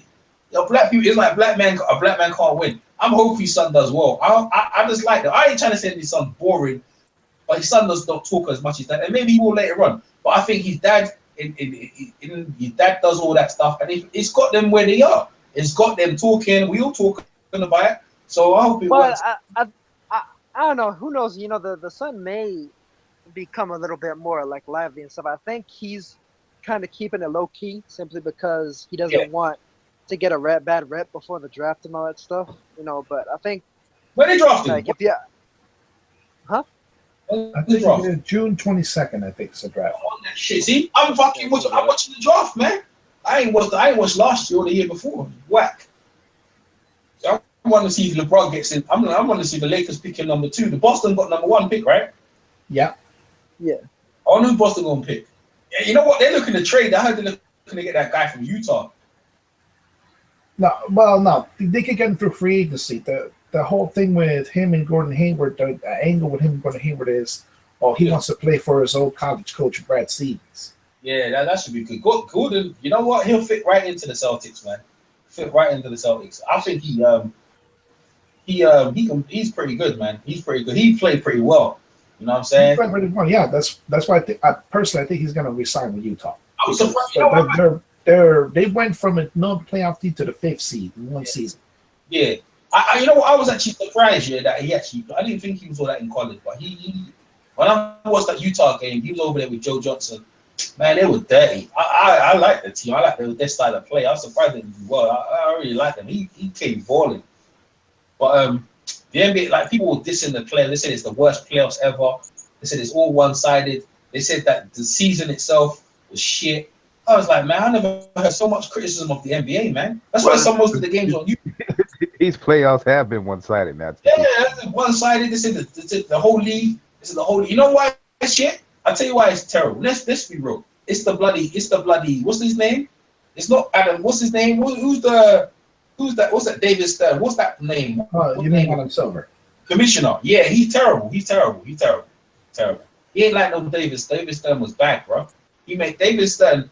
Yeah, I mean, when he was doing. Man, David Stern was an asshole. No, he was not. What? He made them multi-million dollars. What are you talking about, man? David Stern made them millions and millions of dollars, bro. Why would you say Castle? But the thing is with Stern is it took years. It took years for Stern, and it took actually the miracle of having Bird and Magic come out at the same time that he did to work it out. Like right now, the thing with Adam Silver, this makes it a little different. People want to criticize him for these things in the playoff is one-sided. Is the after effect of the fact that LeBron won a championship, and now everybody in the East wants to play just with LeBron. LeBron basically turned the Cavs into the Heat, Northeast version. The problem with it, though, is that that the East, since the Michael era, has been conditioned to not really go after the dominant team. The West had to, because they had to be some kind of challenger to Michael. That's to do with the GMs, man. The GMs fucked the shot. Let's be real. It's nothing to do with the East. No, but if to answer your question, though, EJ, about David Stern, because like there was all that stuff with Allen Iverson and the dress code and all that stuff, and all that should always rub me the wrong way. Yeah, that shit was fucked up. But that was the owners complaining, so he just acted on the owners. I agree with all that shit, but I agree that shit was out of order. But listen to this, right? The GMs are shit, man. That guy, what's the guy who runs the New York Knicks, man? And the guy who's running the Lakers. They ran that shit into the ground. They ran that shit. That's not the GM. That's the owner. James Dolan did that. Yeah, James Dolan. The owners. My bad, not the GM. The owners ran it into the ground, man. They ran. Plus, it was really foul. It was really foul the way he blackballed Chris Jackson. Who did? Who blackballed Chris Jackson? Oh, you talking about Chris Paul? No, Chris Jackson, Mahmoud Abdul-Rauf, AKA. AKA. Oh, David Stern did that. Yeah, he blackballed him. Yep. He didn't want to. Charlie Brown don't know. Tell Charlie Brown why he blackballed him, because Charlie Brown don't know. Mahmoud Abdul Rauf, well, aka Chris Jackson, converted to Islam. Nation Islam. Converted to Muslim. I think he was NOI. He may not have been, but I'm pretty sure he was NOI. Yeah, he was. And he decided to, at one time, not stand for the national anthem. Mhm. He eventually did, but when he did a prayer. And the reasons that he said he was not going to stand for the national anthem were kind of similar to what Kaepernick did. And slowly but surely, his playing time was reduced. He was released.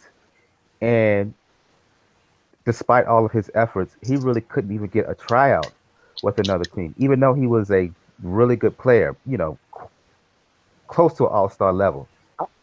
And he couldn't get any shot with any NBA team and whatnot. Basically, on GP, he decided after a while that forget it, I'm going to go another route. And he left the NBA because he couldn't get in anymore. No teams would even give him a tryout. No teams would even talk to him.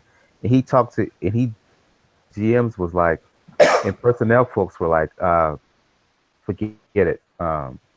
We have on good word that you're not going to get another opportunity to stay in the league. So he did counseling and community work and whatnot. But yeah, bottom line, once he made his stance, once he became public with being a Muslim and speaking out for certain causes, Stern basically said, "You're not going to play in my league anymore."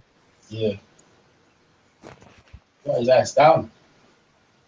That's how And that wasn't cool. Yeah. That wasn't cool. And he did, and the same thing was kind of done with Craig Hodges in Chicago when he played with the Bulls. He went to the White House and he dressed in a not dashiki, but not in kind of traditional garb, and he converted to Islam and spoke out on certain political, social issues as well. And this is arguably the top 3-point shooter in the league. I saw him at Charlotte make something like 20 straight 3-pointers during the 3-point contest. And slowly but surely, he got released by the Bulls after they won the championship. He couldn't get a tryout either. And according to him and others, the reason he couldn't get back into the league was because he was blackballed. So those two things alone, I'm giving some side eye to David Stern. Let me ask you, are they blackballed by David Stern or the owners who run the championship? Because I see that James Dolan, both and EJ, not either or, both and. Because I see that James Dolan, whatever, for the Knicks, I see him fucking get security to throw Charles Oakley at the fucking arena. Like, what the fuck, man? You see that shit? A lot of guys, man. Don't. Iverson was one. The blackballed him. But those two examples specifically. Yeah. We talk about what Kaepernick is got doing it. now. Mahmoud Rauf got it worse than Iverson did, because at least Iverson was still an all-star and everything. He had some more sway, I guess. And he was allowed to play. He was allowed to play. No, that's what I'm saying. He had more sway because he was just that good, so he was able to kind of get away with a bit more than he otherwise probably could have. They got rid of Stephen A. Smith because he used to be when they used to get drafted. Yeah, Stephen A. Smith used to be there.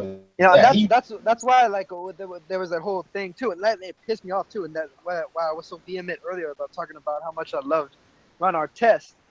That person in the crowd that threw that shit at him deserved every fucking bit of that. He got. He deserved every fight. He deserved more. He deserved more than he got. Yeah, but still, Ben Wallace pulled Artest's whole card that night. Wallace was a bad boy. He definitely was. Pulled his whole card that night. But just that whole thing though, like, you know, that was just another piece of the puzzle with why I don't like David Stern. Yeah, Artest, he might be crazy, but you know, he ain't that crazy when Ben Wallace stepped to him. Oh, no. You don't mess with the Wallace family. I don't think he was scared of winning. I don't think he was scared of winning. I think it was a case of he was. Yes, he was. Yes, he was. He was scared of Wallace. No, he wasn't. It wasn't the rules of basketball. Wallace done something to him. He pushed Wallace, and Wallace was coming. He was trying to get him ejected. He lay down on the table. It's like, man. And Wallace pushed him back. He tried to punch him. Did you see Artest try to hit him back? No. Yeah, but listen, what I'm trying to say to you. In the rules of basketball, he knew it's not even that serious. But the thing is, yeah, fucking that pussy old threw the fucking drink down on him, man. I was like now I said, man, when he went up there, fucked them up, man. And then what's that captain? You got to remember, all that initially started with Wallace. And Wallace, I'm sorry, he pulled his card that night. Just like Zebo pulled DeMarcus Cousins' card last year. Yeah, well, you know how it is, man. And this season, there've been more fights in the NBA I've ever seen. This season, loads of fights, bro. Loads of fights in the NBA. Every time I looked on the thing, and I think they're doing it to pop up ratings because their ratings is terrible. In the NBA, you know why it's terrible? I'm gonna tell you why. It's no parity. They ain't got like each team. They used to have a marquee star. Why not? Because all the big stars, they don't want to be the best player anymore. They all want to be friends. Let's be friends. Oh, yeah. Let's be friends and play nice together. Fuck that. Yeah, if I'm a fucking NBA player, I want to demolish you. Yeah. I want to fucking bury your ass. Yeah, that's what it should be. I want to dunk all over you, man. That's what it should be. Like LeBron, I feel like LeBron plays like that sometimes, though. Sometimes he plays like vicious. Sometimes, not all the time, though. Plays like I'm gonna mess you up, bro. Yeah. That's what separates Jordan from him. Jordan wanted to bury you. Larry Bird wanted to bury you. Kobe Bryant wanted to bury you. You know, Isaiah, the original Isaiah. Oh yeah, Isaiah. Isaiah wanted to laugh as he fucking. Yeah, Isaiah was bad. Bird's infamous line at the All-Star game, or the 3-point contest. Which one of you motherfuckers is coming in second? Yeah. And he did that in his sweats. He didn't even take off his warm-up jersey. Nah, man, Bird was bad. I'm just saying, man. Bird started a fight with Dr. J. Dr. J. Yeah, I remember that. He grabbed him by his neck and punched him. But I tell you, he was pretty tough. Carmelo was pretty rugged as well. He was pretty tough. Carmelo was a bully. Carmelo. Hey, I'll pick Carmelo over Tim Duncan anytime. I don't give a shit. Malone was a bully. Carmelo was my favorite, bro. Carmelo and John Stockton, shit. That little tandem right there, that pick and roll, that shit was lethal, bro. That shit was lethal. All those illegal screens. Illegal. They were illegal. All those players back in those days used to complain about how those screens were illegal. And how Stockton used to grab them while he's making those screens. There's that. There's the Kevin Garnett, like the world famous Kevin Garnett moving screen. Hey, Kevin Garnett's crazy. You know what he said? When the big three came together, Ray Allen and Paul Pierce, right? He came in and they must have went to. I think that's when they came to London, or I think they went to France first, yeah. And they was, they set the tone there, like they were all in the huddle, or whatever. They must have trained, whatever. And when they were coming, the doctor must have went to because they have like a dining area. The doctor must have went in there, helped himself to his food, whatever he had on his tray. Kevin Garnett got in there. The players are supposed to eat first. You know what he did to the tray? He punched the tray up, or he slapped the tray out of the doctor's hand. You ain't eating before us. The players supposed to eat first. And everyone was looking at Kevin like he crazy, but he set the tone like, we ain't fucking around out here. We come to get a championship. And I think that doctor must have disappeared, but they were looking at him like this thing crazy. I have to give Garnett respect because he's from my state, but at the same time, Where's that? Carolina? South Carolina, yeah. Okay, go on. I know where he played ball in the park as a kid. But yeah, Garnett, great player, but he was kind of a punk at the same time. He's the type of dude who would talk a lot of trash, but he wouldn't fight for nothing. He was called Fugazi for a reason. He was an instigator. He was a big time instigator. But they didn't rest in that time. I remember seeing his biography or whatever. So Villanueva, I hope you get cancer and die. Yeah. Not cool. But then the Hunter Cheerios thing with Carmelo, that was hilarious. Yo, what to show? Oh, you're talking about with Lala? That shit was. That's kind that of was- fucked up though. To be talking about dude's wife like that. I mean, Yeah. What's that? What's up in there? Well, who talking about? Who talking about Lala? Wait, you didn't know about the Honey Nut Cheerios thing, EJ? I don't know nothing about that, man. Come on, no. What happened there? Are you talking about the one that incident with Carmelo with looking for him after the game? Yeah. Yeah. Okay. Yeah.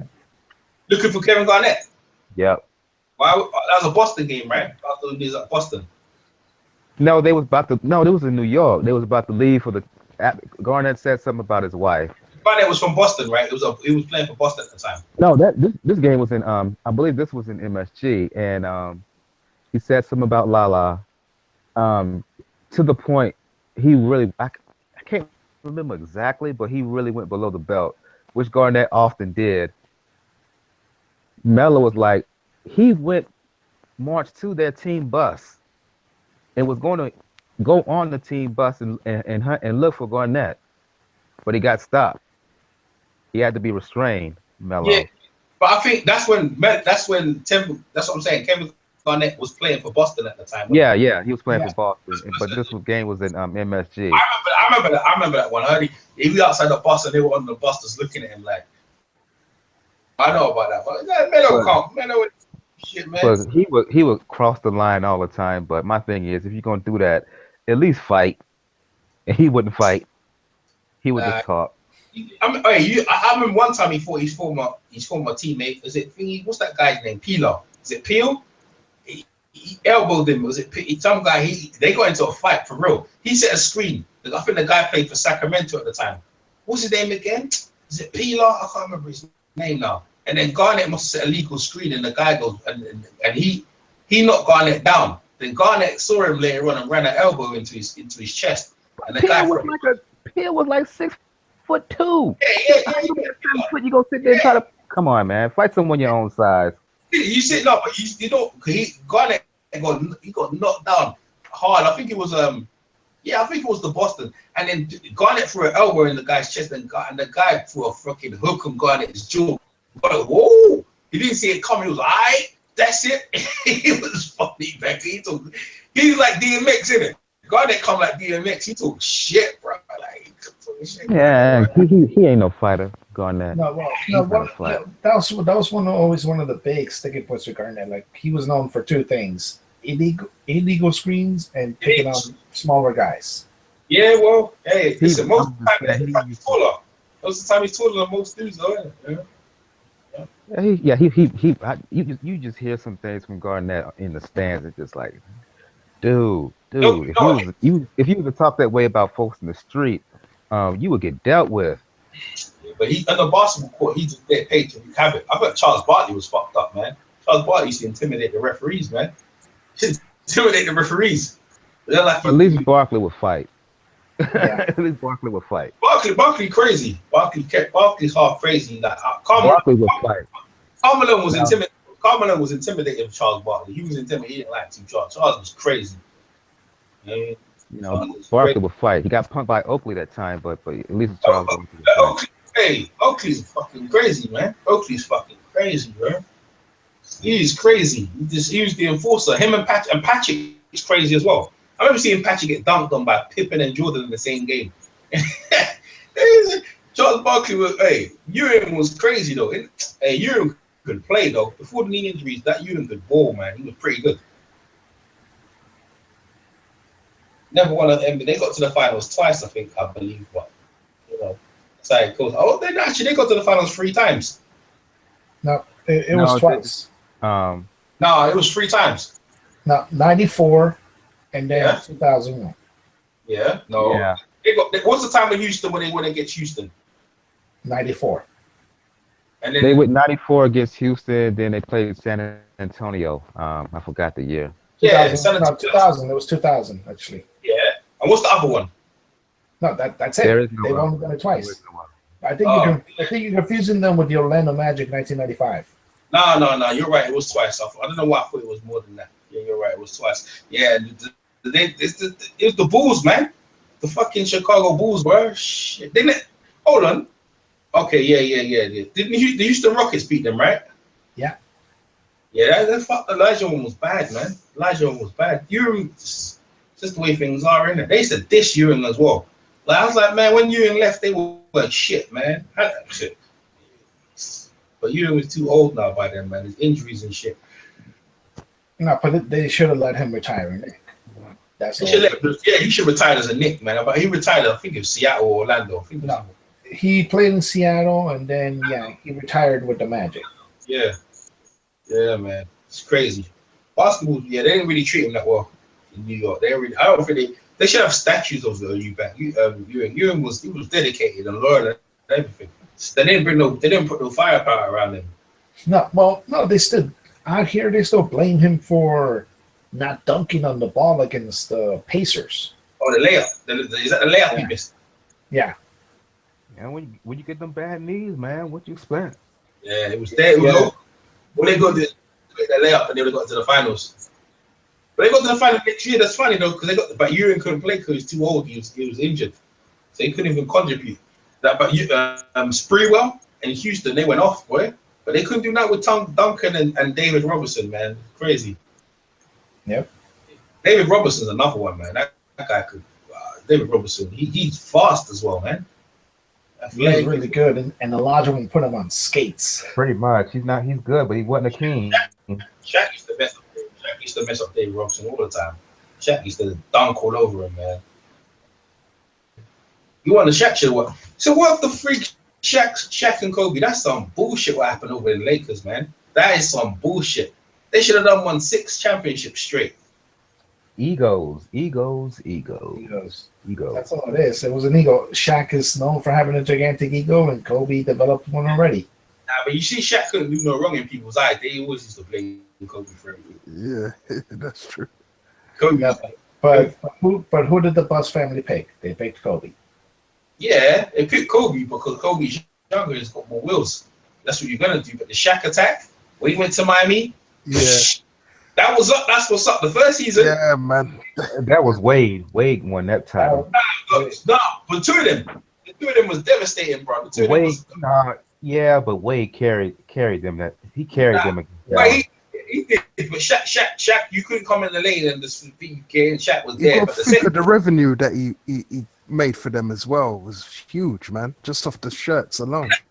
See that first year in the Miami when Shaq went there? Did they go to? I think they went to the finals, didn't they? They didn't go to the finals, right? No, they went. It was 2004, 2005. They went to the Eastern Conference Finals. They went to the Eastern Conference Finals. They got hurt.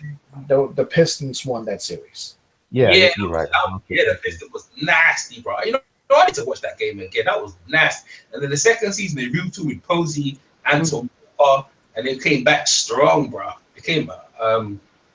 I think Thingy came back because Thingy was in New Jersey at that time. Alonzo Mourning, and he came back. Alonzo Mourning, he had some sort of illness or something like that because he stopped playing for a while. Then he no, he has the kidney disease. Now he played with the Hornets, and then he left them for a bit, and then New Jersey. He signed with Miami in 2005.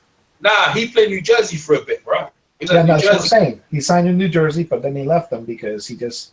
What wound up happening? Actually, no. What wound up happening is he played for New Jersey. Yeah. He didn't want to play for them anymore.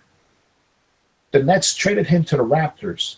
He never wanted to play for the Raptors, so he found a way to get out of that contract. And then he, Pat Riley, Mickey Harrison squashed the beef that they had, and they re-signed him in 2005. Yeah, but when he played with Shaq, listen, they were pretty vicious, man. They were pretty. Alonzo Mourning was about it, bro. He was about getting that chip. He knew the window was small. You ain't gonna get it this year. You ain't gonna get it again. Yeah, Wade was in his prime. Shaq was there. That was a nasty with Anton Walker, James Posey. Oh man, it was nasty, bro. Who did they beat that year? Who did they beat in the final? Was it San Antonio?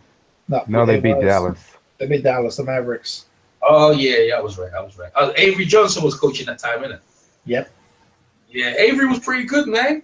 I like that team, Devin Harris. I used to like all that Dallas team. I like that. They were a fun team. Devin Harris, Josh Howard. Yeah, Josh Howard. There you go. Them two. Devin Harris, Josh Howard. They had a good team, man. Oh, was Thingy playing for them? Dampier. Was Dampier playing for them that year? Dampier? I think so. No. Wait a minute. Let me think. No, yeah, he was. And Dirk used to blame him for everything, man. God. shit. Well, like I said, that was a good team, and that was when Wade started to get to his prime. I still argue that Kobe's MVP actually belongs to Wade that year. Yeah, I don't know. I couldn't be that year didn't get to the finals. Get out of here. Is that the one? That's the one they got beat by the Phoenix Suns, right? The playoffs. Maybe. Oh, I can't remember. I can't remember.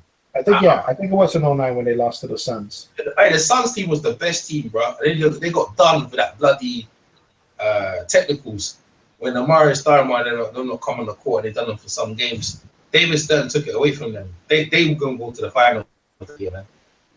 That Phoenix Suns team was wicked, bro. Yeah. Hey, what do you think about Steve Nash being the MVP for 2 seasons? I still can't get my head around. Like, I don't know. Well, he was the best. He was technically, in many ways, the best player those 2 seasons. But the problem is that people didn't like the fact that he wasn't like a dominant point guard in the sense that like he could score too. He was a pass first. He wasn't the best point player, guard. man. And, He wasn't the best player. He wasn't the best but player. Shit. at the same time, though, I think the league was just waiting for the right time just to give it to LeBron. Nah, what it was is that I reckon, in my opinion, there wasn't enough white guys getting the team, so they just thought, yeah, you know what? We won't give it to Steve Nash, man, because I think the Phoenix done their record previous before Steve Nash came back from Dallas. They were terrible. He turned the whole thing around, but the thing is, they had like people like Jimmy Jackson and stuff like that. They had some good thing. But they had what's that name again? D'Antoni, whatever. Like they had the right system. D'Antoni, Steve Nash, Jimmy Jackson, Amari Stoudemire. They had all that and they were just hurting people. It was wicked, but I still don't think him and himself as an MVP. I didn't think he was. I said, man, Kobe and some of the other ballers that year. I was like, man, come on, man. But they hyped Steve Nash, and in the second year, Shaq should have got it, and they gave it to Steve Nash again. You know what I mean? Like Dirt, I think Dirt MVP. Dirt should have been an MVP a long time ago. We finally got it though. But, I don't know about Steve Nash back-to-back MVPs, man. When you look at when you go looking at the MVP, Steve Nash stands out to me. He's like, how the heck did this guy get MVP? You know what I mean? That's the I think. All the time when I look at it, I'm like, man, I don't know about him being MVP. Like, you can't arguably say, like, what did he actually do? Like, apart from pass the ball and shoot a bit. And a couple of assists, some fancy assists that he deserved to be MVP. Oh, rebound. Leading steals. And also, but I think what didn't happen in those years was also those were the years where Kobe wasn't making the playoffs. Yeah, I know. I think the Suns knocked them out. I think the Phoenix Suns knocked them out one time, but man, I don't know about that, man. Like when you look at the MVPs, man, in this league, yeah, I think, boy, you know, better than that, man. Well, Kobe burned a lot of bridges when it comes to some relations. Like I said, I mentioned that video a long time ago. That video with him going, just ripping the Lakers for not trading, buying them for Kid. That's some of the things that followed him throughout. And let's face it, Kobe could be a jerk. Yeah. He wasn't good by himself, man. London. He needs some bodies in there, bro. He needs some big guys. Even Kobe has admitted that, you know, at times that he can be an asshole. Mm-hmm. Yeah. But see this thingy, man. LeBron's all about team. That's what I'm saying. Like, LeBron makes everyone better. Like when I used to go on the basketball court. Yeah, he's G, man. Yeah, when I get on Scorsese, that's what problem with Scorsese. He doesn't give LeBron credit for his basketball brain. Yeah, he's one of the smartest players. He's one of the smartest players in the league, and he just don't want to give him credit for that. Just want to call him basically a brute. That's just not fair. That's not right. That's a part of it. Like, have you seen LeBron's game? LeBron's game isn't all about like bullying people, getting into it. LeBron's game is about. If anything, LeBron is a Yeah. If anything, LeBron is a bigger, more athletic version of Magic Johnson. Somebody described it. He is a mix of Magic with Michael, but with the body frame of Shaq. Yeah. He don't have all the intangibles of Magic, but basically his core game, that's what it is Magic Johnson, just more athletic. Yep. Yeah. Hey, Magic Johnson was brilliant though, man. Boy. He was. He was. Honestly, I think athletic gets thrown around a little bit too loosely though. Because I mean, I don't think Magic was any slouch in that area. Oh no, he wasn't. No, that's why. He was plenty quick and was able to get in position in the right position at the right time almost every time. What do you guys think of Tim Duncan? Or did you speak about him already? Greatest power forward ever. Yeah, greatest power forward of all time. Of all time. Yeah, that was my guy, man. Not that I when I did watch basketball, that was Mr. Fundamental. Yep. Big fundamental. I never liked Duncan, man. I never liked him. Yeah. No, a lot of people didn't. It's just because usually you hear like over here they only talk about really Shaq, he's really good. I mean, I Johnson, Jordan. I just didn't care for him. Yeah, I hear that. No, well, Duncan was a really quiet guy, and like he was more known for at least outside the court for like wearing really really really oversized jeans and shirts, and that photo that he had in that Christmas party, where I think it was with Tony Parker. Then he had the photo where they were holding guns to Troy Crawford's head. I don't think I ever saw that. Yeah, it's a hilarious photo. Like Tony Parker supposedly like holding the 9mm, and Tim Duncan's holding a shotgun, and Tim Duncan had the same expression he has every single day of his life. That same gormless look, innit? Yeah. Yeah. Yeah, I'm looking at it right now. That's pretty funny. Yep. But you can't discount the fact that he's Tony Parker looks like he was drunk or some shit when he took that picture. It was a party, yeah. Yeah. They had to be drunk. That's funny. No, there's a couple of things that people don't like about Tony Parker, and like not Tony Parker, about Tim Duncan. How he gonna cheat on Eva Longoria, man? That's one. That's one thing. That's one thing when it bad. comes to Tony Parker. But with Tim Duncan, a lot of it also is that personality. He didn't have like that outlandish personality that even David Robinson had a little bit. I mean, how he just gonna mess that up with Eva? Maybe he was good, man. I thought he was really good, boy. Isn't it karmic in a way where Eva Longoria's breakout role was as a cheating wife, and she winds up getting cheated on? That's pretty ironic. That's usually what happens.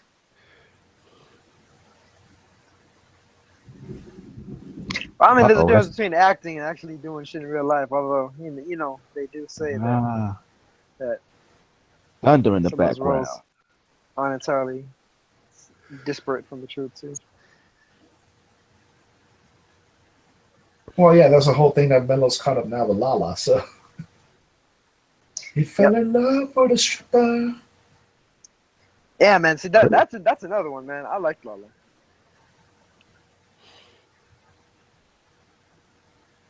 I don't understand it either, but I don't know their situation. Who am I to have anything to say about it? I just waited for somebody to try to put some shit on Wade and Gabrielle. Gabrielle gonna play that. I'm rooting for them, and don't put no bad karma on them, man.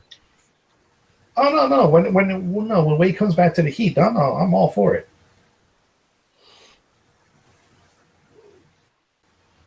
Because Wade would have to be an absolute fool to mess that up for her. See here, like he went from his high school sweetheart to marrying a beautiful woman who's 10 years senior, and he pulled that off.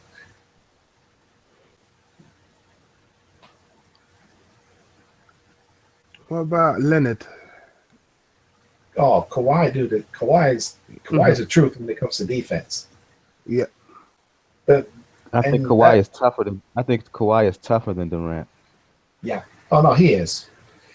No, well, the issue now with Kawhi's kind of has that same thing with Duncan has, like his personality isn't out there. Mm-hmm. But he does make sound decisions. Like he has a multi-million-dollar contract. He still lives in a middle class apartment, and he still drives like I think a '97 Ford Explorer. Yeah, he's The a bad same- dude. Kawhi, he's a bad dude. The same car that he drove in San Diego State.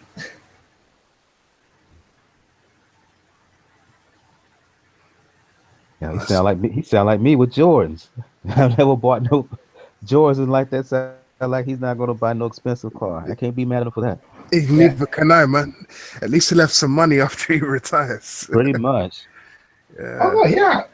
If you're living in a good old middle class apartment complex, and that's the car you're driving, apparently he even drove that car from California to Texas. Oh shit. He probably did too. I can imagine. But you know what? When I hear stuff like that, that's good. That is refreshing to hear, man. Because I hear a lot about basketball players going broke, man. They play like 2 seasons and then they're flat broke, like the 3rd season. Or there's a lot of horror stories in the NBA, man. Yeah, a lot of it. Part of it's agents and whatnot. Part of it's their own doing, and part of it's their family. Yeah. It's a mixture of all of them, yeah. Because in a way, like, okay, the agent, especially if you as a player don't have any business sense, can easily take advantage of you for cuts. Yeah. Like so-called financial advisors can definitely take a good, clear advantage of you. And the one thing I know that nobody can escape is a family thing. Mm-hmm. Because actually, if we're going broke, I'm gonna go to that documentary, like that 30 for 30 broke. Yeah. And I'm Bernie Kosar. Oh my gosh. Yeah. Oh my gosh. Like he literally gave all his money first to his dad because his dad fucked him up as a child, and then to his ex-wife because she acted like his dad. Oh shit. That was truly sad. The man admitted he had 50 cell phones that he was paying for. Shit, man. Yeah, and that was and Bernie wasn't a slab. Like he had a decent career, so there's that aspect of. I say go to Marshawn Lynch route. Put all your earnings from what you get from the league and whatnot from playing. Put that in the bank and live off the endorsements. Yep. Live off the interest of that. Yep. Oh, you can definitely do that if you have really. That's what he did. sense. From what I hear, that's what he did. So he has like $50+ million. He just